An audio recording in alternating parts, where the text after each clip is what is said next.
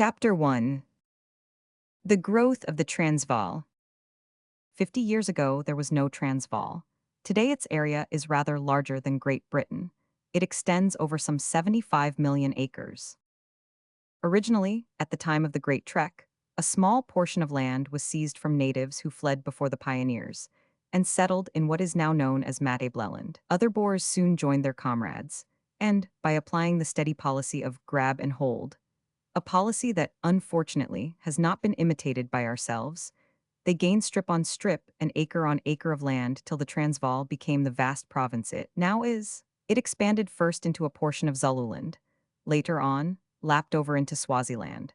By degrees, it encroached on the British boundaries, and most probably would have gone on encroaching had not active steps been taken to save the North from the invaders.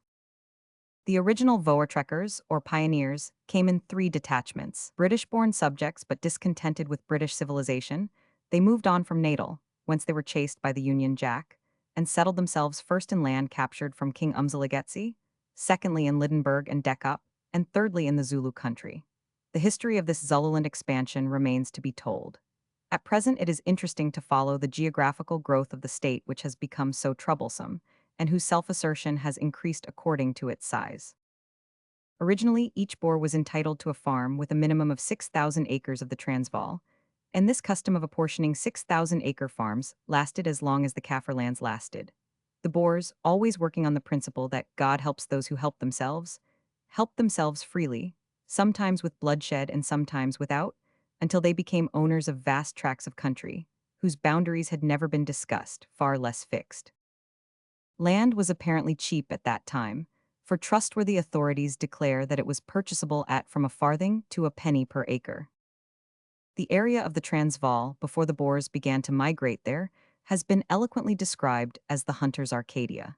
Mr. Gordon Cumming gives a graphic account of the scene. It was truly a fair and boundless prospect. Beautifully wooded plains and mountains stretched away on every side to an amazing distance, until the vision was lost among the faint blue outlines of the distant mountain ranges. Throughout all this country, and vast tracts beyond, I had the satisfaction to reflect that a never-ending succession of herds of every species of noble game, which the hunter need desire, pastured there in undisturbed security. And as I gazed, I felt that it was all my own, and that I at length possessed the undisputed sway over a forest, in comparison with which the tame and herded narrow bounds of the wealthiest European sportsmen sink into utter insignificance.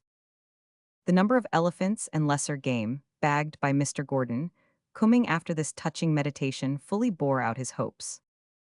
But the most interesting account of the Transvaal, before the invasion of white men, is to be found in Captain William Cornwallis Harris's account of his expedition into the interior of South Africa in the years 1836, and he paints the new country in colors lively and alluring. Instead of the dreary waste over which we had lately passed, we might now imagine ourselves in an extensive park. A lawn, level as a billiard table, was everywhere spread with a soft carpet of luxuriant green grass, spangled with flowers, and shaded by spreading makalas, a large species of acacia which forms the favorite food of the giraffe. The gaudy yellow blossoms with which these remarkable trees were covered yielded an aromatic and overpowering perfume, while small troops of striped quaggas or wild asses and of brindled gnus enlivened the scene. I turned off the road, he continues, in pursuit of a troop of brindled gnus, and presently came upon another, which was followed by a third still larger, then by a vast herd of zebras, and again by more gnus, with sassabies and hartebeests pouring down from every quarter, until the landscape literally presented the appearance of a moving mass of game. Further on, he describes the extensive and romantic valley of the Limpopo, which strongly contrasts with its own solitude, and with the arid lands which must be traversed to arrive within its limits. Dame Nature has doubtless been unusually lavish of her gifts. A bold mountain landscape is checkered by innumerable rivulets abounding in fish, and watering a soil rich in luxurious vegetation. Forests, producing timber of the finest growth, are tenanted by a multitude of birds, which, if not generally musical, are all gorgeously attired. And the meadows throughout are decked with blossoming geraniums, and with an endless profusion of the gayest flowers, fancifully distributed in almost artificial parterres. Let the foreground of this picture, which is by no means extravagantly drawn, be filled in by the animal creation, roaming in a state of undisturbed freedom, such as I have attempted to describe, And this hunter's paradise will surely not require to be colored by the feelings of an enthusiastic sportsman to stand out in striking relief from amongst the loveliest spots in the universe.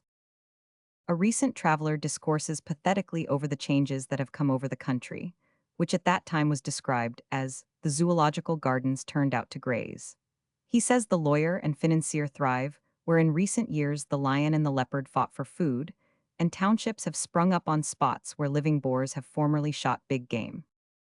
As an instance of the truth of this lament, one may make some quotations from Mr. Campbell's valuable article, The Transvaal, Old and New.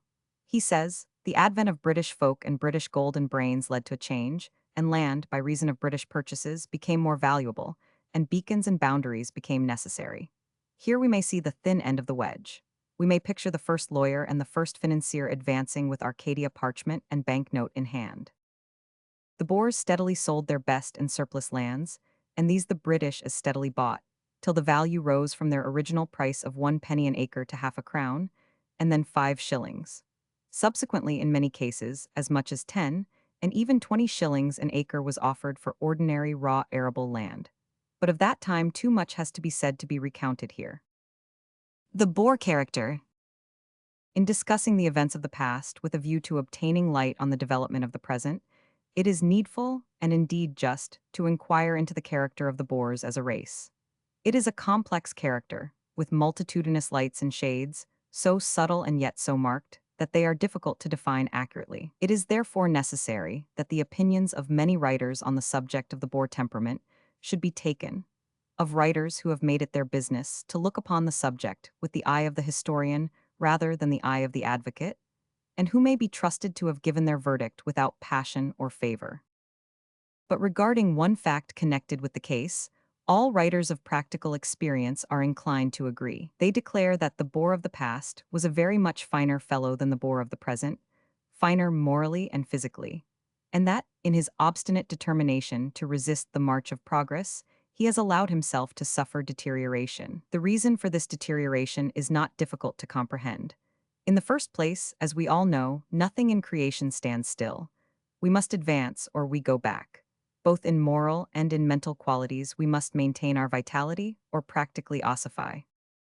The Boer, from having been essentially a sporting man and a free and a robust tiller of the soil, has come under the influence of schemers, who have played upon his natural avarice and polished his inherent cunning, till these qualities have expanded to the detriment of those earlier qualities for which the Boer of today still gets credit, but which are fast dying out of the national character.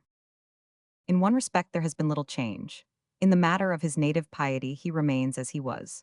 The Boer, if one may use a phrase recently coined by Lord Rosebery, is an Old Testament Christian.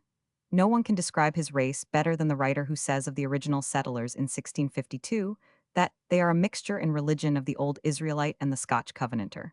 There is some question about Boer hypocrisy, and Dr. Thiel says on the subject, where side by side with expressions of gratitude to the Creator are found schemes for robbing and enslaving natives, the genuineness of their religion may be doubted. But it must be remembered that in bygone centuries, the world's morality differed much from that of the present day, and therefore the Boer, who has not progressed in proportion to the world at large, can scarcely be judged by the ethics of the world at large. To be just, we must look at him as a being apart, and place him always in the frame of the 17th century. Some historians declare that the Boer borrowed from the French refugees much religious sentiment.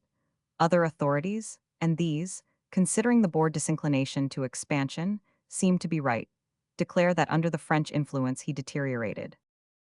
Colonel of the 10th Hussars, H.R.H. the Prince of Wales. Colonel of the 10th Hussars, H.R.H. the Prince of Wales. Photo by Gregory and Co., London. He was by nature bloodthirsty and cruel, but these qualities always found for themselves a comfortable apology in the Old Testament. The Boer prided himself on his likeness to the Israelite of old and his enemies to the Canaanite, whom it was doing God a service to destroy. He kept all the rites of the church with rigid punctuality. He partook of the communion, the Nachtmaal, once every 3 months, and the whole community gathered together from great distances to share it. The observances were made the occasion for rejoicing and merrymaking, for the holding of fairs, the transfer of cattle, the driving of bargains in hide or ivory or other goods necessary to traders. He has been described by a friend of his people as according to his own lights, a citizen pioneer, a rough, God-fearing, honest, homely, uneducated Philistine. The opinion of his ancient enemy, Cetruio, differs, however, from this estimate. Sir Frederick Godson has told us that this potentate informed his brother, who was his captor, that the Boers were a mean, treacherous people, people who trusted no one, not even each other, and their word was not to be trusted. He had ample opportunities of forming a judgment by experience, and there are many of us nowadays who are inclined to agree with him. Cetruio further asserted that the British were making the greatest mistake they ever made in befriending them, for if they had not rescued the Boers from him, he would very soon have eaten them all up. As regards the military organization of the Boers, it may be described as similar to that of the Republic of Greece or that of medieval England. Every man, from the age of 16 to 60, considered himself a soldier. Every man, when the country demanded his services, was ready to get under arms, to protect his hearth and home in the face of a common enemy. The country was divided into districts, and these districts were subdivided into wards. To each of these wards was appointed a field cornet, who had military duties when a commando was called out. The officer who took the chief command of the field cornets was styled the commandant. This arrangement first originated in the early days of their emigration to the Cape, when the natives, lawless and inimical, were perpetually bursting out without rhyme or reason.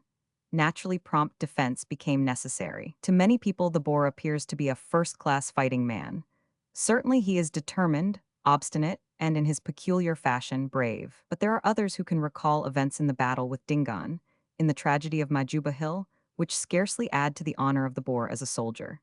It has been said that the Boer prefers to do his fighting without risking his skin, but this may be somewhat unjust. He is ready enough to risk his skin, but he is equally ready that someone shall pay for the risk, and he makes him pay by fair means if he can, if not by foul. However, Livingstone knew his man, and thus it was that he wrote of him. The Boers have generally manifested a marked antipathy to anything but long-shot warfare, and sidling away in their emigrations towards the more effeminate Bechuanas, have left their quarrels with the Kaffirs to be settled by the English, and their wars to be paid for by English gold. Obviously, their methods of warfare were, to say the least of it, curious. Sometimes they would drive a battalion of friendly natives or slaves in front of them, and shoot down their enemies from behind the shelter of these advanced guards. Occasionally, they employed a method similar to that used against the Zulus of Dingaan. According to Livingstone's essay, written in 1853 and not published till after his death, the Boers approach the Zulus to within 300 or 400 yards, then fire and retire to a considerable distance and reload their guns. The Zulus pursuing have by this time come sufficiently near to receive another discharge from the Boers, who again retire as before. This process soon tires out the fleetest warriors, and except through an accident, or the stumbling of a horse or its rider's drunkenness, no Boer ever stands a chance of falling into their hands. The Boers report of themselves that they behaved with great bravery on the occasion. In fact, they said that they had killed to 5,000 Zulus, with the loss to themselves of only 6 men. Mr. Fisher, in his book on the Transvaal and the Boers, avers that in the subsequent war with the Griquas, who, being the bastard children of the Boers, possess many of their peculiarities, the two opposing parties kept at such ludicrous distances that the Springboks quietly grazing on the plains between were frequently shot instead of the combatants. Some domestic traits. For the domestic character of the Boer, we will consult the Scandinavian traveler Spanman, who gives us one of the earliest sketches of the Boer, at home. Though the illusion that the industrious and cleanly Hollander was merely transplanted from one soil to another is somewhat dispelled, the picture is generally acknowledged to be a true one. It is hardly to be conceived, he wrote in 1776, with what little trouble the Boer gets into order a field of a moderate size, so that he may be almost said to make the cultivation of it, for the bread he stands in need of for himself and his family, a mere matter of amusement. With pleasure but without the least trouble to himself, he sees the herds and flocks which constitute his riches daily and considerably increasing. These are driven to pasture and home again by a few Hottentots or slaves, who likewise make the butter, so that it is almost only with the milking that the farmer, together with his wife and children, concern themselves at all. To do this business, however, he has no occasion to rise before 7 or 8 o'clock in the morning, that they, the Boers, might not put their arms and bodies out of the easy and commodious posture in which they had laid them on the couch when they were taking their afternoon siesta. They have been known to receive travelers lying quite still and motionless. accepting that they have very civilly pointed out the road by moving their foot to the right or left. Among a set of beings so devoted to their ease, one might naturally expect to meet with a variety of the most commodious easy chairs and sofas. But the truth is that they find it much more commodious to avoid the trouble of inventing and making them. Nor did the inhabitants exhibit much less simplicity and moderation, or, to speak more properly, slovenliness and penury in their dress than in their furniture. The distance at which they are from the Cape may, indeed, be some excuse for their having no other earthenware or china in their houses but what was cracked or broken. But this, methinks, should not prevent them being in possession of more than one or two old pewter pots, and some few plates of the same metal, so that two people are frequently obliged to eat out of one dish, besides using it for every different article of food that comes upon the table. Each guest must bring his knife with him, and for forks they frequently make use of their fingers. The most wealthy farmer here is considered as being well dressed in a jacket of homemade cloth, or something of the kind made of any other coarse cloth, breeches of undressed leather, woolen stockings, a striped waistcoat, a cotton handkerchief about his neck, a coarse calico shirt, Hottentot field shoes, or else leathern shoes with brass buckles, and a coarse hat.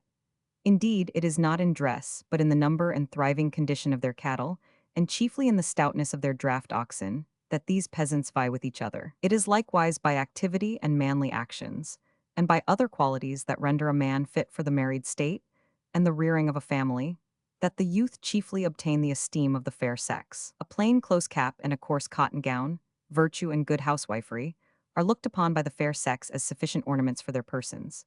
A flirting disposition, coquetry and paint would have very little effect in making conquests of young men brought up in so hardy a manner, and who have had so homely and artless an education as the youth in this place. In short, here, if anywhere in the world, one may lead an innocent, virtuous, and happy life. When viewing this study of rustic indolence, we must remember also the conditions under which it was found. The natural fertility of the country, the demoralizing influence of slave owning, the great heat of the climate, were responsible for the change that so soon came over the primitive Dutch character. Dr. Thiel's account of the Boer adds color to the picture given by the Swede, and shows us that a certain sense of refinement was lurking in the stolid and not too picturesque disposition. The amusements of the people were few. Those who possessed numerous slaves usually had 3 or 4 of them trained to the use of the violin, the blacks being peculiarly gifted with an ear for music, and easily learning to play by sound. They had thus the means at hand of amusing themselves with dancing, and of entertaining visitors with music. The branches of widely extended families were constantly exchanging visits with each other. A farmer would make his wagon ready regularly every year, when half the household or more would leave home, and spend a week or two with each relative, often being absent a couple of months. Birthday anniversaries of aged people were celebrated by the assembling of their descendants, frequently to the number of 80 or 100, at the residence of the patriarch, when a feast was prepared for their entertainment. These different reunions were naturally productive of great pleasure, and tended to cement the friendship and love of those who otherwise might seldom see each other. The life led by the people when at home was exceedingly tame. The mistress of the house, who moved about but little, issued orders to slaves or Hottentot females concerning the work of the household. If the weather was chilly or damp, she rested her feet on a little box filled with live coals, while beside her stood a coffee kettle never empty. The head of the family usually inspected his flocks morning and evening, and passed the remainder of the day, like his helpmate, in the enjoyment of ease. When repose itself became wearisome, he mounted his horse, and with an attendant to carry his gun, set off in pursuit of some of the wild animals with which the country then abounded. The children had few games, and though strong and healthy, were far from sprightly. A Kaffir Kraal in the Transvaal. A Kaffir Kraal in the Transvaal. Photo by Wilson, Aberdeen. A dislike for the English seems to have been felt by the Cape Dutch very early. This dislike later hostilities must have heightened, but as far back as 1816, we learn that even shrewd and sensible farmers were heard to declaim against our methods of scientific agriculture and resist all efforts at its introduction into their work. One of them, when informed of the saving of time and labor that certain implements would effect, answered with characteristic conservatism. "What," said he, "would you have us do? Our only concern is to fill our bellies, to get good clothes and houses, to say to one slave, 'Do this,' and to another, 'Do that,' and to sit idle ourselves and be waited upon. As to our tillage, or building, or planting, our forefathers did so and were satisfied, and why should not we do the same? The English want us to use their plows instead of our heavy wooden ones, and recommend other implements of husbandry than those we have been used to. But we like our old things best. This preference for the old instead of the new has been the rock on which friendship between Britain and Boer has split. All ideas of reform have been met with suspicion, a kind of suspicion that, though now confined to the Boers, was very prevalent in Europe 100 years ago. The present writer in extreme youth met here, in advanced England, a grandam of 90, the mother of a very distinguished politician, who stated that she could never make a friend of a man who took a bath. It will be seen by this how prejudice may become a matter of habit all the world over. Mr. Nixon tells a story of an equally conservative Boer. This worthy went to a store at Kimberley with bundles of tobacco for sale. The Boer carefully weighed them out with some scales of his own that were evidently an heirloom. The storekeeper reweighed the bundles, remarking on the antiquity of the scales and observing that they gave short weight. He suggested the use of the store scales as the standard for computing the price, which was to be fixed at so much a pound. But the Boer would not hear of it. "No," said he, "these were my father's scales, and he was a wise man and was never cheated, and I won't use anybody else's." The storekeeper dryly remarked that he did not desire to press the matter, since he found himself a gainer by 12 pounds in consequence of the Boer's conservative instincts. Many writers urge that the Boer is naturally uncivil, that he lacks the true feeling of hospitality. The original Boer, before he was seized with a hatred for the British, was more justly speaking lacking in civility than what we term uncivil. He knew nothing of the art of being obliging to his fellow creatures, merely because they were his fellow creatures. He would entertain a stranger and ask nothing in return, but he would do so without courtesy and would put himself out of the way for no one. The traveler might take him or leave him, conform to his hours and habits entirely, and to use the vulgar phrase, like them or lump them as his temperament might decide. Africanus, who, in his book on the Transvaal Boers, writes of them with judgment and without prejudice, gives a very true sketch which exactly describes the strange blend of piety, indolence, ignorance, and ferocity which we are endeavoring to study. He says, "The Dutch farmer is in some respects very unlike his supposed counterpart in England. His pursuits are pastoral, not agricultural, for in most parts of South Africa, the want of irrigation renders the cultivation of cereals impossible. His idea of a farm is a tract of at least 6,000 acres, over which his flocks and herds can move from one pasture to another. His laborers are all natives, and though, before the advent of storekeepers, he used often to make his own clothes, boots, veldskone, and harness, he looks on actual farm work as a menial pursuit. He was, and is, wont to pass whole days in the saddle, but to an English eye, his horses seem unkempt and often ill-used. The magnificent herds of game which wandered over South Africa 60 years ago tempted him to become a keen sportsman, but he has never shown much sporting instinct, and the Boer is responsible for the wanton destruction of the African fauna. The unsophisticated Boer is a curious blend of hospitality and avarice.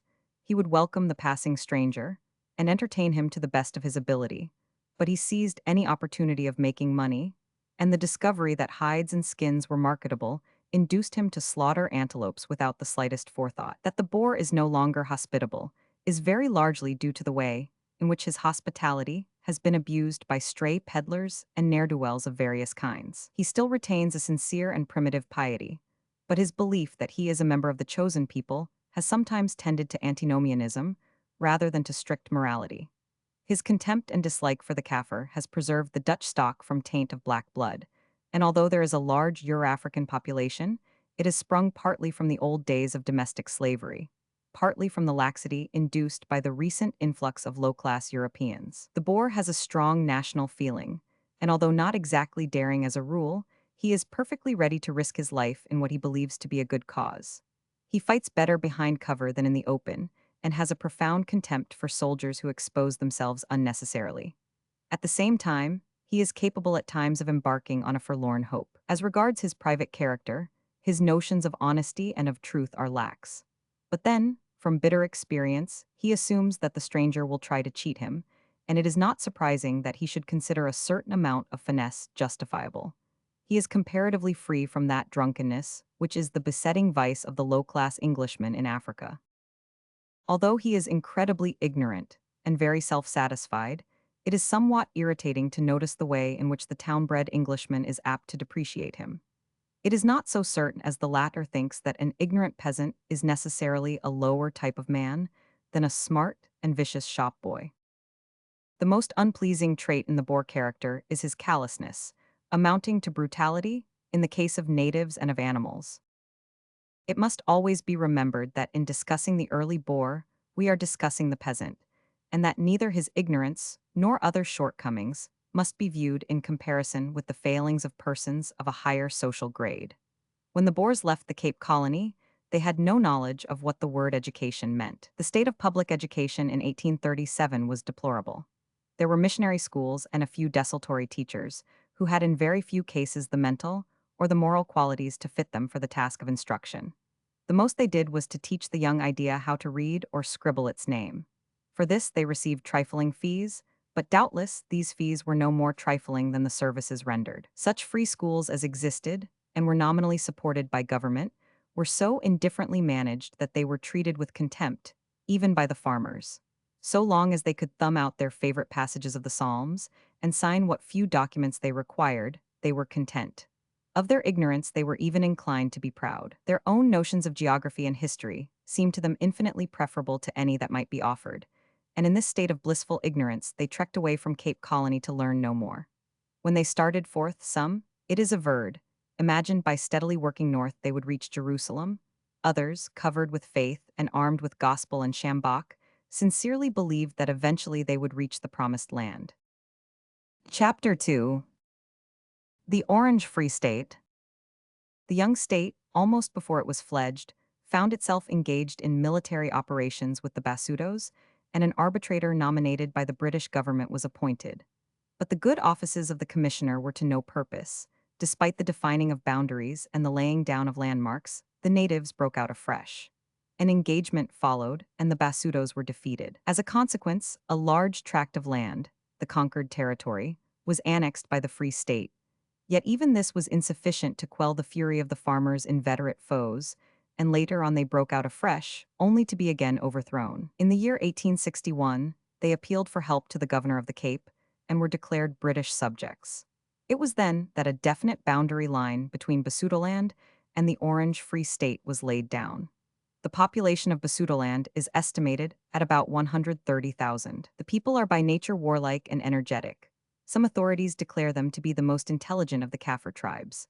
They are a branch of the Bechuana race who were formed by their chiefs, Motlun and Moshesh, and held their country, the Switzerland of South Africa, against both Zulu and Boer. This aggressive and ferocious tribe was devoted to plunder, and remained well-nigh exempt from punishment in consequence of its mountain fastnesses, which were almost impregnable. The Basutos formed a continual menace to the Boers of the Free State until Great Britain assumed their direct control in 1884. It is now governed by a resident commissioner under the High Commissioner for South Africa. It is divided into 7 districts and subdivided into wards, presided over by hereditary chiefs allied to the Moshesh family. Laws are made by proclamation of the High Commissioner and administered by native chiefs. Europeans are not allowed to settle there. But to return to 1854, the relations between the two Boer states soon became strained. Jealousy commenced and continued to simmer. Then the Boers, alarmed lest the government would again follow them up, and lest their treatment of the natives should be investigated and stopped, began to discourage the presence of visitors across the Vaal. Of course, missionaries were the most unwelcome of all. With the terms of the Sand River Convention, they had soon become impatient, and to help to an understanding of this impatience, some of the articles of the convention may be quoted. Article 1. The Assistant Commissioners guarantee in the fullest manner, on the part of the British government, to the emigrant farmers beyond the Vaal River the right to manage their own affairs, and to govern themselves according to their own laws, without any interference on the part of the British government, and that no encroachment shall be made by the said government on the territory beyond, to the north of the Vaal River, with the further assurance that the warmest wish of the British government is to promote peace, free trade, and friendly intercourse with the emigrant farmers now inhabiting, or who hereafter may inhabit that country, it being understood that this system of non-interference is binding upon both parties. Article 2 arranges, in case of misunderstanding, for a subsequent delimitation of boundaries. Article 3. Her Majesty's Assistant Commissioners hereby disclaim all alliances whatever, and with whomsoever of the colored nations, to the north of the Vaal River. Article 4. It is agreed that no slavery is, or shall be permitted or practiced in the country to the north of the Vaal River by the emigrant farmers. Article 5 provides for mutual facilities and liberty to traders and travelers on both sides of the Vaal River. Article 6 allows the emigrant Boers to obtain ammunition in British colonies and possessions, it being mutually understood that all trade in ammunition with the native tribes is prohibited both by the British government and the emigrant farmers on both sides of the Vaal River. Article 7 stipulates for the mutual extradition, as far as possible, of criminals and mutual access to courts of justice. Article 8 validates, for purposes of inheritance in British possessions, certificates of marriage issued by the proper authorities of the emigrant farmers. Article 9 allows free movement of all persons, except criminals and absconding debtors, between the British and the Boer territories. As we see, the convention had declared that slavery would not be practiced in the Transvaal, but though the original declaration may have been made in all good faith, the Boer by degrees, and after the lapse of years, found it expedient to acquire native apprentices, who could not change master nor task without permission. They began to fear that these natives could not be dealt with, as they were in the habit of dealing with them, without fear of comment from such British visitors as came across them, and they therefore attempted to block up the path of travelers, refusing them a passage through the Republic, and in some instances ordering the expulsion of visitors across the Vaal. About this time, one of the most gruesome of all the many massacres in which the Boers were concerned took place. One potgieter, not the potgieter who was the rival of Pretorius, in charge of a small party of 30 men, women, and children, went forth to barter ivory unlawfully with Macapau, a Kaffir chief. The Kaffirs, owing the Boers a grudge for many a day, pounced on the whole party, leaving not one behind to give an account of the awful tragedy. The chief potgieter was flayed alive, and his skin made into a kaross or cloak. The Boers were swift to revenge. President Pretorius, with an army of some 400, set himself to track down the assassins. The Kaffirs fled at the approach of the enemy, enclosing themselves in a huge cave, where they hoped to escape detection. This cave was blockaded by the Boers. Here the unhappy blacks went through all the horrors of famine and thirst, and when their agony became unbearable, and they sallied forth in desperation in search of water, they were remorselessly shot down one by one. 900 in all were killed outside the cave. Within was more than double that number who had perished in the frightful agonies of starvation. President Kruger himself was a witness of the terrible scene and took an active share in his countrymen's revenge. And this was not the first nor the last time in which he figured conspicuously in the bloody records of his country's history. It was only on the occasion of the Jameson raid that Paul awakened to sentimental qualms regarding the spilling of blood. Bloemfontein from the South. Bloemfontein from the South. Photo by Wilson, Aberdeen. The Grondwit. To thoroughly grasp the methods of the new South African Republic, it may be interesting to study some of the articles of a Grondwit or constitution, which superseded those originally adopted by the Potchefstroom. The Grondwit was started in 1857 and was framed entirely to suit the then condition of the Boer community.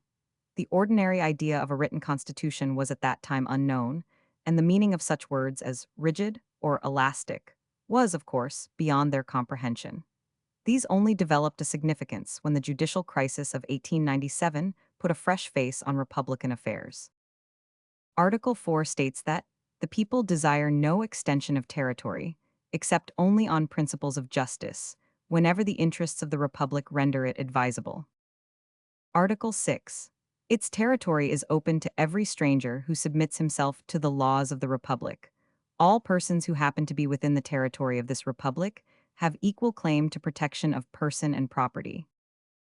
Article 8. The people claim as much social freedom as possible, de meest mogelijk maatschappelijk vrijheid, and expect to attain it by upholding their religion, fulfilling their obligations, submitting to law, order, and justice, and maintaining the same. The people permit the spread of the gospel among the heathen, subject to prescribed provisions against the practice of fraud and deception. Article 9. The people will not allow of any equality between colored and white inhabitants, either in church or in state. Article 10. The people will not brook any dealing in slaves or slavery in this republic, will Jean slaven handle, knock slavery in D's Republic Dulden. Before passing on to other sections, Article 10 calls for attention. In spite of its terms, the Boers of that period had a practice which might be described as sailing very near the wind. The apprenticeship of children taken prisoners in the native wars was uncommonly like slave owning. They were called orphans. Sometimes they had been made orphans by the conquerors, and they were then apprenticed to the Boer farmers till grown up. Though opinions differ on this point, it has been asserted by those who know that there was a curious system of transfer connected with these so-called apprentices, and that even when grown, they seldom gained their liberty save by escape. Further articles entrust legislation to a Volksraad chosen by vote of the burghers, providing at the same time that the people shall be allowed 3 months' grace for intimating to the Raad their views on any prospective law. Those laws, however, which admit of no delay accepted. Others constitute an executive council, which shall also recommend to the Raad all officers for the public service. Others refer to the liberty of the press, restrict membership of the Volksraad to members of the Dutch Reformed congregations, state that the people do not desire to allow amongst them any Roman Catholic churches, nor any other Protestant churches except those in which such tenets of the Christian belief are taught as are prescribed in the Heidelberg Catechism, and give the Volksraad the power of making treaties, save in time of war or of imminent danger. The members of the Raad were to be 12 in number at least, and were to be between the ages of 30 and 60. They must be burghers of the Dutch Reformed Church, residents, and owners of landed property in the Republic. No native nor bastard was to be admitted to the Raad. At the age of 21, every burgher, provided he belonged to the Dutch Reformed Church, was entitled to the franchise. The election of the president to a 5 year term of office was in the hands of the burghers, and in this office he was to be supported by an executive council consisting of the commandant general, 2 burghers qualified to vote, and a secretary. All the able-bodied men of the Republic, and if necessary natives, were liable to military service. No sooner was the Grondwet arranged than Marthinus Wessels Pretorius, the son of the chief Andries Pretorius, who died in 1853, was elected president of the South African Republic. The next few years were spent in internal dissension, consequent on the ambition of the president and the jealousy of his political rivals. Finally, Lydenburg, which had struggled to proclaim itself an independent republic, yielded, and affairs relating to the government of the country seemed to be mending.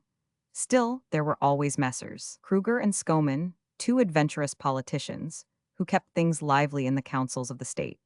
On the retirement of Pretorius from the Free State presidency in 1864 and his re-election to that of the South African Republic, Mr. Kruger was appointed commandant general, and for the time being his ambitious longings were appeased. At that period, the white population consisted of merely about 30,000 all told. The native community almost trebled the Dutch. Mr. Bryce, in his Impressions on South Africa, describes the then state of the affairs of the Republic as anything but satisfactory.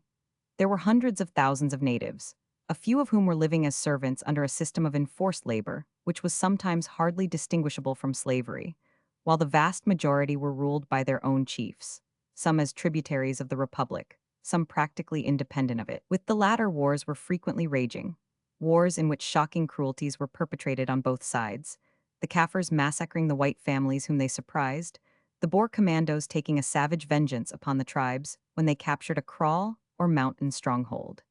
It was the sight of these wars which drove Dr. Livingstone to begin his famous explorations to the north. The farmers were too few to reduce the natives to submission, though always able to defeat them in the field, and, while they relished an expedition, they had an invincible dislike to any protracted operations which cost money. Taxes they would not pay.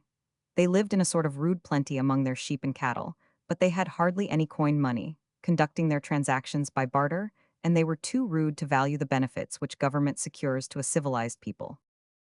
Transvaal dissensions. Among other things, an attempt was made on the part of the Boers to annex the Orange Free State.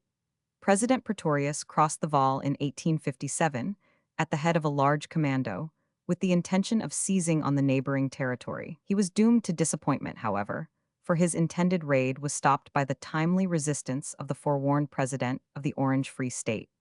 An encounter was happily avoided through the intervention of Mr. Kruger, and finally, the 2 republics decided to mutually recognize each other's independent states. But the ambitions of Pretorius merely smoldered. He still kept a greedy eye on the Orange Free State and machinated for the union of the 2 states into a gigantic whole. He therefore refused the presidency of the Transvaal for that of the Free State, in the hope of gathering into his own hands the reins of both governments. He was again disappointed, however, and in 1864 he returned and was re-elected president of the Transvaal. The return of Pretorius was the signal for temporary peace. During his second presidency, however, the little rift within the rift of insolvency, which eventually wrecked South African independence, began to be observable. Mr. Nixon, who took great pains to acquaint himself with the true state of the country, says that the intestine disturbances and the incessant Kaffir wars had well-nigh exhausted the finances of the Republic.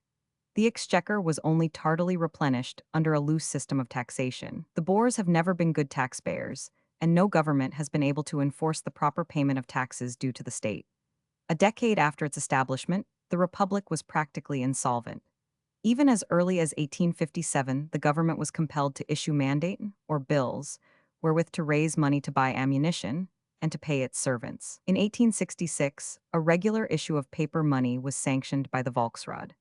This was followed by further issues, until, in 1867, a finance commission found that there were more notes in circulation than had been authorized by the Volksraad. Nevertheless, the financial requirements of the state became so pressing that still more issues had to be made, and in 1870 there were over £73,000 worth of notes in circulation. The notes were declared a legal tender, but the government were unable to keep up their value by artificial methods. They fell to a low ebb and passed from hand to hand at a discount of about 75% from their nominal value. In 1867 occurred two events which served to change the whole political and financial outlook of the Transvaal. Diamonds were discovered in the district of Kimberley. Gold was unearthed in Lydenburg. From that hour, a procession of European miners began slowly to march north from the Cape. A highway was opened up between the two promising districts, and diggers of every race, pioneers bent on the propagation of modern ideas, teachers, missionaries, and traders of all kinds, attracted by the promise of wealth, flocked to the scene and settled themselves among the trekkers. Zulu disturbances.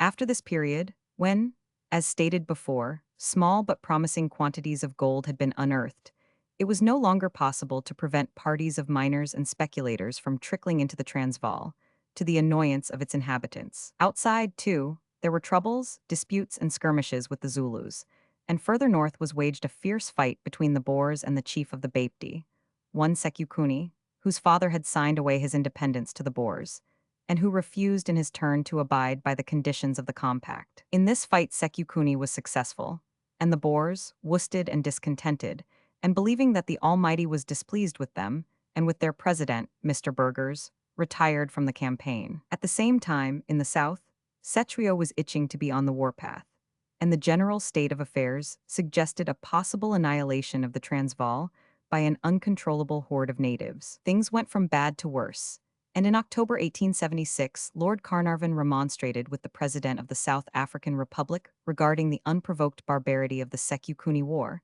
which had again been renewed. The reason for the interference of Lord Carnarvon is to be found in the following dispatch, forwarded by Sir Henry Berkeley, the then Governor of the Cape. As von Schlickman has since fallen fighting bravely, it is not without reluctance that I join in affixing this dark stain on his memory, but truth compels me to add the following extract from a letter which I have since received from one whose name, which I communicate to your lordship privately, forbids disbelief. There is no longer the slightest doubt as to the murder of the two women and the child at Steelport by the direct order of Schlickman, and in the attack on the kraal near which these women were captured, or some attack about that period, he ordered his men to cut the throats of all the wounded. This is no mere report, it is positively true. And in a subsequent letter, the same writer informs me that the statements are based on the evidence, not alone of Kaffirs, but of whites who were present.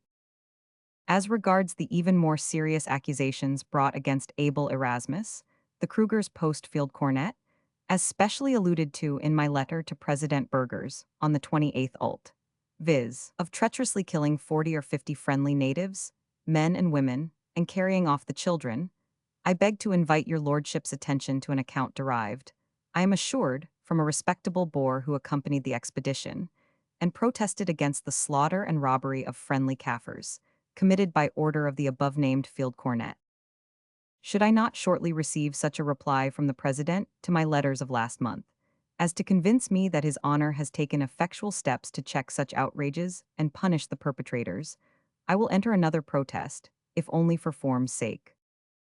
Seeing, however, that Aylward, who is said to boast, whether truly or not, that he took part with his brother Fenians in the murder of the police constable at Manchester, as well as in the attempt to blow up the Clerkenwell prison, had succeeded Schlickman in the command of the Steelport Volunteers, I question whether the government of the South African Republic has the power, even supposing it to have the will, to put a stop to further atrocities on the part of this band of filibusters, as they are commonly styled in the newspapers.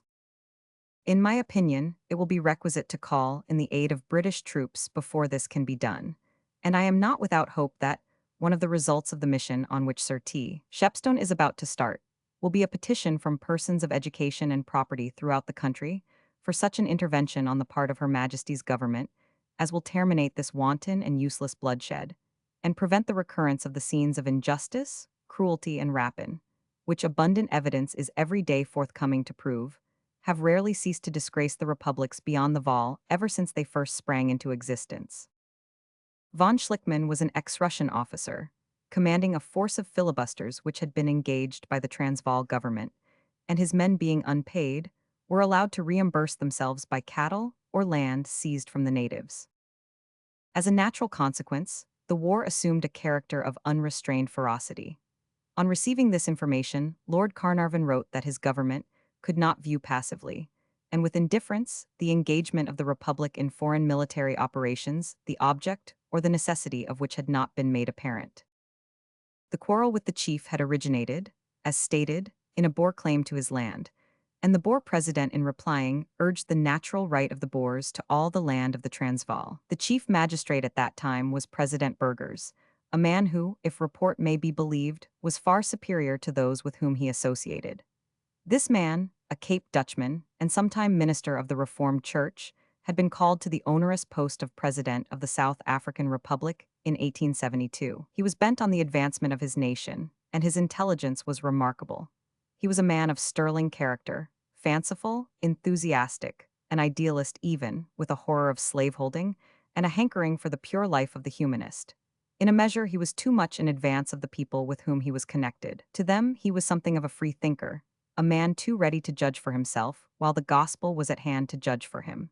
Such liberal views were not in accord with peasant limitations.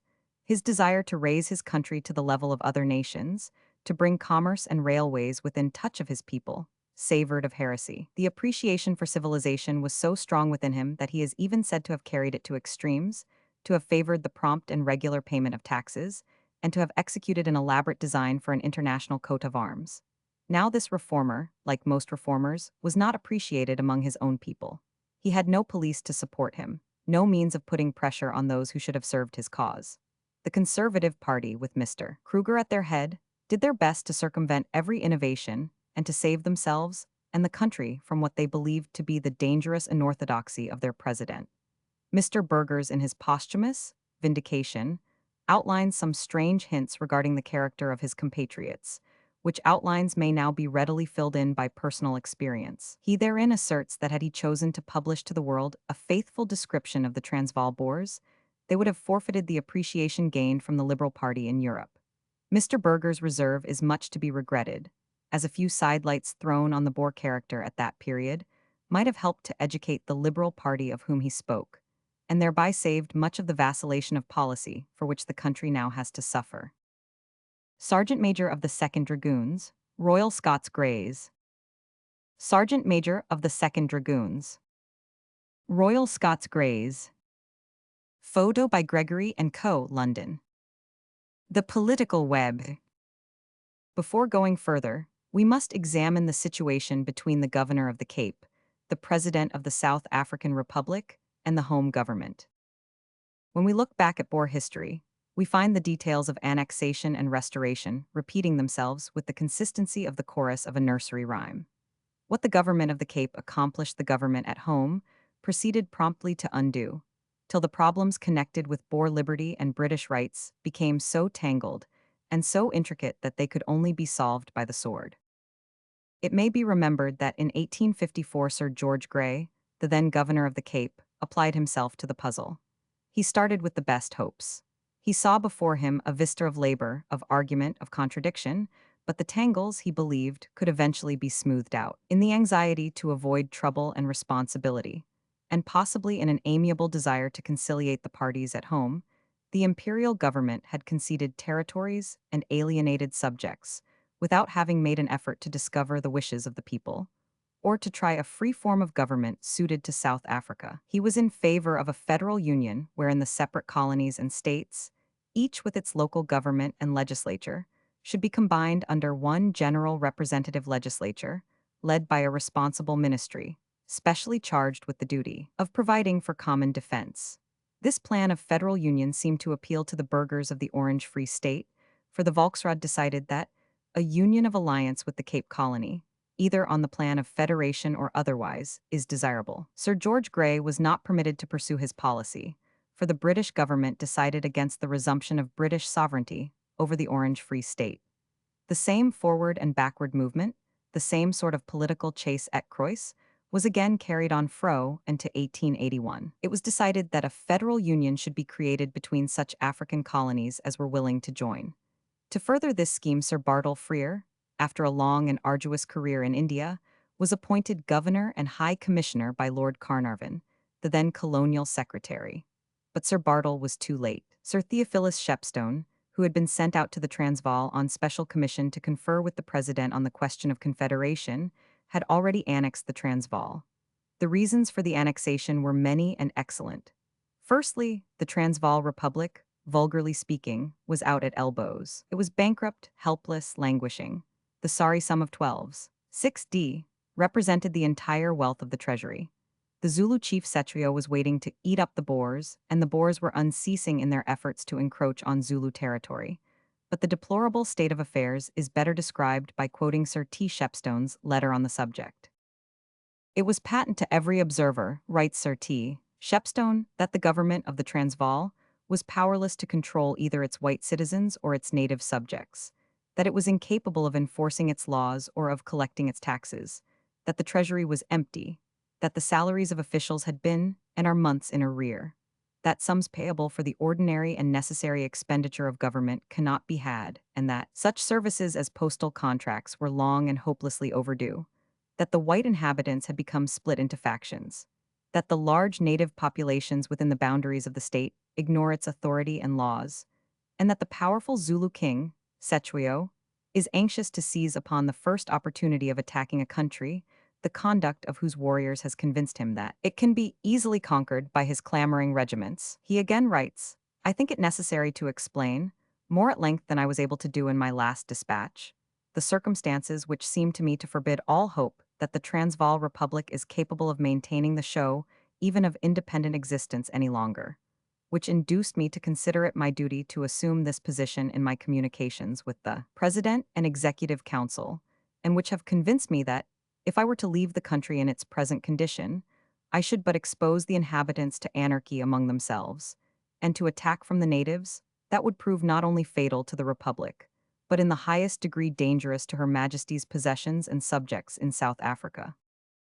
The proclamation of the annexation of the Transvaal was issued on the 12th of April, and on the previous day Sir T. Shepstone wrote, There will be a protest against my act of annexation issued by the government, but they will at the same time call upon the people to submit quietly, pending the issue. You need not be disquieted by such action, because it is taken merely to save appearances, and the members of the government, from the violence of a faction that seems for years to have held Pretoria in terror, when any act of the government displeased it. You will better understand this when I tell you privately that the President has from the first fully acquiesced in the necessity for the change, and that most of the members of the government have expressed themselves anxious for it. But none of them have had the courage openly to express their opinions, so I have had to act apparently against them. And this I felt bound to do, knowing the state and danger of the country, and that 3/4 of the people will be thankful for the change when once it is made. As a matter of fact, the annexation was received with rejoicing all over the country. God Save the Queen was sung, and special Thanksgiving services were held in many of the churches. The Union Jack was run up, the Republican flag hauled down without a dissentient voice. The arrival of British troops, the 1st Battalion of the 13th Regiment, was hailed with curiosity and pleasure, the Boers with their women and children turning out to meet it and hear the band play. The financial effects of the new departure were magical. Credit and commerce were at once restored. Valueless railway bonds rose to par, and the price of landed property was nearly doubled. On the Queen's birthday, the first after the annexation, the 24th of May 1877, the native chiefs were invited to attend, and the Union Jack was formally hoisted to the strains of the national anthem. This same flag was within a few years ignobly hauled down during the signing of the convention at Pretoria and formally buried by a party of Englishmen and loyal natives. But for the time being, all seemed pleased with the new state of affairs. As Mr. Haggard says, it is difficult to reconcile the enthusiasm of a great number of the inhabitants of the Transvaal for English rule and the quiet acquiescence of the remainder at this time, with the decidedly antagonistic attitude subsequently assumed. His description of the situation in the last Boer War seems to be more near the truth than any forthcoming. The Transvaal, when we annexed it, was in the position of a man with a knife at his throat, who is suddenly rescued by someone stronger than he, on certain conditions which at the time he gladly accepts, but afterwards, when the danger is past, wishes to repudiate. In the same way, the inhabitants of the South African Republic were in the time of need very thankful for our aid. But after a while, when the recollection of their difficulties had grown faint, when their debts had been paid, and their enemies had been defeated, they began to think that they would like to get rid of us again, and start fresh on their own account with a clean sheet. In the management of affairs, it appears that Mr. Burgers began to set an example of the policy, which Mr. Kruger has since followed, the policy of trying to sit on either side of the fence. Mr. Kruger has struggled more and more violently to accomplish this feat as the years advance, and he advances in years. He has tried to grab the advantages attendant upon the possession of gold mines and schemed to acquire a great financial status, and yet at the same time to keep up his affectation of piety and to maintain his pristine condition of bucolic irresponsibility. Brought face to face with Sir T. Shepstone's scheme for annexation, Mr. Burger privately encouraged the proposed action of the government, he and his colleagues even stipulating for pension and office, while publicly he lifted up his protest against the innovation. The Boer, with his usual craft, had decided that the British government should set him financially on his feet, which feat he meant promptly to use for running away from his responsibilities. Some declare that the policy of Sir T. Shepstone was premature, that he should have waited until the Boer had soaked further in the slough of insolvency, into which he was fast sinking. But Sekhukhune was threatening, and on the southeastern frontier Creswicke, with a force some 30,000 strong, was waiting his opportunity. The promise of the future was a general holocaust, in which Boer men, women, and children, farms and flocks would be annihilated. Sir T. Shepstone, had he been other than a Briton, might have stayed his hand and waited till the Boers were effectually swept away, but being a Briton he acted as such, doubtless arguing that, as we under heaven are supreme head, so under him that great supremacy, where we do reign, we will alone uphold. The web's thickening. It must be remembered that between the Zulus and the Boers, no boundary line had ever been fixed, and that for over a dozen years, the Zulu chiefs had repeatedly implored the British governor in Natal for advice and help in their dealings with these aggressors. It had been part of the Dutch policy, if policy it may be called, to force the Zulu gradually to edge further and further from the rich pasture lands, sloping eastward of the Drakensberg Mountains, and spreading to right and left into the north and west of Zululand. Little notice had been taken of their petitions, and the Zulus had determined to take the law into their own hands. Creswicke, therefore, when the news of our annexation of the Transvaal reached him, was like a wild beast balked of its prey. He was anxious for an occasion for his young warriors to wash their spears in the gore of his enemies, and was naturally disappointed to find them under the protection of the white man. The Natal government attempted to soothe him, to promote peace. He remained sullen and simmered. He vented his spleen by putting several young women to death for having refused to marry his soldiers. On being remonstrated with by the Natal government, he expressed himself with engaging candor. His own words, without comment, describe the character with which we had to deal. "Did I ever tell Mr. Shepstone," His Majesty cried, "that I would not kill? Did Mr. Shepstone tell the white people I made such an arrangement? Because if he did, he deceived them. I do kill, but I do not consider that I have done anything yet in the way of killing. Why do the white people start at nothing? I have not yet begun. I have yet to kill. It is the custom of our nation, and I will not depart from it. Why does the governor of Natal speak to me about my laws? I shall not agree to any laws or rules from Natal, and by so doing throw the large kraal which I govern into the water. My people will not listen unless they are killed, and while wishing to be friends with the English, I do not agree to give my people over to be governed by laws sent to me by them. Have I not asked the English to allow me to wash my spears since the death of my father, you pandy? And they have kept playing with me all the time, treating me as a child? A good deal more followed in this strain. Since his accession, the gallant Cetruio had decided to wash his spears in the blood of his neighbors, and whatever the British might have to say in the matter, wash them he would. It was obvious, therefore, that a ruffian of this kind, backed by a bloodthirsty following, was a permanent danger to our colony of Natal and to its white inhabitants. Something must be done to remove the disquiet caused by the utterances of the savage. Sir Henry Bulwer, the governor of Natal, to conciliate the king and to allay his fears lest his territory, like that of the Boers, should be annexed, proposed that a commission should investigate the rival claims of Boers and Zulus on border questions and settle them by arbitration. But what Sir H. Bulwer proposed, Sir Bartle Frere, High Commissioner in South Africa, disapproved. He felt that Cetruio and his host would be a standing menace to the borders of Natal. Nevertheless, he agreed to a discussion of the vexed boundary question between Boer and Zulu, in which the commissioners declared unanimously against the claims of the former. Certain land only to west of the Blood River, held by the Boers and unchallenged by the Zulus, was confirmed to the Dutch settlers in their occupation of the same. But to this decision, Sir Bartle Frere considered it expedient to add some saving clauses. These demanded, first, that Cetruio should adhere to the guarantees he had given and not permit indiscriminate shedding of blood. Second, that he should institute from his existing military system the form of tribal quotas. Third, that he should accept the presence of a British resident. Fourth, that he should protect the missionaries and their converts. And lastly, that he should surrender certain criminals and pay certain fines. His Zulu Majesty was given 30 days to consider the subject. Instead of considering, he flouted it. The result was war. The Zulu War.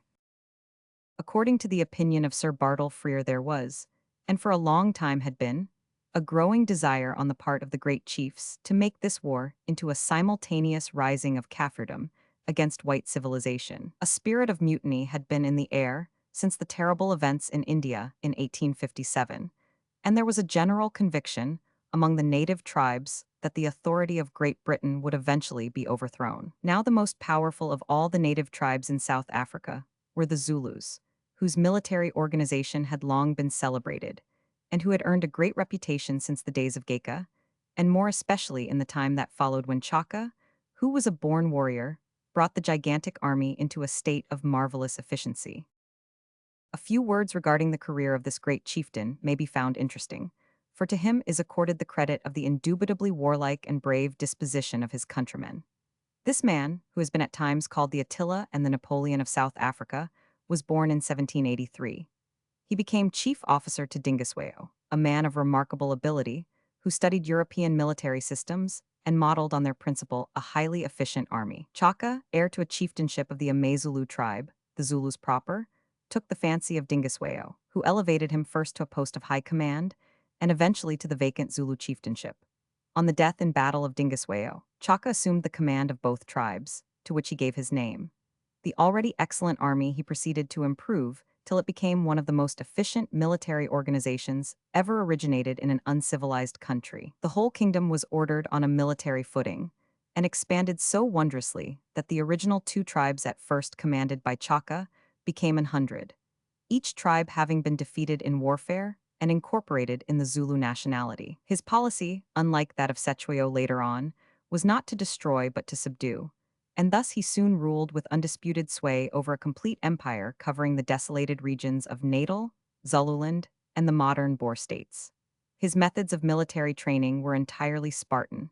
His discipline was a discipline of iron. Disobedience was met with the penalty of death. To tread out a roaring bushfire, or capture alive a wild beast, were some of the tasks imposed as daily training for his would-be warriors. An order was an order, and this, however dangerous or seemingly impossible, had to be obeyed by individual or regiment on pain of the most horrible forms of death. It may easily be imagined that this stern regime was calculated to create a military following of the most brave and adventurous order. Naturally enough, all the other Kaffir tribes looked to the Zulus as their leaders and champions in the contest. Captain Hamilton Parr tells a tale of an old Gilka warrior who said to a native magistrate, "Yes, you have beaten us well, but there, pointing eastward, there are the Amazulu warriors. Can you beat them? They say not. Go and try. Don't trouble any more about us, but go and beat them and we shall be quiet enough. This anecdote serves to describe the general sentiment of disdain for British authority, which Sir Bartle Frere detected almost immediately after his arrival among the natives, and to account in a measure for what has been declared to be his high-handed policy. He was convinced that we could never expect peace among the chiefs until we had satisfied them who was master. A lesson was necessary to show that the British government could govern and meant to govern, and that lesson he felt must be taught sooner or later. For a long time, Cetshwayo had been instigating rebellion and preparing for war. As may be seen from Lord Carnarvon's letter of the 24th of January 1878 to Sir Bartle Frere, the government was fully conscious of the existing necessity to protect the Transvaal and to maintain British prestige in South Africa. The dispatch runs, "It seems certain that the Zulu king has derived from his messengers the unfortunate idea that the Kaffirs are able to cope with the colony on more than equal terms, and this belief has, as was inevitable, produced a very threatening change in his language and conduct towards the Transvaal government. It is only too probable that a savage chief such as Cetshwayo, supported by a powerful army, already excited by the recent successes of a neighboring tribe over the late government of the Transvaal, may now become fired with the idea of victory over Her Majesty's forces, and that a deliberate attempt upon Her Majesty's territories may ensue. Should this unfortunately happen, you must understand that at whatever sacrifice, it is imperatively necessary that Her Majesty's forces in Natal and the Transvaal must be reinforced by the immediate dispatch of the military and naval contingents now operating in the Cape, or such portion of them as may be required. This is necessary not only for the safety of the Transvaal, for the defense of which Her Majesty's government are immediately concerned, but also in the interest of the Cape, since a defeat of the Zulu king would act more powerfully than any other means in disheartening the native races of South Africa. On this subject, Sir H. Bulwer wrote, "There has been for the last 8 or 9 months a danger of collision with the Zulus at any moment." And in November 1878 he said, "The system of government in the Zulu country is so bad that any improvement seems hopeless. We should, if necessary, be justified in deposing Cetshwayo." Consequently, Sir Bartle Frere was not surprised when all efforts to reduce Cetshwayo to yield to British demand failed. As time went by, it became clear that enforcement of these demands must be placed in the hands of Lord Chelmsford and the military authorities. And accordingly, on the 10th of January 1879, the Commander-in-Chief of the Forces of South Africa crossed the frontier. As the frontier extended for some 200 miles, to assume a purely defensive attitude would have been impossible. Our forces so placed would not have been sufficiently strong to resist an attack made at their own time and place by a horde of some 10 to 20,000 Zulus. Lord Chelmsford had no alternative, therefore, but to invade Zululand. Isandlwana. The force under Lord Chelmsford's command was divided into 4 columns. These were composed partly of British soldiers, partly of colonists, and partly of blacks. The first column, under Colonel Pearson, crossed the lower Tugela. The second, under Lieutenant Colonel Durnford, R.E., consisting of native troops and natal volunteers, was to act in concert with Column 3. The third, under Colonel Glynn, but directed by the general, who assumed all responsibility, crossed the Buffalo River, and the fourth, under Colonel Evelyn Wood, entered Zululand from near Newcastle on the northwest. The plan was for the 4 columns to converge upon Ulundi, in the neighborhood of the King's Kraal, where fighting might be expected to begin. Map of Zululand and adjoining portions of Natal. Map of Zululand and adjoining portions of Natal.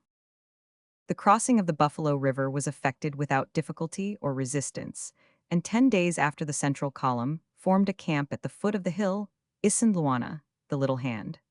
On the morning of the 22nd, the commander-in-chief advanced at daybreak, for the purpose of attacking a kraal some miles distant. The camp at Isandlwana was left in charge of a force of some 800 mixed troops, regulars, volunteers, and natives.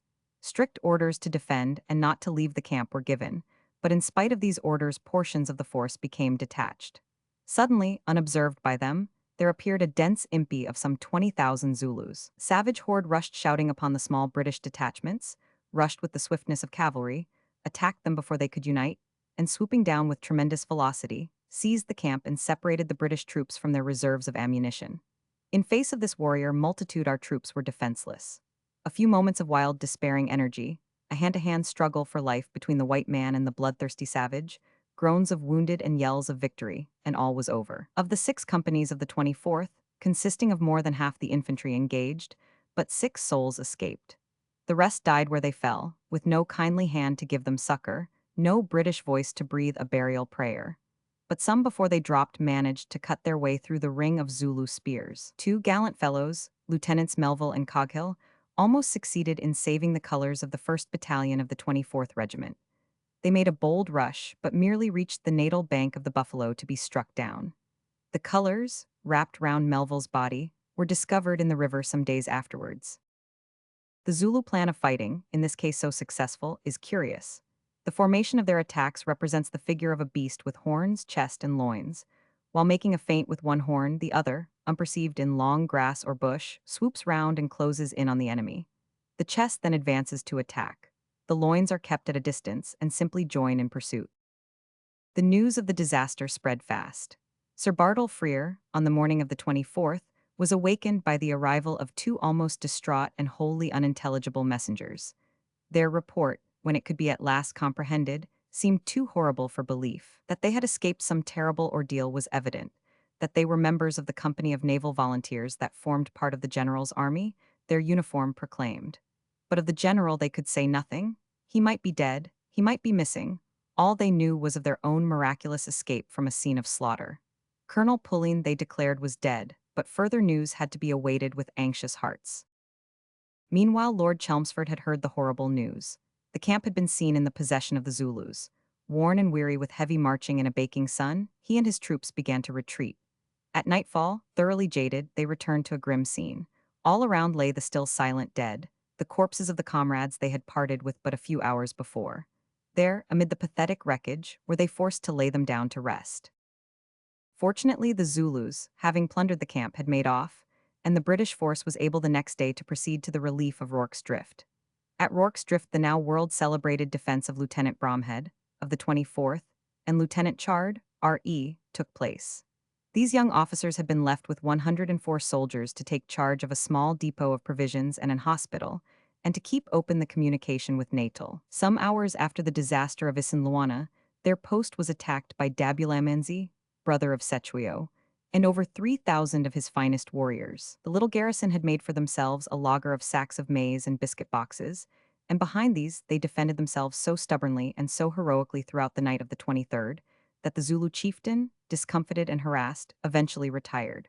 For their magnificent pluck, the 2 young officers received the Victoria Cross. Their action had saved Natal from invasion by the enemy.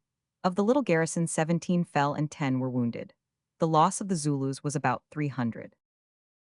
The defense of Rorke's Drift, 22nd to 23rd January, 1879. The defense of Rorke's Drift, 22nd to 23rd January, 1879.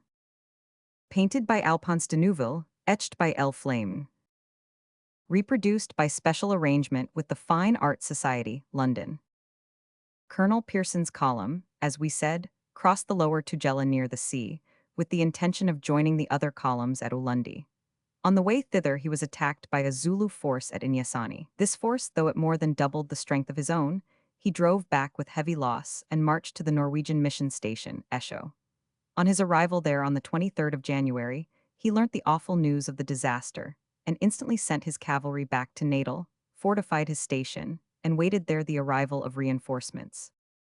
The third column, commanded by Colonel Evelyn Wood, consisting of 1,700 British soldiers, 50 farmers under Commandant Pieter Eyes, and some 300 blacks, reached Kambula in safety and fortified a post there. Colonel Wood harassed the enemy by frequent sallies, however, and on one occasion the attack on the Zeelobing Mountain lost about 96 of his men.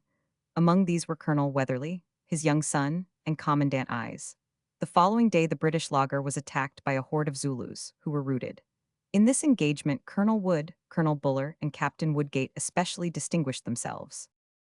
Lord Chelmsford, with a force of soldiers and sailors, marched in April from Natal to the relief of Colonel Pearson at Esho. He arrived there in safety, after having encountered and beaten back the Zulus at Jinganlava, yet it was not until the 4th of July that the troops eventually reached Ulundi, where the final battle and victory took place. But of this later.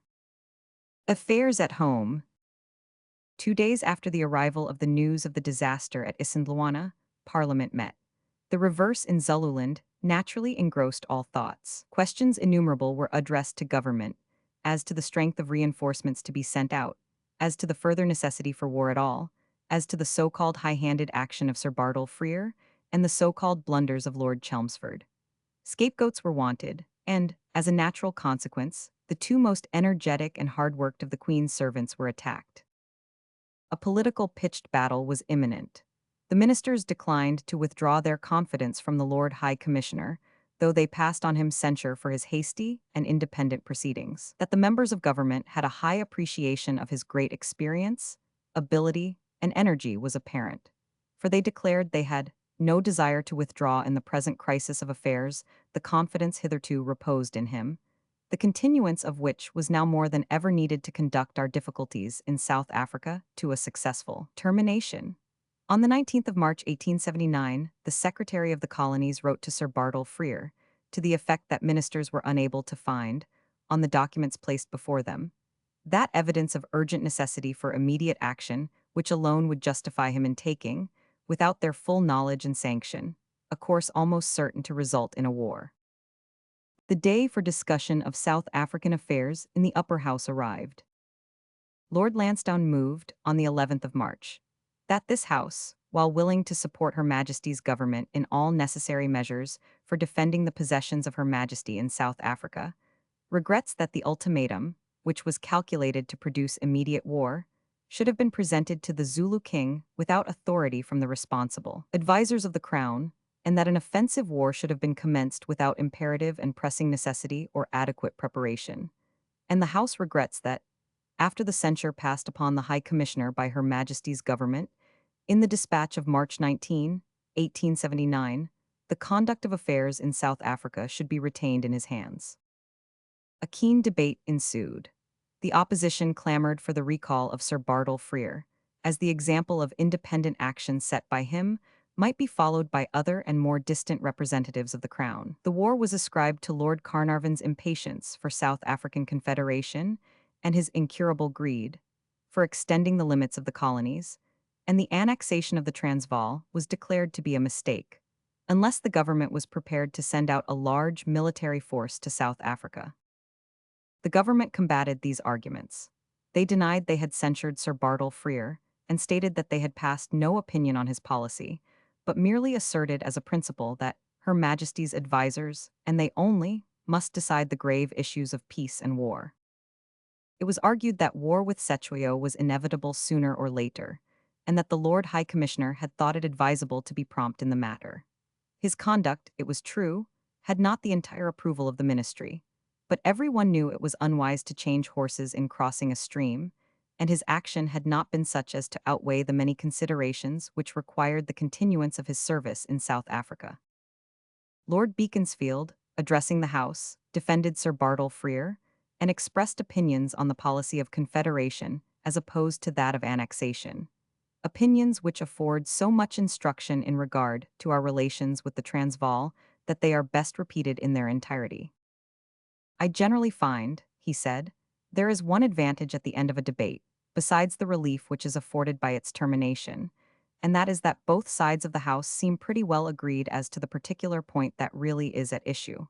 But the rich humor of the noble Duke of Somerset, has again diverted us from the consideration of the motion really before the House. If the noble Duke and his friends were desirous of knowing what was the policy which Her Majesty's government were prepared generally to pursue in South Africa, if they were prepared to challenge the policy of Sir Bartle Frere in all its details, I should have thought they would have produced a very different motion from that which is now lying on your lordship's table, for that is a motion of a most limited character, and, according to the strict rules of parliamentary discussion, precludes you from most of the subjects which have lately been introduced to our consideration, and which principally have emanated from noble lords opposite. We have not been summoned here today to consider the policy of the acquisition of the Transvaal. These are subjects on which I am sure the government would be prepared to address your lordships, if their conduct were clearly and fairly impugned. And with regard to the annexation of the province, which has certainly very much filled the mouths of men of late, I can easily conceive that that would have been a subject for fair discussion in this House, and we should have heard, as we have heard tonight, though in a manner somewhat unexpected. From the nature of the resolution before us, from the noble lord who was recently the Secretary of State for the colonies, the principal reasons which induced the government to sanction that policy, a policy which I believe can be defended, but which has not been impugned tonight in any formal manner.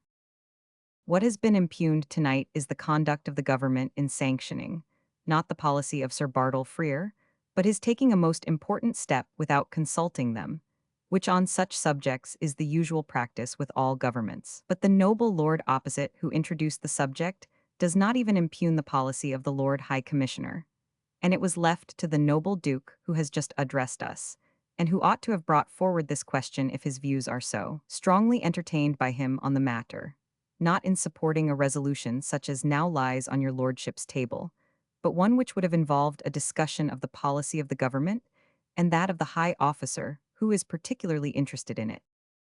My noble friend, the noble Marquis, Lord Salisbury, who very recently addressed the House, touched the real question which is before us, and it is a very important question, although it is not of the expansive character of the one which would have been justified by the comments of the noble lords opposite. What we have to decide tonight is this: whether Her Majesty's government shall have the power of recommending to the sovereign the employment of a high officer to fulfill duties of the utmost importance, or whether that exercise of the prerogative, on their advice, shall be successfully impugned, and that appointment superseded by noble lords opposite.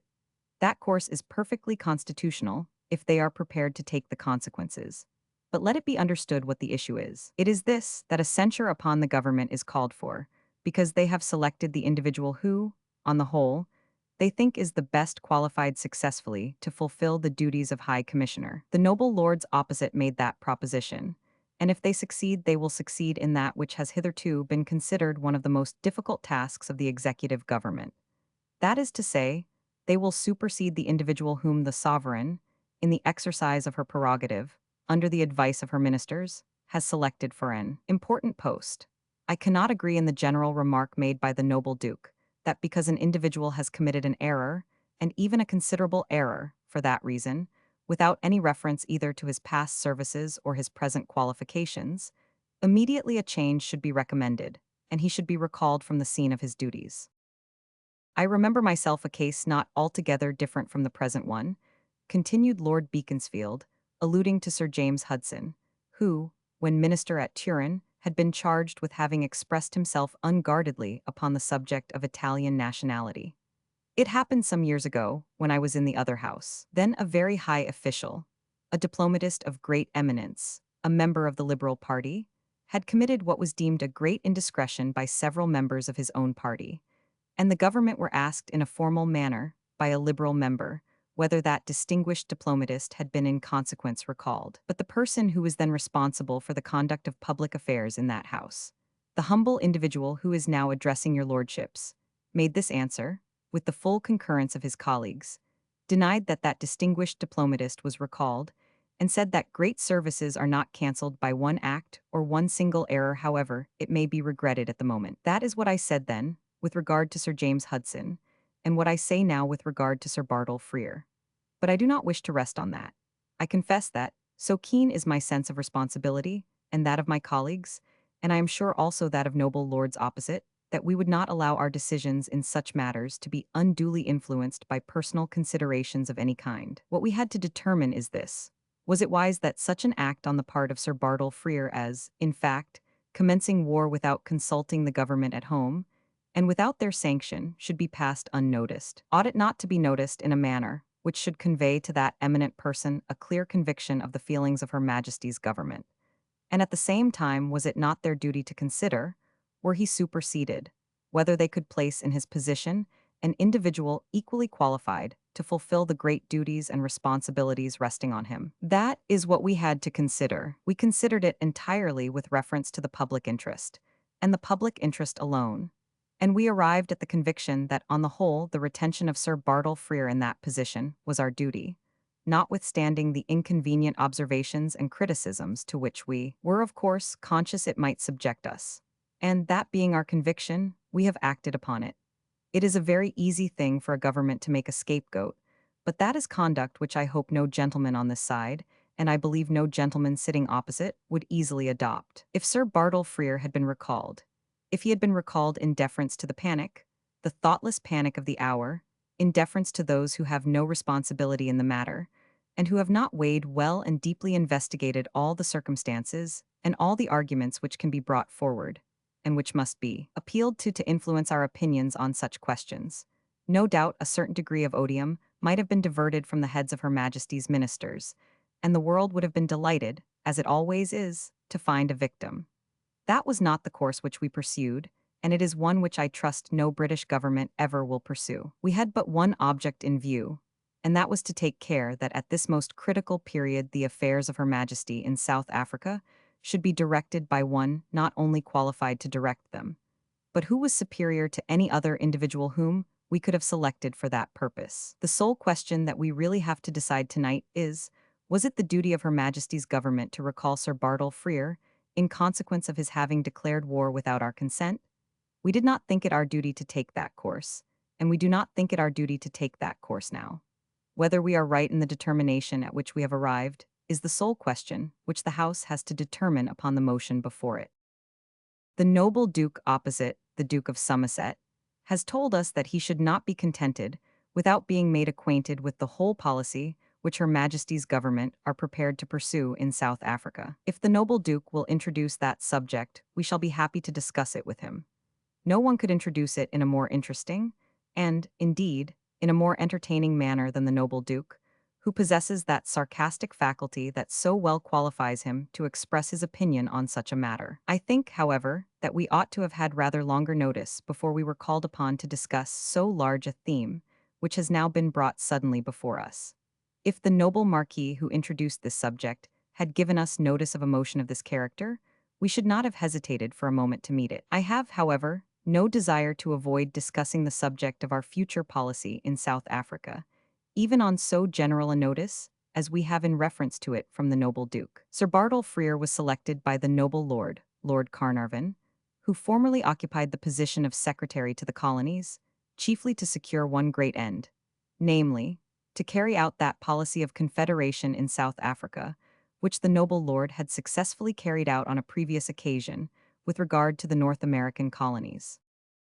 If there is any policy which, in my mind, is opposed to the policy of annexation, it is that of confederation. By pursuing the policy of confederation, we bind states together, we consolidate their resources, and we enable them to establish a strong frontier.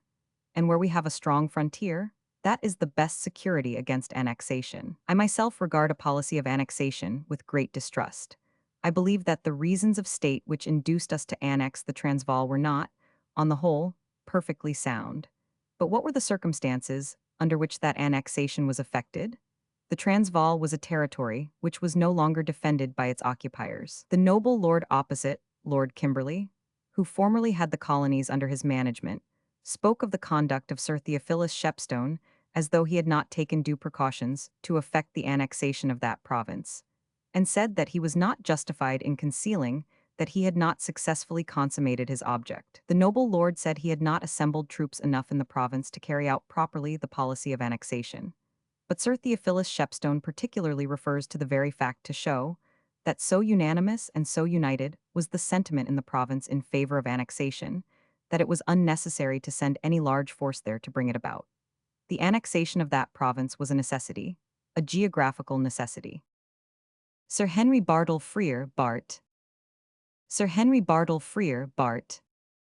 Photo by Mall and Fox, London. Towards Ulundi. It may be remembered that Lord Chelmsford's original idea had been for Colonel Pearson's column to march from Esho to the Chief's Kraal at Ulundi. In consequence of the disaster, however, Colonel Pearson decided to remain where he was. He constructed a fort for the protection of the garrison against an army of some 20,000 Zulus lying in wait between Esho and Tugela. On the 30th of January, all the troops came within this embryo fort, and as tents were forbidden, officers and men had to make the best of what shelter the wagons afforded. The troops spent the time in completing the fort and cutting roads, and early in February excellent defenses were completed. Though in hourly expectation of attack, they seemed to have kept up their spirits, for an officer in Esho wrote. The troops inside consisted of 3 companies of the 99th Regiment, 5 companies of the 2nd Battalion of the 3rd Buffs, 1 company of Royal Engineers, 1 company of the Pioneers, the Naval Brigade, a body of artillery, and 19 of the native contingent, amongst them being several non-commissioned officers, whom we found exceedingly useful, 2 of them being at once selected as butchers, whilst 2 were promoted to the rank of bakers to the troops. Others attended to the sanitary arrangements of the garrison, and altogether they were found to be also exceedingly useful. As a portion of the column, the company of pioneers under the command of Captain Beddoes did a great deal of very important work. This company was composed of 98 natives, 1 captain, and 3 lieutenants, and their proceedings in connection with the making of the new road were watched with much interest. They worked with the Naval Brigade, about 3 companies of soldiers, and several men of the Royal Artillery. This road was found useless, in consequence of the numerous swampy places at the foot of each of the numerous hills which occurred along the route. Very thick bush had to be cut through, and at first but slow progress was made. The road, as is generally known, took a direction towards the Inyezin. Whilst out on one occasion, the road party saw a torpedo explosion, which took place about 3 miles from where the party was working. It had been accidentally fired by Kaffirs, who were unaware of the clangers connected with the implement, and it is believed that several of them were killed. The road was altogether a bad one. The relief column used it on their way up, but only the pioneers and the mounted men went by that route on the way back. In fact, it would have been useless to have attempted to use it for the passage of wagons. Whenever the road party went out, they were fired on by Kaffirs, but of course shots were returned, and many a Zulu warrior was knocked over whilst the work was being proceeded with. Everything in camp was conducted in a most orderly manner.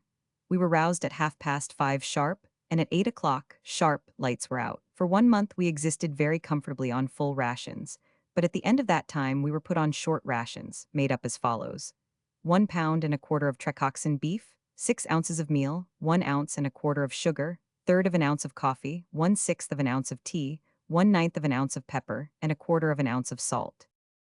Life, of course, was very monotonous. The bands of the 2 regiments played on alternate afternoons, and every morning they were to be heard practicing outside the entrenchment. The most pleasant part of the day was just after 6 o'clock, when we used to be enlivened in the cool of the evening by the fife and drum band playing the retreat. The water with which we were supplied was indeed excellent, and the bathing places, I need not say, were very extensively patronized. The grazing was not nearly sufficient for the cattle, and from the first they must have suffered very much from want of nourishment. You will have heard of the fate of the 1,100 head of oxen and the span of donkeys which we sent away from the camp in expectation of their reaching the lower Tugela. They left us in charge of 19 Kaffirs, but at the Inyezin they were attacked by a large body of Kaffirs. The natives in charge of the cattle decamped and reached the fort in safety, and the enemy got possession of the whole of the cattle, which they drove off. The donkeys were all killed with the exception of one, and this sagacious animal surprised everybody in camp by returning soon after the Kaffirs had come back. The prices of food at this time were scarcely in keeping with those of the London market. A bottle of pickles fetches, and a ham 7 pounds 10s. Milk was purchasable for 23s, a tin and sardines for 12s.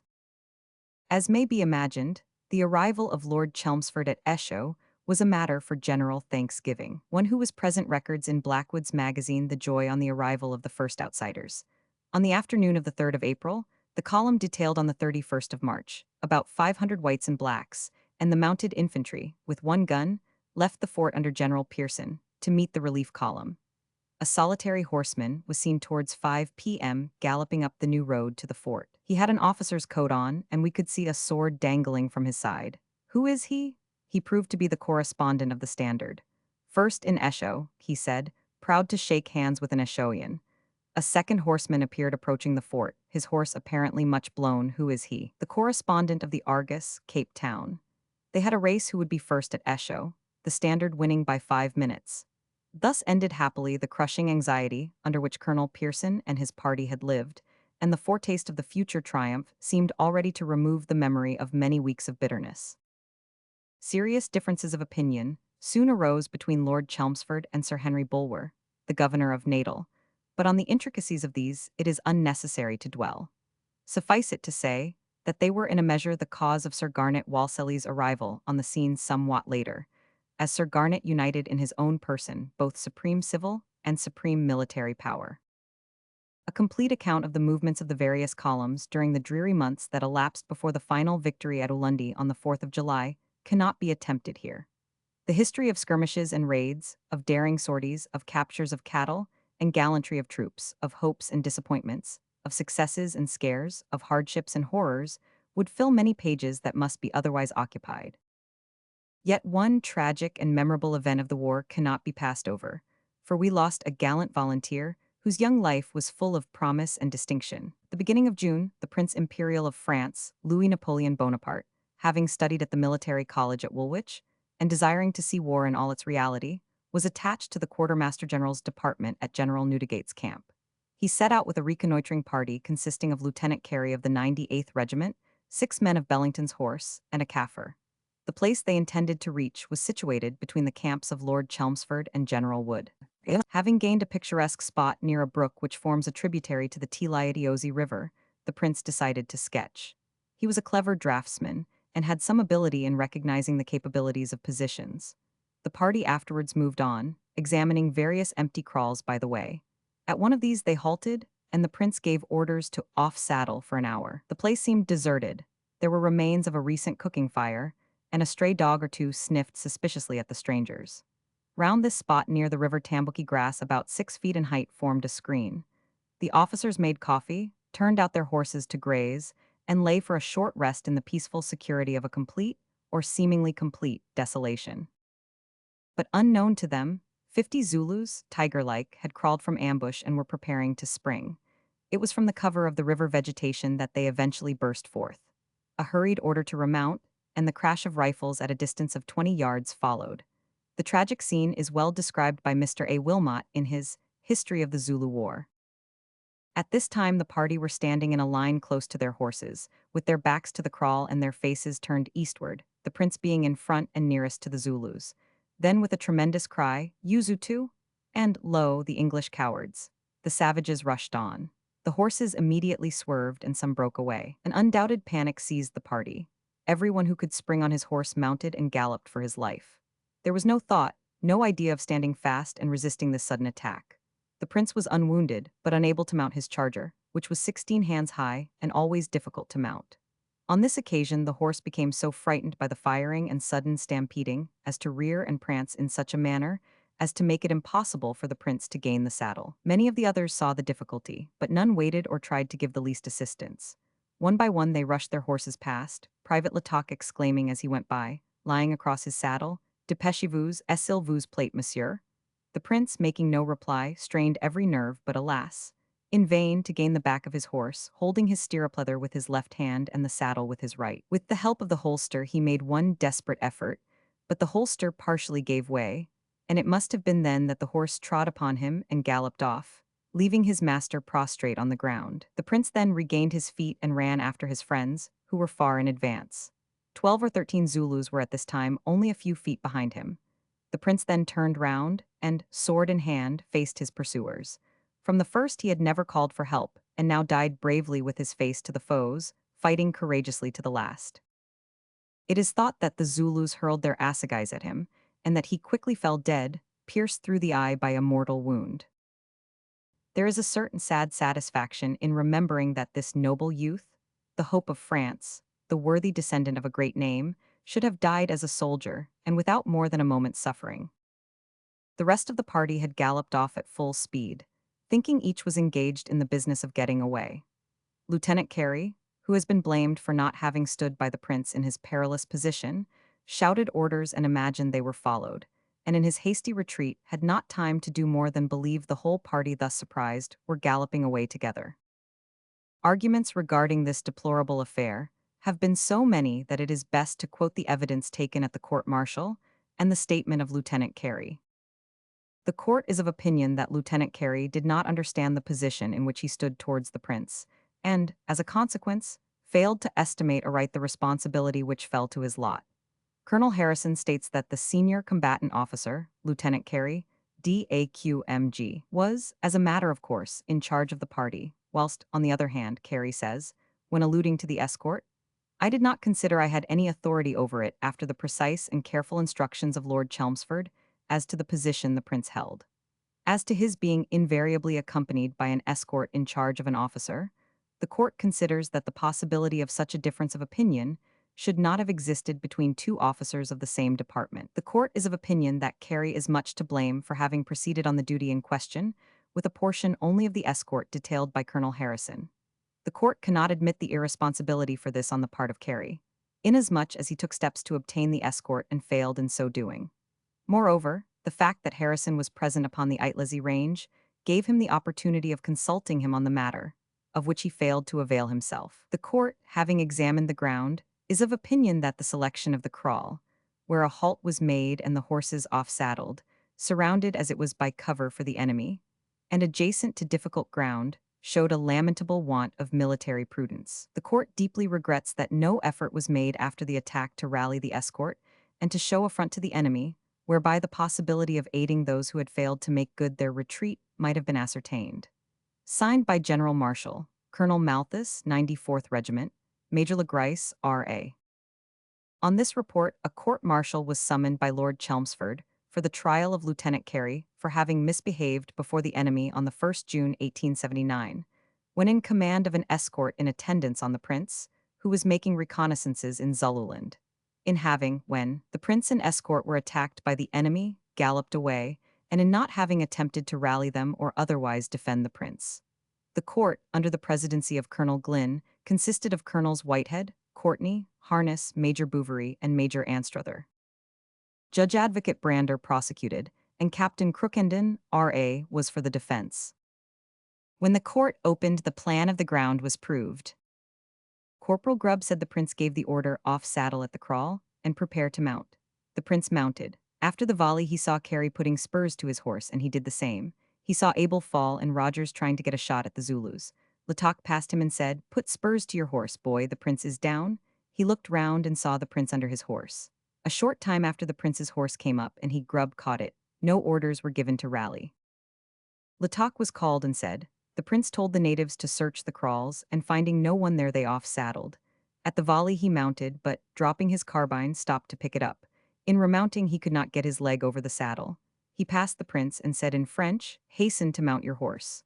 The prince did not answer. He saw the prince's horse treading on his leg. The prince was in command of the party. He believed Carey and the prince would have passed on different sides of a hut in fast flight, and it was possible that Carey might have failed to see that the prince was in difficulties. It was 250 yards from where he saw the prince down to the spot where he died. Trooper Cochrane was called and said, the prince was not in the saddle at the time of mounting. He saw about 50 yards off the prince running down the donga with 14 Zulus in close pursuit. Nothing was done to help him. He heard no orders given and did not tell Carey what he had seen until some time after. He was an old soldier. He did not think any rally could have been made. The court then adjourned to the next day. On reassembling, the first witness called was Sergeant Willis, who stated that he had seen Trooper Rogers lying on the ground by the side of his horse, close to the kraal, as he left the spot. He thought he saw the prince wounded at the same time that Trooper Abel threw up his arms. He thought the prince might have been dragged to the place where he was found after death, and that a rally might have been made 20 yards beyond the donga. Colonel Harrison, being called, stated that Carey was senior combatant officer and must therefore have been in command of the party. Carey volunteered to go on the reconnaissance to verify certain points of his sketch. The prince was ordered to go to report more fully on the ground. He had given the prince into Carey's charge. Examined by the court, Colonel Harrison stated that, when the prince was attached to his department, he was not told to treat him as a royal personage in the matter of escort, but as any other officer, taking due precaution against any possible danger. Dr. Scott, the prince's medical attendant, was then called and stated that the prince was killed by 18 assegai wounds, any 5 of which would have been fatal. There were no bullet wounds. The prince died where the body was found. This closed the case for the prosecution. The defense called again Colonel Harrison, who testified to Carey's abilities as a staff officer, and said he had every confidence in him. Colonel Bellairs was also called, and stated that it was in consequence of the occurrence of the 1st June that Carey had been deposed from his staff appointment the day previous to his trial. Lieutenant Carey here submitted that his case had been prejudged, and that he had been punished before his trial. The following is Lieutenant Carey's statement. On the 31st May, I was informed by Colonel Harrison, AQMG, that the Prince Imperial was to start on the 1st June to ride over the road selected by me for the advance of the column, for the purpose of selecting a camping ground for the 2nd June. I suggested at once that I should be allowed to go with him, as I knew the road and wanted to go over it again for the purpose of verifying certain points. To this Colonel Harrison consented, reminding me that the Prince was going at his own request to do this work, and that I was not to interfere with him in any way. For our escort, 6 Europeans of Beddington's horse and 6 Basutos were ordered. Beddington's men were paraded at 9 a.m., but owing to some misunderstanding the Basutos did not turn up, and, the Prince being desirous of proceeding at once, we went without them. On arriving at the ridge between Itlesi and Insensai, I suggested waiting for them, but the Prince replied, "Oh no, we are quite strong enough," or words to that effect. We proceeded on our reconnaissance from there, halting about half an hour on a high hill overlooking the Idiot for the Prince to sketch. From here the country was visible for miles, and no sign of the enemy could be discovered. We then descended into the valley, and, entering a kraal, off-saddled, knee-haltering our horses. We had seen the deserted appearance of the country, and though the kraal was to the right, surrounded by mealies, we thought there was no danger in encamping. If any blame is attributable to anyone for this, it is to me, as I agreed with the Prince that we were perfectly safe. I had been over this ground twice before and seen no one, and the brigade major of the cavalry brigade had ridden over it with only 2 or 3 men, and laughed at me for taking so large an escort. We had with us a friendly Zulu, who, in answer to my inquiries, said no Zulus were about. I trusted him but still kept a sharp lookout, telescope in hand. In about an hour, that is, 3:40 p.m., the Prince ordered us to saddle up. We went into the mealies to catch our horses, but took at least 10 minutes saddling. While doing so, the Zulu guide informed us he had seen a Zulu in the distance, but as he did not appear concerned, I saw no danger. The Prince was saddled up first, and seeing him ready, I mounted, the men not being quite ready. The Prince then asked if they were all ready. They answered in the affirmative, and he gave the word, "Prepare to mount." At this moment I turned round and saw the Prince with his foot in the stirrup, looking at the men. Presently I heard him say, "Mount," and turning to the men saw them vault into their saddles. At this moment my eyes fell on about 20 black faces in the mealies, 20 to 30 yards off, and I saw puffs of smoke and heard a rattling volley, followed by a rush with shouts of Yuzutu. There was at once a stampede. 2 men rushed past me, and as everyone appeared to be mounted, I dug the spurs into my horse, which had already started of his own accord. I felt sure no one was wounded by the volley, as I heard no cry, and I shouted out, "Keep to the left and cross the donga and rally behind it." At the same time, I saw more Zulus in the mealies on our left flank, cutting off our retreat. I crossed the donga behind 2 or 3 men, but could only get beyond 1 man, the others having ridden off. Riding a few hundred yards onto the rise, I stopped and looked round. I could see the Zulus after us, and saw that the men were escaping to the right, and that no one appeared on the other side of the donga. The man beside me then drew my attention to the Prince's horse, which was galloping away on the other side of the donga, saying, "I fear the Prince is killed, sir." I immediately said, "Do you think it is any use going back?" The trooper pointed to the mealies on our left, which appeared full of Kaffirs, and said, "He is dead long ago, sir." They assegai wounded men at once. I considered he had fallen near the kraal, as his horse was going from that direction, and it was useless to sacrifice more lives. I had but 1 man near me, the others being some 200 yards down the valley. I accordingly shouted to them to close to the left, and rode on to gain a drift over the Tambakala River, saying to the man at my side, "We will keep back towards General Wood's camp, not returning the same way we came, and then come back with some dragoons to get the bodies." We reached camp about 6:30 p.m. When we were attacked, our carbines were unloaded, and to the best of my belief, no shots were fired. I did not see the Prince after I saw him mounting, but he was mounted on a swift horse, and I thought he was close to me. Besides the Prince, we lost 2 troopers as well as the friendly Zulu. 2 troopers have been found between the donga and the kraal, covered with assegai wounds. They must have fallen in the retreat and been assegaied at once, as I saw no fighting when I looked round. The court-martial condemned Lieutenant Carey, and he was sent home under arrest. But eventually, owing to the intervention of the bereaved Empress and many sympathetic friends, the unfortunate officer was released. The news of the calamity was received with profound grief throughout the country. Some mourned the death of a prince, some sighed over the extinction of Napoleonic hopes, officers regretted the loss of a promising comrade, and mothers spent tears of sympathy for the great lady, Empress and mother, who had thus been bereft of her only child. The victory. To return to the progress of the war. On the 26th of June, the long-expected junction of the columns was on the eve of being effected. Cetrio was pretending to make overtures for peace, though at the same time his people were endeavoring to enter into alliance with rebellious Boers. He even sent the sword of the Prince Imperial as a peace offering. On the envelope, however, his amanuensis, one Cornelius Vigen, a Dutchman, penciled the fact that the king ha, 0 men with him. The reply of Lord Chelmsford was as follows. If the Induna, Manjula, brings with him the 1,000 rifles taken at Isandlwana, I will not insist on 1,000 men coming in to lay down their arms, if the Zulus are afraid to come. He must bring the 2 guns and the remainder of the cattle. I will then be willing to negotiate. As he has caused me to advance by the great delay he has made, I must now go to the Umvelosi to enable my men to drink. I will consent, pending negotiations, to halt on the further bank of the river, and will not burn any kraals until the 3rd of July, provided no opposition is made to my advance to the position on the Umvelosi, by which day, the 3rd of July, at noon, the conditions must be complied with. If my force is fired on, I shall consider negotiations are at an end, and to avoid any chance of this, it is best that Manjula come to my camp at daybreak or tonight, and that the Zulus should withdraw from the neighborhood of the river to Ulundi. I cannot stop the general in command of the coast army until these conditions are complied with. Of course, nothing was seen of Manjula, and preparations were made for the reception of the enemy. Newdigate and Wood laagered their wagons and prepared for the arrival of an impi of some 20,000 Zulus advancing from Ulundi. On the following day, a large force under Colonel Buller advanced to Nodwingu Kraal, and some stragglers were killed. One of these was struck by Lord William Beresford, who, in the sporting manner characteristic of him, cried, "First spear, by Jove." On the morning of the memorable 4th of July, the army, crossing Umvelosi River, marched to a higher plateau, where once the Zulus had vanquished the Boers, there to prepare for battle.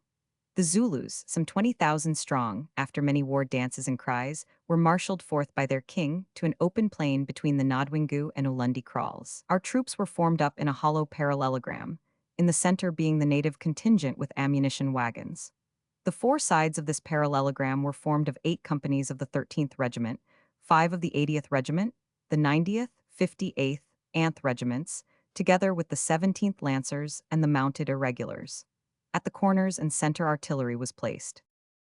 The Zulus advanced steadily, in horn fashion, with their characteristic coolness and courage. The deadly fusillade from our guns had no perceptible effect. On and on they came, surging in a dense brown crescent, till within 20 yards of the British lines, when, with the hail and storm of bullets crashing and blinding them, they hesitated. That moment's hesitation was fatal. Their one chance slipped. A few warriors rushed onwards, many wavered, and gradually the powerful horns were broken and disorganized. Then our lancers with a gallant charge dashed into the fray, plunging into the black swarm that still met fury with fury. Captain Edgell was killed, and many other officers had miraculous escapes. Once the enemy strove to rally, but the effort was hopeless, and the magnificent Zulu warriors were forced at last to turn and flee. Their defeat was signal. Though the enemy number, 0 to 5,000 of our troops, the lancers with the irregular horse did splendid work, and ere all was over 1,000 Zulus bit the dust. Then came the final march to Ulundi. This place, wholly deserted, was fired, and while the sky glowed with red and gold reflections of the conflagration, the victorious forces, worn out yet triumphant, returned to the laagered camp they had left at daybreak. The Battle of Ulundi, final rush of the Zulus, the British square in the distance. The Battle of Ulundi, final rush of the Zulus, the British square in the distance. Drawing by R. Catton Woodville. The first news of the victory was carried to the colony by Mr. Archibald Forbes, the war correspondent of the Daily News, who was himself wounded in the struggle. Starting instantly after the decisive battle, in 14 hours, he rode a distance of 110 miles to the nearest telegraph station at Landman's Drift, on the Buffalo River. In thus exposing his life in the interests not only of his journal but his country, he forever associated himself with one of the most interesting and thrilling campaigns of the century. Lord Chelmsford's dispatch gives a concise description of the day's work. Cetrio, not having complied with my demands by noon yesterday, July 3, and having fired heavily on the troops at the water, I returned the 114 cattle he had sent in and ordered a reconnaissance to be made by the mounted force under Colonel Buller. This was effectually made, and caused the Zulu army to advance and show fight. This morning, a force under my command, consisting of the 2nd Division, under Major General Newdigate, numbering 1870 Europeans, 530 natives, and 8 guns, and the flying columns under Brigadier General Wood, numbering 2192 Europeans, 573 natives, 4 guns, and 2 Gatlings, crossed the Umvelosi River at 6:15, and marching in a hollow square, with the ammunition and entrenching tool carts and bearer company in its center, reached an excellent position between Nodwingu and Ulundi. About 8:30 a.m., this had been observed by Colonel Buller the day before. Our fortified camp on the right bank of the Umvelosi River was left with a garrison of about 900 Europeans, 250 natives, and 1 Gatling gun, under Colonel Bellairs. Soon after 7:30, the Zulu army was seen leaving its bivouacs and advancing on every side. The engagement was shortly afterwards commenced by the mounted men. By 9 o'clock the attack was fully developed. At 9:30 the enemy wavered. The 17th Lancers, followed by the remainder of the mounted men, attacked them, and a general rout ensued. The prisoners state that Cetshwayo was personally commanding and had made all the arrangements himself, and that he witnessed the fight from Jikarzy Kraal, and that 12 regiments took part in it. If so, 20,000 men attacked us. It is impossible to estimate with any correctness the loss of the enemy, owing to the extent of country over which they attacked and retreated, but it could not have been less, I consider, than 1,000 killed. By noon Ulundi was in flames, and during the day all military kraals of the Zulu army and in the valley of the Umvelosi were destroyed. At 2 p.m., the return march to the camp of the column commenced. The behavior of the troops under my command was extremely satisfactory. Their steadiness under a complete belt of fire was remarkable. The dash and enterprise of the mounted branches was all that could be wished, and the fire of the artillery very good. A portion of the Zulu force approached our fortified camp, and at one time threatened to attack it.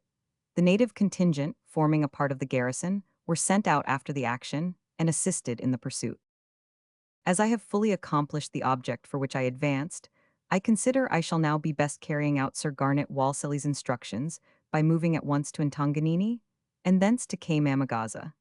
I shall send back a portion of this force with empty wagons for supplies, which are now ready at Fort Marshall. All were rejoiced that Lord Chelmsford should have been able to gain this victory before the arrival on the scene of Sir Garnet Wolseley, and there were many among his friends who regretted when he resigned.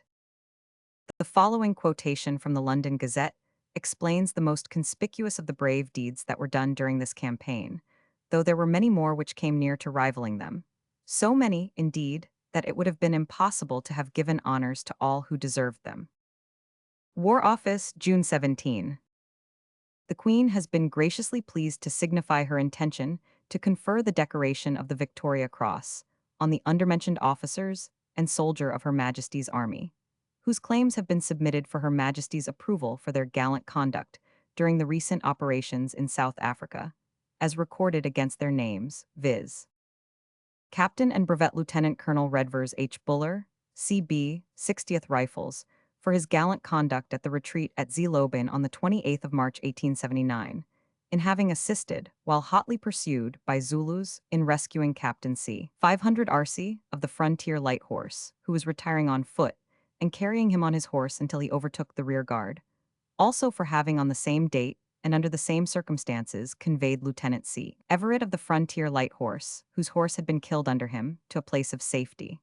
Later on, Colonel Buller, in the same manner, saved a trooper of the Frontier Light Horse, whose horse was completely exhausted, and who otherwise would have been killed by the Zulus, who were within 80 yards of him. Major William K. Leet, 1st Battalion, 13th Regiment, for his gallant conduct on the 28th of March 1879, in rescuing from the Zulus Lieutenant A. M. Smith of the Frontier Light Horse, during the retreat from Zeeloben. Lieutenant Smith, while on foot, his horse having been shot, was closely pursued by the Zulus, and would have been killed had not Major Leet taken him upon his horse and rode with him, under the fire of the enemy, to a place of safety. Surgeon Major James Henry Reynolds, Army Medical Department, for the conspicuous bravery during the attack at Rorke's Drift on the 22nd Annid of January 1879, which he exhibited in his attention to the wounded under fire, and in his voluntarily conveying ammunition from the store to the defenders of the hospital, whereby he exposed himself to a cross fire from the enemy, both in going and returning. Lieutenant Edward S. Brown, 1st Battalion 24th Regiment, for his gallant conduct on the 29th March 1879, when the mounted infantry were being driven in by the enemy at Zeeloben, in galloping back and twice assisting on his horse, under heavy fire and within a few yards of the enemy, one of the mounted men, who must otherwise have fallen into the enemy's hands. Private Wassell, 80th Regiment, for his gallant conduct in having, at the imminent risk of his own life, saved that of Private Westwood of the same regiment. On the 22nd of January 1879, when the camp at Isandlwana was taken by the enemy, Private Wassell retreated towards the Buffalo River, in which he saw a comrade struggling and apparently drowning. He rode to the bank, dismounted, leaving his horse on the Zulu side, rescued the man from the stream, and again mounted his horse, dragging Private Westwood across the river under a heavy shower of bullets. Chapter 3. Sir Garnet Wolseley at Pretoria. Our disaster at Isandlwana caused enormous excitement in Pretoria. Great and unconcealed rejoicing among the Boers took place. Work was suspended. All heads were put together to make capital out of Great Britain's misfortunes. Notices were sent out on the 18th of March, summoning the burghers to a mass meeting to be held some 30 miles from the town. These meetings, it must here be noted, were scarcely attended by invitation. A large number of the people appeared on compulsion, brought to the scratch by threats. One of the menaces, a favorite one according to Mr. Rider Haggard, was that those who did not attend should be made biltong of when the country was given back. Biltong is meat cut into strips and hung in the sun to dry. The result of the notices, backed by threats, was a meeting of some 3,000 armed Boers, who evidently meant mischief. The threatening aspect of the Boers caused the corps known as the Pretoria Horse, a corps raised for the purpose of acting as cavalry on the Zulu border, to be retained for service in and around the capital. While matters stood thus, and the general discontent seemed to portend even further hostilities, Sir Bartle Frere went to Pretoria for the purpose of discussing affairs with the Boer leaders. These all clamored for their independence. They had gone as far as to assert it by stopping posts, carts, and persons, and sending armed patrols about the country. Nothing definite resulted from this attitude, however, for before very long the successful conclusion, of the Zulu War appeared imminent, and those in revolt against British authority saw plainly that there would shortly be troops in plenty at hand to restore law and order.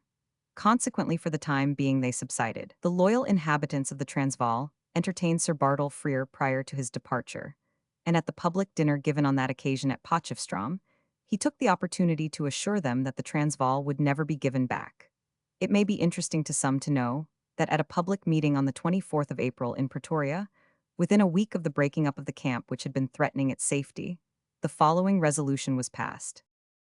This meeting reprobates most strongly the action of a certain section of the English and colonial press for censuring, without sufficient knowledge of local affairs, the policy and conduct of Sir Bartle Frere, and it desires not only to express its sympathy with Sir Bartle Frere and its confidence in his policy, but also to go so far as to congratulate most heartily Her Majesty the Queen, the Home Government, and ourselves, on possessing such a true, considerate, and faithful servant as His Excellency the High Commissioner.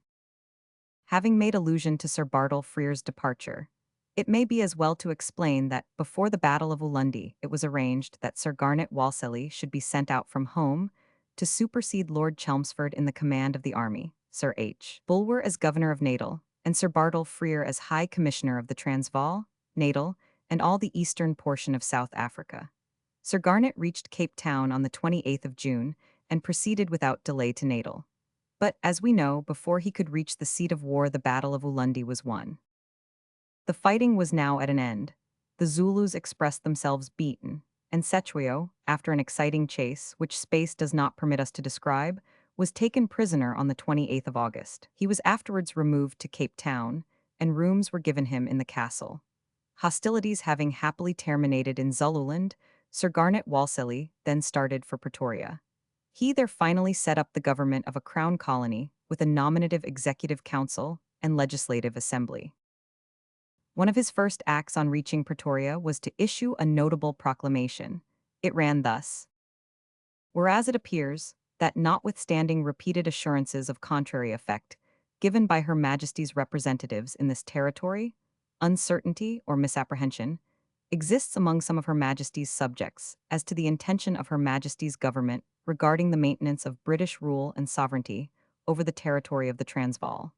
And whereas it is expedient that all grounds for such uncertainty or misapprehension should be removed once and for all beyond doubt or question.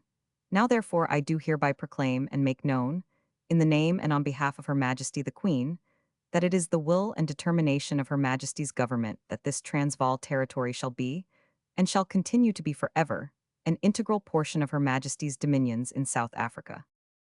On the same subject, Sir Bartle Frere, writing to England, said that he was very certain that to give up the Transvaal is as little to be thought of as surrendering Ireland or India. In his opinion, the Boer malcontents were few and inconsequential, most of the leaders and instigators being foreigners who were personally interested in making themselves prominent, owing to the prevailing notion that the country would be given up. As to the effect of the abandonment of the Transvaal on the prospects of confederation, he said, to every colony concerned, such a step would appear as a confession of weakness, of infirmity of purpose, and of disregard for solemn pledges and obligations, which would destroy all respect, all wish to belong to a government which could so behave. In writing to Sir M. Hicks Beach, in December 1879, Sir Bartle gave his personal impression of the feeling in Pretoria at the time of the annexation. When our power of enforcing the law and upholding the authority of government were at the lowest, in April last, experienced men at Pretoria gave me, through Colonel Lanyon, the following estimate of the strength of parties in the malcontent camp. The educated and intelligent men of influence, who advocated the most extreme measures or were prepared to acquiesce in them, were reckoned at not more than 8. 3, or perhaps 4, were men of property in the Transvaal, the rest foreign adventurers, with no property and little weight beyond that due to their skill as political agitators. Their unflinching and uncompromising followers in the Boer camp were not reckoned at more than 80. The disaffected waverers who, according to circumstances, would follow the majority either to acts of overt resistance to government and lawless violence, or to grumble and disperse, accepting the inevitable, were reckoned at about 800 at the outside. The rest of the camp, variously estimated as containing from 1,600 to 4,000 in all, but probably never exceeding 2,500 present at one time, were men brought to the camp by intimidation, compulsion, or curiosity, who would not willingly resist the authority of government, and would, if assured of protection, prefer to side with it.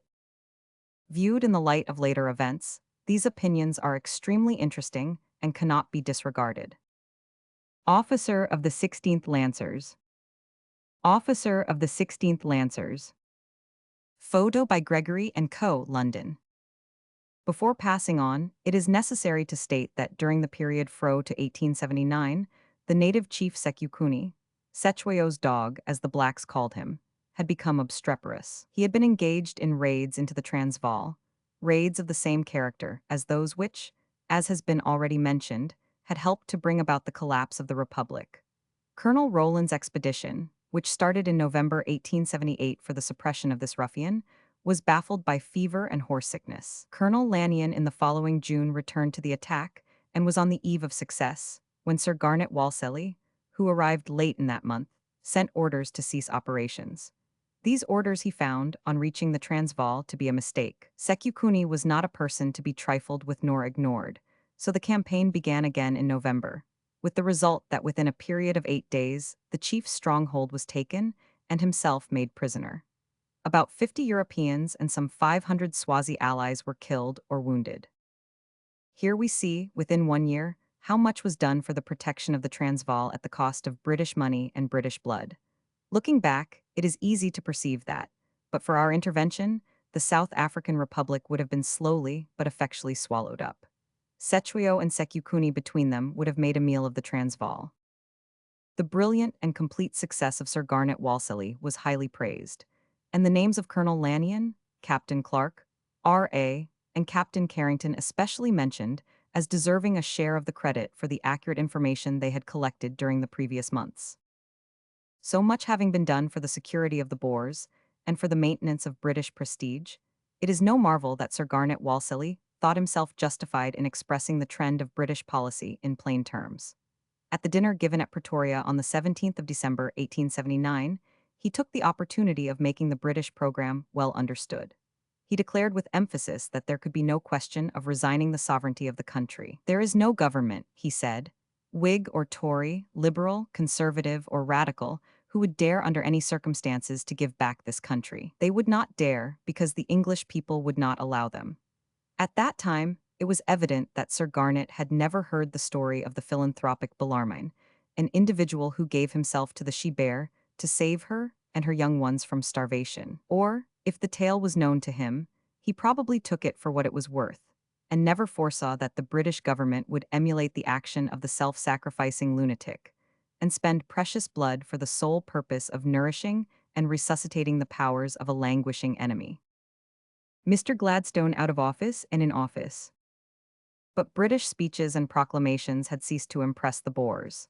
They had had too many of them, and they began to think the British government a somewhat knock-kneed institution whose joints had ceased to hold together. Sir Garnet Wolseley, however, with characteristic energy and determination, dealt with the malcontents one by one, converting them, and causing them to sensibly consider on which side their bread was buttered. Indeed, so diplomatically did he conduct his work, that a sop was given to the aggressive Pretorius, who, instead of being put in prison as he deserved, was offered a seat on the executive council, with a salary attached.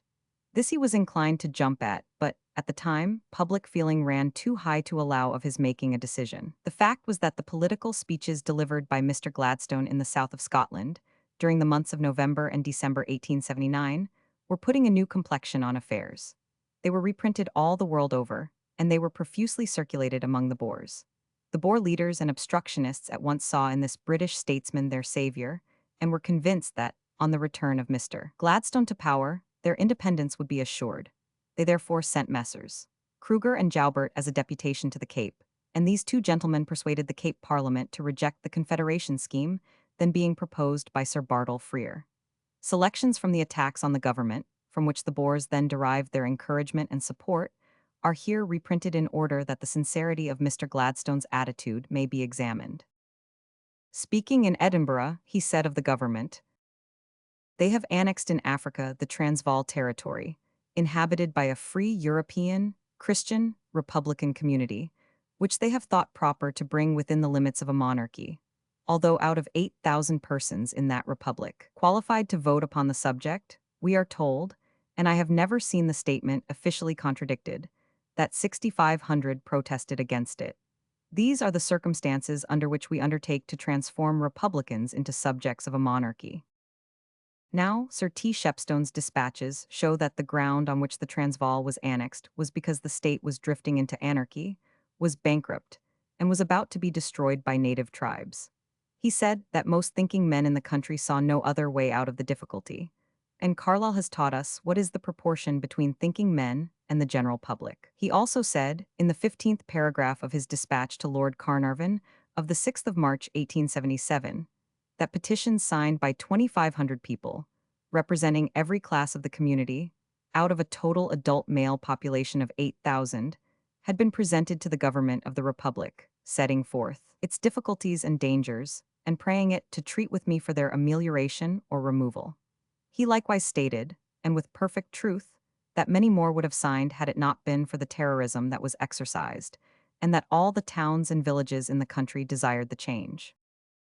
Mr. Gladstone went on to say, "We have made war on the Zulus. We have thereby become responsible for their territory. And not only this, but we are now, as it appears from the latest advices, about to make war upon a chief lying to the northward of the Zulus. And Sir Bartle Frere, who is the great authority for the proceedings of the government in Afghanistan, has announced in South Africa that it will be necessary for us to extend our dominions until we reach the Portuguese frontier to the north. So much for Africa." At Dalkeith he remarked, "If we cast our eyes to South Africa, what do we behold? That a nation whom we term savages have, in defense of their own land, offered their naked bodies to the terribly improved artillery and arms of modern European science, and have been mowed down by hundreds and by thousands, having committed no offense, but having, with rude and ignorant courage, done what were for them, and done faithfully and bravely, what were for them the duties of patriotism. You may talk of glory, you may offer rewards, and you are right to give rewards to the gallantry of your soldiers, who I think are entitled not only to our admiration for courage, but to our compassion for the nature of the duties they have been called to perform, but the grief and pain none the less remain." At Glasgow he continued in the same strain. In Africa, you have before you the memory of bloodshed, of military disaster, the record of 10,000 Zulus. Such is the computation of Bishop Colenso, slain for no other offense than their attempt to defend against your artillery, with their naked bodies, their hearths and homes, their wives and families. You have the invasion of a free people in the Transvaal, and you have, I fear, in one quarter or another. I will not enter into details, which might be injurious to the public interest, prospects of further disturbance and shedding of blood. These speeches, as may be imagined, did an incalculable amount of mischief. Besides fanning the smoldering sparks of discontent, they served up catchwords wholesale for that section of the British public whose political machinery is largely fed by catchwords. But as has been decided by axiom, any stick will serve to beat a dog with, and the Transvaal difficulty was a convenient weapon for the attack on the government. The real feeling of the Boer community was an outside matter, and, as we shall presently see, had nothing to do with the case.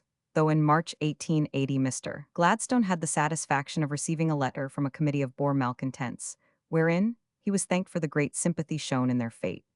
The thanks were a little premature. In APRA the elections took place, and Mr. Gladstone came into power with a large majority. Then he was asked the great question: would he maintain his oft-repeated pledge to retain the Transvaal, or would he continue to take up the tone of his Midlothian denunciations? The riddle was shortly to be solved. In the debate on the Queen's speech, the Prime Minister thus expressed himself: I do not know whether there is an absolute union of opinion on this side of the House as to the policy in which the assumption of the Transvaal originated. Undoubtedly, as far as I am myself concerned, I did not approve of that assumption. I took no part in questioning it nor in the attempt to condemn it, because, in my opinion, whether the assumption was wise or unwise, it having been done, no good but only mischief was to be done by the intervention of this House. But whatever our original opinions were on that policy, and the opinions of the majority of those who sit on this side of the House were decidedly adverse to it, we had to confront a state of facts. And the main fact which met us was the existence of the large native population in the Transvaal, to whom, by the establishment of the Queen's supremacy, we hold ourselves to have given a pledge. That is the acceptance of facts, and that is the sense in which my right honorable friend, and all those who sit with him, may, if they think fit, say we accept the principles on which the late government proceeded. It is quite possible to accept the consequences of a policy, and yet to retain the original difference of opinion with regard to the character of that policy, as long as it was a matter of discussion. And shortly after he wrote to Messrs. Kruger and Joubert, it is undoubtedly matter for much regret that it should, since the annexation, have appeared that so large a number of the population of Dutch origin in the Transvaal are opposed to the annexation of that territory. But it is impossible to consider that question as if it were presented for the first time. We have to deal with a state of things which has existed for a considerable period, during which obligations have been contracted, especially, though not exclusively, towards the native population, which cannot be set aside. Looking to all the circumstances, both of the Transvaal and the rest of South Africa, and to the necessity of preventing a renewal of disorders, which might lead to disastrous consequences, not only to the Transvaal, but to the whole of South Africa, our judgment is that the Queen cannot be advised to relinquish her sovereignty over the Transvaal, but, consistently with the maintenance of that sovereignty, we desire that the white inhabitants of the Transvaal should, without prejudice to the rest of the population, enjoy the fullest liberty to manage their local affairs. We believe that this liberty may be most easily and promptly conceded to the Transvaal as a member of a South African confederation. The commencement of rebellion. When the Liberal ministry came into power, it will be observed, Mr. Gladstone's attitude changed, and that he was compelled to abandon the sympathetic tone of his Midlothian speeches. How far he really meant to be bound by the promise made that the Queen cannot be advised to relinquish her sovereignty over the Transvaal is not known, for later on, in June 1881, in a letter to the Transvaal loyalists, he explains that there was no mention of the terms or date of this promise. If the reference be to my letter of the 8th of June, 1880 to Messrs. Kruger and Joubert, I do not think the language of that letter justifies the description given. Nor am I sure in what manner, or to what degree, the fullest liberty to manage their local affairs, which I then said Her Majesty's government desired to confer on the white population of the Transvaal, differs from the settlement now about being made in its bearing on the interests of those whom your committee represents. This letter was a masterpiece of one whose talent for ambiguity was becoming world famous, and a stone in shape of a loaf was thus hurled at the heads of the expectant loyalists. But to return to the events of 1880. Finding that the premier was no longer to be the mainstay of their hopes, the Boers began to renew their agitations. These agitations, it will be remembered, during the end of the Zulu War and Sir Garnet Wolseley's arrival in the Transvaal, were merely suppressed, because at that time, British ascendancy throughout the country seemed to be established. An excellent opportunity for rebellion now suggested itself. The Cape government was engaged with the Basuto War. Sir Owen Lanyon, who succeeded Sir T. Shepstone in March 1879, had supplied a body of 300 or more volunteers, mostly loyalists, to assist in the military operations, while the only regiment of cavalry had been sent elsewhere by Sir Garnet Wolseley. Big things have often small beginnings, and the Boer Rebellion, that has brought so many complications in its train, commenced with a very small incident. A certain Bezuidenhout, having refused to pay his taxes, had, by order, some of his goods seized and put up to auction. This was the signal for the malcontents to attack the auctioneer and rescue the goods. So great became the uproar and confusion, the women aiding and abetting the men in their disobedience of the law, that military assistance was summoned. Major Thornhill, with a few companies of the 21st Regiment, was sent to support the Landdrost in arresting the rioters, and special constables were enrolled to assist him in restoring order. But these united exertions were unavailing. All attempts to carry out the arrests were openly set at defiance. This scene occurred on the 11th of November 1880. On the 26th, Sir George Colley, who had relieved Sir Garnet Wolseley as commander-in-chief, was applied to for more troops. Sir George, who was daily expecting an outbreak of pondos and a possible appeal for help from Cape Colony, merely suggested that the authorities should be assisted by the loyal inhabitants. This, it must be owned, was hard on the royalists, who from that time to this have had to pay dearly for their allegiance to the crown. A mass meeting was held at Pod Kraal, where Krugersdorp now stands, and the rioters unanimously decided to commit their cause to the Almighty, and to live or die in the struggle for independence. Thereupon Messrs. Kruger, Pretorius, and Joubert were elected a triumvirate to conduct the government, and on the 16th of December 1880, Dingaan's Day, the Republic was formally proclaimed, and its flag again hoisted. The proclamation, dealing with the events of the preceding years and offering terms to Her Majesty's government, was forwarded to Sir Owen Lanyon. The Boer leaders therein expressed their willingness to enter into confederation and to guide their native policy by general rules adopted in concurrence with the colonies and states of South Africa, and at the same time declared that they had no desire for war or the spilling of blood. "It lies," they said, "in your hands to force us to appeal to arms in self-defense." On the very day of the proclamation, however, blood was shed. Commandant Cronje, with a party of burghers, marched into Potchefstroom for the purpose of printing the proclamation. They promptly seized the printing office, and Major Clark, who thought it advisable to interfere, was refused admittance. Soon after, a Boer patrol fired on our mounted infantry, who returned the compliment. That was the signal for the opening of hostilities. On this matter, it may be urged that Boer reports differ from ours, but Boer veracity may be defined by the algebraic quantity x and cannot be accepted. Lieutenant Colonel Winslow, of the 21st Regiment, who was commanding at a fort outside the village, signaled orders to Major Clark to begin firing. This officer was fortified in the Landdrost office with a small force of some 20 soldiers and 20 civilians, while the Boers occupied positions in the surrounding houses. The siege lasted 2 days, during the 17th and the morning of the 18th, and then when one officer, Captain Falls, and 5 men had been killed and the thatched roof fired, Major Clark deemed it best to surrender. Colonel Winslow held the camp throughout the war, surrendering only after an armistice was declared. A still more terrible disaster was in store. Mr. Rider Haggard, who is perhaps the best authority on the subject, describes it as a most cruel and carefully planned massacre.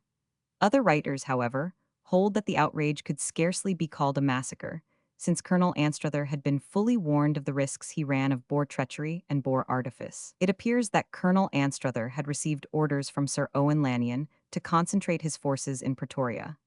Accordingly, he marched from Lydenburg, situated about 180 miles from Pretoria, with such troops as he had at his disposal. These were 2 companies of the 94th Regiment. They were accompanied by 3 women, 2 children, and a ponderous train of luggage wagons.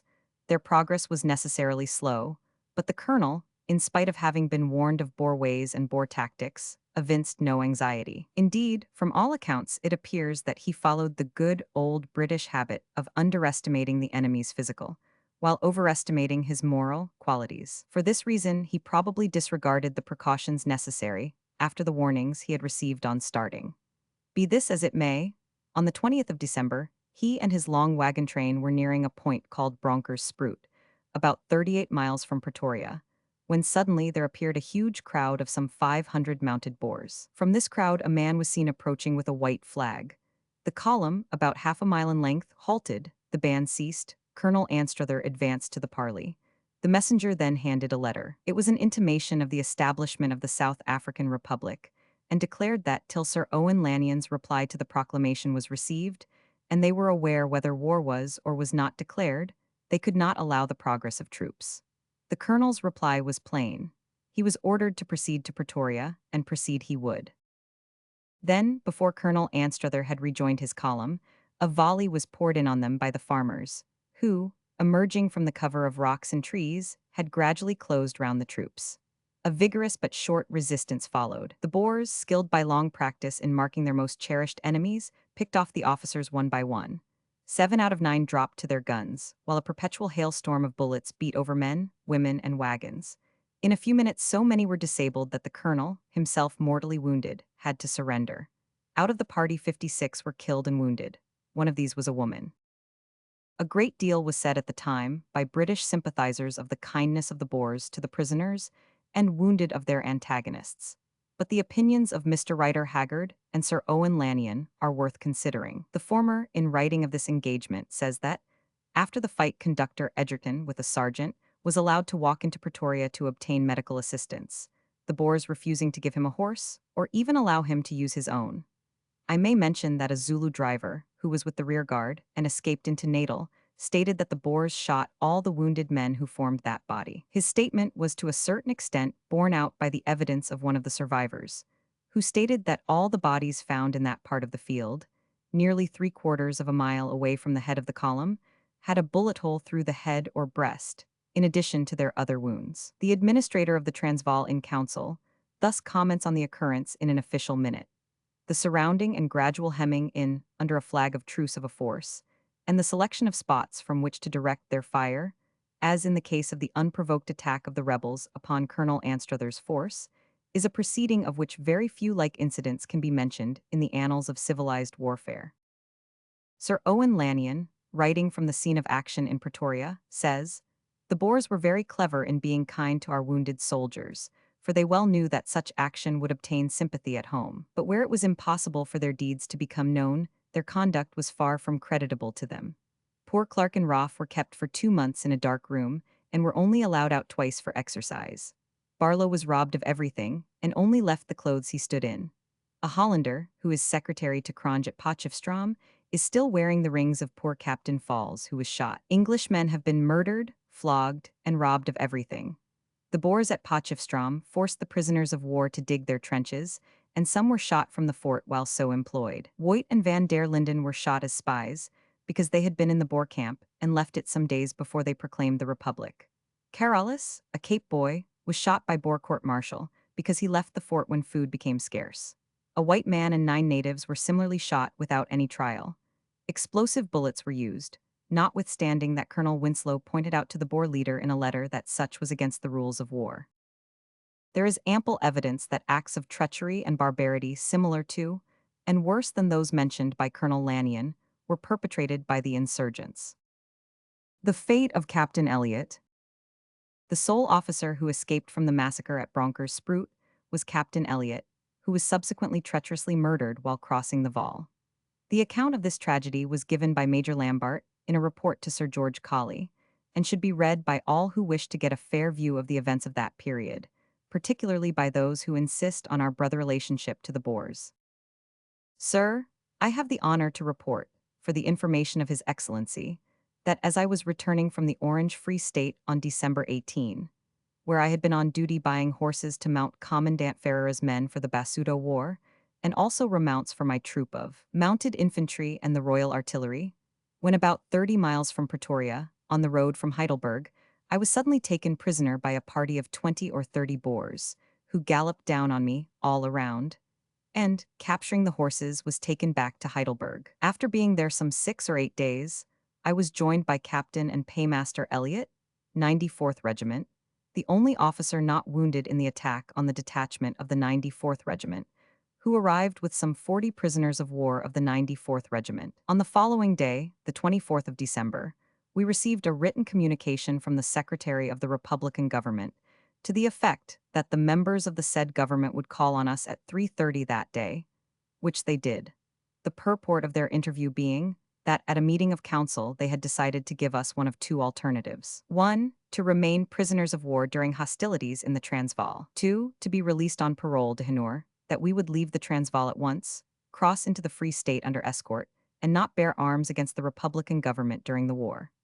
Time being given us for deliberation, Captain Elliot and myself decided to accept number 2 alternative and communicated the same to the Secretary of the South African Republic, who informed us, in the presence of the Commandant General, P. Joubert, that we could leave next day, taking with us all our private property. The following days being respectively Christmas Day and Sunday, we were informed we could not start till Monday, on which day, having signed our parole de Hannour, my horses were harnessed, and we were provided with a duplicate of our parole or free pass, signed by Commandant General. An escort of 2 men to show us the road to the nearest drift over the Vaal River, distant 25 miles, and by which P. Joubert personally told us both we should cross, as there was a punt there.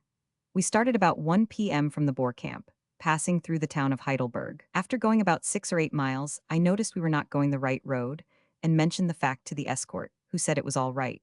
Having been lookout officer in the Transvaal, I knew the district well. I was certain we were going wrong, but we had to obey orders. At nightfall, we found ourselves nowhere near the river drift, and were ordered to outspan for the night, and next morning the escort told us they would look for the drift. In spanning at daybreak, we again started. But after driving about for some hours across country, I told the escort we would stop where we were while they went to search for the drift. Shortly after they returned and said they had found it, and we must come, which we did, eventually arriving at the junction of 2 rivers, Vaal and Klip, where we found the river Vaal impassable, but which they said we must cross. I pointed out that it was impossible to get my carriage or horses over by it, and that it was not the punt the general said we were to cross. The escort replied it was to Pretorius, punt that the general told them to take us, and we must cross, that we must leave the carriage behind and swim the horses, which we refused to do, as we should then have had no means of getting on. I asked them to show me their written instructions, which they did, written in Dutch, and I pointed out that the name of Pretorius was not in it. I then told them they must either take us back to the Boer camp again, or on to the proper drift. We turned back, and after going a few miles, the escort disappeared. Not knowing where we were, I proposed to Captain Elliot we should go to the banks of the Vaal and follow the river till we came to the proper punt.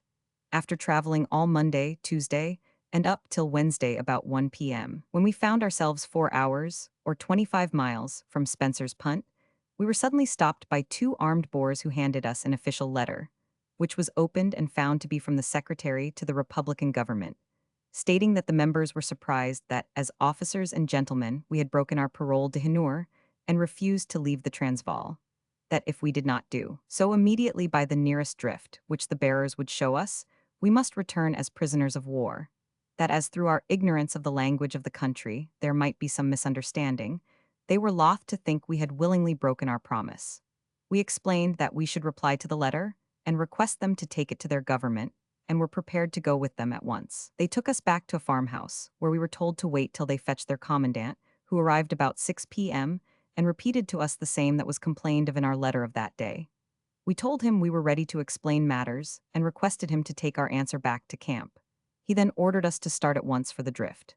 I asked him, as it was then getting dark, if we could start early next morning, but he refused. So we started, he having said we should cross at Spencer's, being closest. As we left the farmhouse, I pointed out to him that we were going in the wrong direction, but he said, "Never mind, come on across a drift close at hand." When we got opposite it, he kept straight on. I called to him and said this was where we were to cross. His reply was, "Come on." I then said to Captain Elliot, "They intend taking us back to Pretorius, a distance of some 40 miles. Suddenly the escort, which had all at once increased from 2 to 8 men, which Captain Elliot pointed out to me, and I replied, "I suppose they are determined we shall not escape, which they need not be afraid of, as we are too keen to get over the border," wheeled sharp down to the river, stopped, and pointing to the banks, said, There is the drift, cross. Being pitch dark with vivid lightning, the river roaring past, and as I knew impassable, I asked, had we not better wait till morning, as we do not know the drift? They replied, no, cross at once. I drove my horses into the river when they immediately fell, lifted them and drove on about 5 or 6 yards when we fell into a hole, got them out with difficulty, and advanced another yard when we got stuck against a rock. The current was now so strong and drift deep, my cart was turned over onto its side and water rushed over the seat. I called out to the commandant on the bank that we were stuck, and to send assistance, or might we return? To which he replied, if you do we will shoot you. I then tried but failed to get the horses to move. Turning to Captain Elliot, who was sitting beside me, I said, we must swim for it, and asked could he swim, to which he replied, yes. I said, if you can't, I will stick to you, for I can. While we were holding this conversation, a volley from the bank, 10 or 15 yards off, was fired into us, the bullets passing through the tent of my cart, one of which must have mortally wounded poor Elliot, who only uttered the single word, oh, and fell headlong into the river from the carriage. I immediately sprang in after him, but was swept down the river under the current some yards.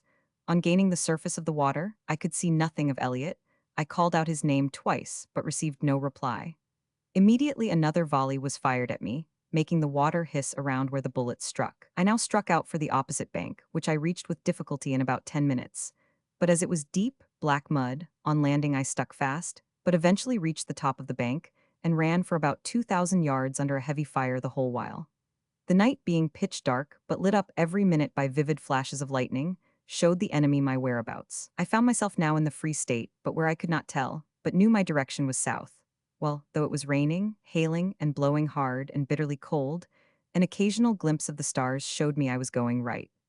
I walked all that night and next day till 1 o'clock, when I eventually crawled into a store kept by an Englishman called Mr. Groom, who did all in his power to help me. I had tasted no food since the previous morning at sunrise, and all the Dutch farmers refused me water, so without hat or coat, which I had left on banks of Vaal, and shoes worn through, I arrived exhausted at the above gentleman's place, who kindly drove me to Heilbronn, where I took the postcart to Maritzburg.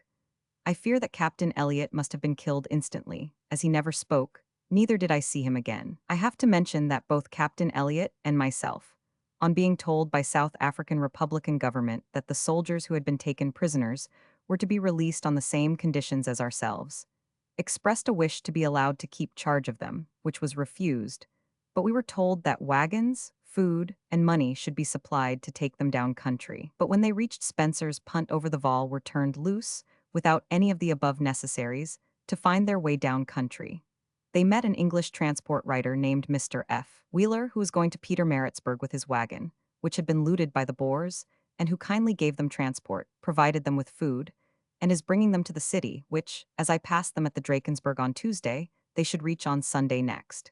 Consisting of 1 sergeant and 61 men, all that remain of our Ladenburg detachment and headquarters of the 94th Regiment.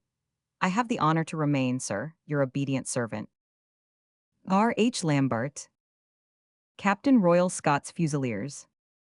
Major Lambert's report speaks more eloquently than many descriptions as to the character of the simple-minded Boer. We discovered to our cost during the Indian Mutiny that the gentle native was not all our fancy painted him, and it may be as well to realize that our simple-minded and pious brother in the Transvaal is scarcely so righteous as we have been led to suppose. The Orange River at Norvalspont. The Orange River at Norvalspont. Photo by Wilson, Aberdeen. Laing's Neck. Since we have been tracing the causes of the Boer Rebellion, it may be advisable to refer to a letter written on the 28th of December 1880 by Sir Bartle Frere to Mr. F. Greenwood, editor of the St. James's Gazette. He therein throws a most important light on the political position. He wrote, in 1879, when I was among the Boers in the Transvaal, I found that the real wire-pullers of their committee were foreigners of various nationalities, notably some Hollanders, not Afrikanders, imbued with German socialist republicanism, and an Irishman of the name of Aylward. I was told he was a man of great natural ability, educated as a solicitor, an ex-Fenian pardoned under another name, Murphy, I think, for turning Queen's evidence against others who had murdered the policeman at Manchester. Emigrating to the Diamond Fields, he was tried, convicted, and suffered imprisonment there for homicide.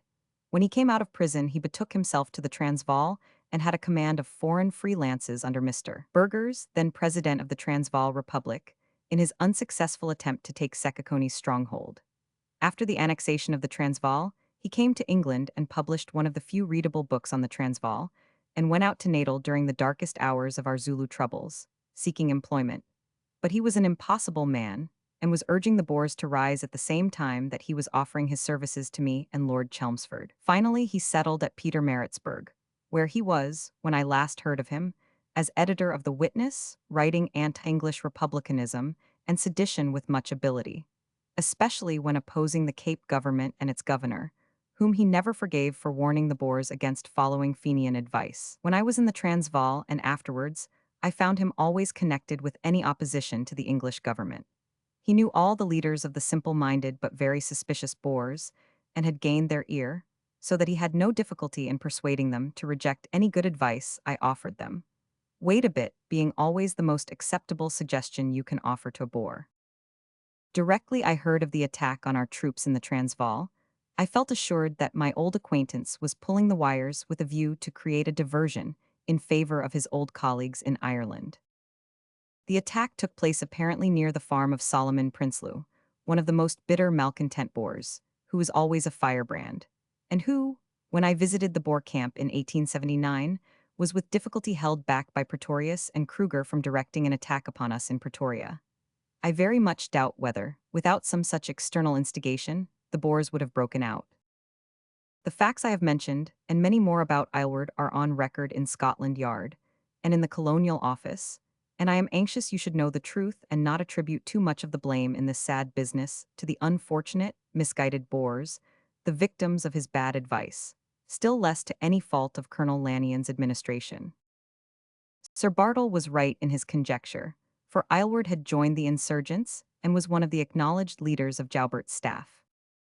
Major General Hope Crealock, in a letter to Sir Bartle, wrote January 7, 1881, "A young Irishman named S., who knew Aylward in Natal, and who was under my command in the Natal Pioneers, called on me tonight and told me Aylward formerly used to boast of being a Fenian, and vowed he would pay the English government off for what he had got, by raising the Boers whenever Ireland was rising, and within the last few days has written to him saying he gloried in being one of the instigators of the present Boer revolt, and see he wrote from Utrecht."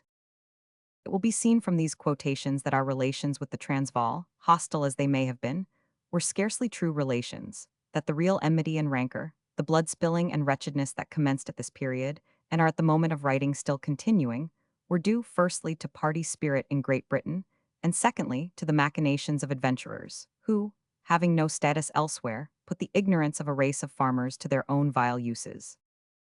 To return to the events of the last chapter. When Sir Owen Lannion heard of the misfortune that had befallen Colonel Anstruther's troops, he issued a proclamation placing the country under martial law, and Sir George Colley, dreading the results of bad blood raised between Boers and British soldiers by the affair at Bronkers Spruit, caused the following general order to be published. Headquarters, Pietermaritzburg, December 28, 1880. The Major General commanding regrets to inform the troops of his command that a detachment of 250 men of the 94th Regiment, on its march from Ladenburg to Pretoria, was surprised and overwhelmed by the Boers, 120 being killed and wounded, and the rest taken prisoners. The attack seems to have been made while the troops were crossing a spruit, and extended to guard a long convoy. The Major General trusts to the courage, spirit, and discipline of the troops of his command to enable him promptly to retrieve this misfortune, and to vindicate the authority of Her Majesty and the honor of the British arms. It is scarcely necessary to remind soldiers of the incalculable advantage which discipline, organization, and trained skill give them over numerous but undisciplined forces. These advantages have been repeatedly proved, and have never failed to command success in the end against greater odds and greater difficulties than we are now called on to contend with. To all true soldiers, the loss we have suffered will serve as an incentive and stimulus to greater exertions. And the Major General knows well he can rely on the troops he has to command, to show that endurance and courage which are the proud inheritance of the British Army. The stain cast on our arms must be quickly effaced, and rebellion must be put down. But the Major General trusts that officers and men will not allow the soldierly spirit which prompts to gallant action to degenerate into a feeling of revenge. The task now forced on us by the unprovoked action of the Boers is a painful one under any circumstances, and the general calls on all ranks to assist him in his endeavors to mitigate the suffering it must entail. We must be careful to avoid punishing the innocent for the guilty, and must remember that though misled and deluded, the Boers are in the main a brave and high-spirited people, and actuated by feelings that are entitled to our respect. In the operations now about to be undertaken, the general confidently trusts that the good behavior of the men will give him as much cause for pride and satisfaction as their conduct and gallantry before the enemy, and that the result of their efforts will be a speedy and successful termination to the war. The proclamation had a good effect, particularly among the Dutch, who, though loyal to the crown, were much in sympathy with their kinsmen in the Transvaal. On the 23rd of January 1881, General Colley sent an ultimatum ordering the insurgents to disperse. Of this no notice was taken until General Joubert from Laing's Nek on January the 29th sent the following reply. To Sir George P. Colley, we beg to acknowledge receipt of yours of the 23rd. In reply, we beg to state that, in terms of the letter, we are unable to comply with your request, as long as your Excellency addresses us as insurgents and insinuates that we, the leaders, are wickedly misleading a lot of ignorant men. It is nearly hopeless for us to attempt to find the proper words for reply. But before the Lord, we would not be justified if we did not avail ourselves of this, perhaps the last, opportunity of speaking to you, as the representative of Her Majesty, the Queen and people of England, for whom we feel deep respect. We must emphatically repeat, we are willing to comply with any wishes of the imperial government tending to the consolidation and confederation of South Africa, and, in order to make this offer from our side as clear and unequivocal as possible, although we have explained this point fully in all our documents, and especially in paragraphs 36 to 38 of our first proclamation, we declare that we would be satisfied with a rescinding of the annexation and restoration of the South African Republic under a protectorate of Her Majesty the Queen, so that once a year the British flag shall be hoisted, all in strict accordance with the above-mentioned clauses of our first proclamation. If Your Excellency resolves to reject this, we have only to submit to our fate, but the Lord will provide. Sir George Colley started on the 24th of January from Newcastle for the border. The road from Newcastle to Laing's Nek runs up a precipitous hill for 3 miles, and thence leads down the steep mountain of Escanes Hoogte. The movement of the column was slow and laborious. The roads, if roads they could be called, were almost impassable owing to great ruts, mud holes deep enough to bury a wagon up to the bed planks, with boulders and other impediments thrown in. Here, as Laing's Nek is so prominent a feature in our history, it may be well to give Mr. Carter's concise description of the geographical nature of the position. Laing's Nek is the lowest point in an unbroken ridge, which connects the Majuba Mountain with hills running right up to the banks of the Buffalo River. A slight cutting, not more than 4 or 5 feet deep, forms the wagon road over this ridge. From the wagon road on either side, the ground runs up somewhat abruptly and is stony and irregular. How gentle the rise is to the Nek from the level ground in front of it towards Newcastle, and along which the approach is by the main road, may be judged from the fact that a horse can canter easily up the slope, or for the matter of that, over the 2 miles of ground which lead to the foot of the slope. From the top of the ridge to the level ground at the base is not more than 500 yards. The chain of hills, in the center of which is the Nek, is semicircular, the horns of the crescent pointing towards Newcastle, and offering strong positions for any force intent on defending the only practicable approach to the Nek. But to occupy these flank positions a large body of men would be necessary, as the area from point to point is great. On the reverse, or Coldstream side of the Nek, the ground at the foot of the incline is broken and marshy, a regular drain for all the water running from the surrounding hills. Drum Major and Drummers, Coldstream Guards. Drum Major and Drummers, Coldstream Guards. Photo by Gregory and Co., London. To return to the troops. While this column was advancing, the Boers were also advancing in a parallel line to the Nek. The following day, 25th, the British column reached the high ground overlooking the Ngogo River, where they encamped. Here the engagement of the 8th of February took place. At dawn on the 26th, the column again laboriously mounted the terrible steeps leading to Mount Prospect, and fixed their camp about 4 miles from the Nek. Owing to the abominable state of the weather, the nearing of the Nek was not attempted. An attack was postponed till the following day. The night was passed at Mount Prospect, and a laager made. Map of country round Laing's Nek and Majuba Hill. At 6 o'clock on the morning of the 28th, the advance was sounded, and at 9:55 a.m. the guns began shelling the neck. The Boers were not yet ready. Some took shelter behind the walls of Lang's farmhouse, while others kept on the heights above, covered by the ridge from shells. Those in Lang's kraals had a warm time when the naval brigade began to play on them with their guns, and they soon evacuated the place. Those on the neck, after being for 20 minutes under a hot fire, were beginning to think they had had enough of it, when our lines ceased firing, and the mounted squadron advanced to take a hillock, the most advanced spur of the Boer left flank position. The 58th also prepared to charge. The officers commanding the mounted squadron were Major Brownlow and Captain Hornby, while Colonel Dean, Major Essex, an officer with a charmed life, who survived Isandlwana and the engagement at the Ngogo Heights. Major Poole, Lieutenant Elwes, and Lieutenant Inman were in front of the 58th. The leading companies of the 58th having got halfway up the rise, a heavy business considering the slipperiness of the slopes. The first troop of the mounted squadron charged the copy, going to right and left of the lines taken by the 58th. No sooner were they within sight of the Boers than they were greeted by a heavy fire that emptied half their saddles. Still, those who were left mounted, reformed in a pouring shower of bullets, and again charged. But gallantry was of no avail, for there was no reserve to back up the charge of mounted troops. 17 men were killed and wounded, and 32 horses killed. The repulse of this charge took place just as the 58th gained sight of the foe, who, flushed with triumph, could now turn their attention from the mounted troops to the right flank of the 58th. The men, worn out with their sufficiently arduous task of climbing, crushed together, in consequence of their not having been ordered to deploy before making the ascent, dropped like 9 pins under the heavy fire of the Boers. Before the order to deploy could be carried out, volley after volley was delivered into their ranks, and an enfilading fire was opened by the Boers on their right flank with disastrous results. Meanwhile, the Boers were well under cover behind their sheltered trenches, and it was impossible, while the 58th were coming to closer quarters with them, to fire from the plains below without risk to the assailants.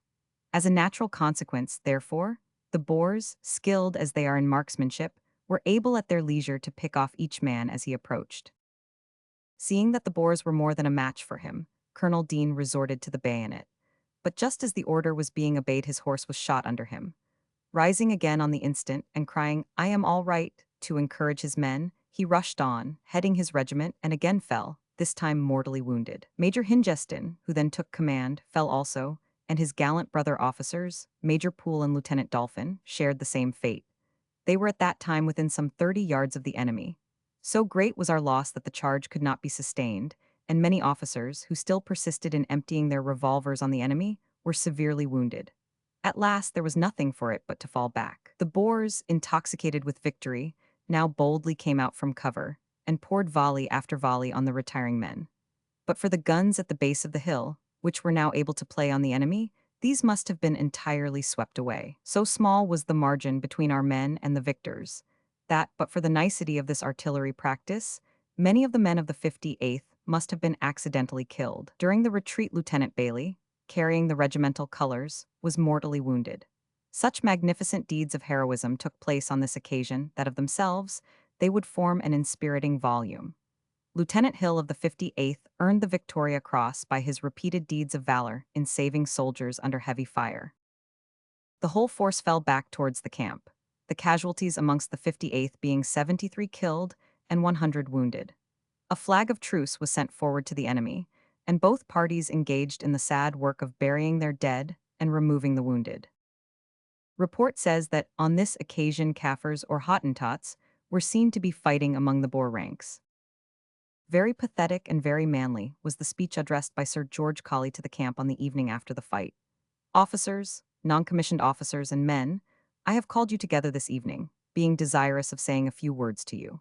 I wish every one present to understand that the entire blame of today's repulse rests entirely upon me, and not on any of you. I congratulate the 58th Regiment for the brave and noble manner in which they fought today. We have lost many gallant men, and amongst them my intimate friend, Colonel Dean. Emotion. I might say, however, that notwithstanding the loss of many troops today, we have not lost one atom of the prestige of England. It is my duty to congratulate Major Brownlow on the gallant charge he made this day. Owing to the loss we have suffered, I am compelled to await the arrival of reinforcements, but certainly we shall take possession of that hill eventually, and I sincerely hope that all those men who have so nobly done their duty today will be with me then. Good night. Of the mistakes that marked this attack, it is unnecessary to write, for they have been freely discussed, and those who were responsible have laid down their lives in payment of whatever errors in judgment they may have committed. Ingogo. Life in camp continued as usual until the 7th of February, when an escort proceeding with the post from Newcastle to the general's camp, having encountered the enemy, been fired at, and forced to return, Sir George Colley thought a demonstration in force would be sufficient to deter the Boers from further interference with the line of communication. Consequently, the next morning, the 8th of February, he marched with 5 companies of the 2nd Battalion of the 60th Regiment, 4 guns and 38 men of the mounted squadron. The force crossed the river in Gogo, then only knee-deep, and gained a plateau in shape like an inverted 50, the base being the side nearest Newcastle. On arrival here, an orderly suddenly reported that the enemy, concealed among boulders and large blocks of granite, was waiting in great force. Almost immediately afterwards, about 100 mounted Boers became visible on the right. The order was given to prepare for action, and just as the guns were on the point of firing, the Boers wheeled round and went off. They galloped away to the bottom of the ravine, followed by a shell which, unfortunately, burst beyond them. The rifles were also firing, but unsuccessfully, at the retreating riders. Soon it became apparent, however, that the British party was surrounded on all sides by the enemy, who were comfortably screened by the tall tambuki grass and the immense boulders that were to be found in clumps all round the position. Our men were also hiding behind rocks and boulders and firing whenever a Boer head became visible. Soon after, the engagement opened in earnest. A hot fire was kept up by the 9-pounder in charge of Lieutenant Parsons, RA, to which the enemy replied. Directly the gun was discharged, by a hail of bullets aimed at the gunners while they reloaded. In order to rout the Boers from their cover, an order was given to the mounted men to charge. At that moment the Boers fired a heavy volley, which incapacitated most of the horses and forced Major Brownlow to retire to the plateau. Fortunately, only one of the men was wounded. The artillerymen now suffered considerably, having no shelter but the doubtful shelter of their guns, which afforded a convenient mark for the Boers. As soon as the general, who was going from point to point with his usual coolness, saw the state of affairs, ammunition and even gunners having run short, he sent to Mount Prospect Camp for reinforcements. Still, the fight continued. The Boers now steadily and surely crept to close quarters, while the British columns became momentarily thinner and thinner. Yet every man continued to hold his ground till hopelessly struck down. Hopelessly is a word used advisedly, for many who were struck down rose several times and continued to fire till mortally wounded. Of the splendid gallantry of the force, it is impossible to say enough. The fighting continued for 6 terrible hours through rain that fell literally in torrents, in an arena where wounded and dying lay thick, their despairing cries mingling with the continued growl of thunder, interspersed with the roar of artillery. Then a white flag was displayed by the Boers. But when the Rev. Mr. Ritchie in return displayed the British white flag, he was instantly fired upon. The object of the use of the white flag on the part of the Boers was to enable them to take advantage of the temporary inaction to make rushes to cover nearer to the British lines than that they had previously occupied. The fighting began, and, for the small body of British troops, continued disastrously. At last, when darkness came on, both sides were forced to cease firing. Now and then, only when a flash of lightning lit up the terrible scene, the firing of bullets demonstrated that the Boers were still thoroughly on the alert. The darkness descended, and in the middle of the pouring rain and the murky obscurity the noble British dead were counted. The wounded were also tended as well as it was possible to tend them when water and restoratives were wanting, and the only relieving moisture had to be sucked from the storm-drenched grass. Finally, the general, viewing the deplorable state of the men, decided to withdraw the force from the field. It was plain that any renewal of attack on the morrow by the reinforced Boers could but mean annihilation or surrender, so the remnants of the force started on their return journey. This was now a terrible task. The Ngogo, which had been crossed at knee depth, had swollen dangerously. The gentle stream had become a torrent. The bed of the river being full of holes, it was in some places some 10 to 12 feet deep. Of the perils by field and flood, it would be impossible to speak at length. Mr. Carter, who was present at the melancholy fight and a witness of all connected with the reverse, gives in his wonderful narrative of the Boer War an interesting description of the misery of that return march. Knowing that moments were precious in the then state of the river, I went ahead with the advance guard and crossed the stream. It was then nearly up to my armpits and running very swiftly. By holding my rifle aloft, I managed to keep it dry, but every cartridge in my pockets was underwater. Only with the greatest care, and thanks to a knowledge of the whereabouts of the treacherous hole in the drift, did I manage to keep on my legs. On gaining the opposite bank, I scooped up and drained off a helmetful of the precious fluid, and then urging on through the next ford, an insignificant one compared to the first, gained admission at Firmistone's hotel, after being duly cross-questioned through the keyhole of the door. Some hot tea and whiskey was recommended by the host, and palatable it was. In a short time the other correspondent arrived, minus his rifle. He had been carried down the stream like a cork, and only saved from drowning by being washed against some reeds at a bend of the river. He decided that he had had enough of the march for that night, and elected to go to bed. Next came in the general, and a gentleman who claimed to be a surgeon, a Transvaal surgeon, escaped from the Boer lines. He had been allowed free access to the camp at Mount Prospect, and had accompanied the Ngogo expedition, but not as a surgeon.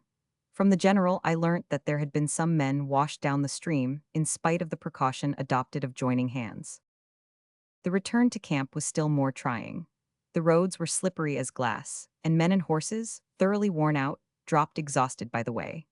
But it is needless to dwell on this melancholy event, an event rendered so much more melancholy by regret for sublime effort wasted in the support of a government that was at that very moment entertaining the proposals for craven surrender. Majuba. On Sunday, the 27th of February, Sir George Colley made his last move.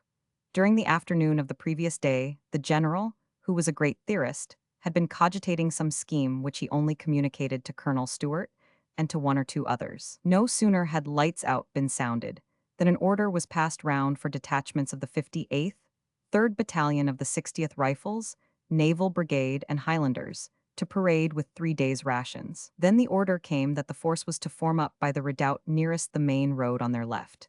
At 10, a start was made, the general and staff riding in front, with the 58th leading, followed by the 60th and the Naval Brigade in the rear.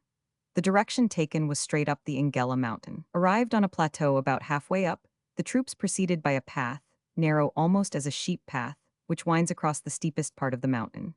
Great boulders edged the hillside, and masses of rock hung perpendicularly above the surface of the ground. One false step and the climber would have been hurled down some 30 feet, to be dashed to pieces against the stones or entangled in the bush. This march was conducted in strict silence, no voice being raised, and indeed not a breath more than was required for climbing expended. Men and officers, all were bent on the one great feat of mounting and gaining the summit. The march continued over loose stones, and boulders and obstacles multifarious, sometimes round wrong tracks, owing to mistakes of the guide, and sometimes over grass and glassy slopes, where a man could make progress merely by means of hands and knees.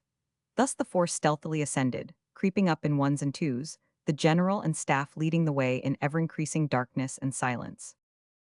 So heavy was the work of ascent that, when at last they reached the top, the troops almost dropped from exhaustion. It was this exhaustion that is said by some to have influenced the general's plans, but others declare that he was not likely so to be influenced. Instead of attempting at once to throw up a rough entrenchment, he refused to permit it, declaring that the men were already over-fatigued. A slight entrenchment might have made all the difference in the sad history of Majuba, but the general gave no orders to entrench, and thus the troops were left open to the enemy. At early dawn, on looking towards the neck, it was obvious that a large Boer force was there congregated, while at the base of the mountain was the right flank of the Dutch camp. Gazing down from the great height which had been so perseveringly gained, all hearts warmed with a glow of triumph and of anticipation. The rocket tubes and gatling would soon arrive, and then those below would be awakened to the tune of the guns. From their point of vantage, it seemed as though the British had the Boers at their mercy. The hilltop of Majuba was hollowed out basin-wise, and there seemed only a necessity to line the rim of it in the event of a rush from the enemy. But the suspicion that the Boers would creep from ridge to ridge and mount the crest never dawned on anyone. In the dense darkness, it was impossible to become acquainted with the nature of all sides of the hill, and the troops imagined them all to be equally impregnable. Mr. Carter, who was there, says that at this time some 20 Highlanders stood on the ridge watching the lights of the enemy, and pointing to the camp below them, and laughingly repeating their challenge, "Come up here, you beggars." They never imagined it would be possible for them indeed to come. He further states his belief that the reason why no entrenchments were attempted was that every staff officer on Majuba felt certain, that the Boers would never face the hill, entrenchments or no entrenchments on the summit, as long as the British soldier was there. For this almost fatuous belief in their own security, these gallant soldiers were destined to pay heavily. So soon as daylight served to show our troops standing against the skyline, the enemy began to advance at the base of the mountain.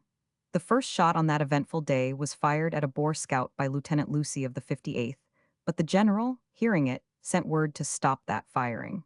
Silence again reigned, but in the meantime the Boers were crawling cautiously up the hill after leaving their horses safely under cover. About 6 a.m., they opened a steady fire, to which the British troops responded cordially. The Boer bullets, though doubling those of the British, did little damage, as the troops were partially sheltered within the basin of the hilltop. Thus the fight continued till 9, none of the officers at that time even suspecting that the enemy would venture to rush their stronghold. No one was wounded, and nothing was to be seen on any side of the hill, as the Boers kept closely under cover.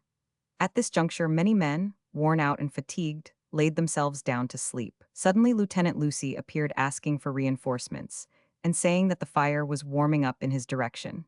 Some minutes later, the general, who was perpetually moving round the line, cool, collected, and calculating as ever, flashed a message to Mount Prospect Camp, ordering the 60th Rifles to be sent from Newcastle to his support.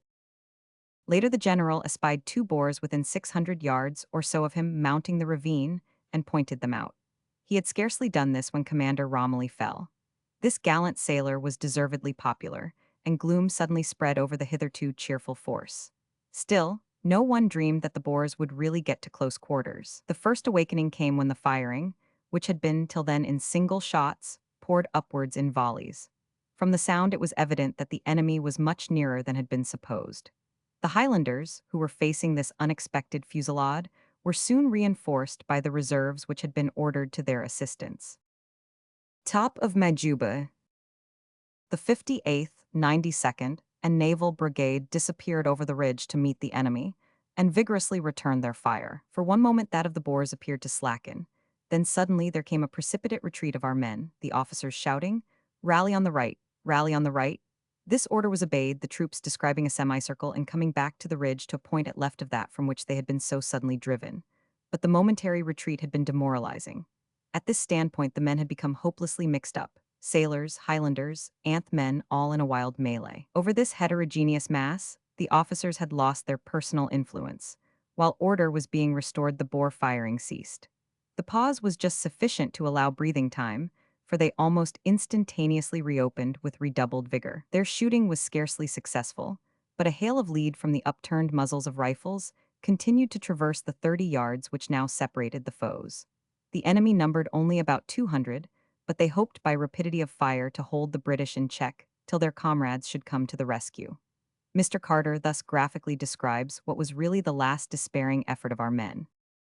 The order was given in our lines, fix bayonets, and immediately the steel rang from the scabbard of every man and flashed in the bright sunlight the next second on the muzzle of every rifle. "That's right," cheerily called Major Fraser. "Now, men of the 92nd, don't forget your bayonets," he added, with marked emphasis on the word bayonets. It was the bayonet or nothing now, and the officer's words sent quite a pleasant thrill through all. Colonel Stewart immediately added, "And the men of the 58th, and the Naval Brigade," sang out another officer, Captain MacGregor, I think. "Show them the cold steel, men. That will check them," continued Fraser, whilst volley after volley came pouring in, and volley after volley went in the direction of the enemy. But why this delay? The time we were at this point I cannot judge, except by personally recalling incidents in succession. When the bayonets rang into the rifle sockets simultaneously with the reopening of the Boers' volleys, I felt convinced that in 2 minutes that murderous fire would be silenced, and our men driving the foe helter-skelter downhill. After the bayonets had been drawn and remained fixed, our men still firing for at least 4 or 5 minutes, and no order came to charge, I changed my opinion suddenly. Here we may imagine the agony, hope, doubt, suspense, that passed like a lightning flash through the minds of all who were present. The uproar at this time grew appalling. Commands of the officers, the crash of shot, the shrieks of the wounded, all helped to aggravate the din. Boers were fast climbing the mountainsides, and the troops, worn out and almost expended, were beginning to lose the spirit of discipline that hitherto had sustained them. The officers stepped forward boldly, sword in one hand and revolver in the other, but to no purpose. Only an insignificant number of men now responded to the command. The Battle of Majuba Hill. The Battle of Majuba Hill. Drawn by R. Catton Woodville, from notes supplied by officers present. The officer to the left, with the glass in his hand, is General Colley, who, to facilitate his ascent of the hill, took off his boots, and, during the engagement, wore only socks and slippers. He, with others, is urging the soldiers to maintain their position. The Highlander with the bandage on his face was wounded, but bravely continued to fight. The Highlander on the right, apparently asleep, was shot dead while taking aim. The officer in the immediate foreground towards the right, to whom the doctor is offering a flask, is Major L.C. Singleton, of the 92nd Gordon Highlanders, who died of his wounds. The figure pressing forward on the extreme left of the picture is the special correspondent of the Standard newspaper. Mr. Carter declares that when Lieutenant Hamilton of the 92nd asked Sir George Colley's permission to charge with the bayonet, he replied, "Wait a while." Such humanity was almost inhumanity, for waiting placed at stake many lives that might have been saved. The correspondent says, evidently Sir George Colley allowed his feelings of humanity to stand in the way of the request of the young officer. We were 40 yards at the farthest from the enemy's main, attacking party. In traversing these 40 yards, our men would have been terribly mauled, no doubt, by the first volley, but the ground sloped gently to the edge of the terrace along which the enemy were lying, and the intervening space would be covered in 20 seconds. At all events, so rapidly by the survivors of the first volley that the Boers, mostly armed with the Wesley Richards cap rifle, would not have had time to reload before our men were on them. I am not sure that the first rush of the infantry would not have demoralized the enemy, and that their volley would have been less destructive than some imagined. If only a score of our men had thrust home, the enemy must have been routed. At a close-quarter conflict, what use would their empty rifles have been against the bayonets of our men, who would have had the additional advantage of the higher ground? If the bayonet charge was impracticable at that moment, then, as an offensive weapon, the bayonet is a useless one, and the sooner it is discarded as unnecessary lumber to a soldier's equipment the better. It was our last chance now, though a desperate one, because these withering volleys were laying our men prostrate, slowly in comparison with the number of shots fired, but surely, despite our shelter. Some out of the hail of bullets found exposed victims. In a few seconds our left flank, now practically undefended and perfectly open to the Boers scaling the side of the mountain in that direction, would be attacked with the same fury as our front. Looking to the spot Cameron had indicated as the one where the general stood, I saw His Excellency standing within 10 paces, directing some men to extend to the right. It was the last time I saw him alive. It is unnecessary to dwell further on the tragic events of that unlucky battle. After midday our troops retreated, and the retreat soon became a rout. At this time Sir George Colley was shot. Dismay seized all hearts, followed by panic. The British soldiers rushed helter-skelter down the precipitous steeps they had so cheerfully climbed the night before, many of them losing their lives in their efforts to escape from the ceaseless fire of the now triumphant enemy. Where Colley fell, rough cairn of stones on Majuba Hill. Where Colley fell, rough cairn of stones on Majuba Hill. Photo by Wilson, Aberdeen. Before leaving this sad subject, it may be interesting to note a Boer account of the day's doings, which is related by Mr. Writer Haggard in his useful book on the last Boer War. A couple of months after the storming of Majuba, I, together with a friend, had a conversation with a Boer, a volunteer from the Free State in the late war, and one of the detachment that stormed Majuba, who gave us a circumstantial account of the attack with the greatest willingness. He said that when it was discovered that the English had possession of the mountain, he thought that the game was up, but after a while bolder counsels prevailed, and volunteers were called for to storm the hill. Only 70 men could be found to perform the duty, of whom he was one. They started up the mountain in fear and trembling, but soon found that every shot passed over their heads and went on with greater boldness. Only 3 men, he declared, were hit on the Boer side. One was killed, one was hit in the arm, and he himself was the third, getting his face grazed by a bullet, of which he showed us the scar. He stated that the first to reach the top ridge was a boy of 12, and that as soon as the troops saw them they fled, when he said he paid them out for having nearly killed him, knocking them over one after another like bucks as they ran down the hill, adding that it was alter lecker, very nice. A complete and reliable narrative of affairs on that fateful day in the ridge below Majuba was given in the Army and Navy Gazette. It is here reproduced, as it shows the finale from the point of view of an eyewitness of one of the most lamentable fights known in British history. The correspondent says, as our mysterious march on the night of the 26th February began, two companies of the 60th Rifles, under the command of Captain C. H. Smith and R. Henley, were detached from General Colley's small column and left on the Umquela Mountain. These companies received no orders beyond that they were to remain there. The rest of the column then marched into the dark night on their unknown mission, our destination being guessed at, but not announced. The road was rough and at some places little better than a beaten track, and the men found it hard to pick their steps among the loose stones and earth mounds. But all were cheerful and ready for their work.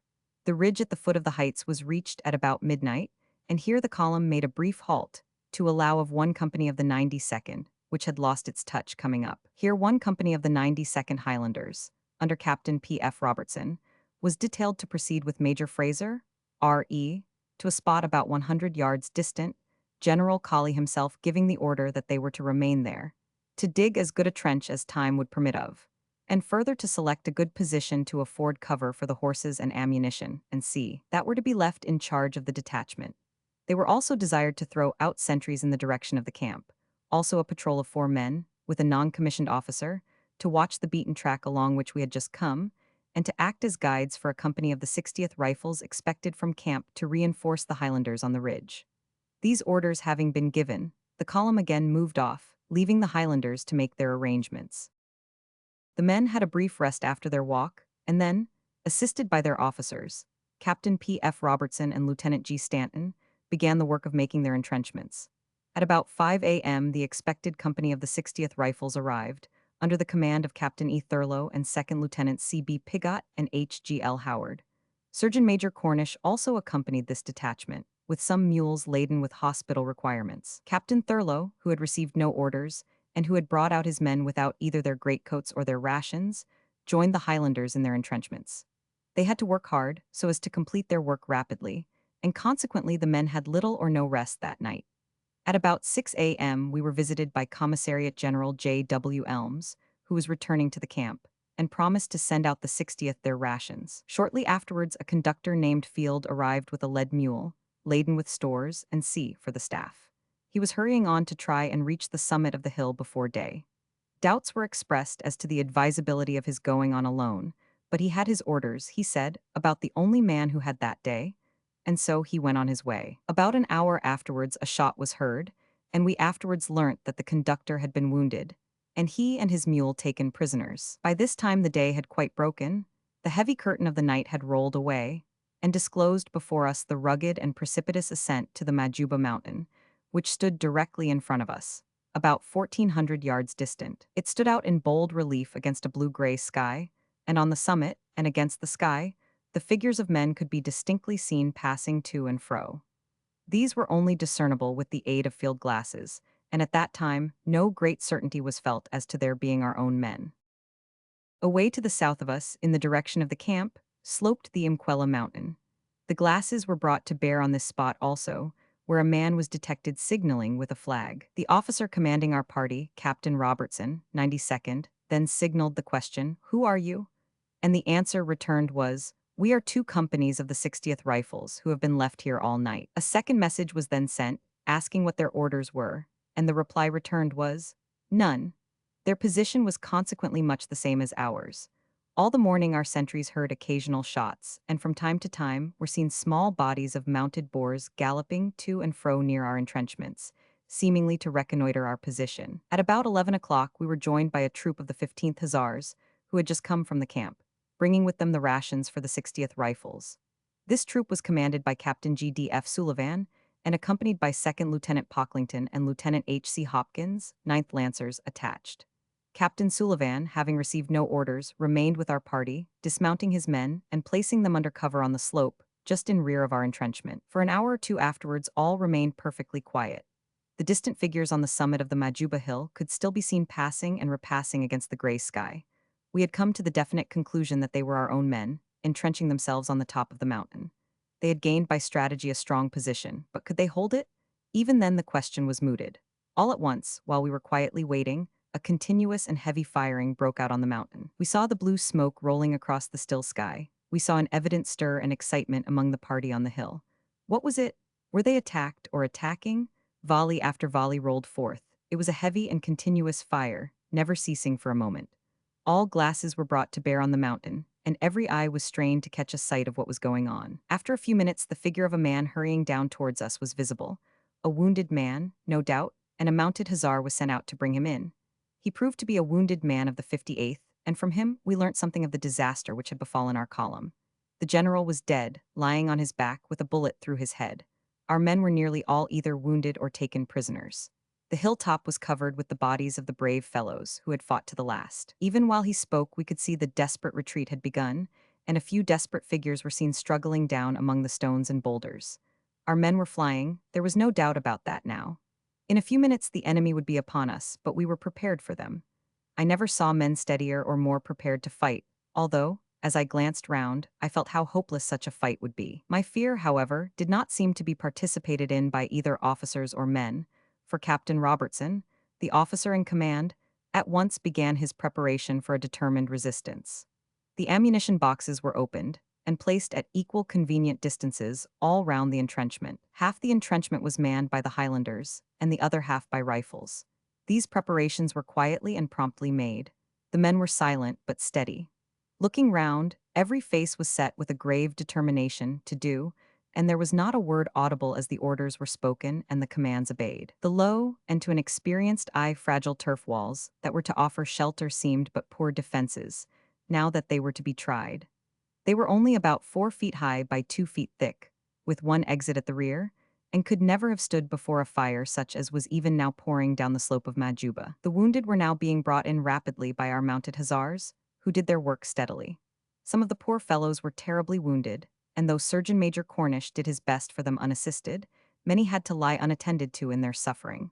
All brought the same bitter news of defeat and annihilation, not very reassuring to our little force, which was now about to take its part in the day's engagement. As suddenly as it began, the firing as suddenly ceased, and we knew that the dreadful task of clearing the heights was done, and our resistance about to begin.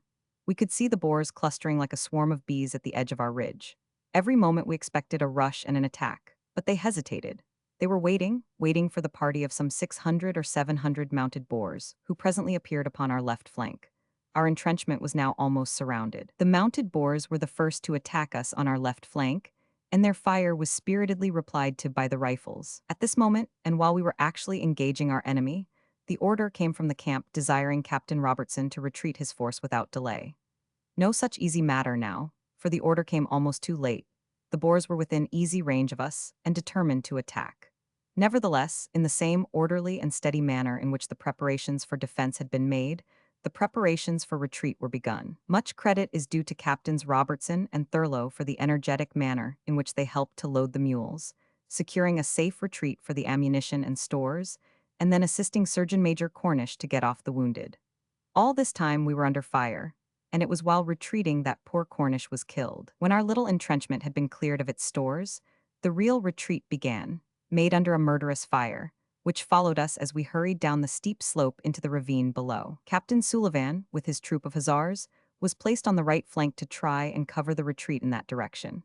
By this time the Boers had partially occupied our entrenchment, having broken down its defenses easily enough, and we had scarcely retreated down the steep slope and into the ravine before they occupied the ridge above us in hundreds, sending volley after our retreating men. It was a case now of sauve qui pute, and to me, the only marvel is how we lost so few under the circumstances. Our casualties were 4 killed, including Surgeon Major Cornish, 11 wounded, and 22 prisoners. The Highlanders suffered the most. The officers were the last to leave the ridge. I saw Captain Robertson standing on the crest of the slope, giving some final directions, just a moment before the ridge was entirely covered by the Boers, and his escape, consequently, was almost a miraculous one. I was in the ravine before I heard our artillery open fire upon the Boers. Second Lieutenant Stanton, 92nd Highlanders, was taken prisoner. We were never joined by the 2 companies of the Rifles who were left on the Umquela Mountain the night before, nor did I see them under fire at any part of the day. Thus ended our brief battle, and only those who took part in it can tell the bitterness of having to retreat, utterly routed and defeated as we were. The Siege of Pretoria. As may be remembered, Sir Owen Lanyon's proclamation announcing martial law was read, and the town handed over to the military government. Colonel Gildia, introduced by Colonel Bellairs, acted as commandant of the garrison. Major F. Messerier, R.E., was in charge of the infantry volunteers, and Captain Campbell, 94th Regiment, filled the post of provost marshal. Sympathizers with the Boers were ordered to leave the place on pain of being handed over to the provost marshal to be dealt with by military law. It was decided to evacuate the town and form two lagers, one at the camp and one between the Roman Catholic Church and the jail. In the camp, the women and children were to be placed, while the infantry volunteers garrisoned the convent lager. Within the convent, women and children were packed tightly as sardines, while the nuns turned out on errands of mercy. All night and all day, scarcely stopping to eat a mouthful, men worked, sandbagging windows and doors, building barricades and defenses of various kinds. Wagons were sent round to gather all families within the shelter of the camp. Rich and poor, good and bad, some 4,000 souls were herded together in tents for their protection. Here they remained for 3 months, enduring hardships of the most variegated and worrying kind, and loyally waiting for the relieving column that never came. Descriptions of the rations served out to each man daily are not appetizing. Bread, 11 4 lb, or biscuit 1 lb, coffee 2 3 Oz, sugar 21 2 Oz, meat 11 4 lb, tea 1 6 Oz, and salt 1 2 Oz. These were reduced as the siege proceeded. The meat was trek beef, a leathery substitute for steak, and the biscuits were veterans, having served in the Zulu and Sekukuni campaigns, and now being nothing better than a swarm of weevils. Life in Pretoria was enlivened by occasional sorties against the Boer lagers, where the enemy was supposed to number some 800 strong. The lagers were distributed at distances of 4 and 8 miles from the town, and were connected by a system of patrolling, which rendered communication from within or without almost impossible. A few messengers, natives, occasionally came into the town, but these were mostly charged with the delivery of delusive messages invented for special purposes by the Boers. There was an ever-present difficulty, that of keeping the natives in check. Many examples of Boer cruelty to these poor blacks are recorded, and they naturally shuddered at the prospect of once more being delivered over to the rule of the Sjambok. Mr. H. Shepstone, the Secretary for Native Affairs, took immense pains to keep things quiet among the various chiefs. He said he had but to lift his little finger, and the Boers would not hold the field for a couple of days. Almost every native he knew would be in arms, and by sheer weight of numbers would overpower the Boers. Several of the chiefs sheltered refugees, and Monsieur gathered his force in the hope that he would be allowed to come to the relief of Potchefstroom. Government reports regarding the loyalty of the natives were numerous, and the natives longing to come to the assistance of the British in fighting their ancient oppressors was obvious. The subsequent desertion of these people whom Great Britain had taken under her wing is one of the most grievous of the many grievous things that accrued from the exercise of British magnanimity. Sir Morrison Barlow and Sir Evelyn would both agree that the natives were British to a man.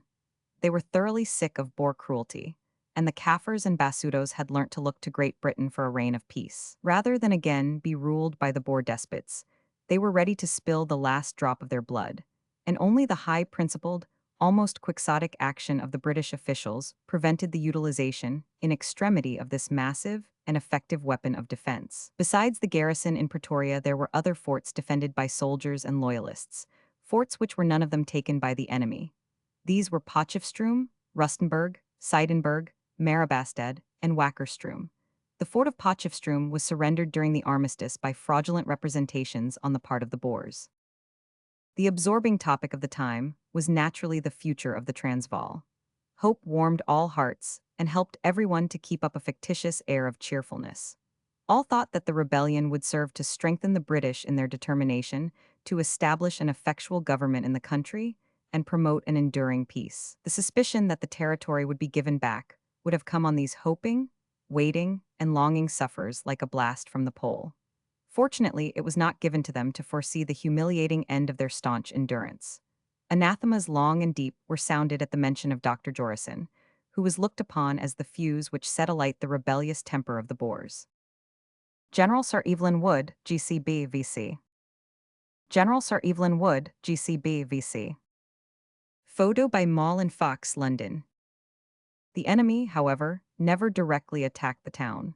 They contented themselves with attempting to steal cattle and skirmishing, and generally harassing those within. Such fights as these were mainly due to British initiative, and these were not fraught with success to us. Of this period, it is pitiful to write. British valor and endurance were exhibited to the uttermost, and many gallant actions at different sorties might be recorded.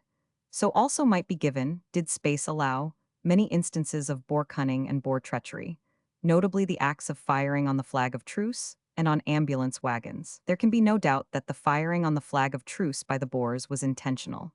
Their own explanation of the cause of this uncivilized proceeding may be taken for what it is worth.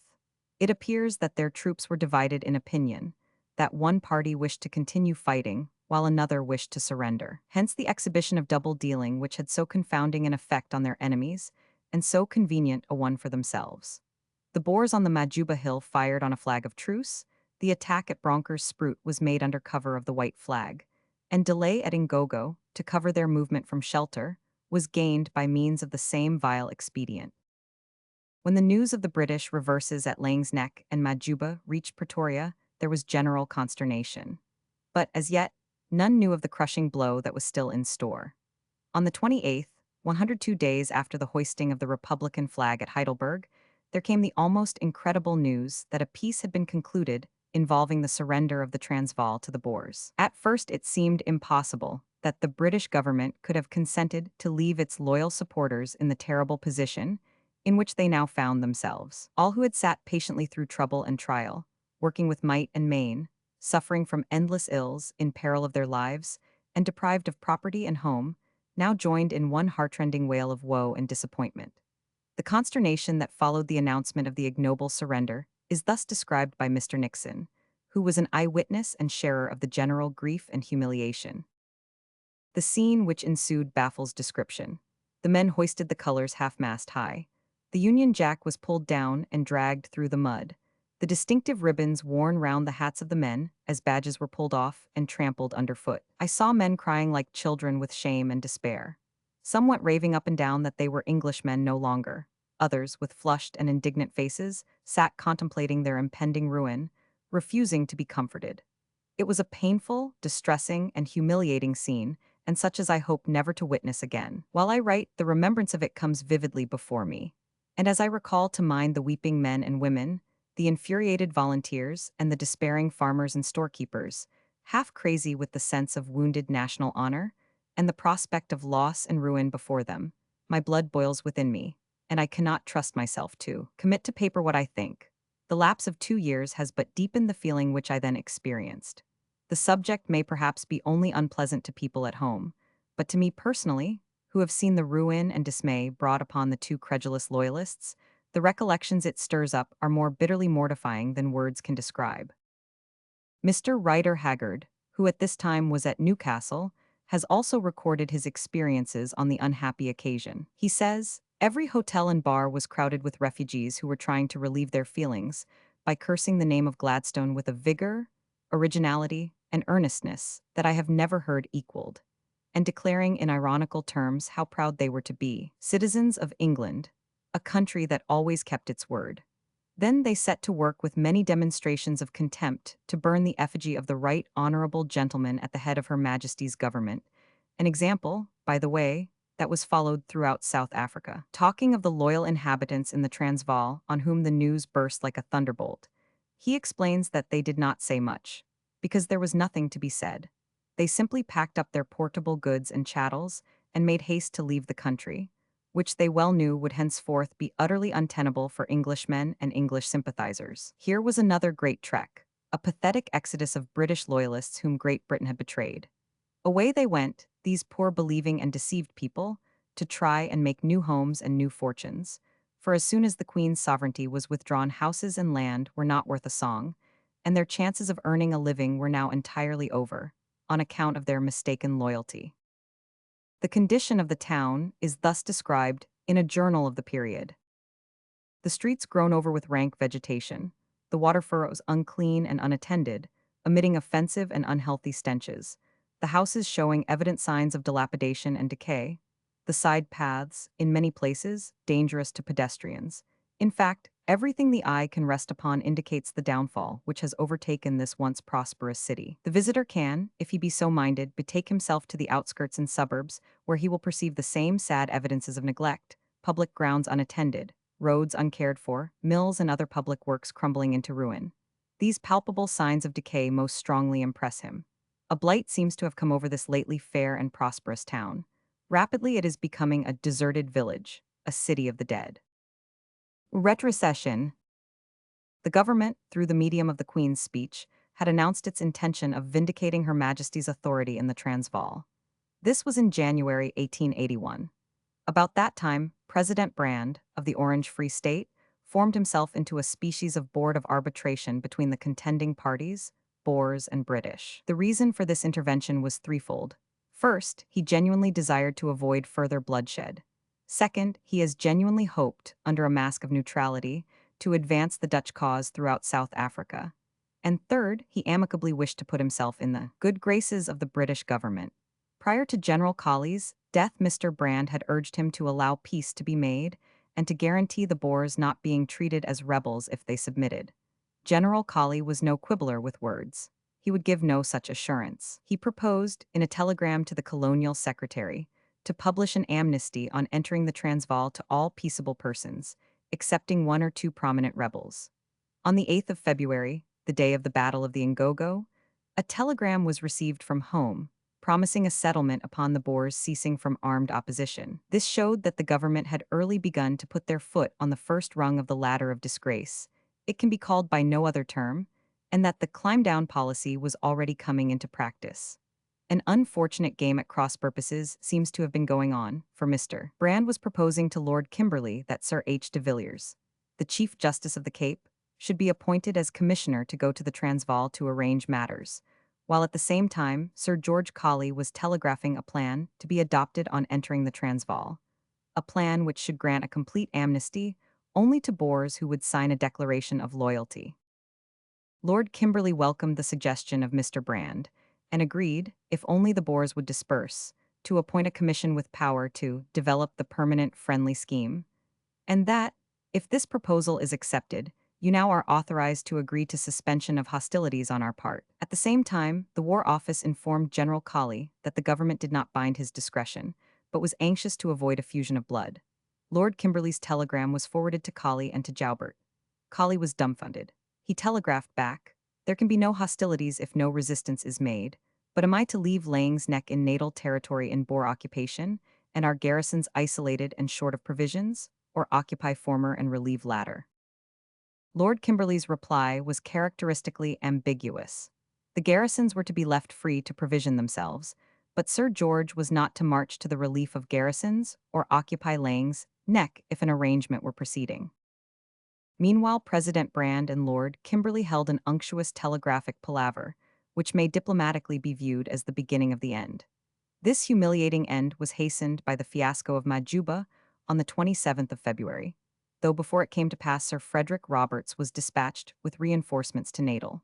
Sir Evelyn Wood assumed temporary command of the forces after Colley's death. Colonel Wood was asked by Lord Kimberley to obtain from Kruger a reply to a letter General Colley had forwarded before Majuba, requesting a reply in 48 hours. The reply, an ingenuous one, came on the 7th of March. Kruger was glad to hear that Her Majesty's government were inclined to cease hostilities and suggested a meeting on both sides. On the 12th of March, Lord Kimberley telegraphed to Sir Evelyn Wood, saying that if the Boers would desist from armed opposition, a commission would be appointed to give the Transvaal complete internal self-government under British suzerainty, with a British resident to look after the natives. The Boers at the same time made a communication. They refused to negotiate on the basis of Lord Kimberley's telegram of the 8th, as it would be tantamount to an admission that they were in the wrong. They would accept nothing short of the restoration of the Republic with a British protectorate. This the Home Government accepted, and thus the climb down was complete. On the 23rd of March 1881, Sir Evelyn Wood, under orders from the Ministry, signed a treaty on behalf of the British, while the Boer leaders did the same on behalf of their constituents. By it, the Boers engaged to accept Her Majesty as suzerain of the Transvaal, with a British resident in the capital, but to allow the Republic complete self-government to operate in 6 months' time. The suzerain was to have control over the foreign relations of the Transvaal, and a royal commission for the protection of the natives and the decision of the boundary of the Republic would be appointed. Persons guilty of acts contrary to laws of civilized warfare were to be punished, and property captured by either party was to be returned. In conclusion, it was arranged that all arms taken by the British government when they annexed the country were to be handed back. The commission appointed by Her Majesty's government consisted of Sir Hercules Robinson, who replaced Sir Bartle Frere at the Cape, Sir Henry de Villiers, now Chief Justice of Cape Colony, and Sir Evelyn Wood. President Brand was present in a neutral capacity. Though nominally under the control of the British government, its actions were pro-Boer. In justice to Sir Evelyn Wood, it is necessary to state that he did no more than obey orders laid down by his government.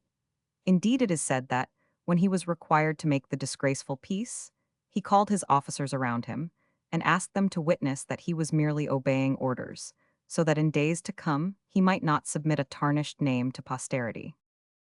Sir Frederick Roberts, on his arrival at Cape Town, was therefore informed that his services were no longer needed.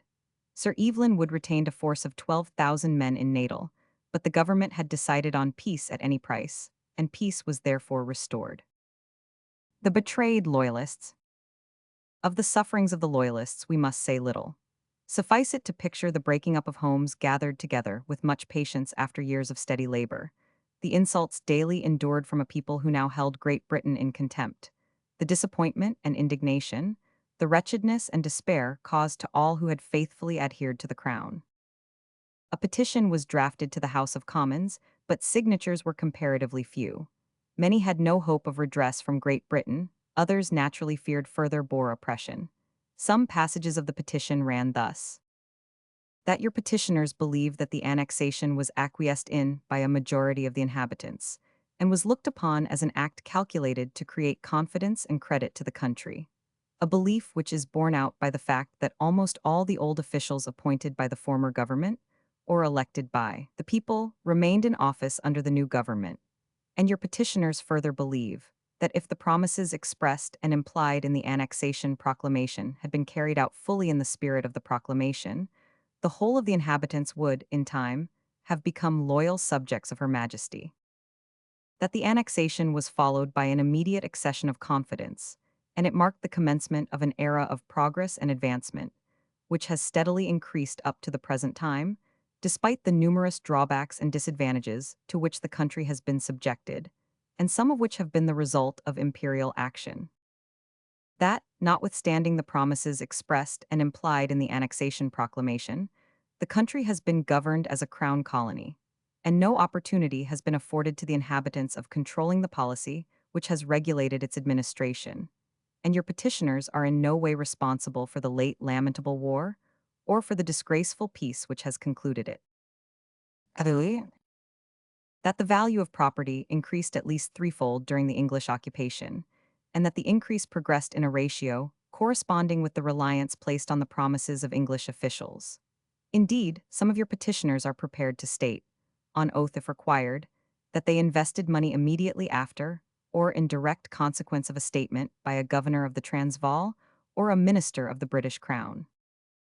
That the towns are almost exclusively inhabited by loyal subjects, and English farmers and traders are scattered all over the country.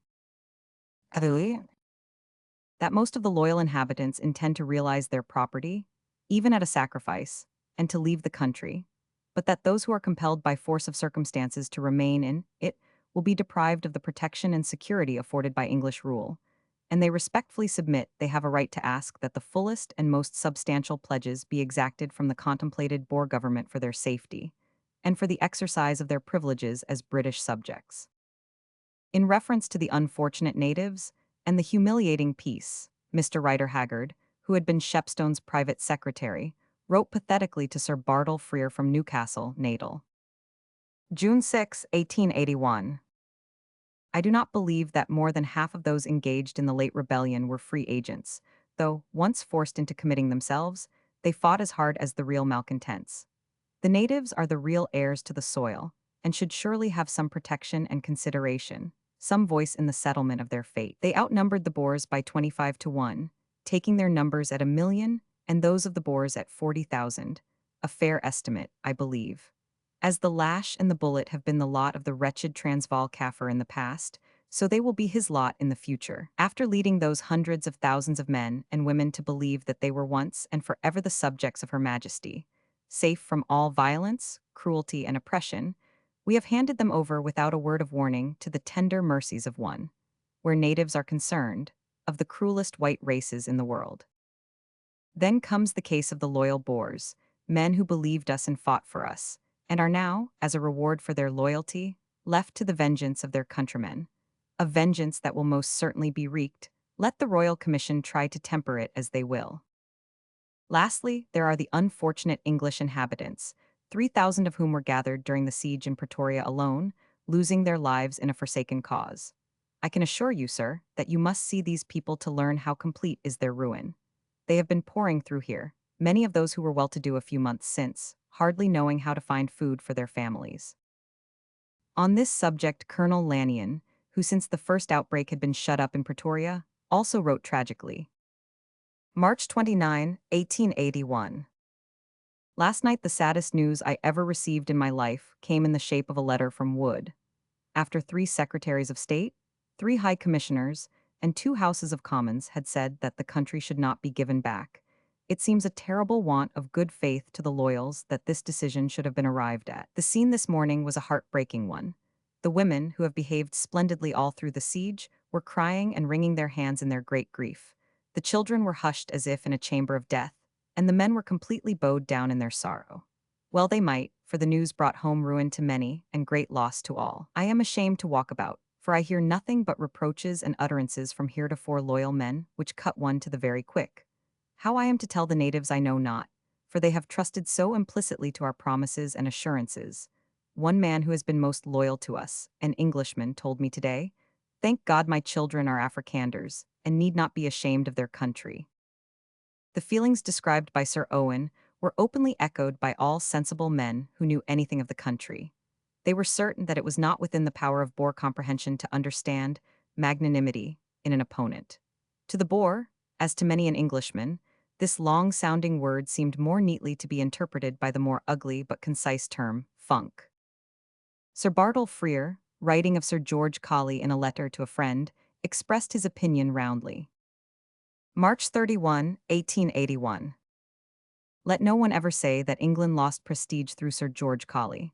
I do not like the word so much as character or conduct which create it, but no country ever lost real prestige through defeat. Nelson, wounded and repulsed at Teneriffe. Grenville, overpowered and dying on the deck of the Revenge, did as much for England's prestige as Marlborough at Blenheim or Wellington at Waterloo. Sir George Colley miscalculated his own and his enemy's strength, but he had nothing to do with disgraceful surrender, and I am sure had rather be where he now rests than sign a disgraceful peace, which is the only thing that can injure England's prestige. Mr. R. W. Murray, of the Cape Times, writing to Sir Bartle Frere, thought bitterly indeed. Ask your English statesmen, he wrote, if, in the history of the world, there was ever such a cruel desertion of a dependency by the parent state. How can England hope for loyalty from South Africans? The moral of the Gladstone lesson is that you may be anything in South Africa but loyal Englishmen. These letters, taken haphazard from volumes of correspondence on the melancholy event of the time, serve better than the words of an outsider to show the terrible position in which the magnanimity of the British ministers had placed their countrymen. One more extract, and we must pass on. Colour Sergeant and Private, the Scots Guards. Colour Sergeant and Private, the Scots Guards. Photo by Gregory and Co. London.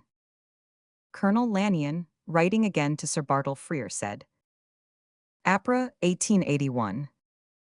The Boers are practically dictators, and have been ruling the country in a manner which is simply humiliating to Englishmen. Active persecution is going on everywhere, and consequently all that can are leaving the country. 30 families have left Pretoria alone. And 1,000 have left, having been frequently threatened because of their having been members of the executive, and those 2 poor fellows, J and H, are completely ostracized for the same reason. They are both ruined men, practically speaking, and all because they trusted to England's assurances and good faith. But hard as these cases are, I feel that the natives have had the cruelest measure meted out to them, and they feel it acutely. The most touching and heartbreaking appeals have come from some of the chiefs who live near enough to have heard the news. They ask why they have been thrown over after showing their loyalty by paying their taxes and resisting the demands made upon them by the Boers during hostilities. They point out that we stopped them from helping us, and that, had we not done so, the Boers would have been easily put down. They say that, as we so hindered their action, it is a cruel wrong for us now to hand them back to the care of a race which is more embittered against them than ever, and who have already begun to harass them because of their loyalty. These points are unanswerable, and I do not see how we can reply to them. Chapter 4. The Conventions. As may be remembered, Sir Evelyn Wood was ordered to conclude an armistice, whereby the troops that had garrisoned the Transvaal might evacuate it. In the case of Potchefstroom, the execution of this design was treacherously prevented by Commandant Cronje. This officer, after the armistice had been arranged, withheld the news from the garrison and prevented supplies from reaching the fort. As a natural consequence, he became a national hero and led the burghers against Dr. Jameson in 1895 and the forces on the western frontier in 1899.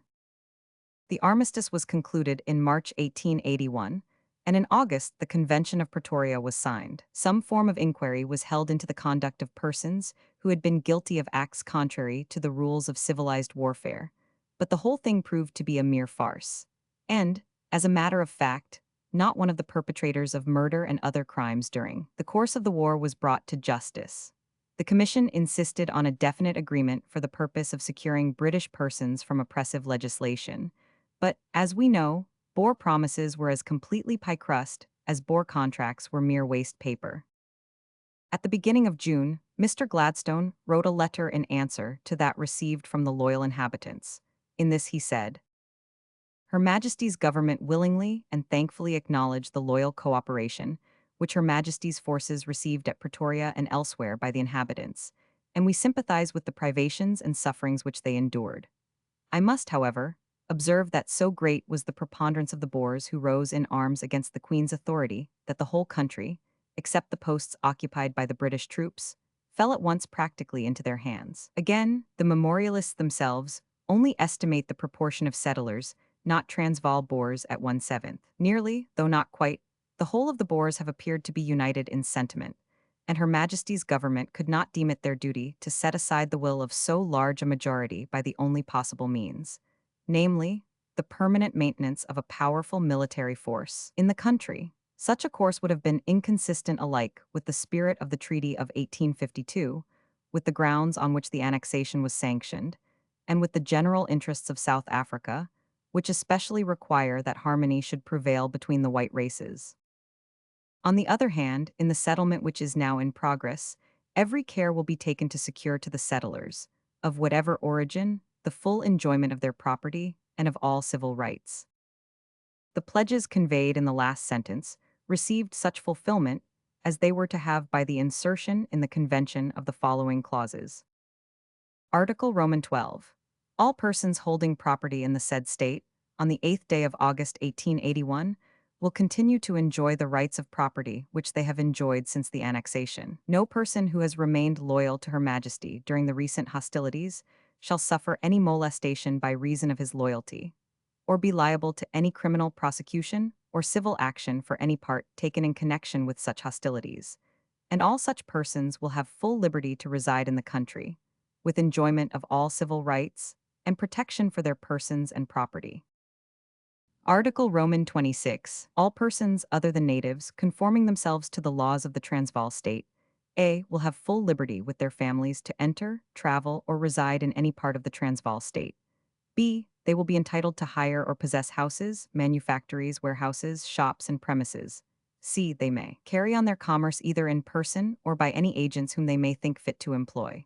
D, they will not be subject, in respect of their persons and property, or in respect of their commerce or industry, to any taxes, whether general or local, other than those which are or may be imposed upon Transvaal citizens. The Convention itself is now well known, but brief allusion to it may not be out of place. The preamble is important and runs as follows. Her Majesty's Commissioners for the Settlement of the Transvaal Territory, duly appointed as such by a commission passed under the Royal Sign Manual and Signet, bearing date the 5th Apra, do hereby undertake and guarantee, on behalf of Her Majesty, that from and after the 8th day of August 1880, one complete self-government, subject to the suzerainty of Her Majesty, her heirs and successors, will be accorded to the inhabitants of the Transvaal territory, upon the following terms and conditions, and subject to the following reservations and limitations. The new state was to be styled the Transvaal state. A British resident was appointed, and the right to move British troops through the state guaranteed. External relations were to be under British control, and intercourse with foreign powers to be carried on through Her Majesty's diplomatic and consular officers. The independence of Swaziland was guaranteed. Article 4 of the Sand River Convention, forbidding slavery, was reaffirmed in Article 16. Natives were to be allowed to acquire land and to move about the country as freely as may be consistent with the requirements of public order. Complete freedom of religion was established. Protection to loyalists was guaranteed by the triumvirate. The British resident was given wide authority in native affairs, was, in fact, constituted as an official protector of natives. The boundaries of the state were defined, and it engaged not to transgress them. The government of the country was handed over to the triumvirate, who engaged to summon a Volksraad as soon as possible. The Volksraad, when it assembled, however, was disinclined to ratify the Pretoria Convention. The burghers wanted the old Republic of the Sand River Convention and fretted at the idea that they should have agreed to acknowledge British suzerainty. This acknowledgement was made a condition of the grant of autonomy, and the British resident in Pretoria was to have large powers in the direction of native affairs. The position of the post of British resident was to be similar to that held by a British resident in one of the native states of India. Africanus, in his useful book on the Transvaal Boers, thus describes the practical difference between the status of the two officials. A resident in an Indian state, though sometimes exposed to the risk of assassination or of a general mutiny, is known by the inhabitants to have behind him the enormous military force of the Indian Empire, whereas the unhappy resident at Pretoria was given no means of enforcing any protests which he might be called upon to make. His only course was to report disobedience to the High Commissioner, and if the disobedience was not of such a character as to force the imperial government to undertake military measures, it was sure to be overlooked. Thus the resident, so far from controlling the policy of the Transvaal, was reduced to the position of council holding a watching brief. As will be seen, the interests of the Uitlanders were protected, but no provision was made by the convention for future immigrants. Mr. Kruger, whose assurances at the time were believed to be sound, had promised to place them on equal footing with the burghers as regards freedom of trade. His words were, "We make no difference as far as burgher rights are concerned. There may, perhaps, be some slight difference in the case of a young person who has come into the country, but the term young person, it was afterwards explained, had no reference to age, but to time of residence in the country."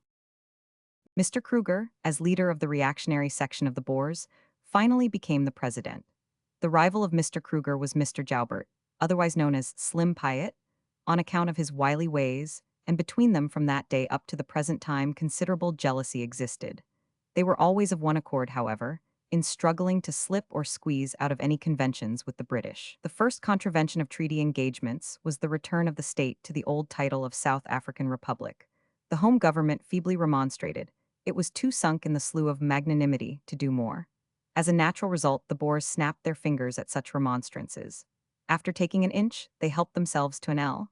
They had engaged to respect boundaries, but soon they began to lap over into Zululand and Bechuanaland. The Boer process of expansion is simple and time-honored. A case of spirits is exchanged for the right to graze on land belonging to an independent chief. The cattle graze, the master locates himself. If the intrusion is rescented, a campaign follows, and the stronger ousts the weaker. Sometimes the Boer lends his services in warfare to a petty chief, and those services are rewarded with a grant of land.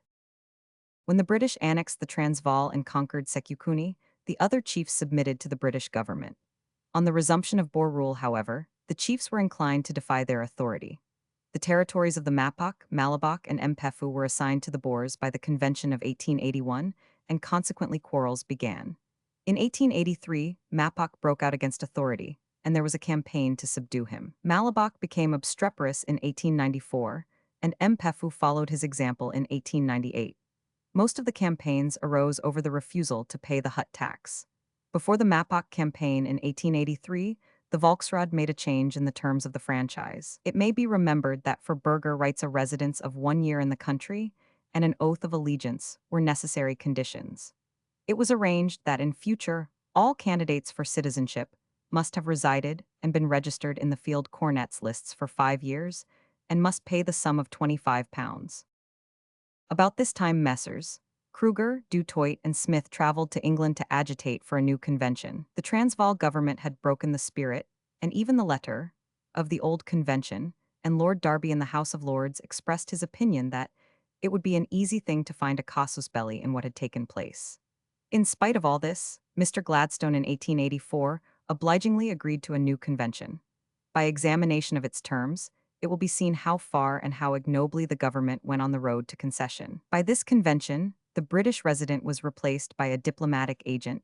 The old title of South African Republic was restored. The Republic was allowed to negotiate on its own account with foreign powers, limitations on treaty making alone being imposed. Complete freedom of religion was promised, and the Republic agreed to do its utmost to prevent any of its inhabitants from making any encroachments upon lands beyond the boundaries laid down. Article 14 will be seen to be verbally similar to Article 26 of the Pretoria Convention of 1881, only the words South African Republic being substituted for Transvaal state. Nothing was said about the preamble to the Pretoria Convention or the question of British suzerainty. The word was omitted from the new text, but it was supposed to be operative as before. Over this matter, there has been so much argument that, unless we can devote a volume to solving the convention riddle, it is best left alone. We must allow that the ambiguity of an already ambiguous ministry had here reached its climax. Certain it is that the Transvaal representatives returned to inform the Rod that the suzerainty had been abolished, and that statement they were allowed to maintain without contradiction.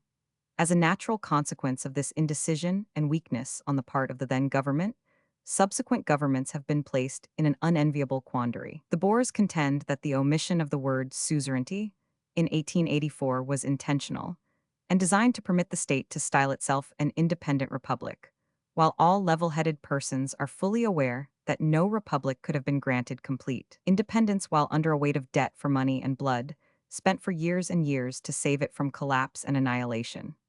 Moreover, the guarantee of independence of the Transvaal was so unmistakably a result of suzerainty that the repetition of the word was unnecessary.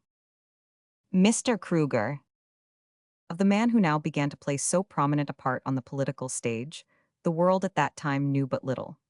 Even now opinions regarding him are many and varied, and it may be interesting to read, in close juxtaposition, sketches of his character and ways which have from time to time been drawn by those who have come in contact with him. Perhaps no more impartial sketch can be presented than that of Mr. Distant, a naturalist who visited the Transvaal about 8 years ago. He said, President Stephanus Johannes Paulus Kruger was born on the 10th October 1825 in the district of Colesberg in the Cape Colony, and is without doubt the greatest and most representative man that the Boers have yet produced. Uneducated or self-educated, he possesses a very large amount of that natural wisdom, so often denied to men of great learning and of literary cultivation. With many prejudices, he is fearless, stubborn, and resolute, and he really understands Englishmen little better than they understand him.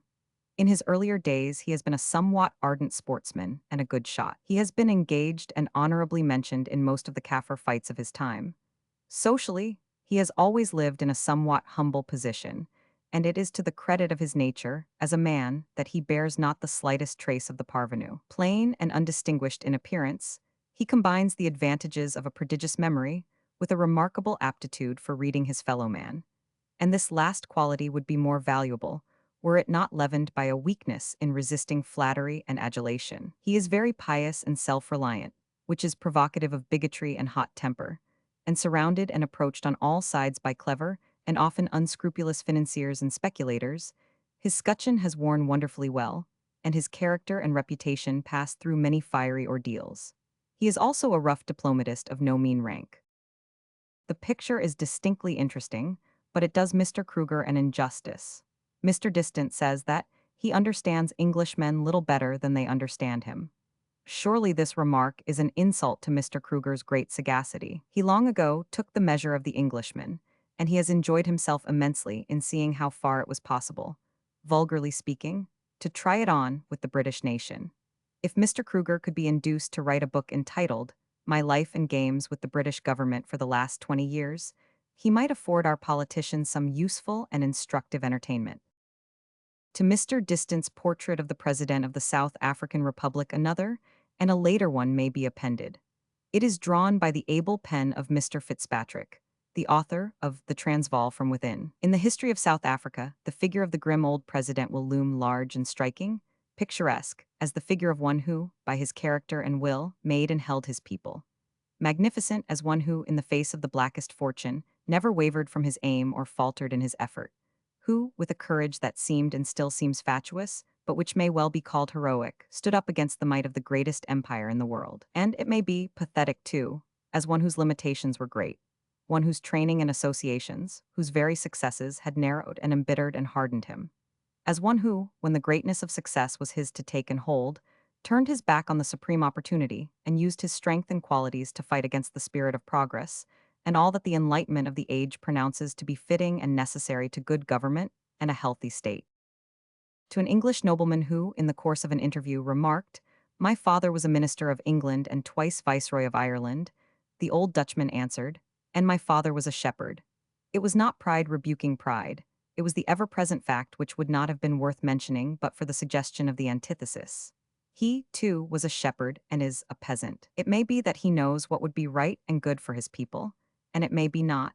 But it is sure that he realizes that to educate would be to emancipate. To broaden their views would be to break down the defenses of their prejudices. To let in the new leaven would be to spoil the old bread. To give unto all men the rights of men would be to swamp forever the party which is to him greater than the state. When one thinks of the 1 century history of this people, much is seen that accounts for their extraordinary love of isolation and their ingrained and passionate aversion to control.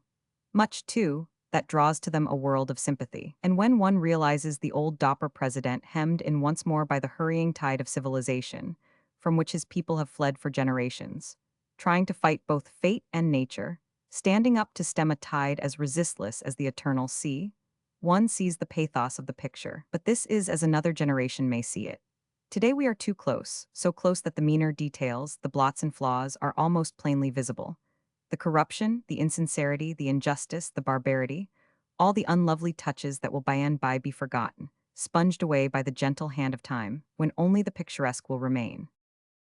Paul Kruger, President of the Transvaal Republic. Paul Kruger, President of the Transvaal Republic. Photo by Elliot and Fry, London. Mr. Fitzpatrick speaks somewhat more plainly in another place. Outside the Transvaal, Mr. Kruger has the reputation of being free from taint of corruption from which so many of his colleagues suffer.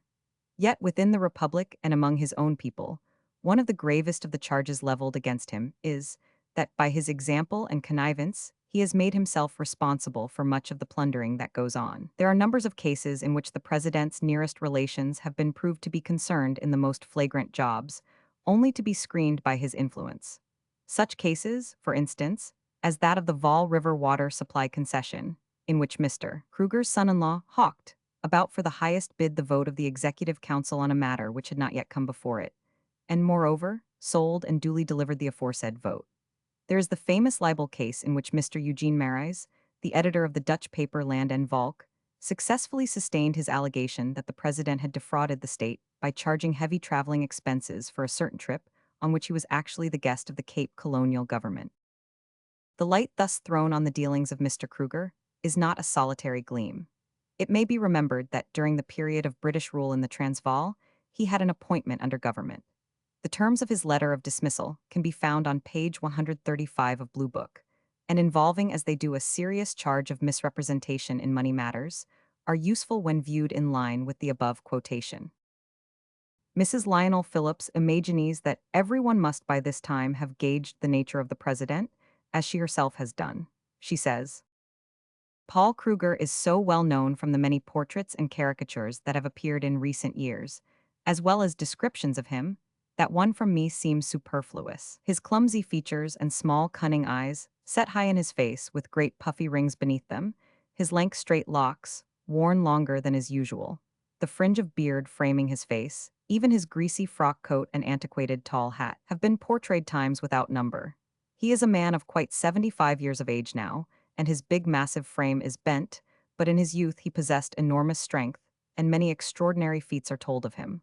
Once seen, he is not easily forgotten. He has a certain natural dignity of bearing, and I think his character is clearly to be read in his face, strength of will and cunning, with the dullness of expression one sees in peasants' faces. Manners none and customs beastly might have been a lifelike description of Kruger. The habit of constantly expectorating, which so many Boers have, he has never lost. He is quite ignorant of conversation in the ordinary acceptation of the word. He is an autocrat in all his ways, and has a habit of almost throwing short, jerky sentences at you generally allegorical in form, or partaking largely of scriptural quotations, or misquotations quite as often. Like most of the Boers, the Bible is his only literature. That book he certainly studies a good deal, and his religion is a very large part of his being, but somehow he misses the true spirit of Christianity, in that he leaves out the rudimentary qualities of charity and truth. Germans and Uitlanders. It appears that a German traveler, Herr Ernest von Weber, as long ago as 1875, had cast a loving eye on the Transvaal. He wrote, "What would not such a country, full of such inexhaustible natural treasures, become, if in course of time it was filled with German immigrants? A constant mass of German immigrants would gradually bring about a decided numerical preponderance of Germans over the Dutch population, and of itself would by degrees affect the Germanization of the country in a peaceful manner. Besides all its own natural and subterraneous treasures, the Transvaal offers to the European power, which possesses it an easy access to the immensely rich tracts of country which lie between the Limpopo, the Central African lakes and the Congo, the territory saved for England by Mr. Rhodes and the Chartered Company. It was this free unlimited room for annexation in the north, this open access to the heart of Africa, which principally impressed me with the idea, not more than 4 years ago, that Germany should try, by the acquisition of Delagoa Bay and the subsequent continual influx of German immigrants to the Transvaal, to secure the future dominion over this country, and so pave the way for a German African empire of the future. There is, at the same time, the most assured prospect that the European power, who would bring these territories under its rule, would found one of the largest and most valuable empires of the globe. And it is, therefore, on this account truly to be regretted that Germany should have quietly, and without protest, allowed the annexation of the Transvaal Republic to England, because the splendid country taken possession of and cultivated by a German race ought to be entirely one for Germany, and would, moreover, have been easily acquired, and thereby the beginning made and foundation laid of a mighty and ultimately rich Germany in the southern hemisphere. Germany ought at any price to get possession of some points on the east as well as the west coast of Africa. Part of Mr. von Weber's ambition was subsequently realized. In 1884, the introduction of Germany upon the political scene was successfully accomplished. The hoisting of the German flag at Angra Pagina was due to the unscrupulous and clever machinations of Prince Bismarck. The new German colony comprised Damaraland and Great Namaqualand, and between it and the Boer Republic lay the Kalahari Desert and Bechuanaland. Now, the Bechuana chiefs were old enemies of the Boers. A good deal of border fighting took place, and at last the Boers established their authority over a district which they christened the New Republic, and which was annexed to the Transvaal in 1888. They endeavored to capture in the same way Stellaland and Vryburg, but on this subject the British government had something to say, and for once they said it definitely. Sir Charles Warren with a military force took these districts under British protection. This expedition was resented by the Cape Dutch and their English friends, Messrs. Spriggs and Upington, who hastened to Bechuanaland to effect a settlement before the arrival of Sir Charles Warren's force. Owing to the firmness and decision of Sir Charles Warren and his supporters, Sir Charles Dilke, Mr. Chamberlain, and Mr. Mackenzie, their anti-imperialistic efforts fortunately failed. It must be remembered that in Cape Colony, the Dutch sympathies had, for the most part, been given to the Boers. Racial ties in Africa are strong, and at the time of the war, many people, not thoroughly disloyal, felt that there had been aggression on the freedom of the Republicans, and were inclined to admire the efforts of the Boers to repel that aggression. There were others, too, who believed that, owing to fear of rebellion on the part of the Cape subjects, Great Britain had been forced into chicken-hearted surrender, and this belief naturally encouraged the Cape Dutch to assume that, on emergency, the policy of the empire might be directed by threats of rebellion.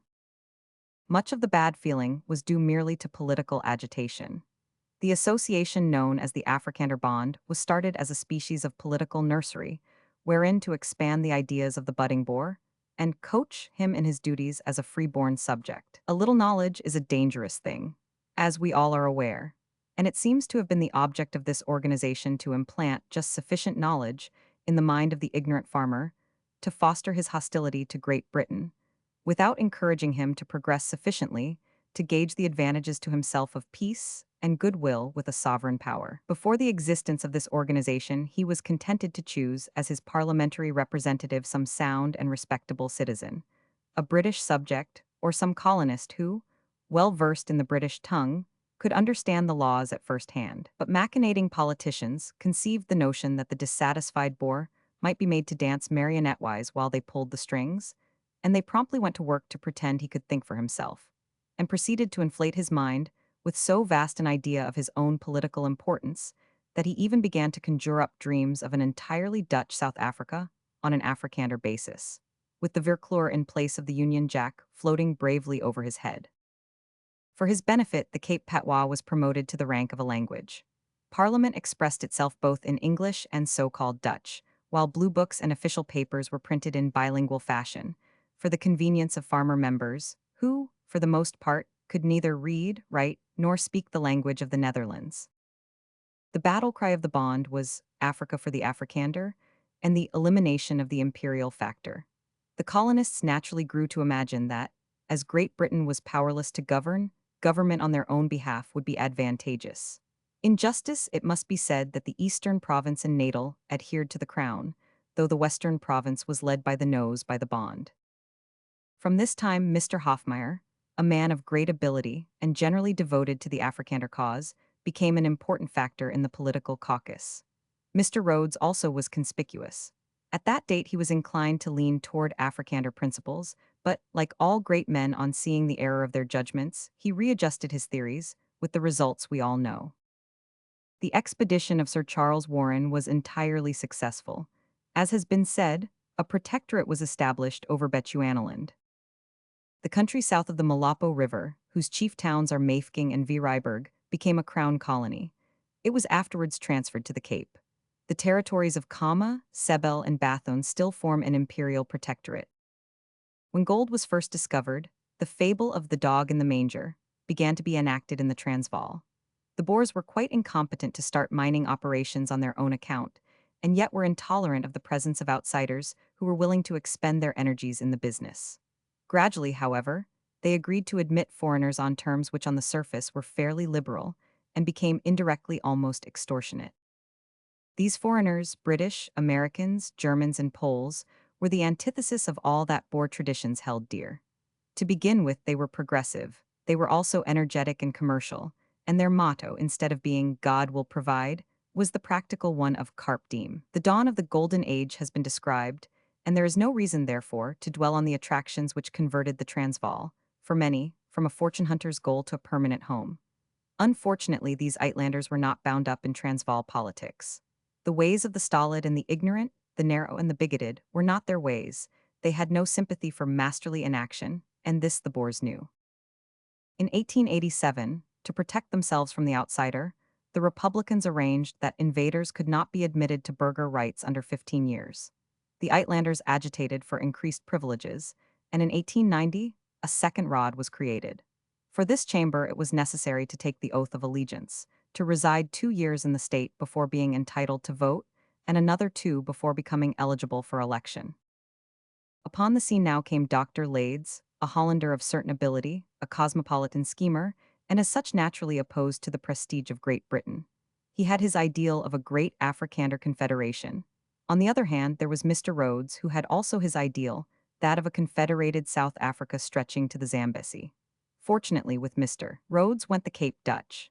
And here we may break off to consider the Colossus, as he has been called. His enemies were many. By some it was asserted that Mr. Rhodes was at heart no imperialist, by others he was declared to be merely an unscrupulous adventurer.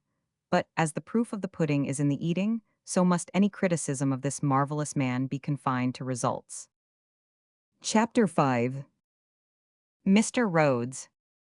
Of the chief personage in the political and financial history of South Africa, it is desirable we should know something definite, though space does not allow of any long appreciation of all he has accomplished for the advancement of the empire. The Right Hun. Cecil John Rhodes was born in 1853. He was the fourth son of the late Rev. Francis W. Rhodes, rector of Bishop Stortford. In 1871, he went to South Africa. there to join his brother Herbert, who was engaged in cotton growing in Natal. His constitution was delicate, and it was believed that a journey to the Cape would be beneficial to him. In 1872, he returned in much better health to England and entered Oriel College, Oxford. While there, he contracted a chill and found himself again under orders to return to South Africa. At that time, Herbert Rhodes had forsaken cotton growing and had become fascinated by the prospect of wealth offered by the diamond fields in the locality now known as Kimberley. The two youths joined hands, and in 1873 we find the elder brother leaving his claim in charge of the younger, the hard-working, astute, and masterful Cecil, whose name has become almost a household word. The young man, who took his degree at Oxford in the interval of his work, brought to every task he attempted an educated mind and a certain dogged obstinacy, which caused him to surmount all difficulties. He prospered amazingly. But money, instead of numbing his activities, only sharpened them, and he soon began to formulate his ideal, the utopian dream of an entirely British Africa from the Cape to the Zambesi. The Matabele War, defending a logger. The Matabele War, defending a logger. Drawing by R. Catton Woodville. His most conspicuous financial work was the De Beers Company, of which we have treated elsewhere. From one big venture he went to others more gigantic still. The famous chartered company and the splendid province of Rhodesia came virtually into existence as the result of his magnificent foresight. In 1881, in Basutoland, Mr. Rhodes, the newly elected member for Berkeley West, had the good fortune to meet General Gordon, who was struck at once by the immense ability of the young man. In character, it seems, they were the extremes that meet. These two men of equally strong personality had an antagonism of character which, clashing, gave forth a resonance that was vastly inspiriting. Gordon and Rhodes would take long walks together and discuss the affairs of nations. The general, who was as dictatorial as his associate, on several occasions severely criticized the opinions of young Rhodes. "You always contradict me," he declared. "I never met such a man for his own opinion. You think your views are always right and everyone else is wrong. You are," he went on to say, "the sort of man who never approves of anything unless you have had the organizing of it yourself." It was a new edition of the pot calling the kettle black, and afforded much amusement to onlookers. On another occasion, Gordon begged him to remain in Basutoland and work with him, but Rhodes refused. He demonstrated that his work lay in Kimberley, and there he would remain. "There are very few men in the world," argued Gordon, "to whom I would make such an offer. Very few men, I can tell you, but of course you will have your own way." Once when they were together, Gordon related to Rhodes the story of an offer of a room full of gold which had been made to him by the Chinese government after the suppression of the Taiping revolt. "What did you do?" asked Rhodes. "Refused it, of course. What would you have done?" said Gordon. "I would have taken it," answered Rhodes, "and as many more roomfuls as they would give me. It is no use for us to have big ideas if we have not got the money to carry them out." When Gordon went to Khartoum, he invited Rhodes to accompany him, but Rhodes refused.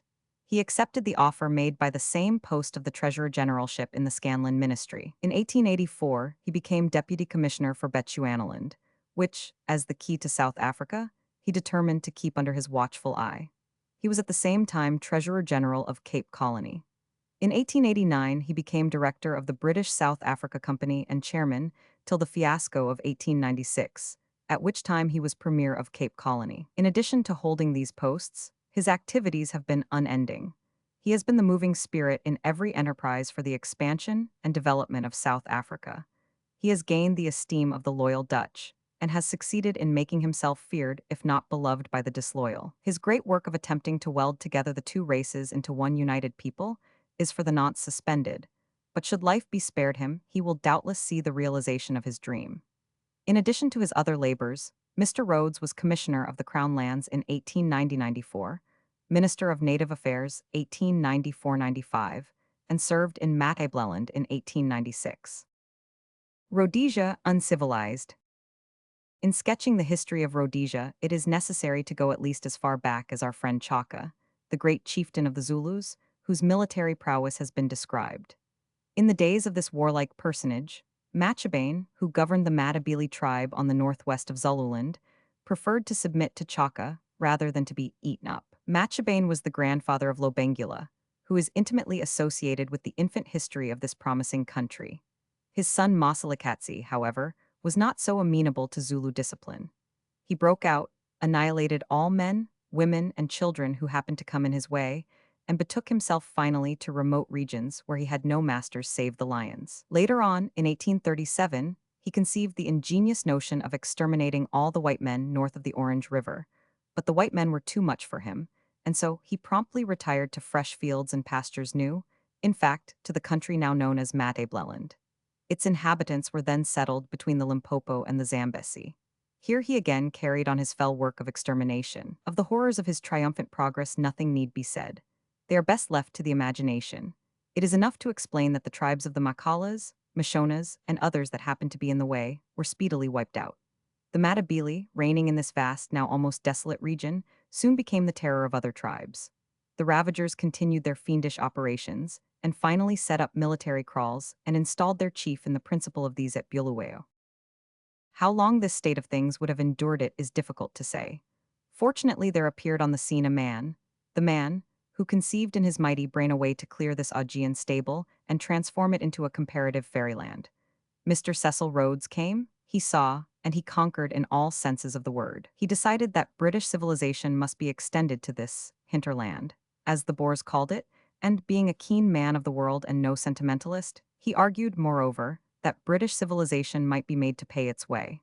The idea that Mr. Rhodes is the walking embodiment of an ideal, without personal ambition in his schemes, is as absolutely absurd as are the reverse pictures that have been painted of him. He is no angel and no ogre, Mr. Rhodes is one of nature's sovereigns, who, conscious of his power and the limitations of human life, uses every minute at his disposal to write his name large in the records of his country. And, since his name is large, he wants as a natural consequence a large and clear area to write it in, and that area he means to have. Map of Matabeleland. Matabeleland. Now, Mr. Rhodes had decided that the British were the best administrators of South Africa, and that if the British shirked the task, it would be undertaken by some other nation. He saw the key to South Africa in his hands. He saw the Boer overspreading his borders. He saw Germans and Portuguese intriguing for footholds. There was but one course open, and he followed it. On the 30th of November 1888, Lobengula, the chief of the Matabele, signed a document giving the British the right to search for and extract minerals in his territory. Upon that, the British South Africa Company was started. In 1889, a charter was granted by the imperial government. The company was created with a capital of 1 million sterling. There were 8 directors, 3 appointed by the Crown, and 5 elected by the shareholders. Mr. Cecil Rhodes occupied the position of managing director. In a brief space of time, the wildernesses and the forests were traversed, roads were made, and a strong protective force installed in the country. Dr. Jameson was appointed administrator at Salisbury. A railroad was planned and forts were built. These were occupied by the company's police. While the pioneers were at work prospecting for gold and improving the country in all manner of ways, Lobengula became cantankerous. It must be remembered that he suffered from gout, for which he was treated by Dr. Jameson. Now, Lobengula without gout was sufficiently savage to cause much apprehension. With it is impossible to describe the nature of the alarm he must have occasioned. He fell out first with the Mashonas for trivial reasons, and murders were committed. Dr. Jameson then came to the conclusion that, if the place was to be held at all, Lobengula must be crushed. More commotions followed. The Matabeles and Mashona tribes between them contrived to render the country uninhabitable. The peaceable Europeans would stand it no longer. The Matabele War ensued. The High Commissioner gave Dr. Jameson permission to protect the country, and the forces advanced in 2 columns upon Bulawayo. Major Patrick Forbes acted as commander-in-chief, with Major Allen Wilson as next in command. This column, with guns, baggage, and attendant blacks, who assisted as camp followers, kept as much as possible to open country to avoid surprise. They marched from the Iron Mine Hill at the source of the Takwi River. The second column, commanded by Colonel Gould Adams, was composed in equal numbers of Bechuanaland police and South Africa Company's mounted men. In all, they numbered about 450. It was accompanied by some 1,500 Bamangwats under their chief. With Major Forbes' column were Dr. Jameson, Sir John Willoughby, and Bishop Knight Bruce. The advance was carefully managed. The column destroyed all military kraals in its line of march, skirmishing at times, but cautiously providing against attacks of the enemy. One of these attacks took place while the force was in Lager, on the 25th of October. A Matabele army, 5,000 strong, made 3 savage onslaughts but were driven back on each occasion with heavy loss. The column still continued to advance, and Lobengula, hearing of its victory and approach, sent forth to meet it a company of pure Zulus, the flower of his army. The Mbezu and Ngubo in front of the Matabele army then approached the laager that was being formed near the source of the Mbembesi River. They advanced with all their accustomed dash, and a warlike intrepidity worthy of Chaka, their renowned ancestor. But they could make no stand against the Maxim and machine guns, and in a few hours all was over. Lobengula's day was practically done. On hearing of the victory, he set fire to his kraal himself and fled towards the Zambesi, leaving his magazine, whenever the flames should reach it, to explode with ferocious uproar. In November 1893, the chartered company's force came into possession of the smoking, deserted region. Messengers were sent in search of the chief. Lobengula was courteously advised to surrender. His personal safety was assured to him by Dr. Jameson, but he refused to listen. Efforts were then made to capture him. After a long and fatiguing march, news was brought in that Lobengula's wagons had been seen on the road the day before. Major Wilson, with a well-mounted party, went off to follow the spoor, being advised to return before dark. This he did not do. He remained for the night beyond the Shangani River and by daylight reached the wagons of the chief. Lobengula's followers immediately attacked the small company of 34 Europeans, which was speedily annihilated. Some of these might have escaped, but they preferred, though largely outnumbered, to fight side by side with their comrades till the last. Very little remains to be told. Lobengula endeavored to arrange terms with the British force, but his messengers and money never reached their destination. Babiane and 4 other Indunas, followed after a few days by others, came to inquire what terms of peace would be granted. They were required to surrender their arms before returning to their kraals, which they did with alacrity. Most of the natives followed their example, being well satisfied with British rule. The death of Lobengula, of fever and gout, in January 1894 put an end to further complications. Rhodesia civilized. So far we have seen the establishment of the British in a hitherto absolutely savage arena. It may be interesting to hear what travelers have had to say regarding the region that has recently become our own. Its present aspect, and its prospects for the future, are best learnt from authorities who have personally inspected the place. Mr. Charles Boyd discourses thus on the subject.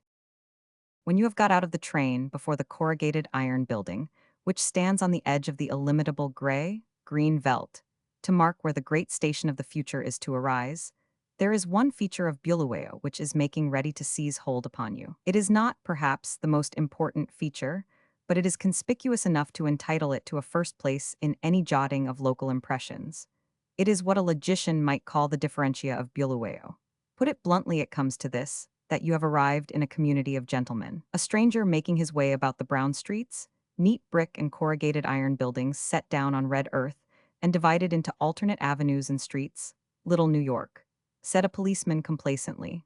A stranger pauses to ask himself if he dreams or if the household brigade, the bachelors' club, and the foreign office have depleted themselves of their members and sent them, disguised in broad-brimmed hats and riding breeches, to hold the capital of Matabeleland. Young men of the most eligible sort are everywhere. Some of them are manifestly youthful, others are well on in the 30s, there is even a sprinkling of men of years. But the mass of the population presents the same aspect of physical fitness, that indefinable something besides, which is perhaps not to be expressed save under the single head of race. In fact, our authority asserts that nowhere can be found a healthier, shrewder, or friendlier set of men. He believes in them, and in the discipline that has toughened them to meet the real needs of life and kept them alive to a sense of their political and social importance. He says, Bulawayo now possesses a population of 5,000, a mayor and corporation, daily and weekly papers, and several public buildings, including banks, clubs, and an hospital built as a memorial to Major Wilson. The rapid increase in the value of land at Bulawayo is shown by the fact that whilst in 1894 the average price of a town stand was £103, in 1897 it had advanced to £345. By the opening of the railway, in November 1897, it is placed in direct communication with Cape Town, and a still greater increase in value may be anticipated. To the memory of brave men, the last stand of Major Wilson on the Shangani River, 1893. To the memory of brave men. The Last Stand of Major Wilson on the Shangani River, 1893. Painting by Alan Stewart. Reproduced by special arrangement with the Fine Art Society, London. Things in Rhodesia are as yet expensive, but Mr. Boyd thinks that railroads will have a cheapening influence. He quotes some present prices, which would make the hair of a Londoner stand on end. Imagine the feelings of the comfortable Cockney who found himself face to face with a breakfast bill for 9 shillings. For this modest sum, Mr. Boyd was supplied with tea, ham, eggs, marmalade, and toast. In fact, the little commonplace things that we have come to consider as the natural fixtures of the metropolitan table. Of the library, whose foundation stone was laid by Sir Alfred Milner, he speaks in highly favorable terms. He says that in laying the foundation stone, no one seemed more keenly impressed than the High Commissioner himself. He prophesied the foundation of a rich university at Bulawayo to replace that other and easy one which a library is avowed to supply. At this someone smiled, but Sir Alfred rebuked him for the frivolity. He had seen enough, Sir Alfred declared, of the temper of this place, to believe a university at Bulawayo to be a consummation neither fanciful nor impossible. In regard to the agrestic qualities of this new district, Mr. H. Marshall Hole has spoken at some length in an article which appeared in an issue of Colonia, a magazine published by the Colonial College, Hollesley Bay, Suffolk. He declares that the great advantage of Rhodesia as an agricultural country is the facility with which irrigation can be carried on. The conformation of the land is undulating, and even the so-called flats are intersected in all directions by valleys, each of which possesses its watercourse, so that by the simple expedient of throwing a dam across these valleys, water may be stored and led onto the adjacent fields as required. The soil is in all parts naturally fertile, but the farmer sometimes has great difficulty in reducing it to a proper state for cultivation, owing to the roots and growth which must be exterminated before the seed is sown. The strongest plows and the most careful harrowing are required for this work. Otherwise, the settler will have to face the annoyance and delay of broken plowshares and the disaster of a crop choked by tangle grass and weeds. The crops to which farmers have hitherto most devoted themselves in Rhodesia are mealies, maize, and forage, oat hay. These find a ready market at all times, as they form the staple food of horses. The next most popular crop is potatoes, which do well, are not liable to disease, and are in so great request that they sometimes fetch ones 6d, and seldom fall below 3d, per pound in the market. All kinds of English vegetables prosper with very little trouble, beyond careful watering in dry weather, and weeding during the rains. But, for some unexplained reason, vegetable culture is left almost entirely to the coolies or Indians, who, despite their very primitive methods of irrigation and tillage, make immense profits thereby. Further on, he says that farms of about 3,000 acres may be bought at from £250 to £2,000, according to their situation as regards neighboring towns, or the extent of cultivation done on them. And while the farmer will not derive much more than a bare subsistence for the first year or two, he may, by combining dairy farming and timber cutting with his more extensive operations, make both ends meet at any rate, and enhance the value of his land without being out of pocket. One with a small capital has, of course, a better chance of immediate profit, and such an one would do well to join some established and experienced man in partnership, or as a pupil, in order to learn something of the business before entering it finally. His advice to adventurous youth is, by all means go, if you can manage to put together enough money to pay your passage and to keep yourself for 2 or 3 months after your arrival. Of the towns he speaks appreciatively. We have buildings of a very substantial type, built for the most part of brick. There are blocks of rooms which form bachelor diggings for single men and small but comfortable suburban houses for families, while the railways on the east and west afford facilities for the importation of excellent furniture. 8 years ago, it was so difficult to obtain furniture that every little packing case was carefully treasured, its nails drawn out and straightened, and its boards converted into tables, stools, and shelves.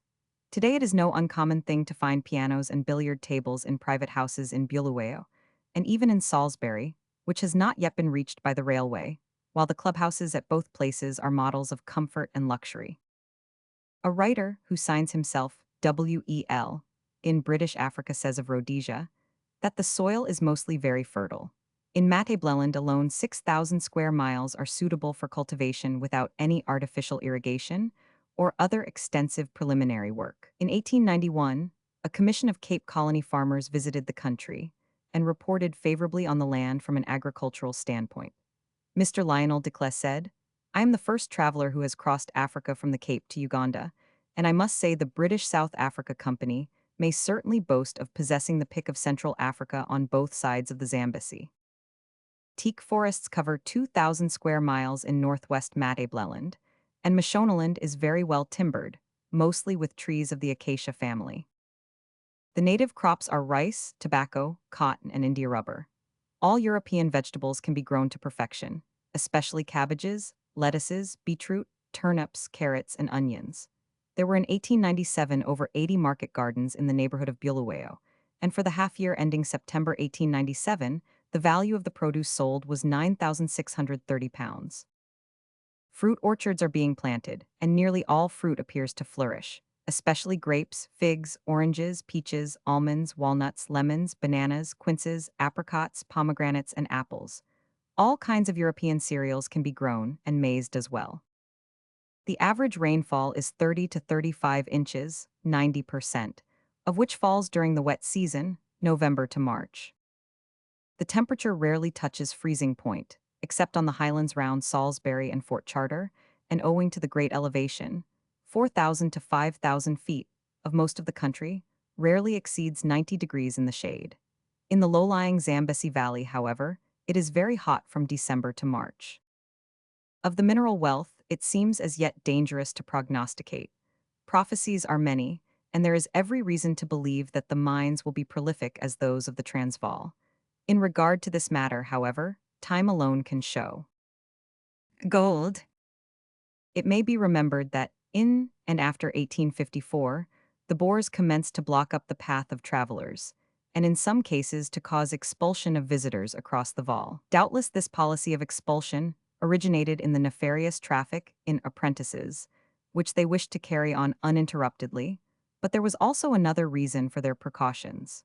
Stray discoveries of gold had been made from time to time, and gold prospectors began to take an uncomfortable interest in the district. Now the Boers had no desire to open up their country to the mining population, or to run any risks which might interfere with their hardly won independence. After the discoveries of the German explorer Manch, however, they were unable entirely to resist invasion. The ears of the public were tickled. The hint of nuggets in the Transvaal naturally drew thither a horde of adventurous Europeans who would not be denied. The first immigrants betook themselves to Barberton, and some 3 or 4 years later to the Witwatersrand. These appear mostly to have been Scotsmen, for President Burgers christened the earliest goldfields Mac Mac, in consequence of the names of the invaders. Miners and speculators of all kinds commenced to pour into those districts, some to make a fortune as quickly as possible, and rush off to spend it elsewhere, others to settle themselves in the country and develop schemes for financial outlay, profitable alike to themselves and to the land of their adoption. Now these permanent visitors were scarcely appreciated by the Boers. They foresaw the alien transformed into the citizen and objected to him. The power which they had acquired, both by long years of hardship and long hours of scheming, they wished to keep entirely in their own hands. With the arrival of further settlers, they feared this independence would be materially weakened. In order that further possible citizens might not be attracted to the Transvaal, the Volksraad passed a law calculated to damp their ardor. This law imposed on all candidates for the franchise a residence of 5 years, to be accompanied by register on the field cornet's books, and a payment of £25 on admission to the rights of citizenship. The first discoverers of the great goldfield are reported to be the brothers Strubin, owing to whose perseverance and patience the Witwatersrand became the El Dorado of speculators' dreams. In 1886, this locality was declared a public goldfield by formal proclamation, and the South African Golden Age began. In a little while, the regions north of the Limpopo began to be investigated, and each in their turn to yield up their treasures. In 1888, a concession to work mineral upon his territory was obtained from Lobengula, the Matabele king. A year later, the British South Africa Company was founded. The company having obtained its charter, no time was lost. In 1890, we find the now noted pioneer expedition plying its activities in Mashonaland. Mr. Basil Worsfold, in a most instructive article in the Fortnightly Review, affords an excellent insight into the energy that characterized the company's proceedings. In the space of 3 months, a row of miles in length was cut through jungle and swamp, and a series of forts was erected and garrisoned by the company's forces. After the Matabele War, which occupied the closing months of 1893, the prospecting and mining for gold was commenced in Matabele, as well as in Mashonaland. And at the present time, Bulawayo, Lobengula's Kraal, has become the chief center of the industry. These operations were checked by the revolt of the Matabele and Mashona in 1896, but since that period gold mining has been steadily progressing. The Bulawayo yield for December 1898 amounted to 62.58 Aus, while that of the 4 last months, September to December, of the same year was 18,084 Aus, of the value of about £70,000. A Matabele raid in Mashonaland. A Matabele raid in Mashonaland. Drawn by W. Small, from sketches by A. R. Kalkwahown, first administrator of Mashonaland. The other fields which yield gold are the Transvaal, Lydenburg, and De Kopp fields, and the Klerksdorp and Potchefstroom fields. The output of these fields continues to grow apace, but how much longer the growth will be maintained is uncertain. The opinion of Mr. Hamilton Smith, who wrote to the Times on the subject in 1895, is worth consideration. Says, in 1894 the value of the Rant gold bullion was £7 million, and this without any increase from the new deep-level mines. These latter will become fairly productive in 1897, so for that year a produce of fully £10 million can be fairly expected. Judging from present appearances, the maximum product of the Rant will be reached about the end of the present century, when it will probably exceed £12,500,000 per annum. It is interesting to find that Mr. Smith's maximum figure was already exceeded in the year 1898, when the total yield of gold was 4,295,602 Aus, valued at £15,250,000. The following table, based on Mr. H. Smith's and Dr. Soetbeer's estimates, affords us an opportunity for comparing the South African output with that of other countries, and the world's present supply with that of former years. Gold output for 1894, world's output. Value from average annual value. United States 9,001,700 to 1,859, £2 million. Australasia 8,001,850 to 1,975, £25 million. South Africa 7,001,875 to 1,890, £20 million. Russia 1892, 4,001,894, 1 year only, 36 million. Of the stimulus given to railway construction by the establishment of the gold industry, Mr. Worsfold speaks with authority. He says, today Johannesburg, built on land which in 1886 was part of an absolutely barren waste, is approached by 3 distinct lines, which connect it directly with the 4 chief ports of South Africa: Delagoa Bay, Durban, Port Elizabeth, and Cape Town. Of these lines, the earliest, which traverses the Free State from end to end and links the Rant with the Cape Colony, was not opened until July 1892.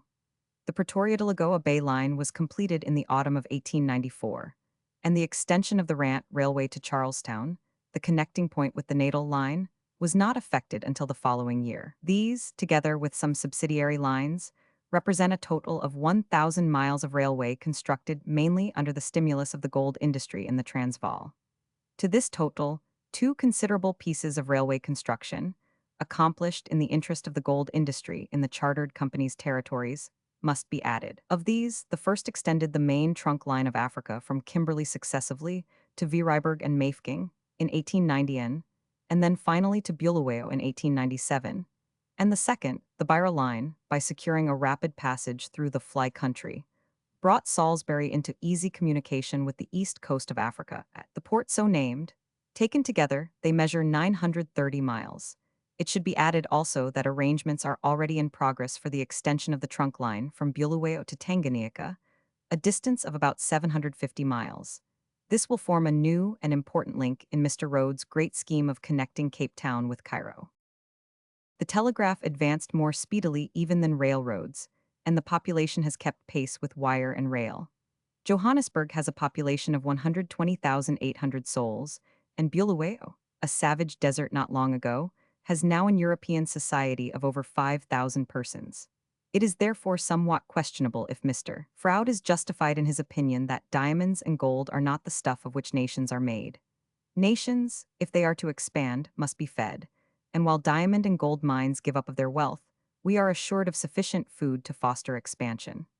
That done, it remains merely with the government of the flourishing nation to decide whether its work shall be little or large. It is curious to note that in spite of the disturbance in the Transvaal, the mines continued to maintain their position, with the result that the gold output from the rant for July shows a considerable increase upon previous months. According to the official figures received from the Chamber of Mines, the returns were as follows: 456,474 Oz for the Witwatersrand district, 22,019 Oz for the outside district, 478,493 Oz.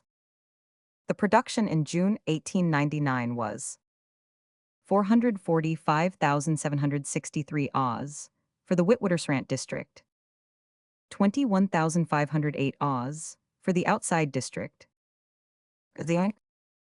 in a 271 Oz. And in July 1898, 359,343 Oz for the Witwatersrand district, 22,663 Oz for the outside district, in a 6 Oz.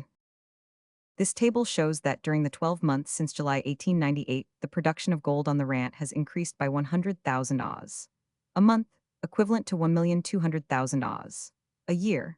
It will be found that, if these returns are compared with the estimates made by competent authorities, the actual output is far in excess of all estimates. Following is the gold output table, Transvaal, to July 1899.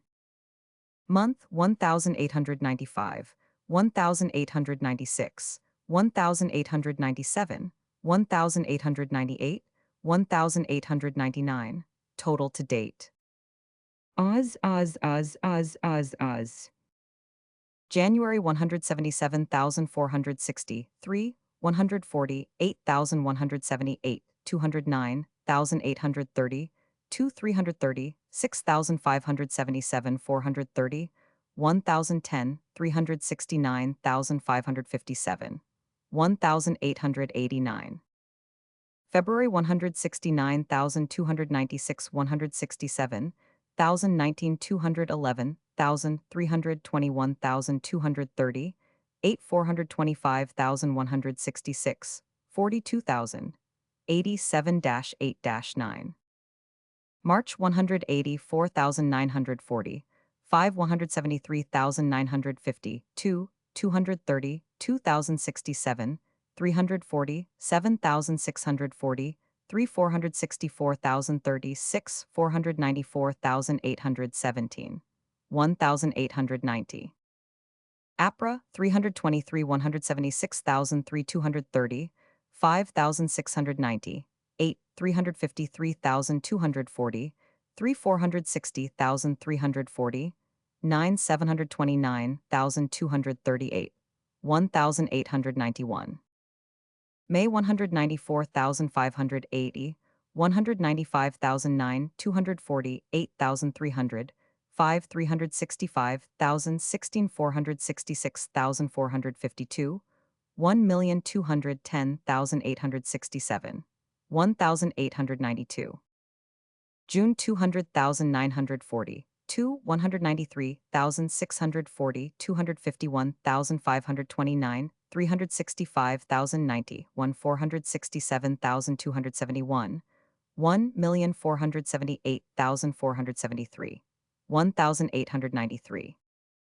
July 199,453, 203,874, 240, 2,479, 380, 2,478,493, 2,024,163, 1,894.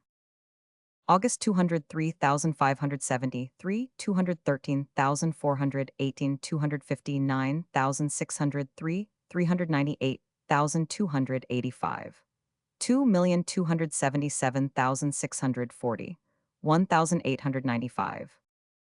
September 194,765, 202,562, 262, 150 408 502, 2,280 1,175, 1,896. October 192,652, 199,890 274,175, 423,217. 3,034,674, 1,897. November 195,219 200, 1,113 297 1,124, 413,517. 4,555,009, 1,898. December 178,429 206,517, 310,712, 440,674. 3,193,777, 1,899. Toda, 277,640, 2,280, 1,175, 3,030, 4,674, 4,555,009, 3,193,777, 20, 1,899,562 Oz. Government returns, some additions to be made for Rhodesia. Diamonds. The discovery of diamonds in South Africa was made by a curious accident. One day, a trader traveling along in the neighborhood north of Cape Colony happened to stop at a farm. While there, he was interested in a small child who was toying with a bright and singularly lustrous pebble. His curiosity was aroused, and he suggested that the thing might be rare enough to be of some value. Thereupon, the stone was sent to an expert in Grahamstown, who declared it to be a diamond. The stone weighed 21 carats and was valued at £500. From that date, search was made in and around the locality, and more diamonds, smaller and of inferior quality, were found. During the years 1867-68, nothing very active was done, though now and again these precious stones were discovered near the Vaal River. In the month of March, 1869, the world was startled and began to open its eyes. The diamond, known as the Star of Africa, weighing some 83 carats in its raw state, was obtained from a Hottentot. This individual had been in possession of the valuable property for some time and had kept it solely on account of its rarity as a charm. The stone was eventually sold for the sum of £11,000. The north bank of the Vaal, where the discoveries were made, was, at that time, a species of no man's land. The southern bank belonged to the Free State, but for the other side there were many claimants, none of whom could prove a title to it. The community of miners which there gathered was consequently lawless and ruffianly, and its mode of government was distinctly primitive. The various claimants, notably the Creswicke captain, Nicholas Boer, commenced disputes regarding the valuable portion of the Free State territory, and finally it was decided to submit to British arbitration. President Brand refused the offer, but President M.W. Pretorius of the South African Republic, who had grievances against the Baralong, Batlapin, and Creswicke tribes, agreed. A court was appointed, the governor of Natal acting as umpire. The interests involved were many, and on the subject of their rights the various claimants seemed somewhat hazy. The Free State was not represented, and the umpire, acting on the evidence of Mr. Arnott, the agent of Nicholas Boer, gave judgment against the South African Republic and allowed the claim of the Creswicke captain, including in the award the tract claimed by him in the Free State. The complicated situation is thus described by Mr. Bryce in his Impressions of South Africa. As Boer had before the award offered his territory to the British government, the country was forthwith erected into a crown colony, under the name of Griqualand West. This was in 1871. The Free State, whose case had not been stated, much less argued, before the umpire, protested, and was after a time able to appeal to a judgment delivered by a British court, which found that Boer had never enjoyed any right to the territory. However, the new colony had by this time been set up, and the British flag displayed. The British government, without either admitting or denying the Free State title, declared that a district in which it was difficult to keep order amid a turbulent and shifting population ought to be under the control of a strong power, and offered the Free State a sum of £90,000 in settlement of whatever claim it might possess. The acceptance by the Free State, in 1876, of this sum closed the controversy, though a sense of injustice continued to rankle in the breasts of some of the citizens of the Republic. Amicable relations have subsisted ever since between it and Cape Colony, and the control of the British government over the Basutos has secured for it peace in the quarter, which was formerly most disturbed. These two cases show how various are the causes, and how mixed the motives, which press a great power forward even against the wishes of its statesmen. The Basutos were declared British subjects, partly out of a sympathetic wish to rescue and protect them, partly because policy required the acquisition of a country naturally strong and holding an important strategical position. Griqualand West, taken in the belief that Boer had a good title to it, was retained after this belief had been dispelled, partly perhaps because a population had crowded into it which consisted mainly of British subjects, and was not easily controllable by a small state, but mainly because colonial feeling refused to part with a region of such exceptional mineral wealth. And the retention of Griqualand West caused, before long, the acquisition of Bechuanaland, which in its turn naturally led to that northward extension of British influence which has carried the Union Jack to the shores of Lake Tanganyika. Kimberley, as seen from the rock shaft. Kimberley, as seen from the rock shaft. Photo by Wilson, Aberdeen. Griqualand West, whose capital is the salubrious Kimberley, was settled in 1833 by the Griquas or Bastards, a tribe of Dutch Hottentot half-breeds. As we have seen, the territory was claimed by the chief, Boer, and his claim was allowed by the governor of Natal. When he subsequently ceded his rights, the province was annexed to Cape Colony, but with independent jurisdiction. In 1881, it became an integral part of Cape Colony. Griqualand East comprises no man's land, the Gatberg and St. John's River territory, under 8 subordinate magistrates. A word, before passing on, of Kimberley. This town, hitherto known as the City of Diamonds, has now the distinction of being the casket where Mr. Rhodes, with the price of £5,000 on his head, was incarcerated. Its real birth dates fro 70, when all the world rushed out to win fortune from its soil. Happily at that time, Mr. Cecil Rhodes happened to be in the neighborhood. With his usual gift of foresight, he recognized that some process of amalgamating the various conflicting claims and interests and merging them in one huge whole would be necessary if the value of diamonds was to be kept up. He invented a scheme and succeeded. The great corporation, the De Beers Consolidated Mining Company, limited the output of diamonds to an annual amount such as Europe and the United States were able to take at a price high enough to leave an adequate profit. This arrangement has, in a measure, had the effect of depopulating the place. At least it has thinned it of the crowd of adventurers who previously infested the region and struggled to maintain an independent existence there. In the absence of these loafers, the town is civilized and comparatively refined. There are groves of gum trees to promote shade and thickets of prickly pear which have ever a rural, though touch-me-not aspect. The low-storied houses, built bungalow-wise, have an air of capaciousness and ease.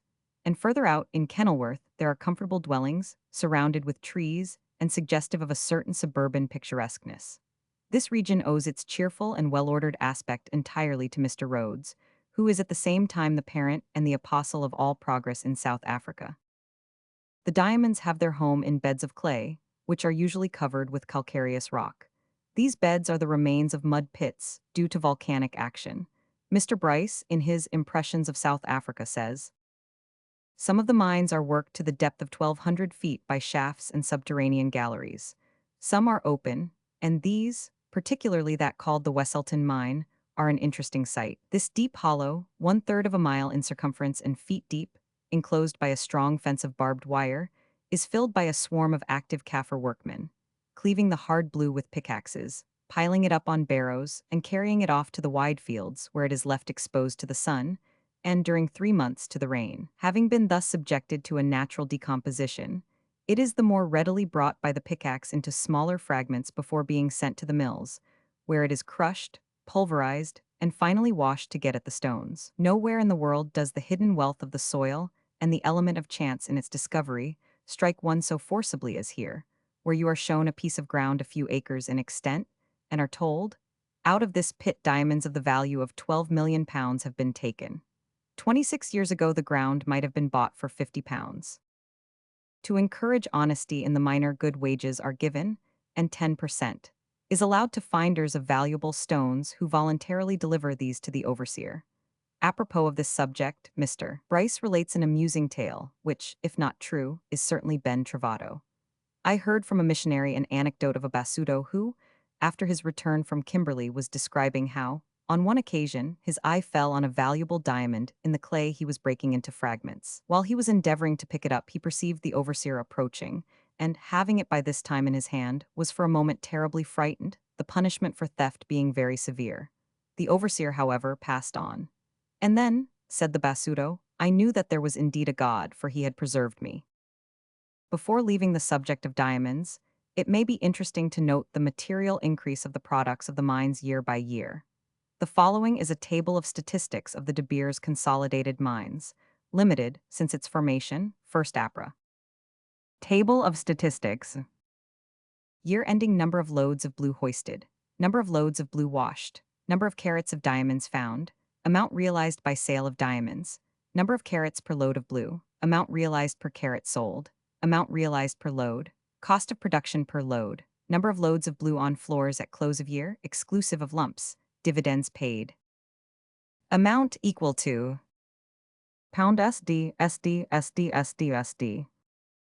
De Beers and Kimberley Mines, March 31, 1889, prior to consolidation 944,700, 712,260, 914,120, 901,818 051. 283 1983 425 33 49 101 2 476,400 3 180 8,329 10 0.5%.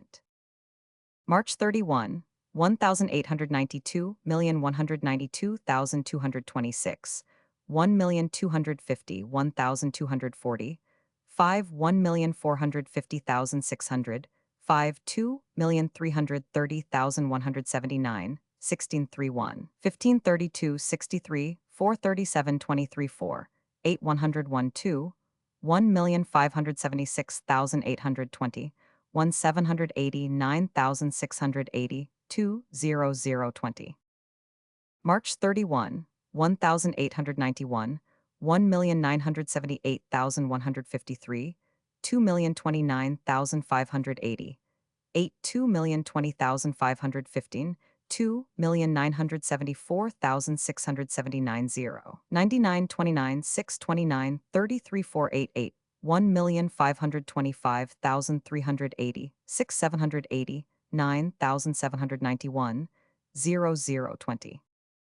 June 30, 1,892, 3,330, 8,553, 3,239,130, 4 3,035,480, 1 3,930, 1,542, 11 1, 92 25 6 23 5 7 4, 3 1,624,805, 1,380, 2,134, 5035. June 30, 1,893, 3,090,183, 2,108,626, 2,229,800, 5 3,230, 9,389, 861, 529 0, 636 611, 62,600, 6,362, 980, 7,230, 815 025. June 30, 1,894, 2,999,430, 2,577,460, 23,080, 4,630, 122,820,172 39, 89,24 22110, 666, 83,028,330, 980,7,230, 815 025. June 30, 1,895, 2,525,717, 2,854,817, 24,355,411, 3,105,957 15 85 25 621 8 610, 82,699,230, 980 7,230, 815 025. June 30, 1,896, 2,698,109, 2,597,026, 23,630, 4,373, 3,165,380, 214, 91,26,9, 424, 4, 570, 1,2,800,316, 1,579,582, 0040. June 30, 1,897, 2,515,889, 3,011,288, 27,694,223, 3,722,099, 92,2610, 624, 8, 674, 32,304,917, 1,579,582, 0040.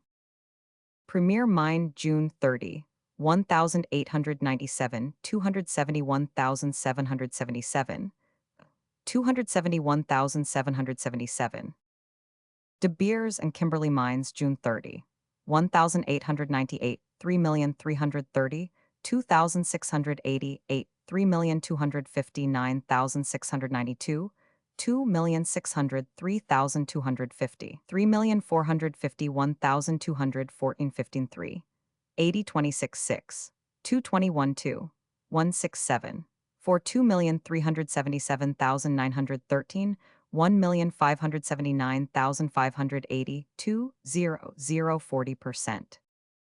Premier Mine June 30, 1,898, 1,146,980, 4,691,722, 1,893,561, 496,659, 18.8, 2729, 358, 227, 1,727,039. These figures are for a period of 15 months, a percent for other products. Chapter 6. The Transvaal of Today. We have dealt with the exodus of the trekkers, and with the land that subsequently became the Transvaal. It behoves us now to discuss the difference between that primitive pastoral region of the early century and the busy country that may, for distinction's sake, be styled the Transvaal of today. Modern geographers apply the name of the Transvaal to the tract of country between the Limpopo River on the north and the Vaal River on the south. It is bounded on the east by the Lebombo and the Drakensberg Mountains, which run parallel to the Natal coast, and on the west by British Bechuanaland. On the east lie Portuguese territory and British Zululand, on the north Rhodesia, on the west British Bechuanaland, and on the south the Orange Free State and Natal. The important rivers are the Limpopo or Crocodile River, so named in compliment to its reptile inhabitants, and the Vaal, a tributary of the Orange River. This rises among the Drakensberg Mountains, and, curving, flows west as a boundary between the Orange Free State and the Transvaal. The Limpopo rises between Johannesburg and Pretoria, and sprays out northeast, northwest, east, and southeast, reaching the sea in the neighborhood of Delagoa Bay. After leaving the Transvaal, owing to the presence of a cataract, it is however unsuitable for purposes of navigation. The district of the Transvaal varies in height to 8,000 feet above the level of the sea. The Hoogveld, the uplands of the Drakensberg Mountains, rises to 8,000 feet above the sea, and between them and the outer slopes of the Lebombo Range is a vast tract of some 20,000 square miles of arable land, called the Bankenveld. It furnishes a splendid grazing ground, and corn grows in profusion. The Boschveld or bush country comprises the center of the country and runs west into Bechuanaland. This district is largely infested with the tsetse fly, an insect whose sting means death to almost all domestic animals. Besides this, it is the home of malaria and other fevers. The Hoogveld, which has a drier, colder, and more healthy climate, is largely used for breeding cattle and as a grazing ground for sheep and oxen. It is here that, in later days, the gold mining activity proceeds, as almost everywhere there are believed to be rich auriferous deposits. Its mineral deposits have been the attraction of the Transvaal, for the coal fields invited the attention of some of the first speculators. In fact, the first railway line of the district ran between Johannesburg and a colliery. Besides coal may be found silver, copper, and lead. But the great attraction, gold, has for the last 10 years lured all the money from the pockets of the enterprising. Other metals, such as cinnabar, iron, and tin are, for the nonce like Gray's violet, born to blush unseen, until some ingenious person discovers in them a subtle attraction. To show the financial changes which have come over the country within the last 10 years, Mr. Campbell, late Vice President of the Chamber of Mines, Johannesburg, has written a valuable article. In it, he gives us the following agrarian position in the Transvaal of the present by areas and by values. Areas. Percent. Boers own land. British 35. But land is valuable not by area merely, but by intrinsic value, and the Boers have sold much of their best land and taken British gold for it. And when we come to the figures in the government dues office at Pretoria, we have value. Percent. Boers own land. British 67.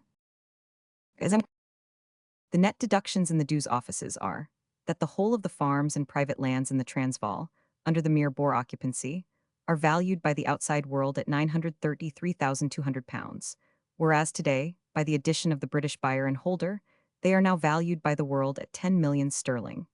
In figures given above, all land occupied for mining or town sites is excluded. The current yield of gold is computed at the rate of 17.5 million sterling per annum. This is the vitalising source of African trade and African progress.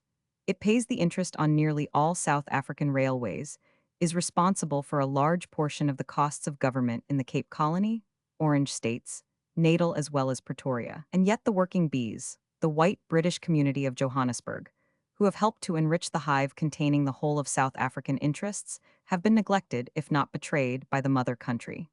They have been deprived of arms, of liberties, they have suffered insult and disdain, and Great Britain, until forced to do so, has moved not a finger in their defense. The Transvaal, one of the richest districts of the world, merely wants good and sustained government, a government that will grant to all respectable white men free and equal rights. When this shall come to pass, its splendid resources will be developed. The Indian Ocean trade will be supplied with steam coal. The country will sustain itself and will also export foodstuffs and trade in iron, hide, wool, tin, and quantities of other things, whose value has hitherto been ignored. All that is needed is a dignified acceptance of British responsibilities. South Africa was bought by the paramount power nearly 100 years ago and has since then been administered, if not entirely wisely and well, at least administered by that power. British sweat has rained on the country, British muscle has toiled in the country, British blood has flowed in streams over its face, and British bones are mixed with the shifting grains of its sand. It now remains for British sovereignty to wield its scepter and make its presence felt. Pretoria from the East. Pretoria from the East. Photo by Wilson, Aberdeen.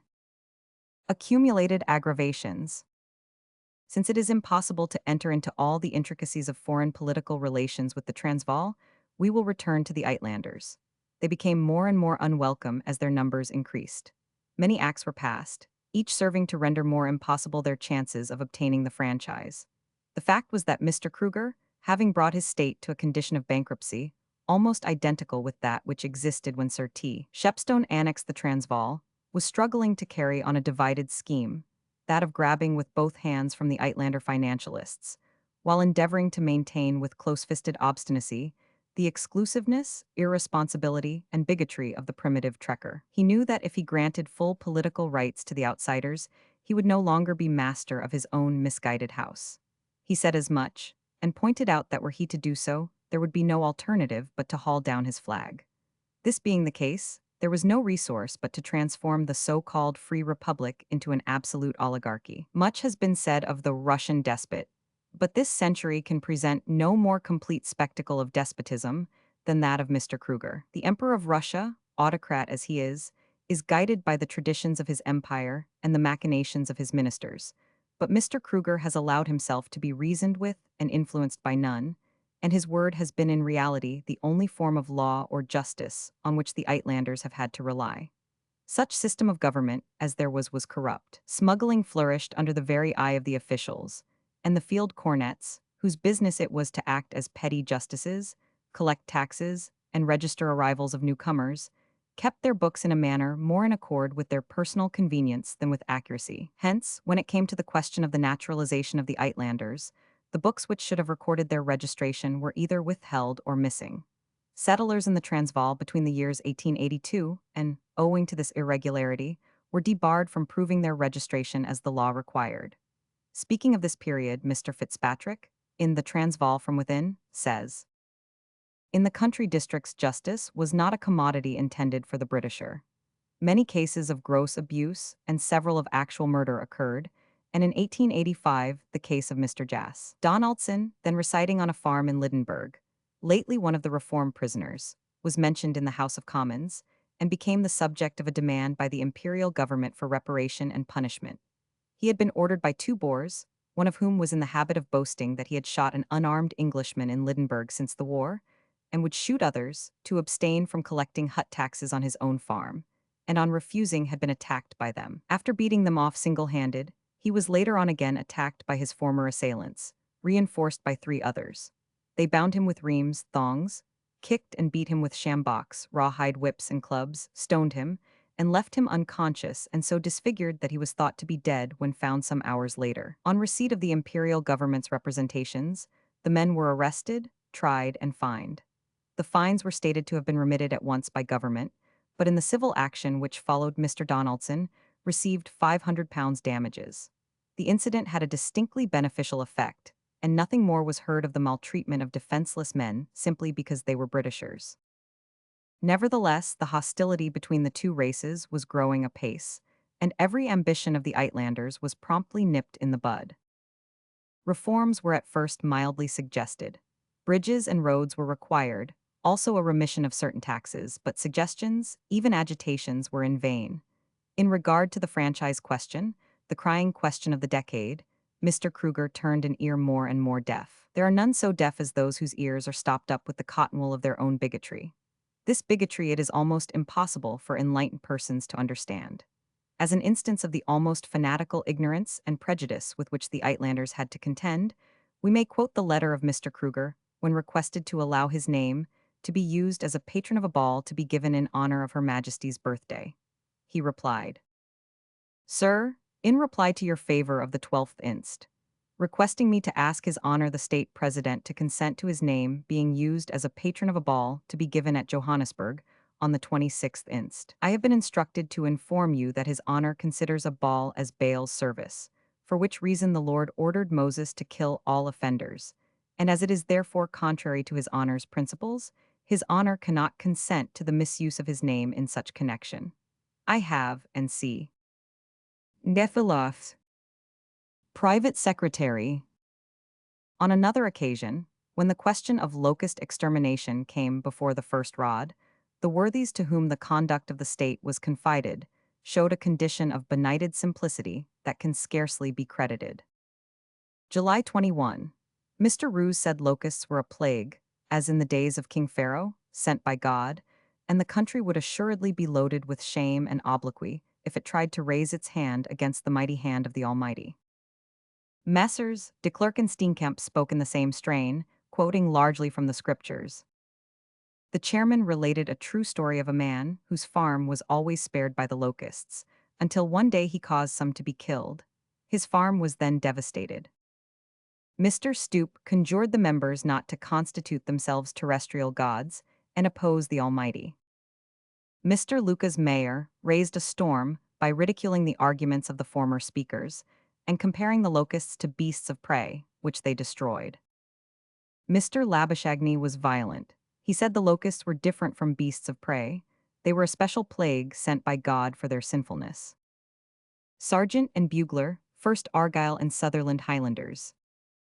Sergeant and Bugler, 1st Argyll and Sutherland Highlanders. Photo by Gregory and Co., London.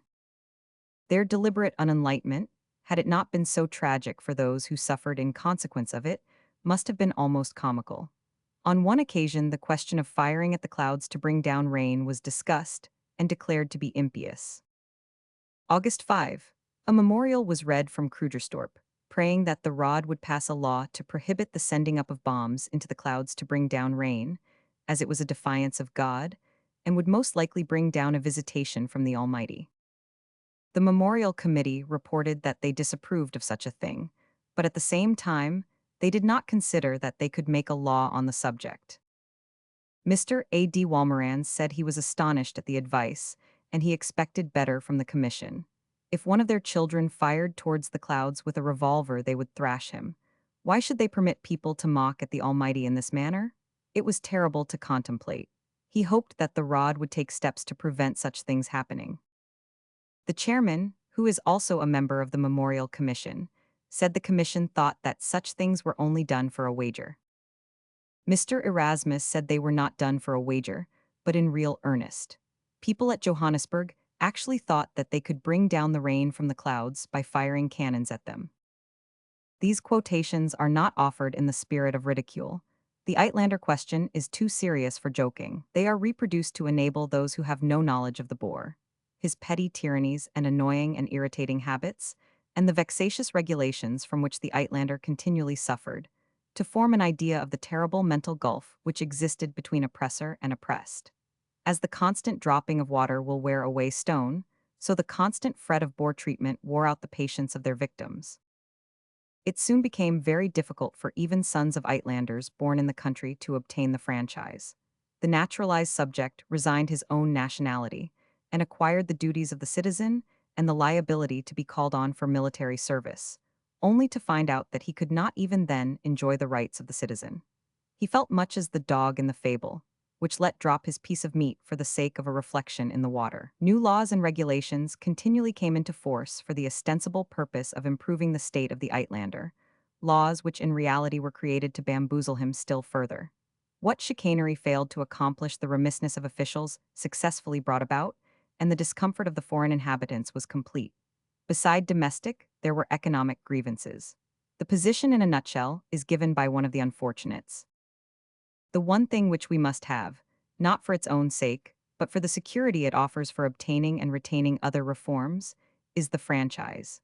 No promise of reform, no reform itself will be worth an hour's purchase unless we have the status of voters to make our influence felt. But if you want the chief economic grievances, they are the Netherland Railway concession, the dynamite monopoly, the liquor traffic, and native labor, which together constitute an unwarrantable burden of indirect taxation on the industry of over 2.5 million sterling annually. We petitioned until we were jeered at. We agitated until we, came here Pretoria jail, and we know that we shall get no remedy until we have the vote to enforce it. We are not a political but a working community, and if we were honestly and capably governed, the majority of us would be content to wait for the franchise for a considerable time, yet in recognition of the peculiar circumstances and of the feelings of the older inhabitants. Mrs. Lionel Phillips, as the wife of an Uitlander, has also written her plaint. She says, "To show that the grievances of the Uitlanders are indeed real, let me call your attention to a few facts. What would women residing in peaceful England say to the fact that one cannot take a walk out of sight of one's own house in the suburbs of Johannesburg with safety? The Kaffirs, who in other parts of South Africa treat a white woman with almost servile respect, there make it a most unpleasant ordeal to pass them, and in a lonely part absolutely dangerous.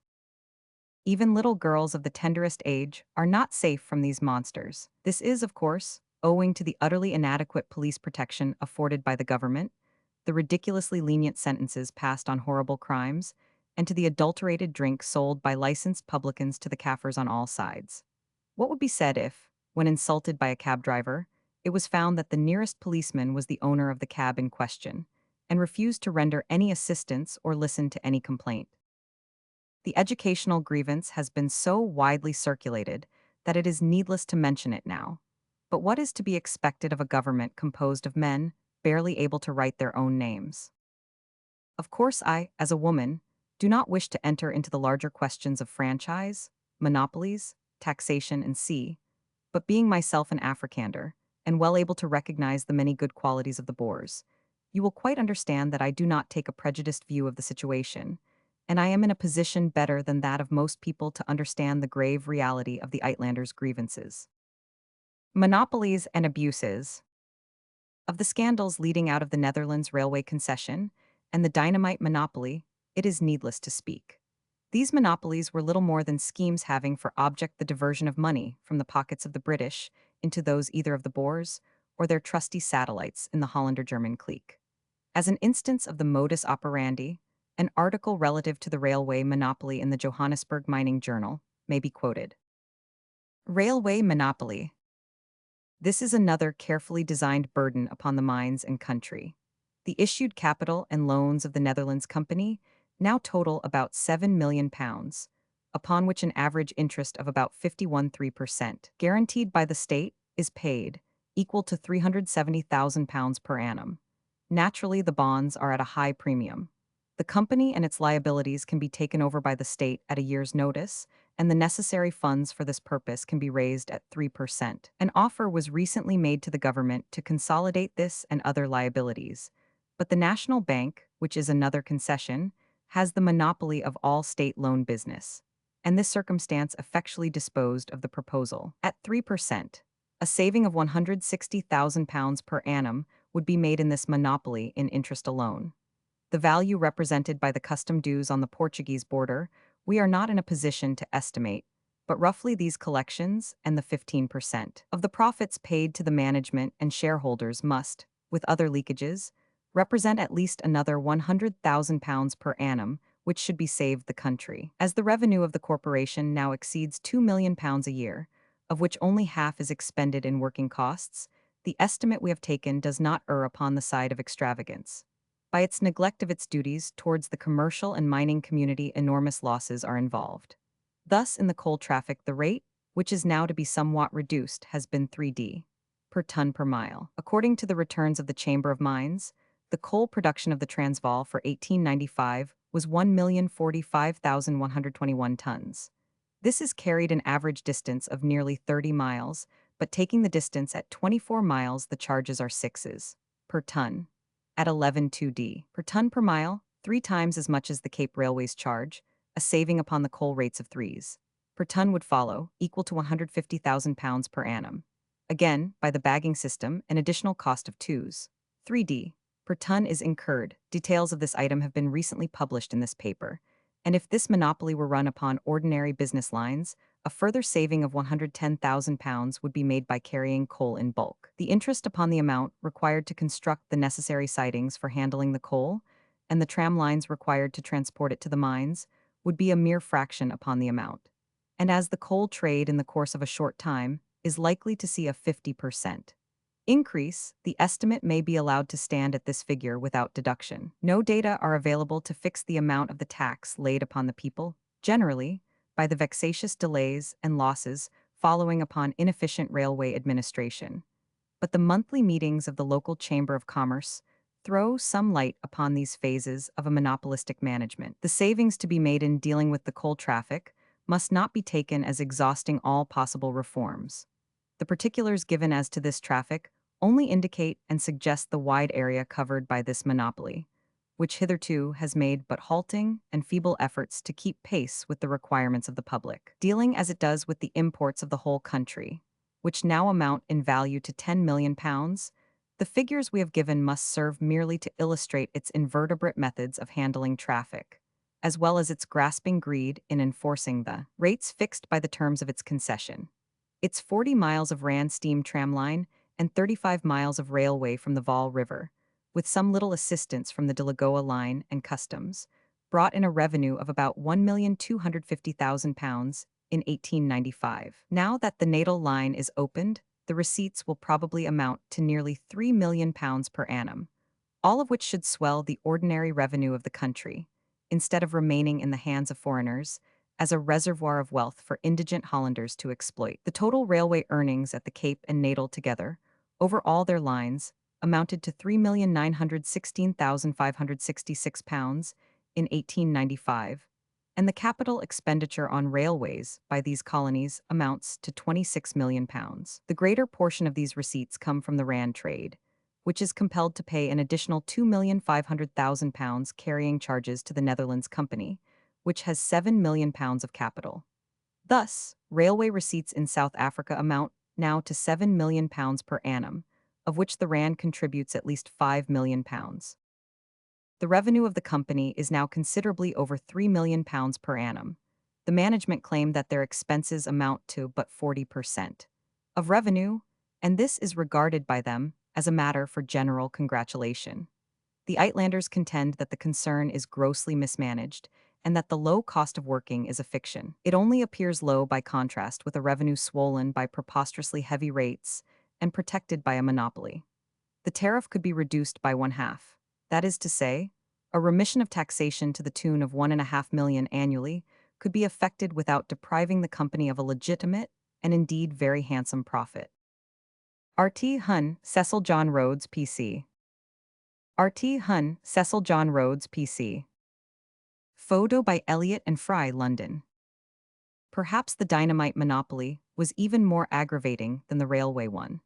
Mr. Fitzpatrick says it has always been a very burning question with the Uitlanders. This concession was granted soon after the Barberton fields were discovered, when the prospects of an industry in the manufacture of explosives were not really very great. The concessionaire himself has admitted that, had he foreseen to what proportions this monopoly would eventually grow, he would not have had the audacity to apply for it. Of course, this is merely a personal question. The fact which concerned the industry was that the right was granted to one man to manufacture explosives and to sell them at a price nearly 200% over that at which they could be imported. It was found, upon investigation after some years of agitation, that the factory at which this manufacture took place was in reality merely a depot in which the already manufactured article was manipulated to a moderate extent, so as to lend color to the president's statement that a local industry was being fostered. An investigation, held by order of the Volksraad, exposed the imposition. The president himself stated that he found he had been deceived and that the terms of the concession had been broken, and he urged the Raad to cancel it, which the Raad did. The triumph was considerable for the mining industry, and it was the more appreciated in that it was the solitary success to which the Uitlanders could point in their long series of agitations for reform. But the triumph was not destined to be a lasting one. Within a few months, the monopoly was revived in an infinitely more obnoxious form. It was now called a government monopoly, but the agency was bestowed upon a partner of the gentleman who had formerly owned the concession, the president himself vigorously defending this course, and ignoring his own judgment on the case uttered a few months previously. Land en Volk, the Pretoria Dutch newspaper, exposed the whole of this transaction, including the system of bribery by which the concessionaires secured their renewal, and among other things made the charge which it has continued to repeat ever since, that Mr. J.M.A. Walmerans, member of the executive, received a commission of 1 shilling per case on every case sold during the continuance of the agency as a consideration for his support in the Executive Council, and that he continues to enjoy this remuneration, which is estimated now to be not far short of £10,000 a year. Mr. Walmerans, for reasons of pride or discretion, has declined to take any notice of the charge, although frequently pressed to take action in the matter. It is calculated that the burden imposed upon the Witwatersrand mines alone amounts to £600,000 per annum, and is, of course, daily increasing. Between the years 1890 and there were many negotiations over Swaziland. The South African Republic, ever anxious to extend its borders, longed to advance eastward to the sea. Negotiations were started in regard to this arrangement. The Transvaal had recognized the British occupation of Rhodesia, and the British in return agreed to allow the Transvaal to make a railway through Amatongaland to Kosi Bay and acquire a seaport if, within 3 years, it joined the South African Customs Union. But Mr. Kruger, luckily for imperial interests, would not entertain the idea. He did not want to come into confederation with the Cape. The Orange Free State, however, joined the Cape system, and the South African Customs Union was started. The advantages to the Free State of this arrangement, though unforeseen, were many, the principal being the privilege of importing, unmolested, arms and ammunition over the Cape government railway lines. Finally, in 1895, the administration of Swaziland was transferred to the South African Republic on certain conditions. It was not to be incorporated with the Republic, European settlers were to have full burgher rights, monopolies were forbidden, English and Dutch languages were to be on an equal footing, and no duties higher than the maximum tariff rates imposed by the South African Republic or by the Customs Union were to be allowed. The territory of Amatongaland was annexed by the British in 1895, and the Transvaal thus lost its one chance of an outlet towards the sea. The franchise. The much-vexed question of the franchise continued to rankle in the hearts of the Uitlanders. Its ramifications had grown so complicated that even lawyers in discussing the matter continually found themselves in error. We may therefore be excused from attempting to examine its niceties, or rather the reverse. In 1893, a petition, signed by upwards of 13,000 aliens in favor of granting the extension of the franchise, was received by the Rod with derision. In 1895, a monster petition was got up by the National Union, an organization formed for the purpose of righting the wrongs of the Uitlanders. During the Great Franchise debate in August 1895, Mr. R.K. Loveday, one of the Loyalists in the war, in the course of an address dealing with the subject, expressed himself very definitely and concisely, and in a manner which could not be refuted. He said, "The President uses the argument that they should naturalize, and thus give evidence of their desire to become citizens. I have used the same argument, but what becomes of such arguments when met with the objections that the law requires such persons to undergo a probationary period, extending from 14 to 24 years before they are admitted to full rights of citizenship? And even after one has undergone that probationary period, he can only be admitted to full rights by the resolution of the First Rod? Law Roman 4 of 1890, being the Act of the Two Volksrods, lays down clearly and distinctly that those who have been eligible for 10 years for the second rod can be admitted to full citizenship, so that, in any case, the naturalized citizen cannot obtain full rights until he reaches the age of 40 years, he not being eligible for the second rod until he is 30 years. The child born of non-naturalized parents must therefore wait until he is 40 years of age, although at the age of 16, he may be called upon to do military service, and may fall in the defense of the land of his birth. When such arguments are hurled at me by our own flesh and blood, our kinsmen from all parts of South Africa, I must confess I am not surprised that these persons indignantly refuse to accept citizenship upon such unreasonable terms. The element I have just referred to, namely, the Afrikaner element, is very considerable, and numbers thousands, hundreds of whom, at the time this country was struggling for its independence, accorded it moral and financial support, and yet these very persons are subjected to a term of probation, extending from 14 to 24 years. It is useless for me to ask you whether such a policy is just and reasonable or republican, for there can be but one answer, and that is no. Is there one man in this rod who would accept the franchise on the same terms? Let me impress upon you the grave nature of this question, and the absolute necessity of going to the burghers without a moment's delay, and consulting and advising them. Let us keep nothing from them regarding the true position, and I am sure we shall have their hearty cooperation in any reasonable scheme we may suggest. This is a duty we owe them, for we must not leave them under the impression that the Uitlanders are satisfied to remain aliens, as stated by some of the journals. I move amongst these people, and learn to know their true feelings, and when public journals tell you that these people are satisfied with their lot, they tell you that which they know to be false. Such journals are amongst the greatest sources of danger that the country has. We are informed by certain members that a proposition for the extension of the franchise must come from the burghers, but according to the franchise law, the proposition must come from the Rod, and the public must consent. The member for Rustenburg says that there are 9338 burghers who have declared that they are opposed to the extension of the franchise. Upon reference to the report, he will find that there are only 1564 opposed to the extension. Members appear afraid to touch upon the real question at issue, but try to discredit the memorials by vague statements that some of the signatures are not genuine, and the former member for Johannesburg, Mr. J. Mayer, seems just as anxious to discredit the people of Johannesburg as formerly he was to defend them. In spite of all that was said and done, however, no progress was made. The debate was closed on the third day, the request of the memorialists was refused, and they were referred for satisfaction to the existing laws. About this time, the Transvaal came very near to war with Great Britain. As before stated, Mr. Kruger was much bound up with the affairs of the Netherlands Railway Company and its Hollander-German promoters. He attempted to divert the stream of Johannesburg traffic to Delagoa Bay for the purpose of keeping profit from the pockets of the British.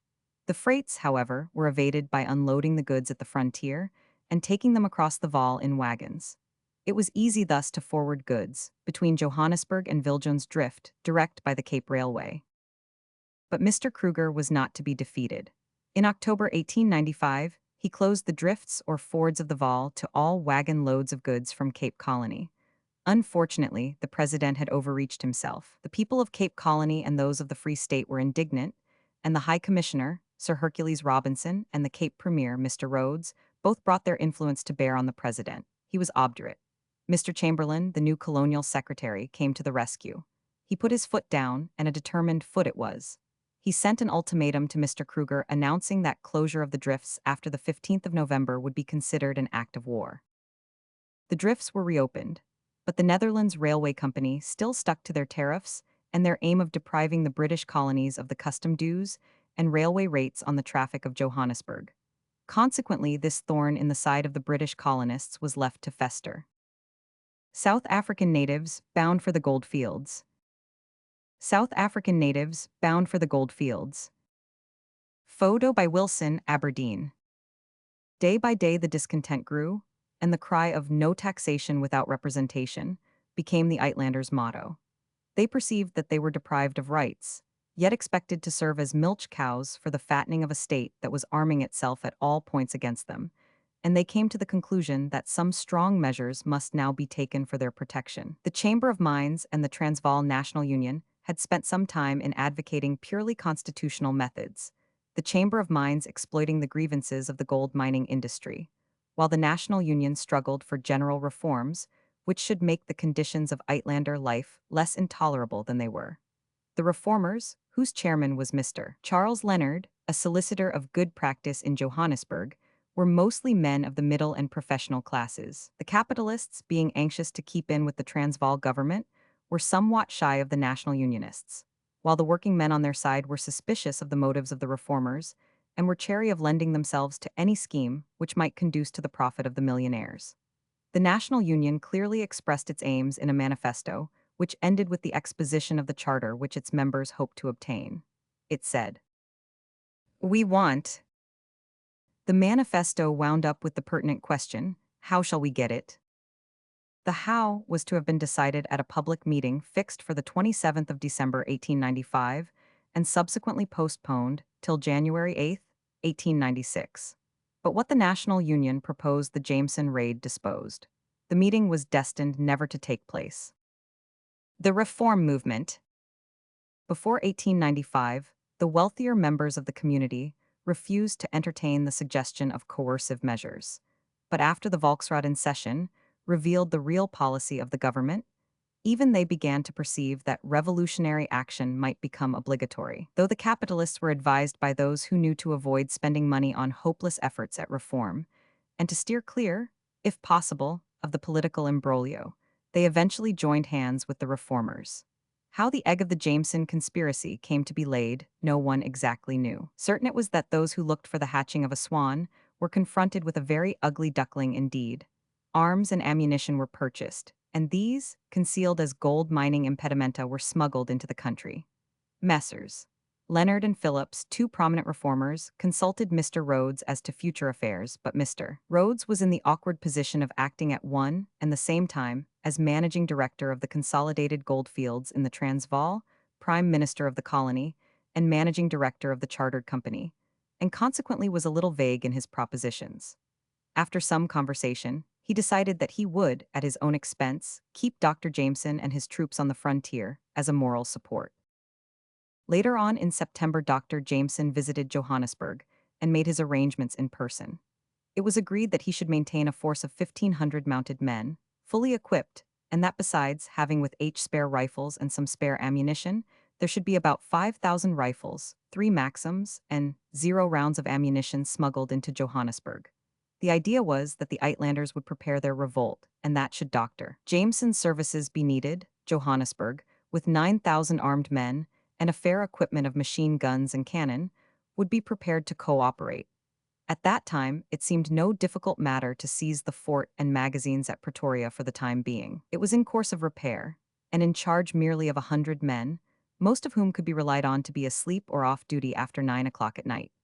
The plan of seizing the fort, capturing the ammunition, and clearing it off so as to enforce their views without bloodshed seemed perfectly feasible, and Dr. Jameson readily agreed to lend himself to the scheme for giving such moral support as was required by the Uitlander reformers. Of their part in the affair, it is difficult to speak impartially. It appears on the surface that they induced this man, for no personal motive either of financial gain or political power, to lend himself willingly to be the tool of the aggrieved Uitlanders, who, when the time came, were too vacillating between their fear of the Republic and the desire for their own individual good, to support the person whom they had chosen for their champion, and who so disinterestedly was prepared to risk both life and position in their service. It was decided, however, that the reformers should arrange a revolution which would have the effect of forcing the hands of the Transvaal government.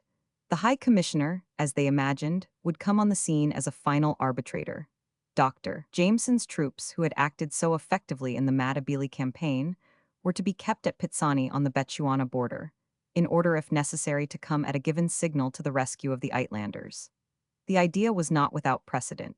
Sir Henry Locke, 2 years before, in dread of a Johannesburg rising, had considered the advisability of placing troops on the border, so as to justify his action to the directors of the chartered company and the imperial authorities.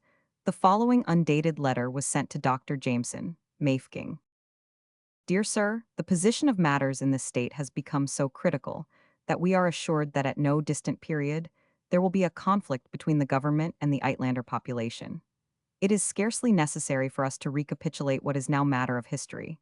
Suffice it to say that the position of thousands of Englishmen and others is rapidly becoming intolerable. Not satisfied with making the Uitlander population pay virtually the whole of the revenue of the country while denying them representation, the policy of the government has been steadily to encroach upon the liberty of the subject, and to undermine the security for property to such an extent as to cause a very deep-seated sense of discontent and danger. A foreign corporation of Hollanders is to a considerable extent controlling our destinies, and in conjunction with the Boer leaders endeavoring to cast them in a mold which is wholly foreign to the genius of the people.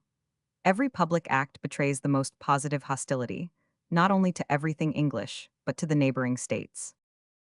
Well, in short, the internal policy of the government is such as to have roused into antagonism to it not only practically the whole body of Uitlanders, but a large number of the Boers, while its external policy has exasperated the neighboring states, causing the possibility of great danger to the peace and independence of this republic. Public feeling is in a condition of smoldering discontent. All the petitions of the people have been refused with a greater or less degree of contempt, and in the debate on the franchise petition, signed by nearly 40,000 people, one member challenged the Uitlanders to fight for the rights they asked for, and not a single member spoke against him. Not to go into details, we may say that the government has called into existence all the elements necessary for armed conflict. The one desire of the people here is for fair play, the maintenance of their independence, and the preservation of those public liberties without which life is not worth living. The government denies these things and violates the national sense of Englishmen at every turn. What we have to consider is, what will be the condition of things here in the event of a conflict? Thousands of unarmed men, women, and children of our race will be at the mercy of well-armed Boers, while property of enormous value will be in the greatest peril. We cannot contemplate the future without the gravest apprehensions.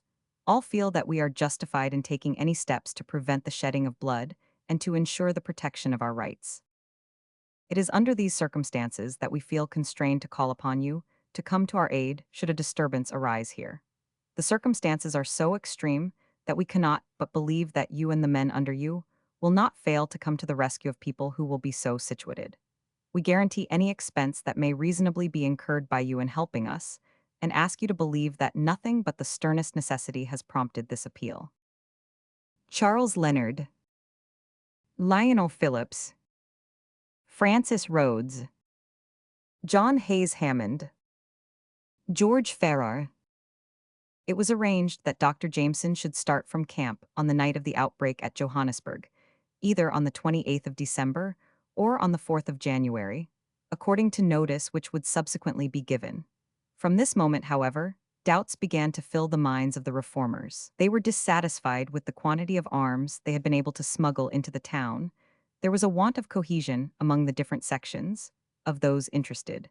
They went so far as to disagree as to what flag they were going to revolt under. The reformers were evidently not all of Dr. Jameson's opinion that the Union Jack was the one and only flag under which they could hope for justice. They were, as we know, only comrades in suffering but not compatriots. And besides this, many declared that reform and not annexation was what they were anxious to secure. Dr. Leander Starr Jameson. Dr. Leander Starr Jameson, Photo by Elliot and Fry, London. Here we have before us what made the complicated riddle of the raid. Since it has defied all the Oedipuses of the century, we will not endeavor to unravel it.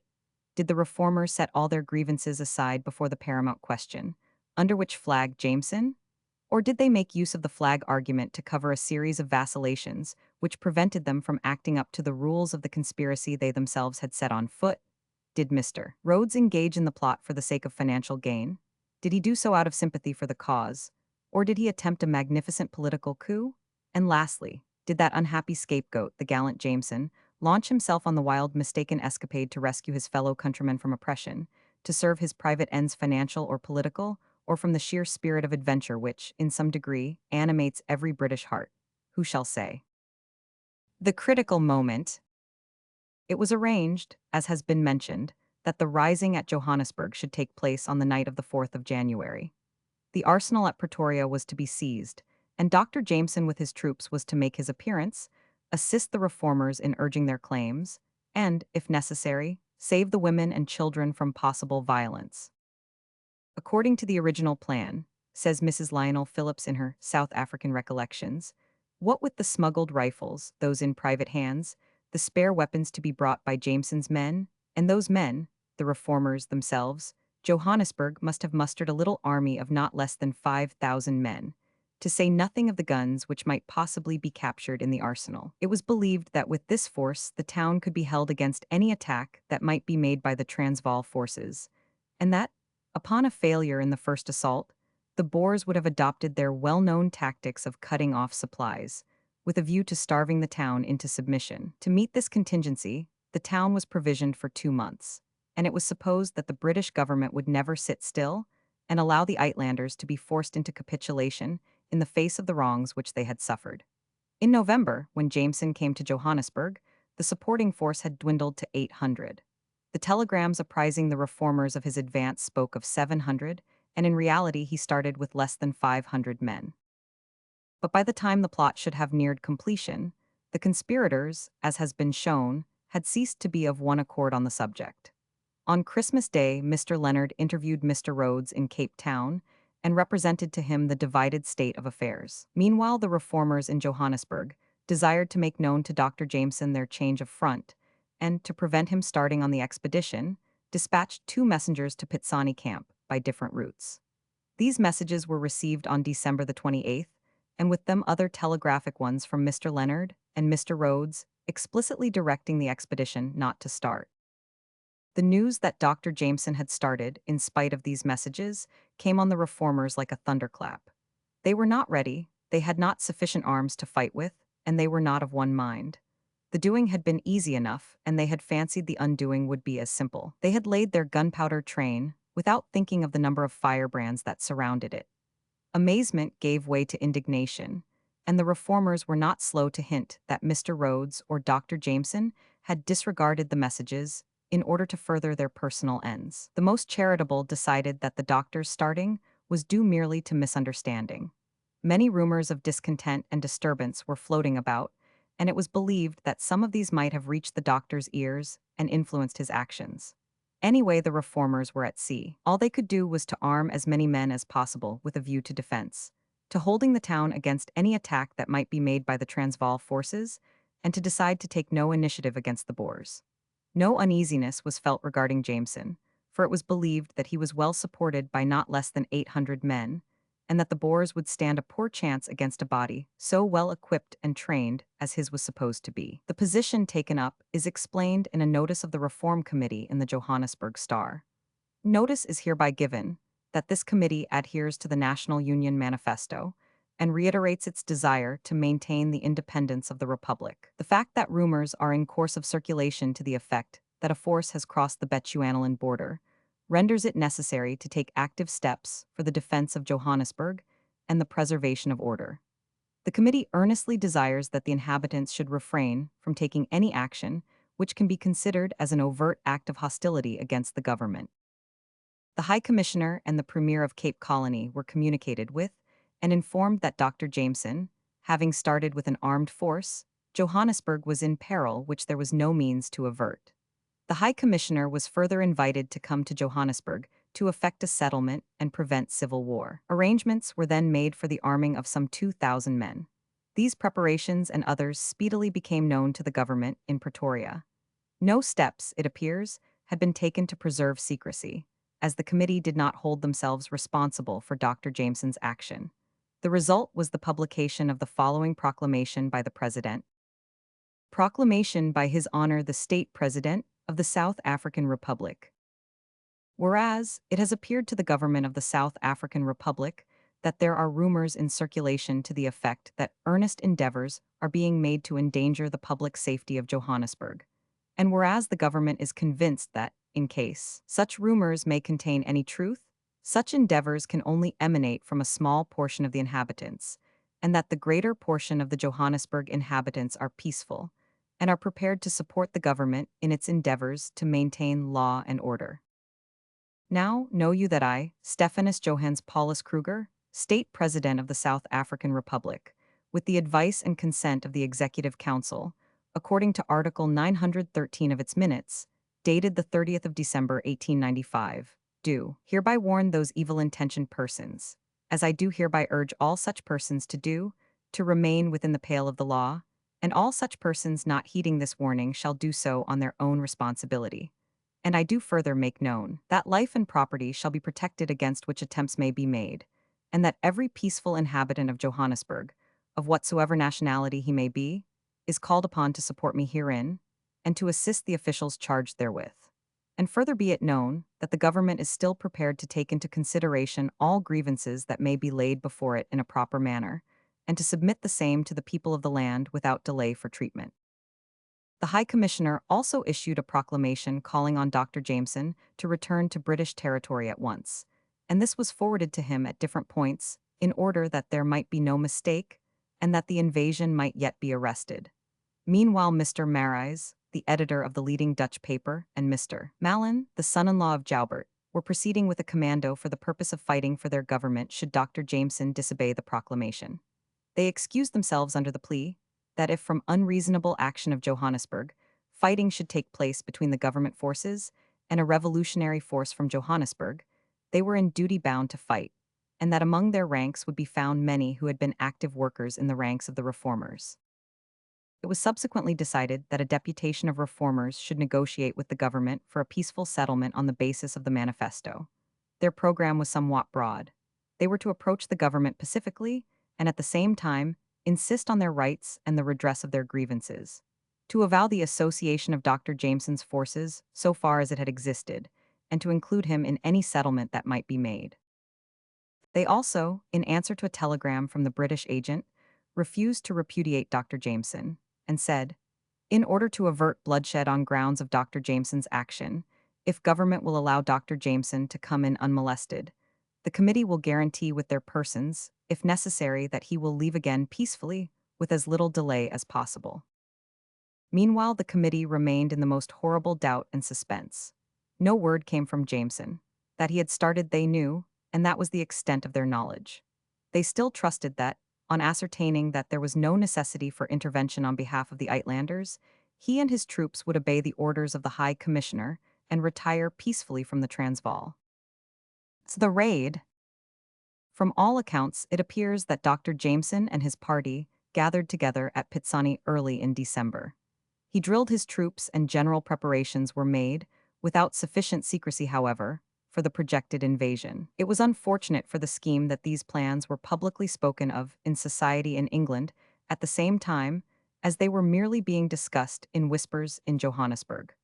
On Sunday, the 29th of December, 1895, Dr. Jameson read aloud to his troops the letter which has been printed, and which, simultaneously with his departure, was sent by Dr. Rutherford Harris to the Times, to justify the action which in a few hours would become world famous. This letter, the reformers subsequently declared, was treacherously made use of, as they had not had occasion to send the appeal therein mentioned. It is evident that at that time Dr. Jameson believed that his plans were so well arranged that there would be no bloodshed, that, indeed, he would appear in the nick of time to afford the moral support he had originally engaged to provide. The troops were to go straight to Johannesburg before the Boers had time to assemble their forces or to take any measures to stop him. The doctor explained that they were marching to the rescue of the oppressed, and implied that they were going under the auspices of the British flag. On hearing the latter statement, a considerable number of the troops refused to take part in the enterprise, and this may account for the fact that, while the reformers believed Dr. Jameson to be supported by some 800 men or more, he was in reality accompanied by only 480. Here, in order to give the crude facts of the raid as known to the public, we may copy the report of the affair made by Sir John Willoughby to the War Office. Sir John Willoughby's report to the War Office. Official report of the expedition that left the Protectorate at the urgent request of the leading citizens of Johannesburg, with the object of standing by them and maintaining law and order whilst they were demanding justice from the Transvaal authorities. By Sir John C. Willoughby, Bart., Lieutenant Colonel commanding Dr. Jameson's forces. On Saturday, December 28, 1895, Dr. Jameson received a Reuters telegram showing that the situation at Johannesburg had become acute. At the same time, reliable information was received that the Boers in the Zeerust and Lichtenburg districts were assembling and had been summoned to march on Johannesburg. Preparations were at once made to act on the terms of the letter dated December 20 and already published, and also in accordance with verbal arrangements with the signatories of that letter, viz., that should Dr. Jameson hear that the Boers were collecting, and that the intentions of the Johannesburg people had become generally known, he was at once to come to the aid of the latter with whatever force he had available, and without further reference to them, the object being that such force should reach Johannesburg without any conflict.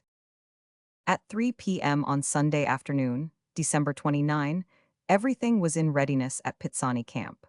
The troops were paraded, and Dr. Jameson read the letter of invitation from Johannesburg.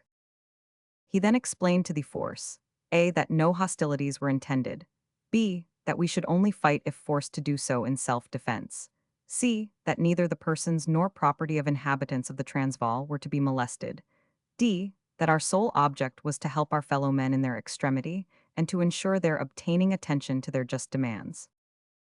Dr. Jameson's speech was received with the greatest enthusiasm by the men, who cheered most heartily. The above program was strictly adhered to until the column was fired upon on the night of the 31st. Many Boers, singly and in small parties, were encountered on the line of march. To one and all of these, the pacific nature of the expedition was carefully explained.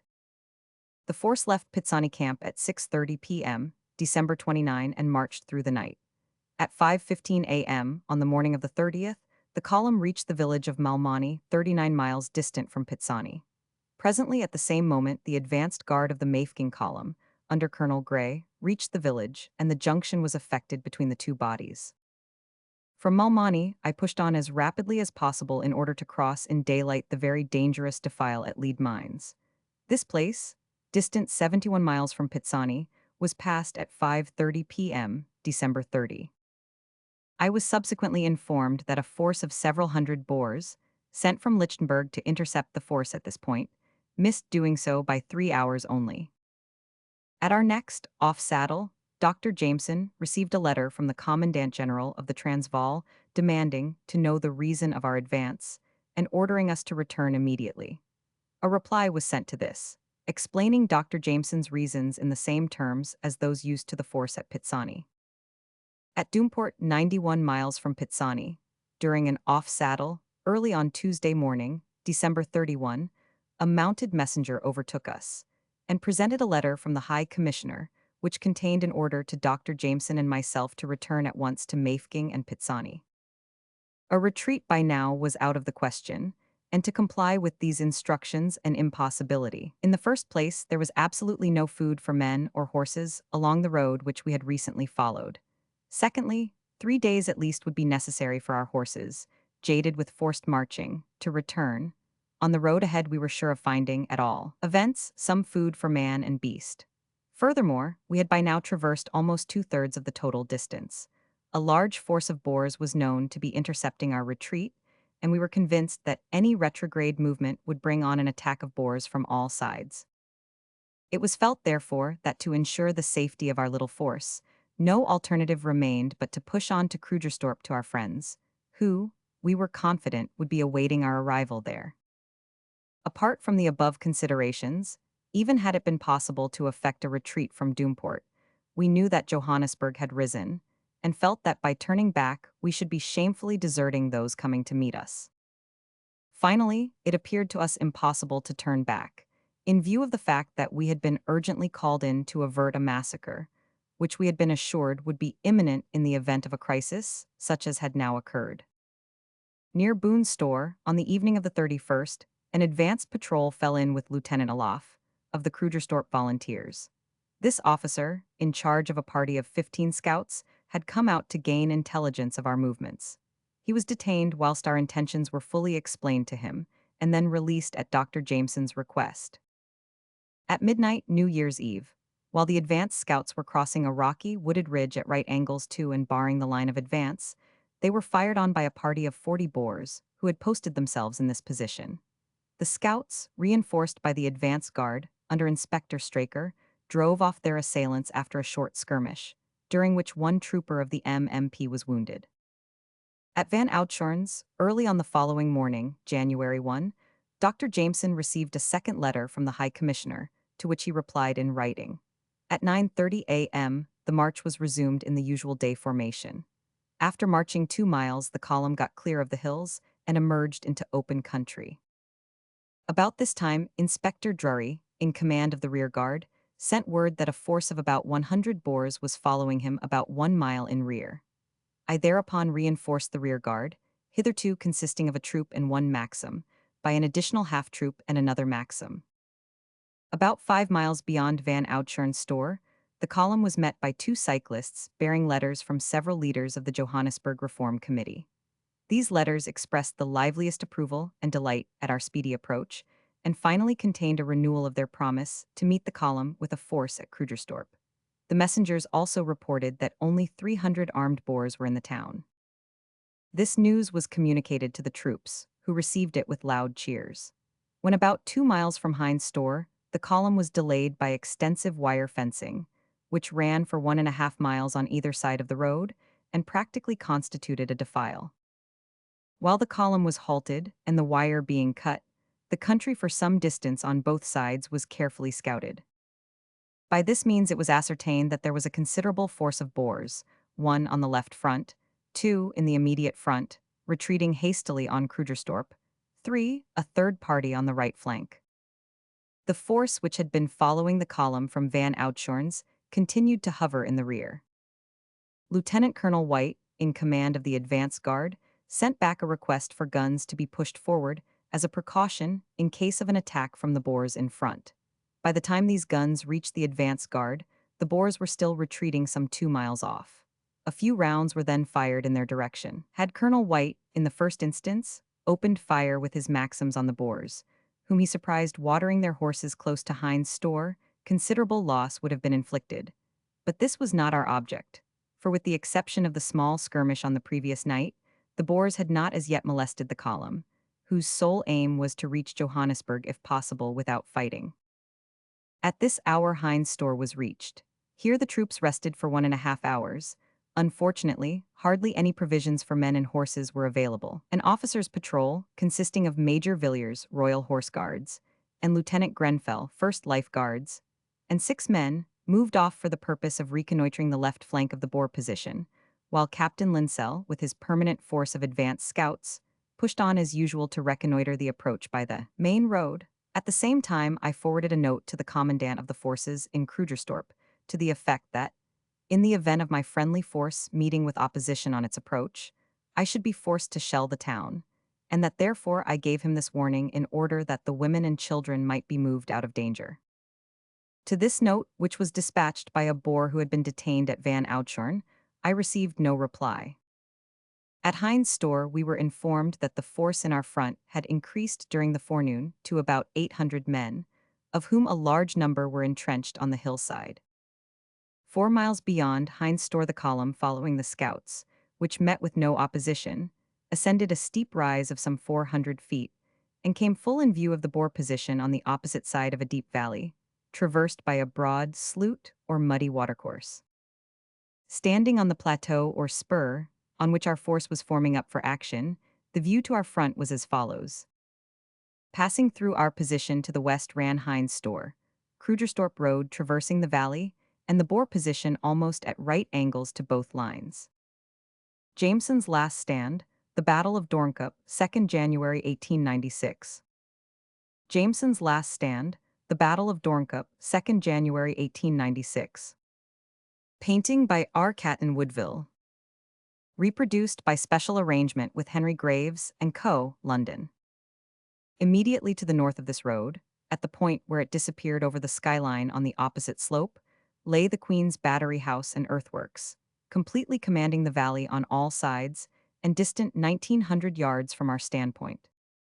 Some 1,000 yards down the valley to the north stood a farmhouse, surrounded by a dense plantation, which flanked the valley. Halfway up the opposite slope and adjacent to the road, stood an iron house which commanded the drift where the road crossed the above-mentioned watercourse. On the south side of the road, and immediately opposite the last-named house, an extensive rectangular stone wall enclosure with high trees formed an excellent advanced central defensive position.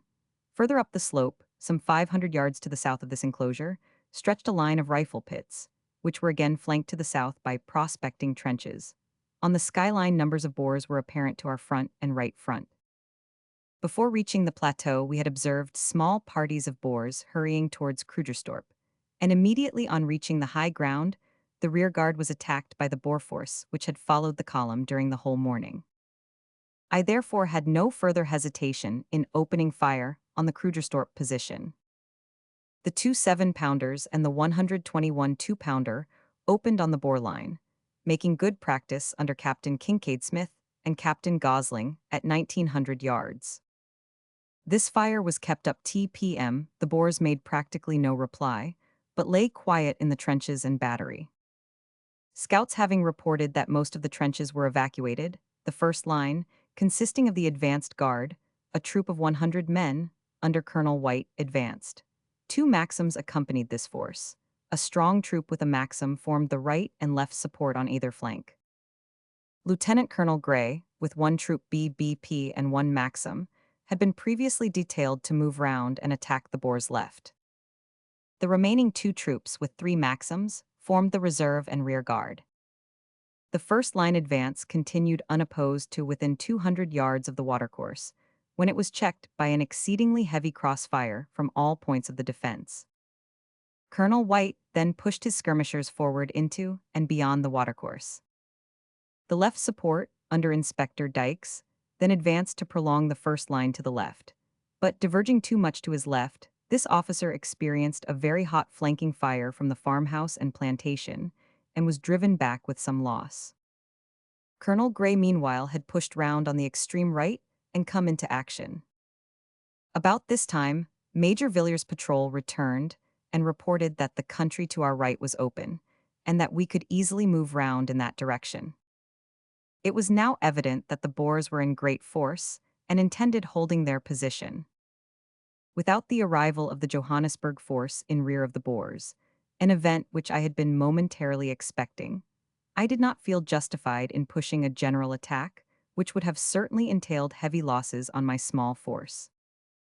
I accordingly left Inspector Drury with 1 troop and 1 Maxim to keep in check the Boers who were now lining the edge of the plateau to our left, and placed Colonel Gray with 2 troops BBP, 1 121 2-pounder, and 1 Maxim, to cover our left flank and continue firing on the battery and trenches south of the road. I then made a general flank movement to the right with the remaining troops. Colonel Gray succeeded in shelling the Boers out of their advanced position during the next half hour and blew up the battery house. Under this cover, the column moved off as far as the first houses of the Randfontein group of mines, the Boers making no attempt to intercept the movement. Night was now fast approaching, and still there were no signs of the promised help from Johannesburg. I determined, therefore, to push on with all speed in the direction of that town, trusting in the darkness to slip through any intervening opposition. 2 guides were obtained, the column followed in the prescribed night order of march, and we started off along a road leading direct to Johannesburg. At this moment, heavy rifle and Maxim fire was suddenly heard from the direction of Krugerstorp, which lay 1.5 miles to the left rear. We at once concluded that this could only be the arrival of the long-awaited reinforcements, for we knew that Johannesburg had Maxims and that the Staatsartillery artillery were not expected to arrive until the following morning. To leave our supposed friends in the lurch was out of the question. I determined at once to move to their support. Leaving the carts escorted by one troop on the road, I advanced rapidly across the plateau towards Krugersdorp in the direction of the firing, in the formation shown in the accompanying sketch. After advancing thus for nearly a mile, the firing ceased, and we perceived the Boers moving in great force to meet the column. The flankers on the right reported another force threatening that flank. Fearing that an attempt would be made to cut us off from the ammunition carts, I ordered a retreat on them. It was now clear that the firing, whatever might have been the cause thereof, was not occasioned by the arrival of any force from Johannesburg. Plan of Jamison's march. Precious moments had been lost in the attempt to stand by our friends at all costs, under the mistaken supposition that they could not fail to carry out their repeated promises, renewed to us by letter so lately as 11 a.m. this same day. It was now very nearly dark. In the dusk, the Boers could be seen closing in on three sides, viz., north, east, and south. The road to Johannesburg appeared completely barred, and the last opportunity of slipping through, which had presented itself an hour ago when the renewed firing was heard, was gone not to return. Nothing remained but to bivouac in the best position available.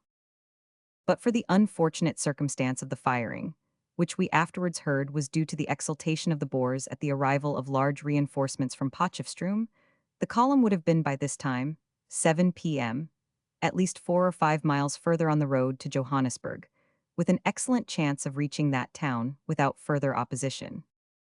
I moved the column to the edge of a wide valley to the right of the road and formed the horses in quarter column under cover of the slope. The carts were formed up in the rear and on both flanks, and 5 Maxims were placed along the front so as to sweep the plateau. The other 3 Maxims and the heavy guns were posted on the rear and flank faces. The men were then directed to lie down between the guns and on the side. Sentries and Cossack posts were posted on each face. Meantime, the Boers had occupied the numerous prospecting trenches and cuttings on the plateau at distances to 800 yards. At 9 p.m., a heavy fire was opened on the bivouac, and a storm of bullets swept over and around us, apparently directed from all sides except the southwest. The troops were protected by their position on the slope below the level of the plateau, so that the total loss from this fire, which lasted about 20 minutes, was very inconsiderable. The men behaved with admirable coolness and were as cheery as possible, although very tired and hungry and without water. We were then left unmolested for 2 or 3 hours. About midnight, another shower of bullets was poured into the camp, but the firing was not kept up for long. Somewhat later, a Maxim gun opened on the bivouac, but failed to get our range. At 3:30 a.m. patrols were pushed out on all sides, while the force as silently and rapidly as possible was got ready to move off. At 4 a.m., a heavy fire was opened by the Boers on the column, and the patrols driven in from the north and east sides. Under the direction of Major R. White, assisted by Lieutenant Jesserkoop, the column was formed under cover of the slope. Soon after this, the patrols which had been sent out to the south returned and reported that the ground was clear of the Boers in that direction. The growing light enabled us to ascertain that the Boers in force were occupying pits to our left and lining the railway embankment for a distance of 1.5 miles, right across the direct road to Johannesburg. I covered the movements of the main body with the BBP and 2 Maxims under Colonel Gray along the original left front of the bivouac, and 2 troops MMP under Major R. White on the right front. During all this time, the firing was excessively heavy. However, the main body was partially sheltered by the slope. Colonel White then led the advance for a mile across the Ville without casualty, but on reaching the opposite rise near the Oceanic mine, was subjected to a very heavy long-range fire. Colonel White hereupon very judiciously threw out one troop to the left to cover the further advance of the main body. This was somewhat delayed, after crossing the rise, by the disappearance of our volunteer guide of the previous night. Some little time elapsed before another guide could be obtained. In the meantime, Lieutenant Colonel Gray withdrew his force, and the covering Maxims out of action under the protection of the MMP covering troops, and rejoined the main body. At this juncture, Colonel Gray was shot in the foot, but most gallantly insisted on carrying on his duties until the close of the action. Sub-Inspector Cazalet was also wounded here, but continued in action until he was shot again in the chest at Doornkop. While crossing the ridge, the column was subjected to a very heavy fire, and several men and horses were lost here. I detailed a rear guard of 1 troop and 2 Maxims, under Major R. White, to cover our rear and left flank, and moved the remainder of the troops in the ordinary day formation as rapidly forward as possible.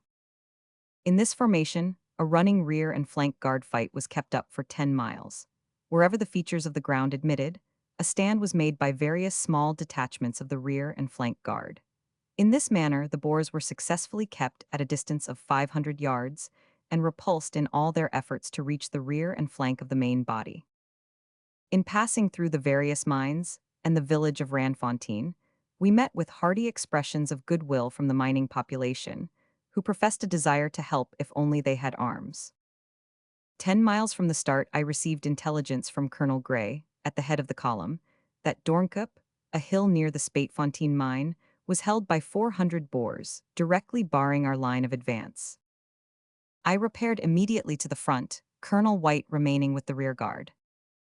On arriving at the head of the column, I found the guns shelling a ridge which our guide stated was Doornkop.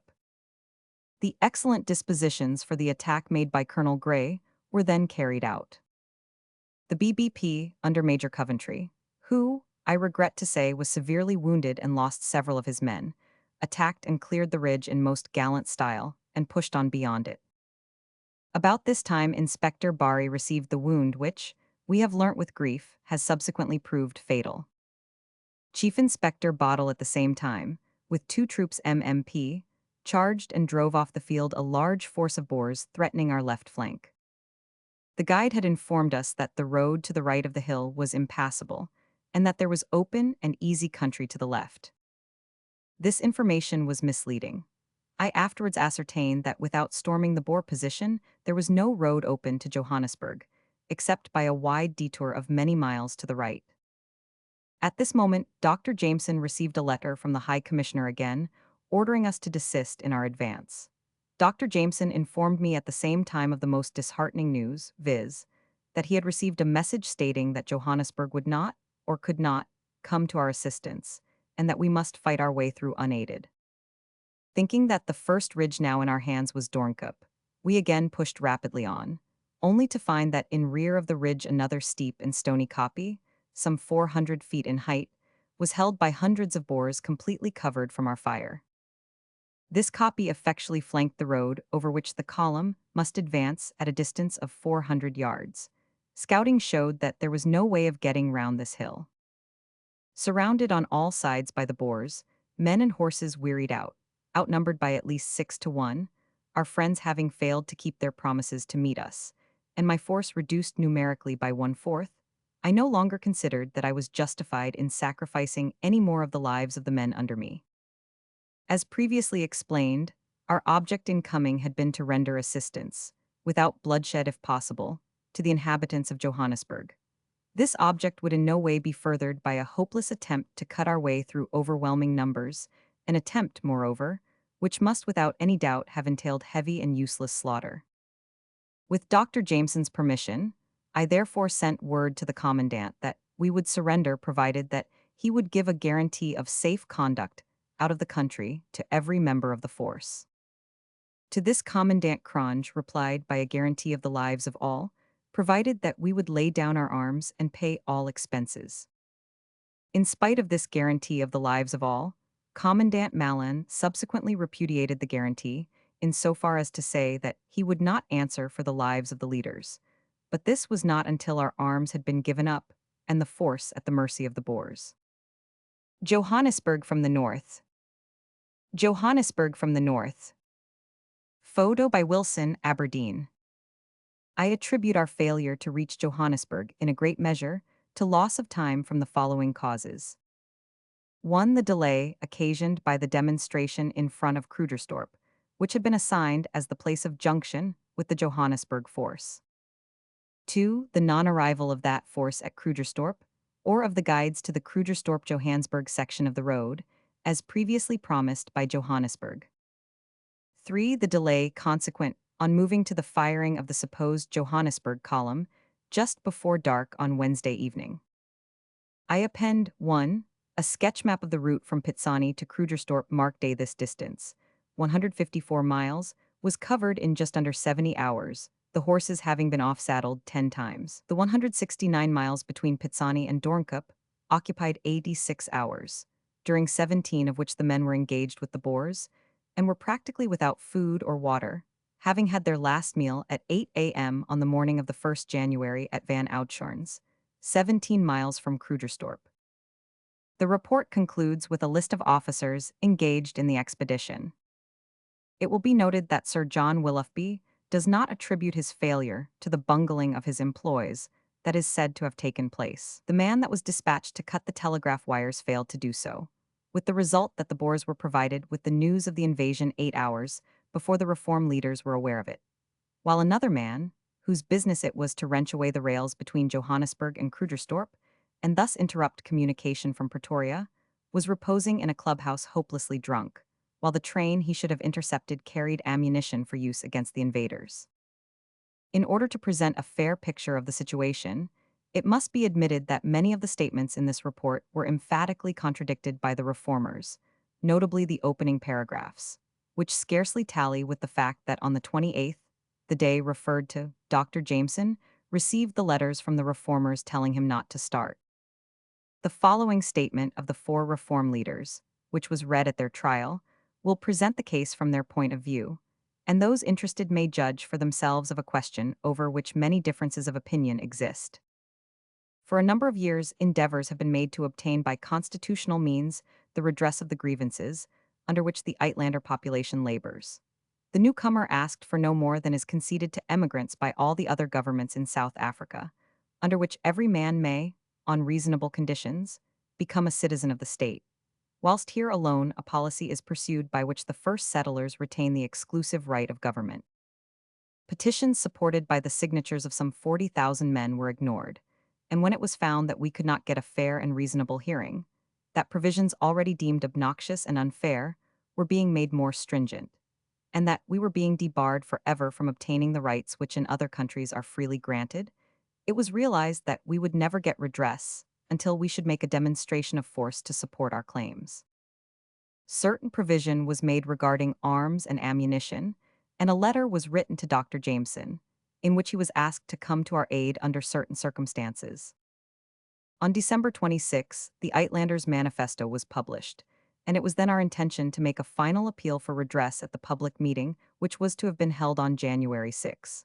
In consequence of matters that came to our knowledge, we sent on December 26 Major Heaney, by train via Kimberley, and Captain Holden across country, to forbid any movement on Dr. Jameson's part. On the afternoon of Monday, December 30, we learnt from government sources that Dr. Jameson had crossed the border.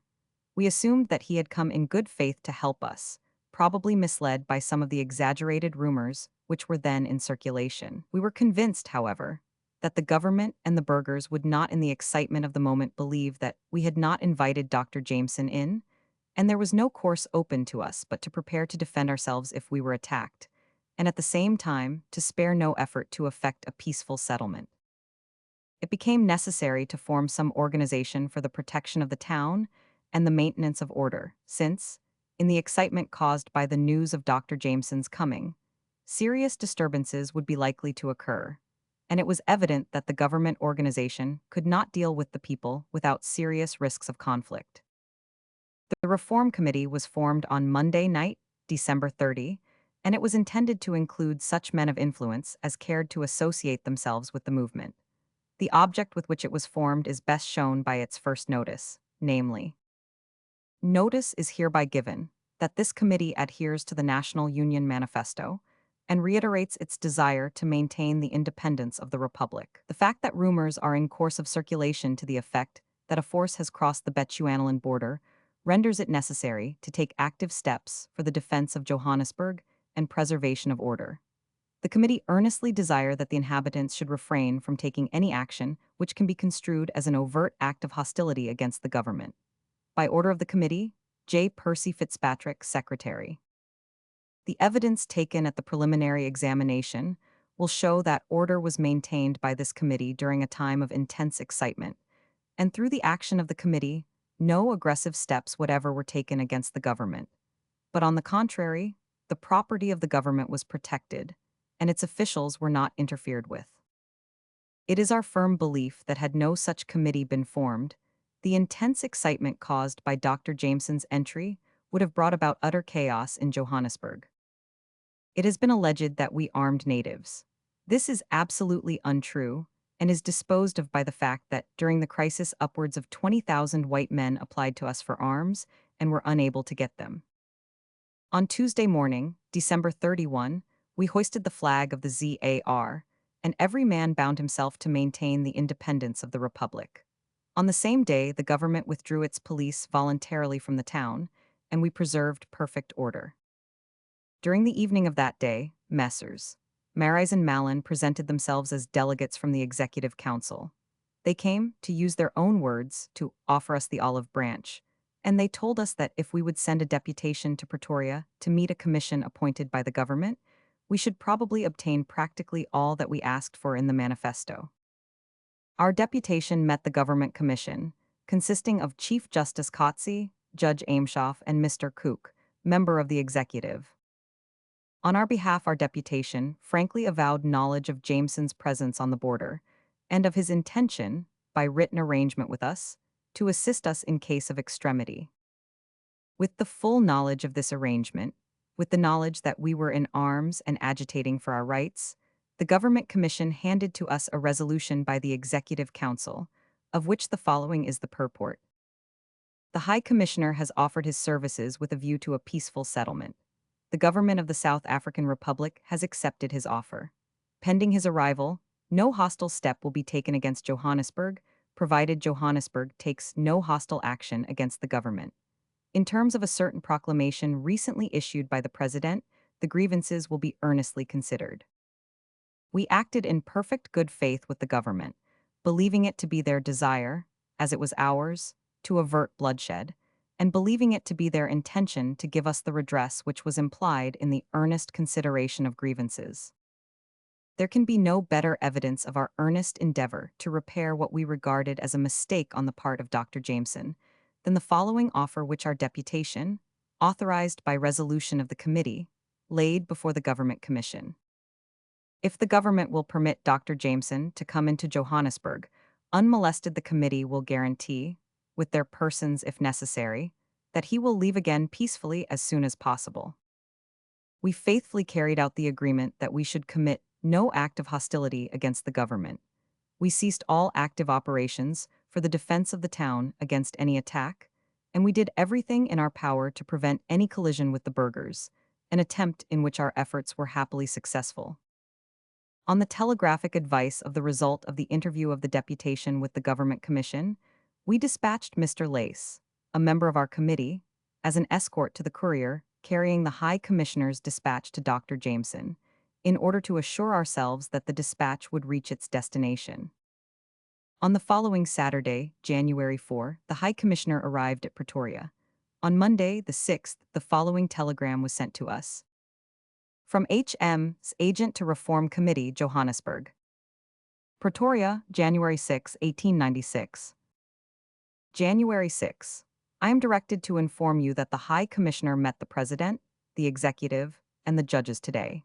The President announced the decision of the government to be that Johannesburg must lay down its arms unconditionally as a condition precedent to a discussion and consideration of grievances. The High Commissioner endeavored to obtain some indication of the steps which would be taken in the event of disarmament, but without success, it being intimated that the government had nothing more to say on the subject than had already been embodied in the President's proclamation. The High Commissioner inquired whether any decision had been come to as regards the disposal of the prisoners, and received a reply in the negative.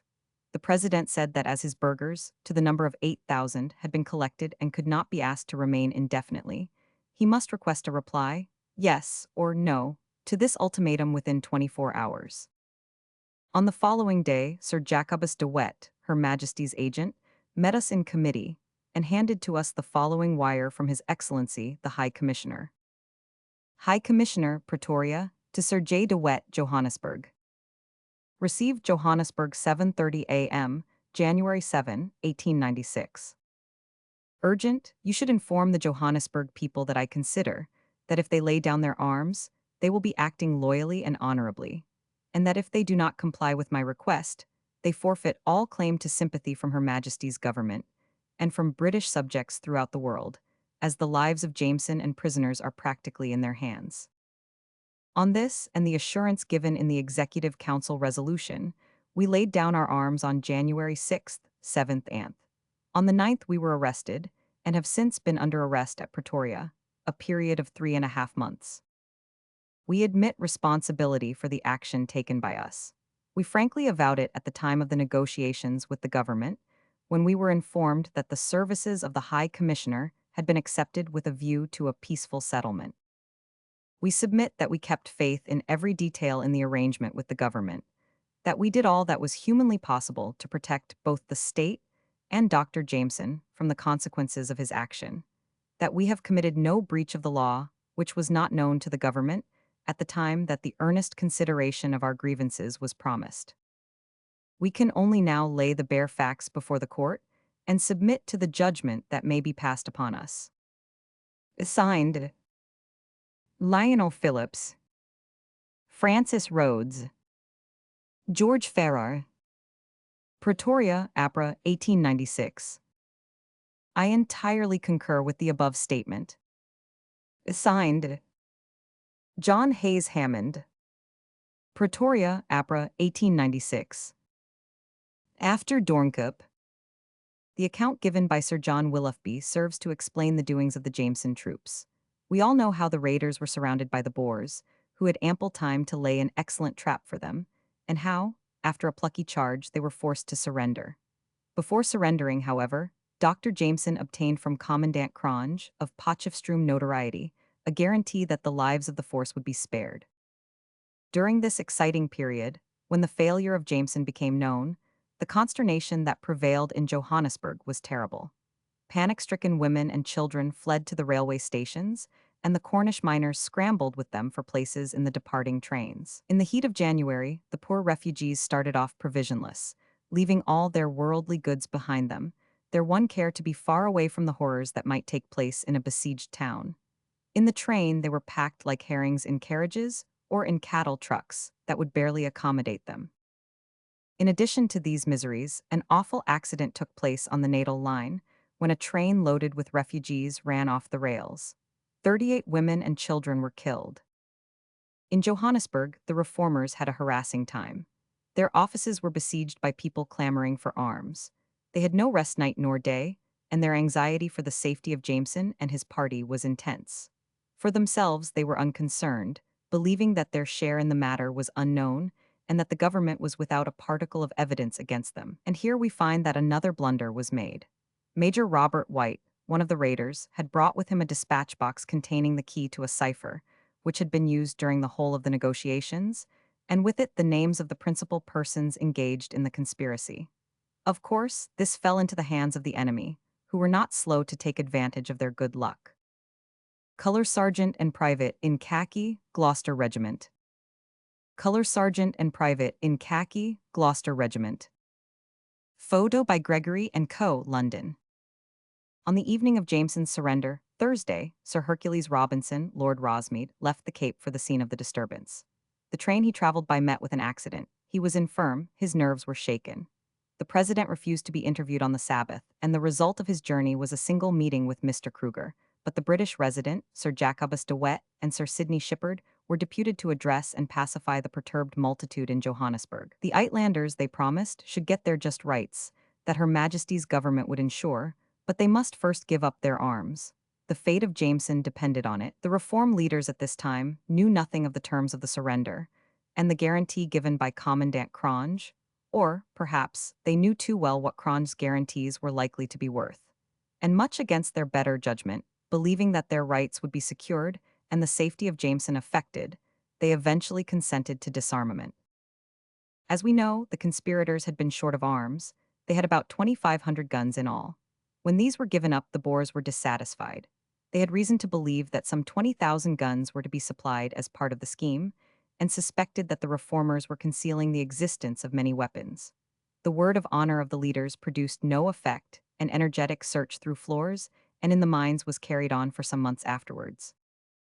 Of course, this disarmament immediately threw the reformers into the clutches of the Pretoria government. The authorities made haste to issue warrants for the arrest of 64 of the most prominent men of the movement. This in spite of the assurance made to the British agent that not a hair of their heads should be touched. Mrs. Phillips has reason to speak very bitterly of the mismanagement of the High Commissioner on this occasion. Having done his gruesome work, she says, he returned to Cape Town, leaving Johannesburg absolutely at the mercy of the Boers. He actually effected the disarmament of this large town without making one single condition for its safety. And from that day, the most signal acts of tyranny and injustice were committed over and over again by the Boer oligarchy, and there was no one to say them nay. This was a critical event for English supremacy in South Africa, this final act of supreme weakness and folly. Many of her most loyal subjects from that moment have wavered on the brink, and some have gone over to the side of the Afrikaner bond. It is such actions as these which estrange the colonists, and which give a little reality to the bondsman's dream of a united South Africa under a republican flag. For the benefit of those who may not be acquainted with the negotiations which brought about this unfortunate disarmament, it may be as well to repeat some of the correspondence that passed between Sir Hercules Robinson and Mr. Chamberlain at this critical period. Sir Hercules Robinson, Pretoria, to Mr. Chamberlain. Telegraphic, receive 8 a.m., 6th January 1896. 5th January, number 3 arrived here last night. Position of affairs very critical. On side of government of South African Republic and of Orange Free State, there is a desire to show moderation, but Boers show tendency to get out of hand and to demand execution of Jameson. I am told that government of South African Republic will demand disarmament of Johannesburg as a condition precedent to negotiations.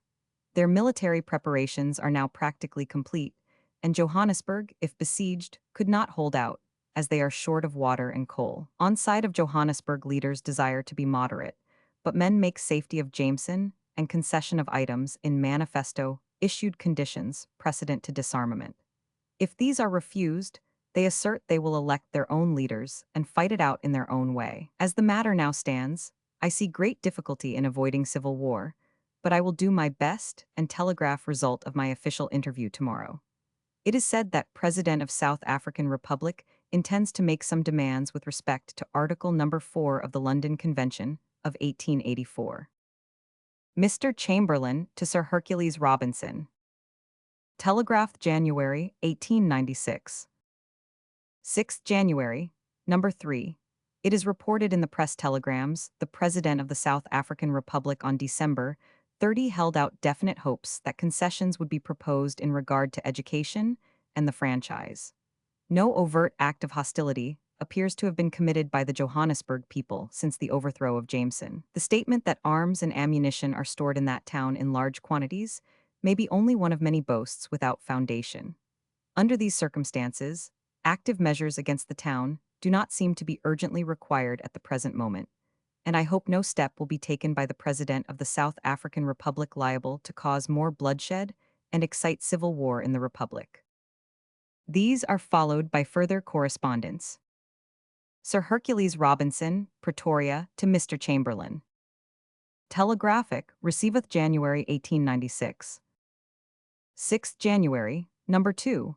Met President South African Republic and Executive Council today. Before opening proceedings, I expressed on behalf of Her Majesty's government my sincere regret at the unwarrantable raid made by Jameson.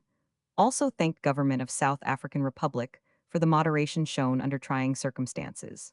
With regard to Johannesburg, President of South African Republic announced decision of government to be that Johannesburg must lay down its arms unconditionally as a precedent to any discussion and consideration of grievances. I endeavored to obtain some indication of the steps that would be taken in the event of disarmament, but without success, it being intimated that government of South African Republic had nothing more to say on this subject, than had been already embodied in Proclamation of President of South African Republic. I inquired as to whether any decision had been come to as regards disposal of prisoners, and received a reply in the negative. President of South African Republic said that as his burghers, to number of 8,000, had been collected and could not be asked to remain indefinitely, he must request a reply, yes or no, to this ultimatum within 24 hours. I have communicated decision of South African Republic to Reform Committee at Johannesburg through British agent in South African Republic.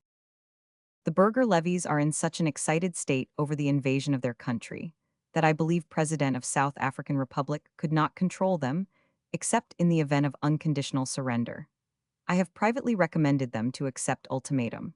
Proclamation of President of South African Republic refers to promise to consider all grievances which are properly submitted and to lay the same before the legislature without delay. On January 7, Mr. Chamberlain replied, Number 1, I approve of your advice to Johannesburg.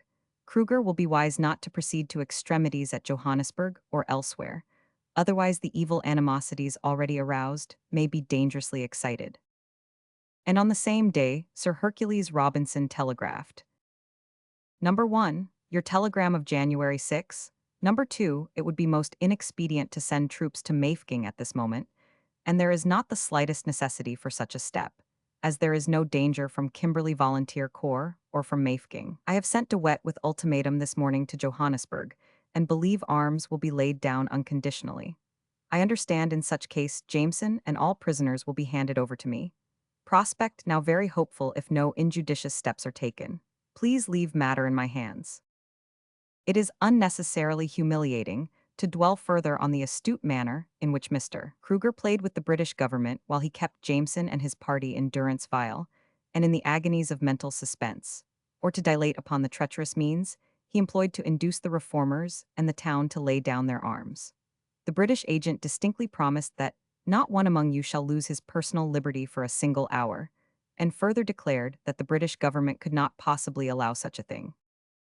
Yet the British government calmly looked on, while the reform leaders were arrested and kept in Pretoria jail, at the mercy of a fiend in human shape named Du Plessis, whose atrocious conduct and character eventually caused him to be reported to the High Commissioner. As an example of the way prisoners were treated, Mrs. Lionel Phillips may again be quoted. It is well known, she writes, that one of Jameson's troopers on the way down, falling ill, was taken prisoner by some Boers and kept at their farmhouse some days.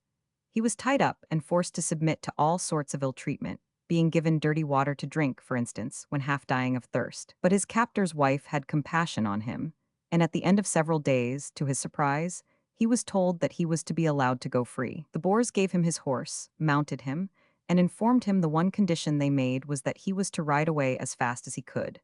He naturally obeyed, and as he galloped off had several bullets put into him, poor fellow. That is a very favorite and well-known method of Transvaal Boer assassination. It gives them the pretext that a prisoner had been trying to escape. Mrs. Phillips relates also the horrible experiences of her husband, who was one of the Uitlanders conspicuous in the reform movement. Lionel, her husband, George Farrar, Colonel Rhodes, and J. H. Hammond were put into one cell 12 feet square without windows and were locked up there the first 3 nights for 13 hours. Then the prison doctor insisted on more space being allotted to them, and the door, which communicated with a courtyard 20 feet square, was left open at night. This was the space in which they were permitted to take exercise. They were not allowed to associate with their fellows at first. In January, in Pretoria, the heat is intense, quite semi-tropical indeed, the temperature varying to 105 degrees in the shade. As the weather happened to be at its hottest, the sufferings of these men were awful. The cells, hitherto devoted to the use of Kaffirs, swarmed with vermin and smelt horribly, while to increase their miseries, if that were possible, one of their number was suffering from dysentery, and no conveniences of any kind were supplied. With these facts in mind, any attempt to describe what the prisoners underwent would be superfluous. Add to all these hardships their mental sufferings, and then judge of their state. R.T. Hun, Joseph Chamberlain, M.P. R.T. Hun, Joseph Chamberlain, M.P. Secretary for the Colonies. Photo by Russell and Sons, London. Can anything be more pathetic than the description of the state of these men given by the wife of one of them? men who had been driven to hatred and revolt by an inefficient, exclusive, and unscrupulous government, which was endeavoring to reduce the subjects of a suzerain power to the level, to them, despicable level of the Kaffirs. Of the fate of these unhappy sufferers we have yet to speak. The fate of raiders and reformers. Dr. Jameson, as we all know, was sent with his comrades to England to be dealt with by the laws of his country. He and his officers were tried and convicted under the Foreign Enlistment Act.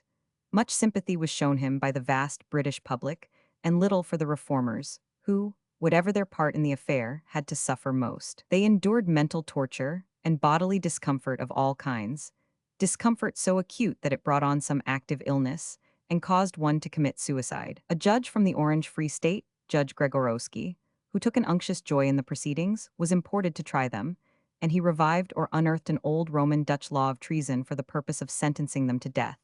This sentence was fortunately not carried out, but it served to keep the reformers and all connected with them in a state of agonized suspense.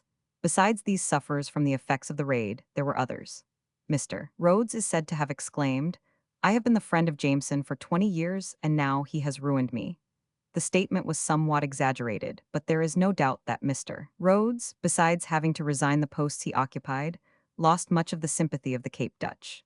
The Uitlanders, also, who had previously enjoyed this sympathy, now forfeited it, all the Dutch being inclined to quote the impulsive act of Dr. Jameson as an example of British treachery, and to look upon Mr. Kruger in the light of a hero. Indeed, many of the British, who took merely an outsider's interest in the state of affairs, labored under the impression that Mr. Kruger was a simple-minded, long-suffering, and magnanimous person. They did not trouble themselves to go deeply into the incessant annoyances and injustices that for many years had harried the lot of the Uitlanders, and caused them at last to lose patience and revolt against oppression. Even now there are people who lean to the belief that the coarse nut of Boer character may possess a sound kernel. People who prefer to hug that belief rather than inform themselves by reading what Mr. Rider Haggard, Mr. Fitzpatrick, and other well-informed men have to say on the subject. When all efforts to work upon Mr. Kruger failed, the wives of the unhappy men applied to Tante San, as the president's wife is called, and begged her intervention. She said, "Yes, I will do all I can for you. I am very sorry for you all, although I know that none of you thought of me that night when we heard Jameson had crossed the border, and we were afraid the president would have to go out and fight, and when they went and caught his white horse that he has not ridden for 8 years. But all the same, I am sorry for you all." The wives of the Boers are very powerful, and it is possible that Mrs. Kruger may have prevailed in some way over her husband, for at last, after 5 weary months of imprisonment, after delays, suspenses, and alarms too numerous to be here recounted, the prisoners, on the 11th of June 1896, were released.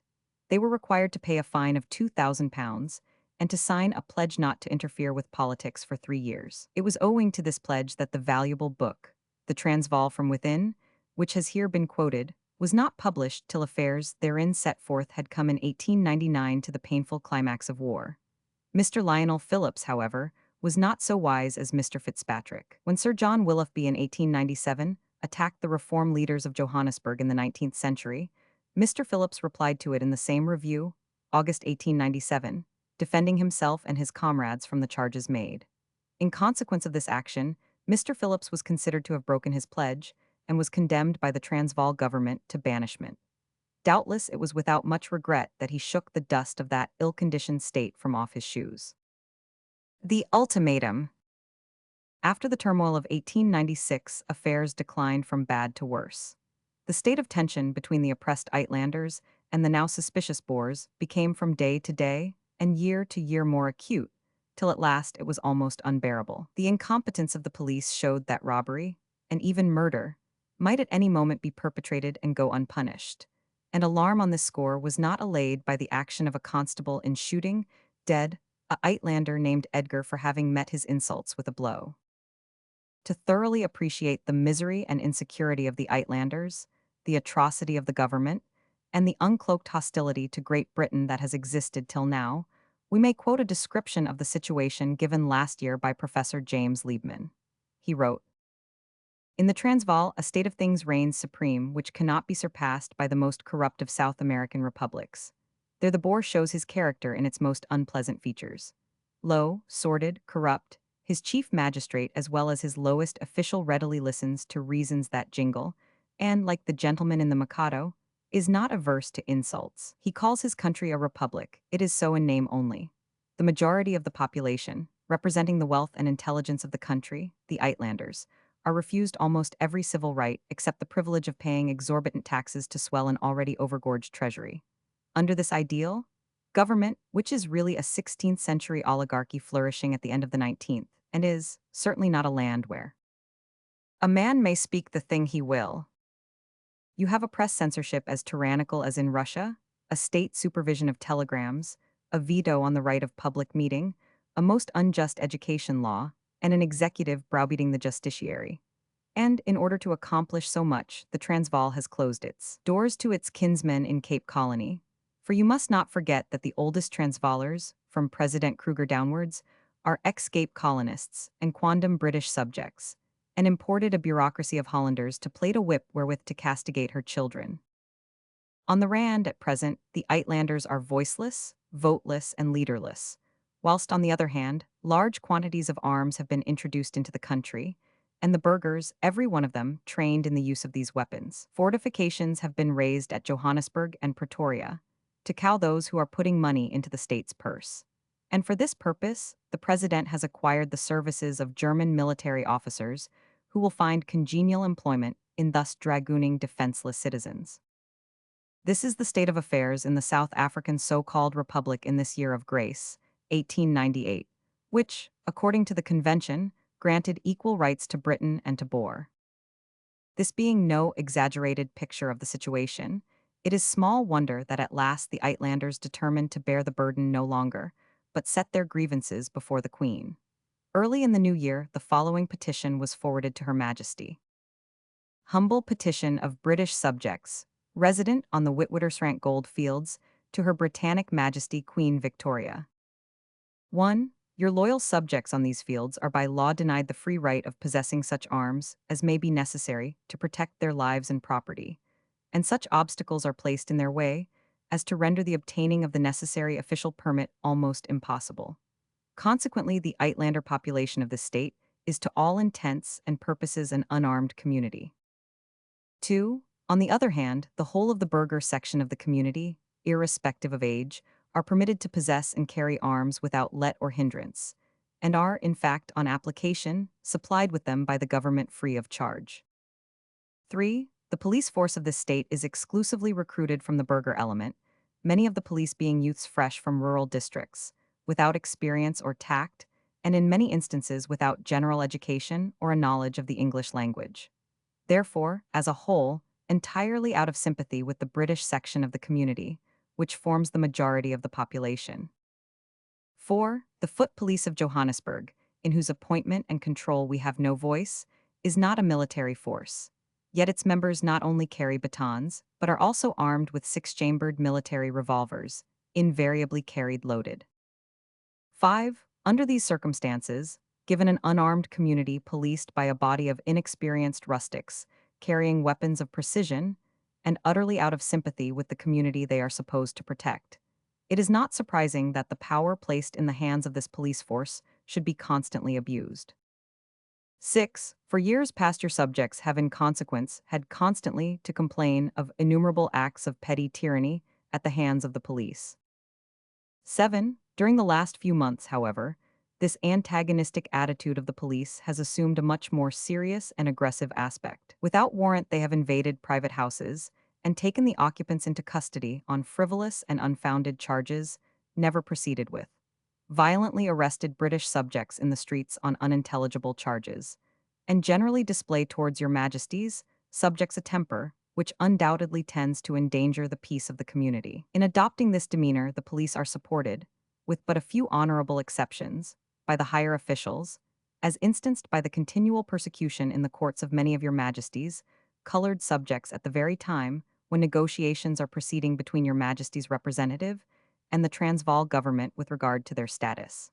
This feeling is also strongly evidenced in the particular case, which we now bring to your majesty's notice. 8. The lamentable tragedy which has been the immediate cause of this, our humble petition cannot, therefore, be regarded as incidental but symptomatic. 9. This case is that of the shooting of Tom Jackson Edgar, a British subject, by Police Constable Baron Stephanus Jones, a member of the Johannesburg Constabulary. 10. From the accompanying affidavits, already published and sworn by eyewitnesses of the tragedy, it would appear that the deceased, while in the occupation of his own house, was shot dead by Police Constable Baron Stephanus Jones, as the latter was in the act of unlawfully breaking into the house of deceased without a warrant. 11. Police Constable Baron Stephanus Jones, though in the first instance placed in custody on a charge of murder, was almost immediately afterwards let out on bail by the public prosecutor, who, without waiting for any magisterial inquiry, reduced the charge, on his own initiative, to that of culpable homicide. 12. The bail on which the prisoner was released was the same in amount, namely, £200, as that required a few days previously from an Uitlander charged with a common assault on a member of the government Secret Service, and the penalty for which was a fine of £20.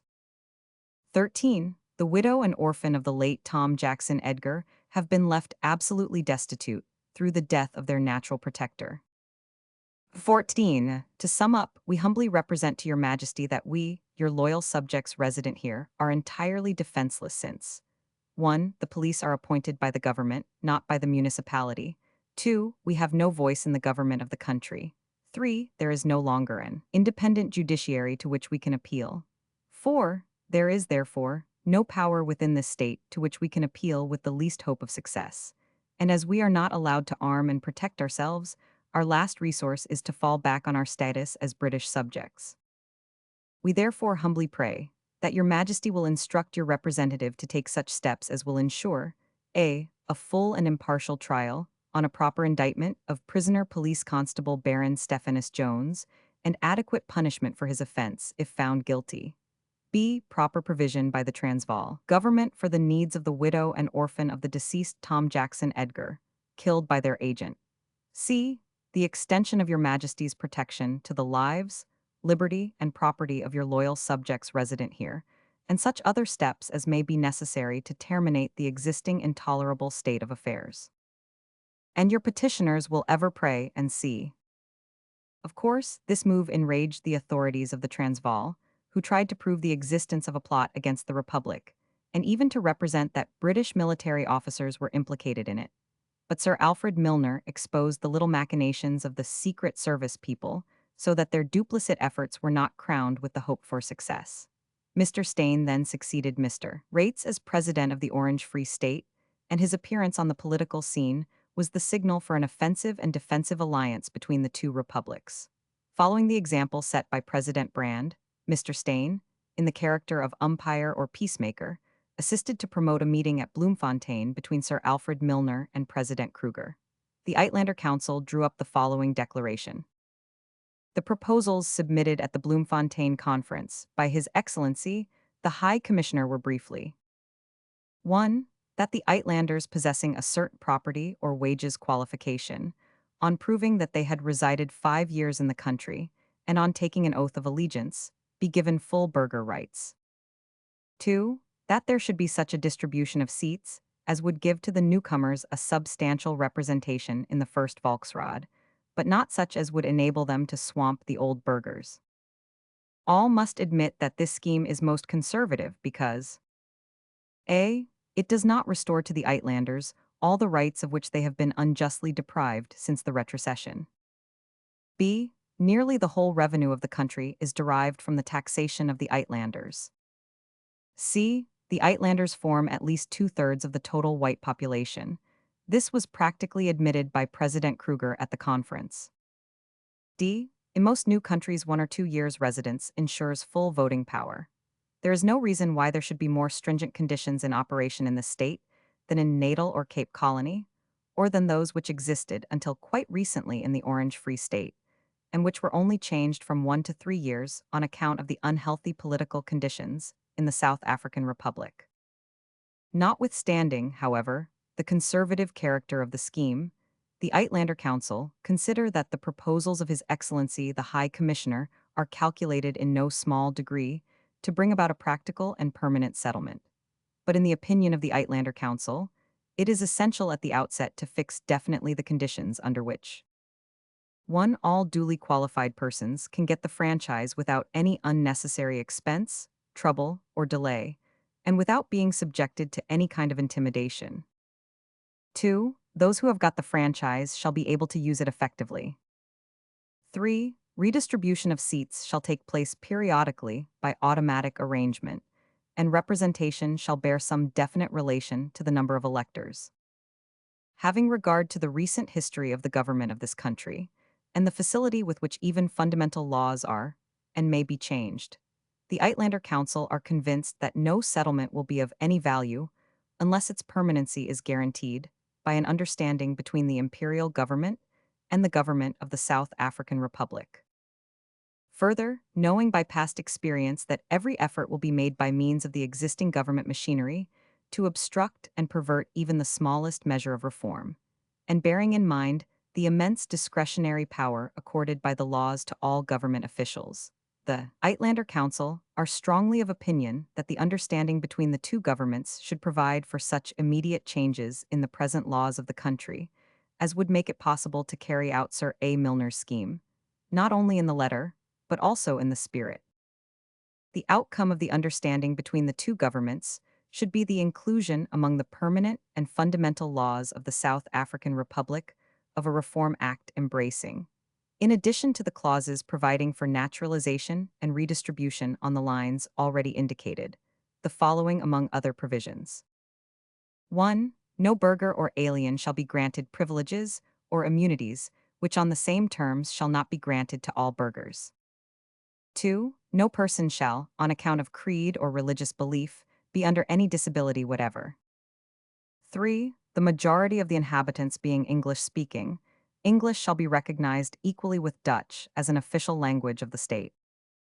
4. The independence of the High Court shall be established and duly safeguarded. 5. Legislation by simple resolution, besluit of the Volksraad shall be abolished. 6. The free right of public meeting and of forming electoral committees shall be recognized and established. 7. The freedom of speech and of the press shall be assured. 8. All persons shall be secured in their houses, persons, papers, and effects against violation or illegal seizure. 9. The existence of forts and the adoption of other measures intended for the intimidation of the white inhabitants of the country, being a menace to the exercise of the undoubted rights of a free people, shall be declared unconstitutional. 10. Existing monopolies shall be cancelled or expropriated on equitable conditions. 11. Rod members must be fully enfranchised burghers and over 21 years of age. Any candidate for the presidency must be a fully enfranchised burgher over 30 years of age and have been resident in the country for 10 years. 12. All elections shall be by ballot and shall be adequately safeguarded by stringent provisions against bribery and intimidation. 13. All towns with a population of 1,000 persons and upwards shall have the right to manage their own local affairs under a general municipal act. The registration of voters and the conduct of all elections shall be regulated by local bodies.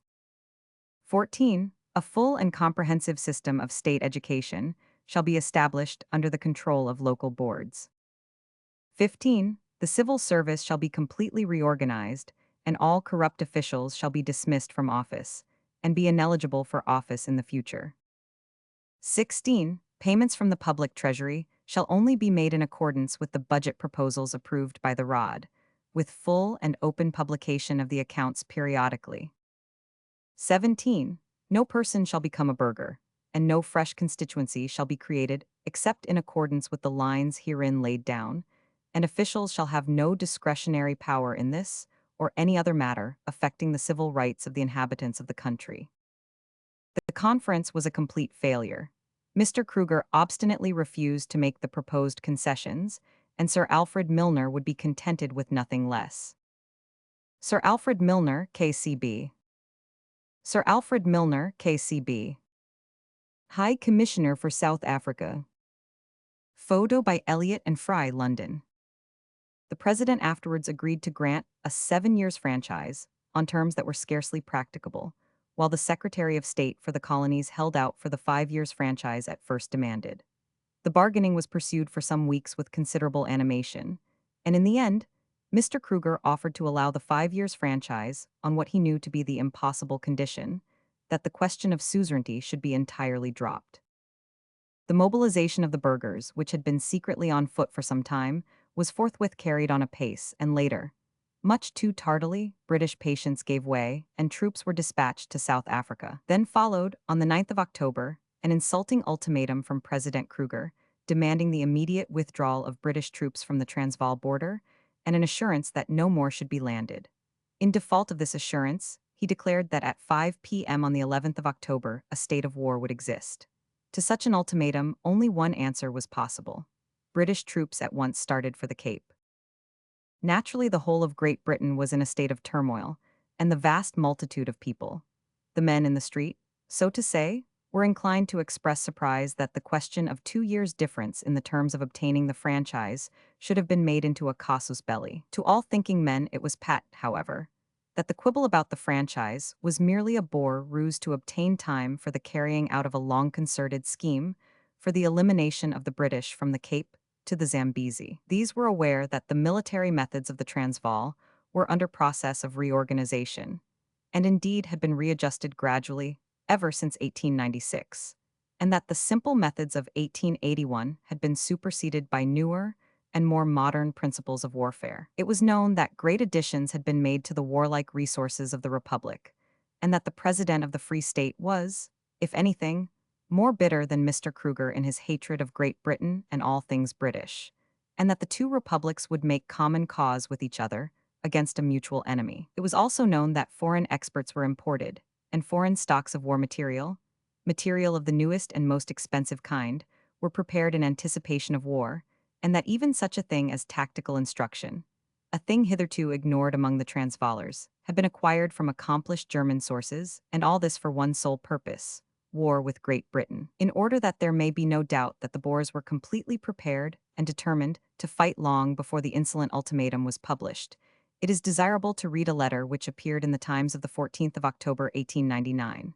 This epistle, which was appropriately headed Boer Ignorance, emanated from a Dutch writer, whose address was in a well-known part of Cape Colony. It runs: Sir, in your paper you have often commented on what you are pleased to call the ignorance of my countrymen, the Boers. We are not so ignorant as the British statesmen and newspaper writers, nor are we such fools as you British are. We know our policy, and we do not change it. We have no opposition party to fear nor to truckle to. Your boasted conservative majority has been the obedient tool of the radical minority, and the radical minority has been the blind tool of our farseeing and intelligent president. We have desired delay, and we have had it, and we are now practically masters of Africa from the Zambezi to the Cape. All the Afrikanders in Cape Colony have been working for years for this end, for they, and we know the facts.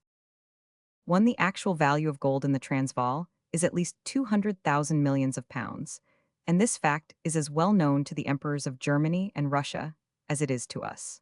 You estimate the value of gold at only 700 millions of pounds, or at least that is what you pretend to estimate it at. But Germany, Russia, and France do not desire you to get possession of this vast mass of gold. And so, after encouraging you to believe that they will not interfere in South Africa, they will certainly do so, and very easily find a casus belli, and they will assist us, directly and indirectly, to drive you out of Africa. 2. We know that you dare not take any precautions in advance to prevent the onslaught of the great powers, as the opposition, the Great Peace Party, will raise the question of expense, and this will win over your lazy, dirty, drunken working classes, who will never again permit themselves to be taxed to support your empire, or even to preserve your existence as a nation. 3. We know from all the military authorities of the European and American continents that you exist as an independent power, merely on sufferance, and that at any moment the great Emperor William can arrange with France or Russia to wipe you off the face of the earth. They can at any time starve you into surrender. You must yield in all things to the United States also, or your supply of corn will be so reduced by the Americans that your working classes would be compelled to pay high prices for their food, and rather than do that they would have civil war and invite any foreign power to assist them by invasion. For there is no patriotism in the working classes of England, Wales, or Ireland. 4. We know that your country has been more prosperous than any other country during the last 50 years, You have had no civil war like the Americans and French to tone up your nerves and strengthen your manliness. And consequently, your able-bodied men will not enlist in your so-called voluntary army. Therefore, you have to hire the dregs of your population to do your fighting, and they are deficient in physique, in moral and mental ability, and in all the qualities that make good fighting men. 5. Your military officers we know to be merely pedantic scholars or frivolous society men, without any capacity for practical warfare with white men. The Afridis were more than a match for you, and your victory over the Soudanese was achieved because those poor people had not a rifle amongst them. 6. We know that your men, being the dregs of your people, are naturally feeble, and that they are also saturated with the most horrible sexual diseases, as all your government returns plainly show, and that they cannot endure the hardships of war. 7. We know that the entire British race is rapidly decaying, your birth rate is rapidly falling, your children are born weak, diseased, and deformed, and that the major part of your population consists of females, cripples, epileptics, consumptives, cancerous people, invalids, and lunatics of all kinds whom you carefully nourish and preserve. 8. We know that 9/10 of your statesmen and higher officials, military and naval, are suffering from kidney diseases, which weaken their courage and willpower, and make them shirk all responsibility as far as possible. 9. We know that your navy is big, but we know that it is not powerful, and that it is honeycombed with disloyalty, as witness the theft of the signal books, the assaults on officers, the desertions, and the willful injury of the boilers and machinery, which all the vigilance of the officers is powerless to prevent. 10. We know that the conservative government is a mere sham, and that it largely reduced the strength of the British artillery in 1888-89. And we know that it does not dare now to call out the militia for training, nor to mobilize the fleet, nor to give sufficient grants to the line, and volunteers for ammunition to enable them to become good marksmen and efficient soldiers. We know that British soldiers and sailors are immensely inferior as marksmen, not only to Germans, French, and Americans, but also to Japanese, Afridis, Chileans, Peruvians, Belgians, and Russians. 11. We know that no British government dares to propose any form of compulsory military or naval training, for the British people would rather be invaded, conquered, and governed by Germans, Russians, or Frenchmen than be compelled to serve their own government. 12. We Boers know that we will not be governed by a set of British curs, but that we will drive you out of Africa altogether, and the other manly nations which have compulsory military service, the armed manhood of Europe, will very quickly divide all your other possessions between them. Talk no more of the ignorance of the Boers or Cape Dutch. A few days more will prove your ignorance of the British position, and in a short space of time, you and your queen will be imploring the good offices of the great German emperor to deliver you from your disasters, for your humiliations are not yet complete. For 30 years the Cape Dutch have been waiting their chance, and now their day has come. They will throw off their mask and your yoke at the same instant, and 0 Dutch heroes will trample you underfoot. We can afford to tell you the truth now, and in this letter you have got it. Yours and C. P.S. October 12th. This letter, though false in many particulars, certainly pointed out some home truths, which it was desirable for the British public to read, mark, learn, and inwardly digest. It also served to cast aside the thin veil which had covered our political relations with President Kruger and his party, and to show the firm foundations on which the hatred of the Boer for the Briton had been built for years. The question of the franchise was a bagatelle. A soap bubble would have been pretext enough for war when the right hour and moment arrived. As allowed by this candid writer, whose valuable avowals cannot afford to be ignored, for many years treachery and disloyalty had existed, and the Boers had only bided their time. They desired delay, and had it, playing their cards so skillfully as to deceive even the British government, and imply to them and the world that the franchise question and the discontent of the Uitlanders was the main cause of the disagreement. Before passing on to the terrible drama that, owing to the defiance of Mr. Kruger, was afterwards enacted, we must assure ourselves that the sad climax was bound to have come sooner or later. If the future of South Africa is to be saved, the prestige of Great Britain must be maintained, her citizens must be protected, and the betrayals of Downing Street of 1881 and must be atoned for. Though darkness reigns at the time of writing, the future of the Transvaal is a bright one. Reactionaries of the Hofmeyr and Kruger stamp will pass away, and we may look to the 20th century for a happy settlement of the terrible difficulties which stare us in the face. But the settlement can never be affected by the policy of compromise. It can never be lasting, while conventions are allowed to become the pawns of parties. It can never be noble nor dignified until the petty ambitions of political strife are subdued, and the grand whole, Great Britain, not the infinitesimal island, but the immense and populous empire, is ordered and labored for with the courage and strength that comes of undoubted unanimity. It remains, therefore, with each individual man and woman among us, so to work that the grand result is not unnecessarily delayed. Viscount Wolseley. Viscount Wolseley, Commander-in-Chief of the British Army. Photo by London Stereoscopic Co. Appendix. Convention of 1881. Convention for the Settlement of the Transvaal Territory. Preamble. Her Majesty's Commissioners for the Settlement of the Transvaal Territory, duly appointed as such by a commission passed under the Royal Sign Manual and Signet, bearing date the 5th of April, do hereby undertake and guarantee on behalf of Her Majesty that, from and after the 8th day of August 1881, complete self-government, subject to the suzerainty of Her Majesty, her heirs and successors, will be accorded to the inhabitants of the Transvaal territory, upon the following terms and conditions, and subject to the following reservations and limitations. Article 1. The said territory, to be hereinafter called the Transvaal State, will embrace the land lying between the following boundaries, to wit. Here follow 3 pages in print defining boundaries. Article 2. Her Majesty reserves to herself, her heirs and successors, a. The right from time to time to appoint a British resident in, and for the said state, with such duties and functions as are hereinafter defined. B. The right to move troops through the said state in time of war, or in case of the apprehension of immediate war between the suzerain power and any foreign state or native tribe in South Africa. And C. The control of the external relations of the said state, including the conclusion of treaties and the conduct of diplomatic intercourse with foreign powers, such intercourse to be carried on through Her Majesty's diplomatic and consular officers abroad. Article 3. Until altered by the Volksraad, or other competent authority, all laws, whether passed before or after the annexation of the Transvaal territory to Her Majesty's dominions, shall, except in so far as they are inconsistent with or repugnant to the provisions of this convention, be and remain in force in the said state in so far as they shall be applicable thereto, provided that no future enactment especially affecting the interests of natives shall have any force or effect in the said state, without the consent of Her Majesty, her heirs and successors, first had and obtained and signified to the government of the said state, through the British resident, provided further that in no case will the repeal or amendment of any laws enacted since the annexation have a retrospective effect, so as to invalidate any acts done or liabilities incurred by virtue of such laws.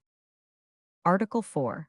On the 8th of August 1881, the government of the said state, together with all rights and obligations thereto appertaining, and all state property taken over at the time of annexation, save and except munitions of war, will be handed over to Messrs. Stephanus Johannes Paulus Kruger, Martinus Wessel Pretorius, and Petrus Jacobus Joubert, or the survivor or survivors of them, who will forthwith cause a Volksraad to be elected and convened, and the Volksraad, thus elected and convened, will decide as to the further administration of the government of the said state. Article 5. All sentences passed upon persons who may be convicted of offenses contrary to the rules of civilized warfare committed during the recent hostilities will be duly carried out, and no alteration or mitigation of such sentences will be made or allowed by the government of the Transvaal state without Her Majesty's consent conveyed through the British resident. In case there shall be any prisoners in any of the jails of the Transvaal state whose respective sentences of imprisonment have been remitted in part by Her Majesty's administrator or other officer administering the government, such remission will be recognized and acted upon by the future government of the said state. Article 6. Her Majesty's government will make due compensation for all losses or damage sustained by reason of such acts as are in the 8th article hereinafter specified, which may have been committed by Her Majesty's forces during the recent hostilities, except for such losses or damage as may already have been compensated for, and the government of the Transvaal state will make due compensation for all losses or damage sustained by reason of such acts as are in the 8th article hereinafter, specified which may have been committed by the people who were in arms against Her Majesty during the recent hostilities, except for such losses or damages as may already have been compensated for. Article 7. The decision of all claims for compensation, as in the last preceding article mentioned, will be referred to a subcommittee, consisting of the Honorable George Hudson, the Honorable Jacobus Petrus de Wet, and the Honorable John Gilbert Coetzee. In case one or more of such subcommissioners shall be unable or unwilling to act, the remaining subcommissioner or subcommissioners will, after consultation with the government of the Transvaal state, submit for the approval of Her Majesty's High Commissioners the names of one or more persons to be appointed by them to fill the place or places thus vacated. The decision of the said subcommissioners, or of a majority of them, will be final. The said subcommissioners will enter upon and perform their duties with all convenient speed.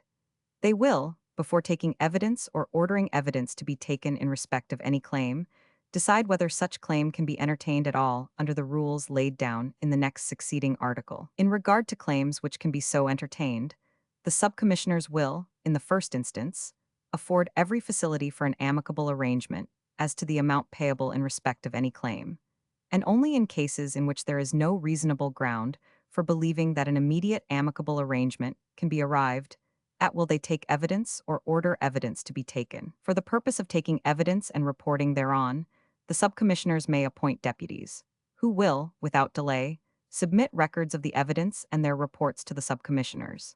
The subcommissioners will arrange their sittings and the sittings of their deputies in such a manner as to afford the earliest convenience to the parties concerned and their witnesses. In no case will costs be allowed to either side, other than the actual and reasonable expenses of witnesses whose evidence is certified by the subcommissioners to have been necessary.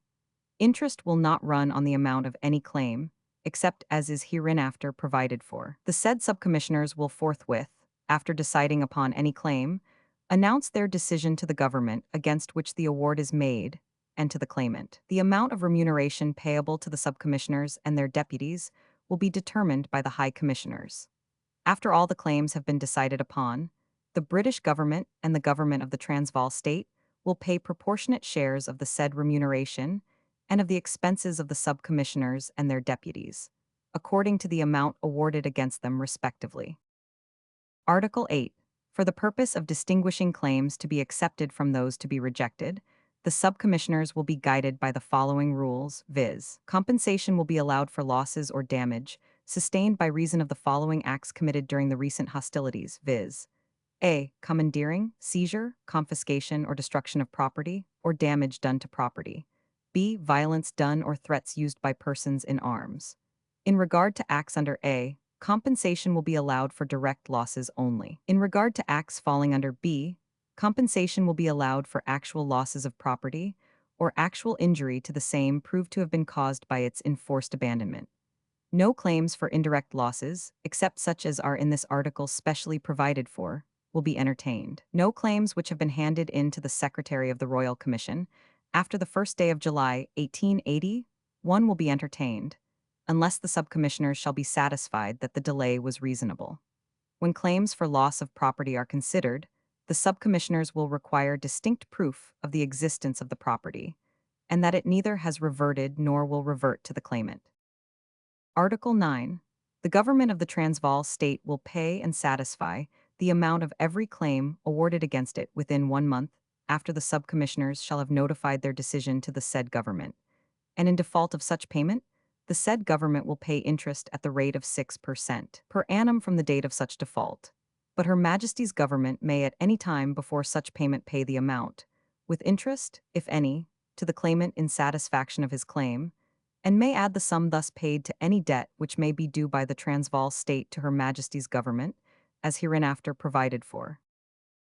Article 10. The Transvaal state will be liable for the balance of the debts, for which the South African Republic was liable at the date of annexation, to wit, the sum of £48,000 in respect of the Cape Commercial Bank loan, and £85,667 in respect to the railway loan, together with the amount due on 8 August 1881 on account of the orphan chamber debt, which now stands at £22,200, which debts will be a first charge upon the revenues of the state. The Transvaal state will, moreover, be liable for the lawful expenditure lawfully incurred for the necessary expenses of the province since the annexation, to wit, the sum of £265,000, which debt, together with such debts as may be incurred by virtue of the ninth article, will be second charge upon the revenues of the state.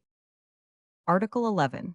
The debts due as aforesaid by the Transvaal state to Her Majesty's government will bear interest at the rate of 3.5%, and any portion of such debt as may remain unpaid at the expiration of 12 months from the 8th August 1881 shall be repayable by a payment for interest and sinking fund of £6 and 9 per cent per annum, which will extinguish the debt in 25 years.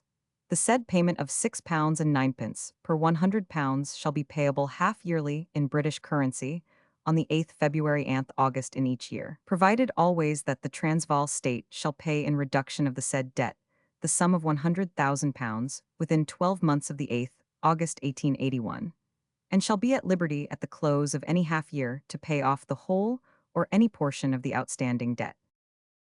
Article 12. All persons holding property in the said state on the 8th day of August 1881 will continue after the said date to enjoy the rights of property which they have enjoyed since the annexation. No person who has remained loyal to Her Majesty during the recent hostilities shall suffer any molestation by reason of his loyalty, or be liable to any criminal prosecution or civil action for any part taken in connection with such hostilities, and all such persons will have full liberty to reside in the country, with enjoyment of all civil rights and protection for their persons and property. Article 13. Natives will be allowed to acquire land, but the grant or transfer of such land will, in every case, be made to and registered in the name of the Native Location Commission, hereinafter mentioned, in trust for such natives. Article 14. Natives will be allowed to move as freely within the country as may be consistent with the requirements of public order, and to leave it for the purpose of seeking employment elsewhere or for other lawful purposes, subject always to the passed laws of the said state, as amended by the legislature of the province, or as may hereafter be enacted under the provisions of the third article of this convention. Article 15.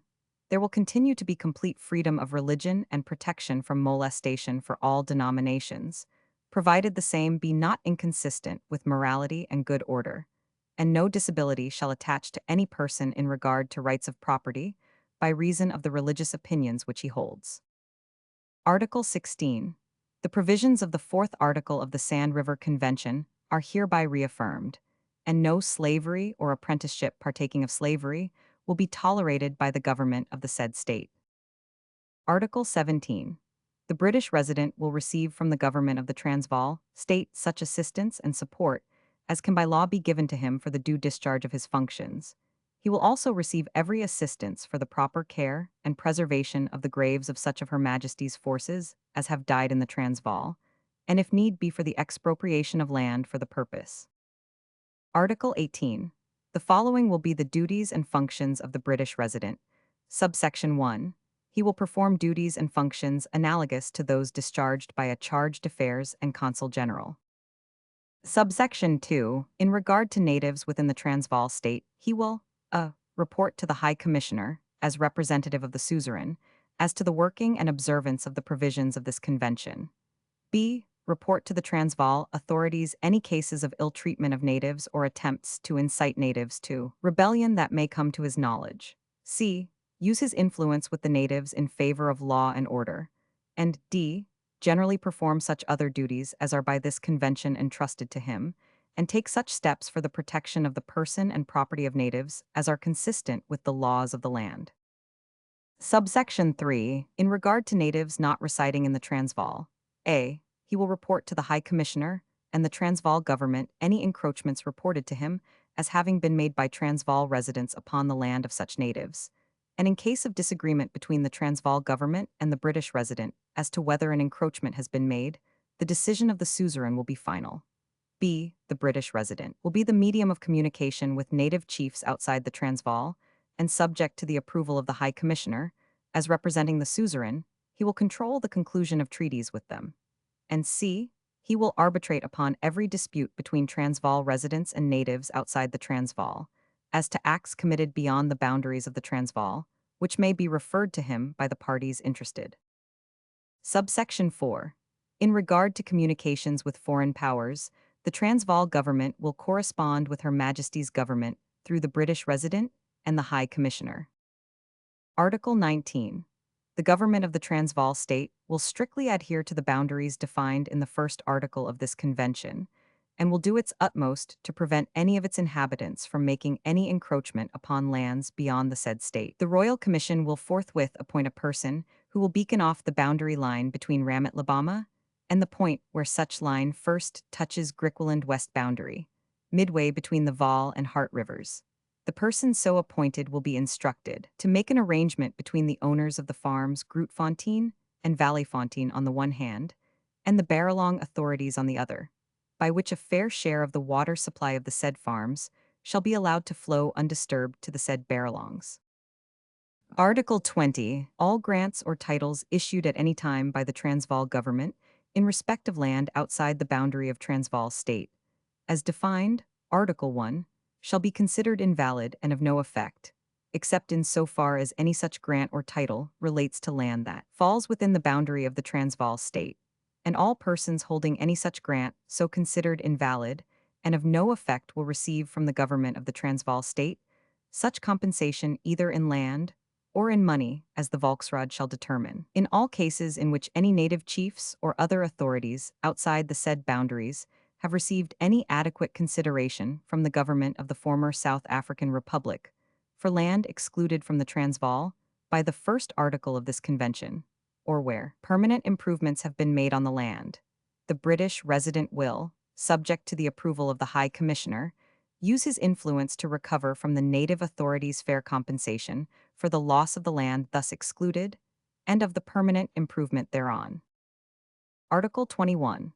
Forthwith after the taking effect of this convention, a Native Location Commission will be constituted, consisting of the President, or in his absence the Vice President of the state, or someone deputed by him, the Resident, or someone deputed by him, and a third person to be agreed upon by the President or the Vice President, as the case may be, and the Resident and such commission will be a standing body for the performance of the duties herein, after mentioned. Article 22. The Native Location Commission will reserve to the native tribes of the state such locations as they may be fairly and equitably entitled to, due regard being had to the actual occupation of such tribes.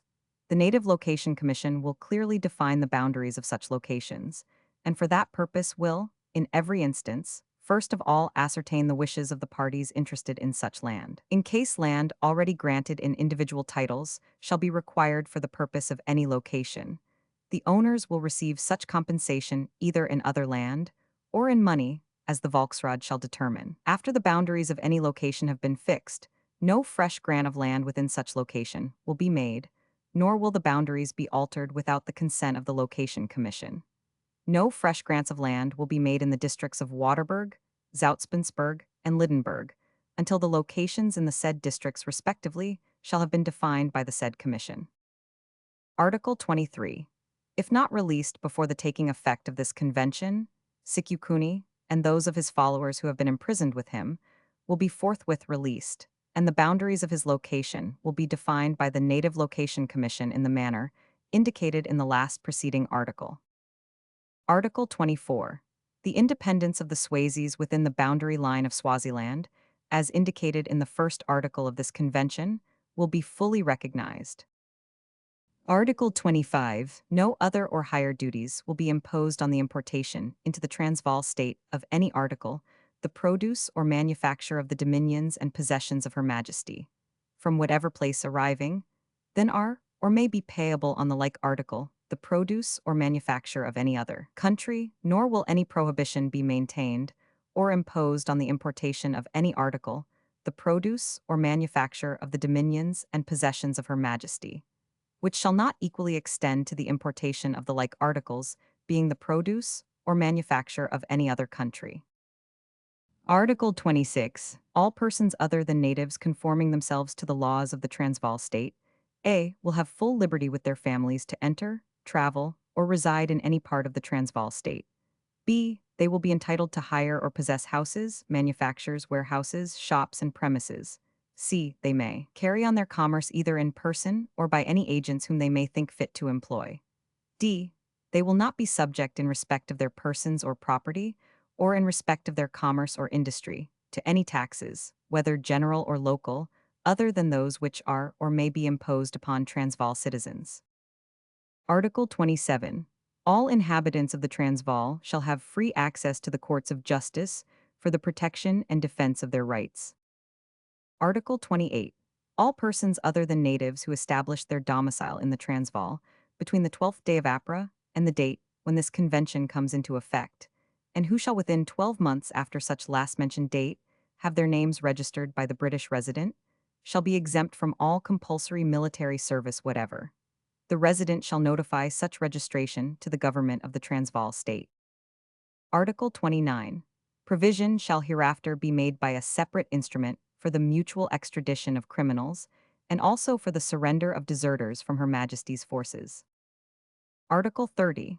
All debts contracted since the annexation will be payable in the same currency in which they may have been contracted. All uncancelled postage and other revenue stamps issued by the government since the annexation will remain valid and will be accepted at their present value by the future government of the state. All licenses duly issued since the annexation will remain in force during the period for which they may have been issued. Article 31. No grants of land which may have been made, and no transfer of mortgage which may have been passed since the annexation, will be invalidated by reason merely of their having been made or passed since that date. All transfers to the British Secretary for Native Affairs in Trust for Natives will remain in force, the Native Location Commission taking the place of such Secretary for Native Affairs. Article 32. This convention will be ratified by a newly elected Volksraad within the period of 3 months after its execution, and in default of such ratification, this convention shall be null and void. Article 33. Forthwith after the ratification of this convention, as in the last preceding article mentioned, all British troops in Transvaal territory will leave the same, and the mutual delivery of munitions of war will be carried out. Articles end. Here will follow signatures of royal commissioners, then the following to precede signatures of triumvirate. We, the undersigned, Stephanus Johannes Paulus Kruger, Martinus Wessel Pretorius, and Petrus Jacobus Jaubert, as representatives of the Transvaal burghers, do hereby agree to all the above conditions, reservations, and limitations under which self-government has been restored to the inhabitants of the Transvaal territory, subject to the suzerainty of Her Majesty, her heirs and successors, and we agree to accept the government of the said territory, with all rights and obligations thereto appurtening on the 8th day of August. And we promise and undertake that this convention shall be ratified by a newly elected Volksraad of the Transvaal state within 3 months from this date. Convention of 1884. A convention between Her Majesty, the Queen of the United Kingdom of Great Britain and Ireland, and the South African Republic. Whereas the government of the Transvaal state, through its delegates, consisting of Stephanus Johannes Paulus Kruger, president of the said state, Stephanus Jacobus du Toit, superintendent of education, and Nicholas Jacobus Smit, a member of the Volksraad, have represented that the convention signed at Pretoria on the 3rd day of August 1881, and ratified by the Volksraad of the said state on the 25th October 1881, contains certain provisions which are inconvenient, and imposes burdens and obligations from which the said state is desirous to be relieved, and that the southwestern boundaries fixed by the said convention should be amended, with a view to promote the peace and good order of the said state, and of the countries adjacent thereto. And whereas Her Majesty, the Queen of the United Kingdom of Great Britain and Ireland, has been pleased to take the said representations into consideration, now therefore Her Majesty has been pleased to direct, and it is hereby declared, that the following articles of a new convention, signed on behalf of Her Majesty by Her Majesty's High Commissioner in South Africa, the Right Honourable Sir Hercules George Robert Robinson, Knight Grand Cross of the Most Distinguished Order of St. Michael and St. George, Governor of the Colony of the Cape of Good Hope, and on behalf of the Transvaal State, which shall hereinafter be called the South African Republic, by the above-named delegates, Stephanus Johannes Paulus Kruger, Stephanus Jacobus du Toit, and Nicholas Jacobus Smit, shall, when ratified by the Volksraad of the South African Republic, be substituted for the articles embodied in the Convention of 3rd August 1881, which latter, pending such ratification, shall continue in full force and effect. Articles. Article 1. The territory of the South African Republic will embrace the land lying between the following boundaries, to wit, here follows a long description of boundaries. Article 2. The government of the South African Republic will strictly adhere to the boundaries defined in the first article of this convention, and will do its utmost to prevent any of its inhabitants from making any encroachments upon lands beyond the said boundaries. The government of the South African Republic will appoint commissioners upon the eastern and western borders, whose duty it will be strictly to guard against irregularities and all trespassing over the boundaries. Her Majesty's government will, if necessary, appoint commissioners in the native territories outside the eastern and western borders of the South African Republic to maintain order and prevent encroachments. Her Majesty's government and the government of the South African Republic will each appoint a person to proceed together to beacon off the amended southwest boundary, as described in Article 1 of this convention. And the President of the Orange Free State shall be requested to appoint a referee to whom the said persons shall refer any questions on which they may disagree respecting the interpretation of the said article, and the decision of such referee thereon shall be final. The arrangement already made, under the terms of Article 19 of the Convention of Pretoria of the 3rd August 1881, between the owners of the farms Grootfontein and Valleyfontein on the one hand, and the Barralong authorities on the other, by which a fair share of the water supply of the said farms shall be allowed to flow undisturbed to the said Barralongs, shall continue in force. Article 3. If a British officer is appointed to reside at Pretoria or elsewhere within the South African Republic to discharge functions analogous to those of a consular officer, he will receive the protection and assistance of the Republic. Article 4. The South African Republic will conclude no treaty or engagement with any state or nation other than the Orange Free State, nor with any native tribe to the eastward or westward of the Republic, until the same has been approved by Her Majesty the Queen. Such approval shall be considered to have been granted if Her Majesty's government shall not, within 6 months after receiving a copy of such treaty, which shall be delivered to them immediately upon its completion, have notified that the conclusion of such treaty is in conflict with the interests of Great Britain or of any of Her Majesty's possessions in South Africa. Article 5. The South African Republic will be liable for any balance which may still remain due of the debts for which it was liable at the date of annexation, to wit, the Cape Commercial Bank loan, the railway loan, and the orphan chamber debt, which debts will be a first charge upon the revenues of the Republic. The South African Republic will moreover be liable to Her Majesty's government for £250,000, which will be a second charge upon the revenues of the Republic. Article 6. The debt due as aforesaid by the South African Republic to Her Majesty's government will bear interest at the rate of 3.5% from the date of the ratification of this convention, and shall be repayable by a payment for interest and sinking fund of £6 and 9 per £100 per annum, which will extinguish the debt in 25 years. The said payment of £6 and 9 per £100 shall be payable half-yearly, in British currency, at the close of each half-year from the date of such ratification, provided always that the South African Republic shall be at liberty at the close of any half-year to pay off the whole or any portion of the outstanding debt. Interest at the rate of 3.5%. On the debt, as standing under the Convention of Pretoria, shall as heretofore be paid to the date of the ratification of this convention.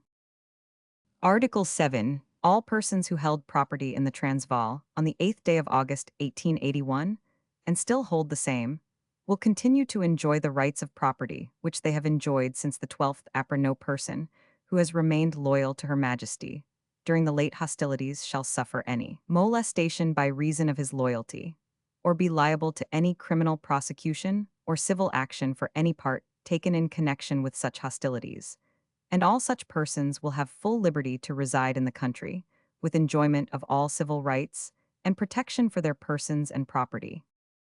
Article 8. The South African Republic renews the declaration made in the Sand River Convention and in the Convention of Pretoria that no slavery or apprenticeship partaking of slavery will be tolerated by the government of the said republic. Article 9. There will continue to be complete freedom of religion and protection from molestation for all denominations, provided the same be not inconsistent with morality and good order, and no disability shall attach to any person in regard to rights of property by reason of the religious opinions which he holds. Article 10.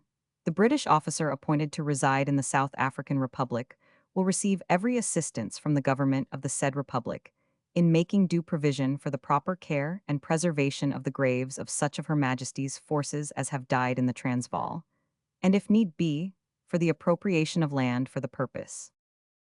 Article 11. All grants or titles issued at any time by the Transvaal government in respect of land outside the boundary of the South African Republic, as defined in Article 1, shall be considered invalid and of no effect, except in so far as any such grant or title relates to land that falls within the boundary of the South African Republic, and all persons holding any such grant so considered invalid and of no effect will receive from the government of the South African Republic such compensation, either in land or in money, as the Volksraad shall determine, in all cases in which any native chiefs or other authorities outside the said boundaries have received any adequate consideration from the government of the South African Republic for land excluded from the Transvaal by the first article of this convention, or where permanent improvements have been made on the land, the High Commissioner will recover from the native authorities fair compensation for the loss of the land thus excluded, or of the permanent improvements thereon. Article 12. The independence of the Swazis within the boundary line of Swaziland, as indicated in the first article of this convention, will be fully recognized. Article 13. Except in pursuance of any treaty or engagement made as provided in Article 4 of this convention, no other or higher duties shall be imposed on the importation into the South African Republic of any article coming from any part of Her Majesty's dominions than are or may be imposed on the like article coming from any other place or country. Nor will any prohibition be maintained or imposed on the importation into the South African Republic of any article coming from any part of Her Majesty's dominions, which shall not equally extend to the like article coming from any other place or country. And in like manner, the same treatment shall be given to any article coming to Great Britain from the South African Republic, as to the like article coming from any other place or country. These provisions do not preclude the consideration of special arrangements as to import duties and commercial relations between the South African Republic and any of Her Majesty's colonies or possessions. Article 14. All persons other than natives, conforming themselves to the laws of the South African Republic, A. will have full liberty with their families to enter, travel, or reside in any part of the South African Republic. B. They will be entitled to hire or possess houses, manufactories, warehouses, shops, and premises. C. May carry on their commerce either in person or by any agents whom they may think fit to employ. D. They will not be subject, in respect of their persons or property, or in respect of their commerce or industry, to any taxes, whether general or local, other than those which are or may be imposed upon citizens of the said republic. Article 15. All persons, other than natives, who established their domicile in the Transvaal between the 12th day of April and the 8th of August, 1881, and who within 12 months after such last-mentioned date have had their names registered by the British resident, shall be exempt from all compulsory military service whatever. Article 16. Provision shall hereafter be made by a separate instrument for the mutual extradition of criminals, and also for the surrender of deserters from Her Majesty's forces. Article 17. All debts contracted between the 12th April and the 8th August 1880 will be payable in the same currency in which they may have been contracted. Article 18. No grants of land which may have been made, and no transfers or mortgages which may have been passed between the 12th April and the 8th August 1881 will be invalidated by reason merely of their having been made or passed between such dates. All transfers to the British Secretary for Native Affairs in Trust for Natives will remain in force, an officer of the South African Republic taking the place of such Secretary for Native Affairs. Article 19. The government of the South African Republic will engage faithfully to fulfill the assurances given, in accordance with the laws of the South African Republic, to the natives at the Pretoria Pitso, by the Royal Commission in the presence of the Triumvirate and with their entire assent. 1. As to the freedom of the natives to buy or otherwise acquire land under certain conditions. 2. As to the appointment of a commission to mark out native locations. 3. As to the access of the natives to the courts of law. And 4. As to their being allowed to move freely within the country or to leave it for any legal purpose under a pass system. Article 20.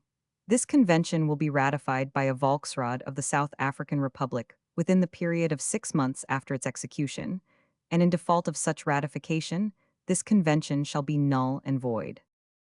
Signed in duplicate in London, this 27th day of February 1884. Signed Hercules Robinson, S. J. P. Kruger, S. J. Dutoit, M. J. Smith. End of Volume I.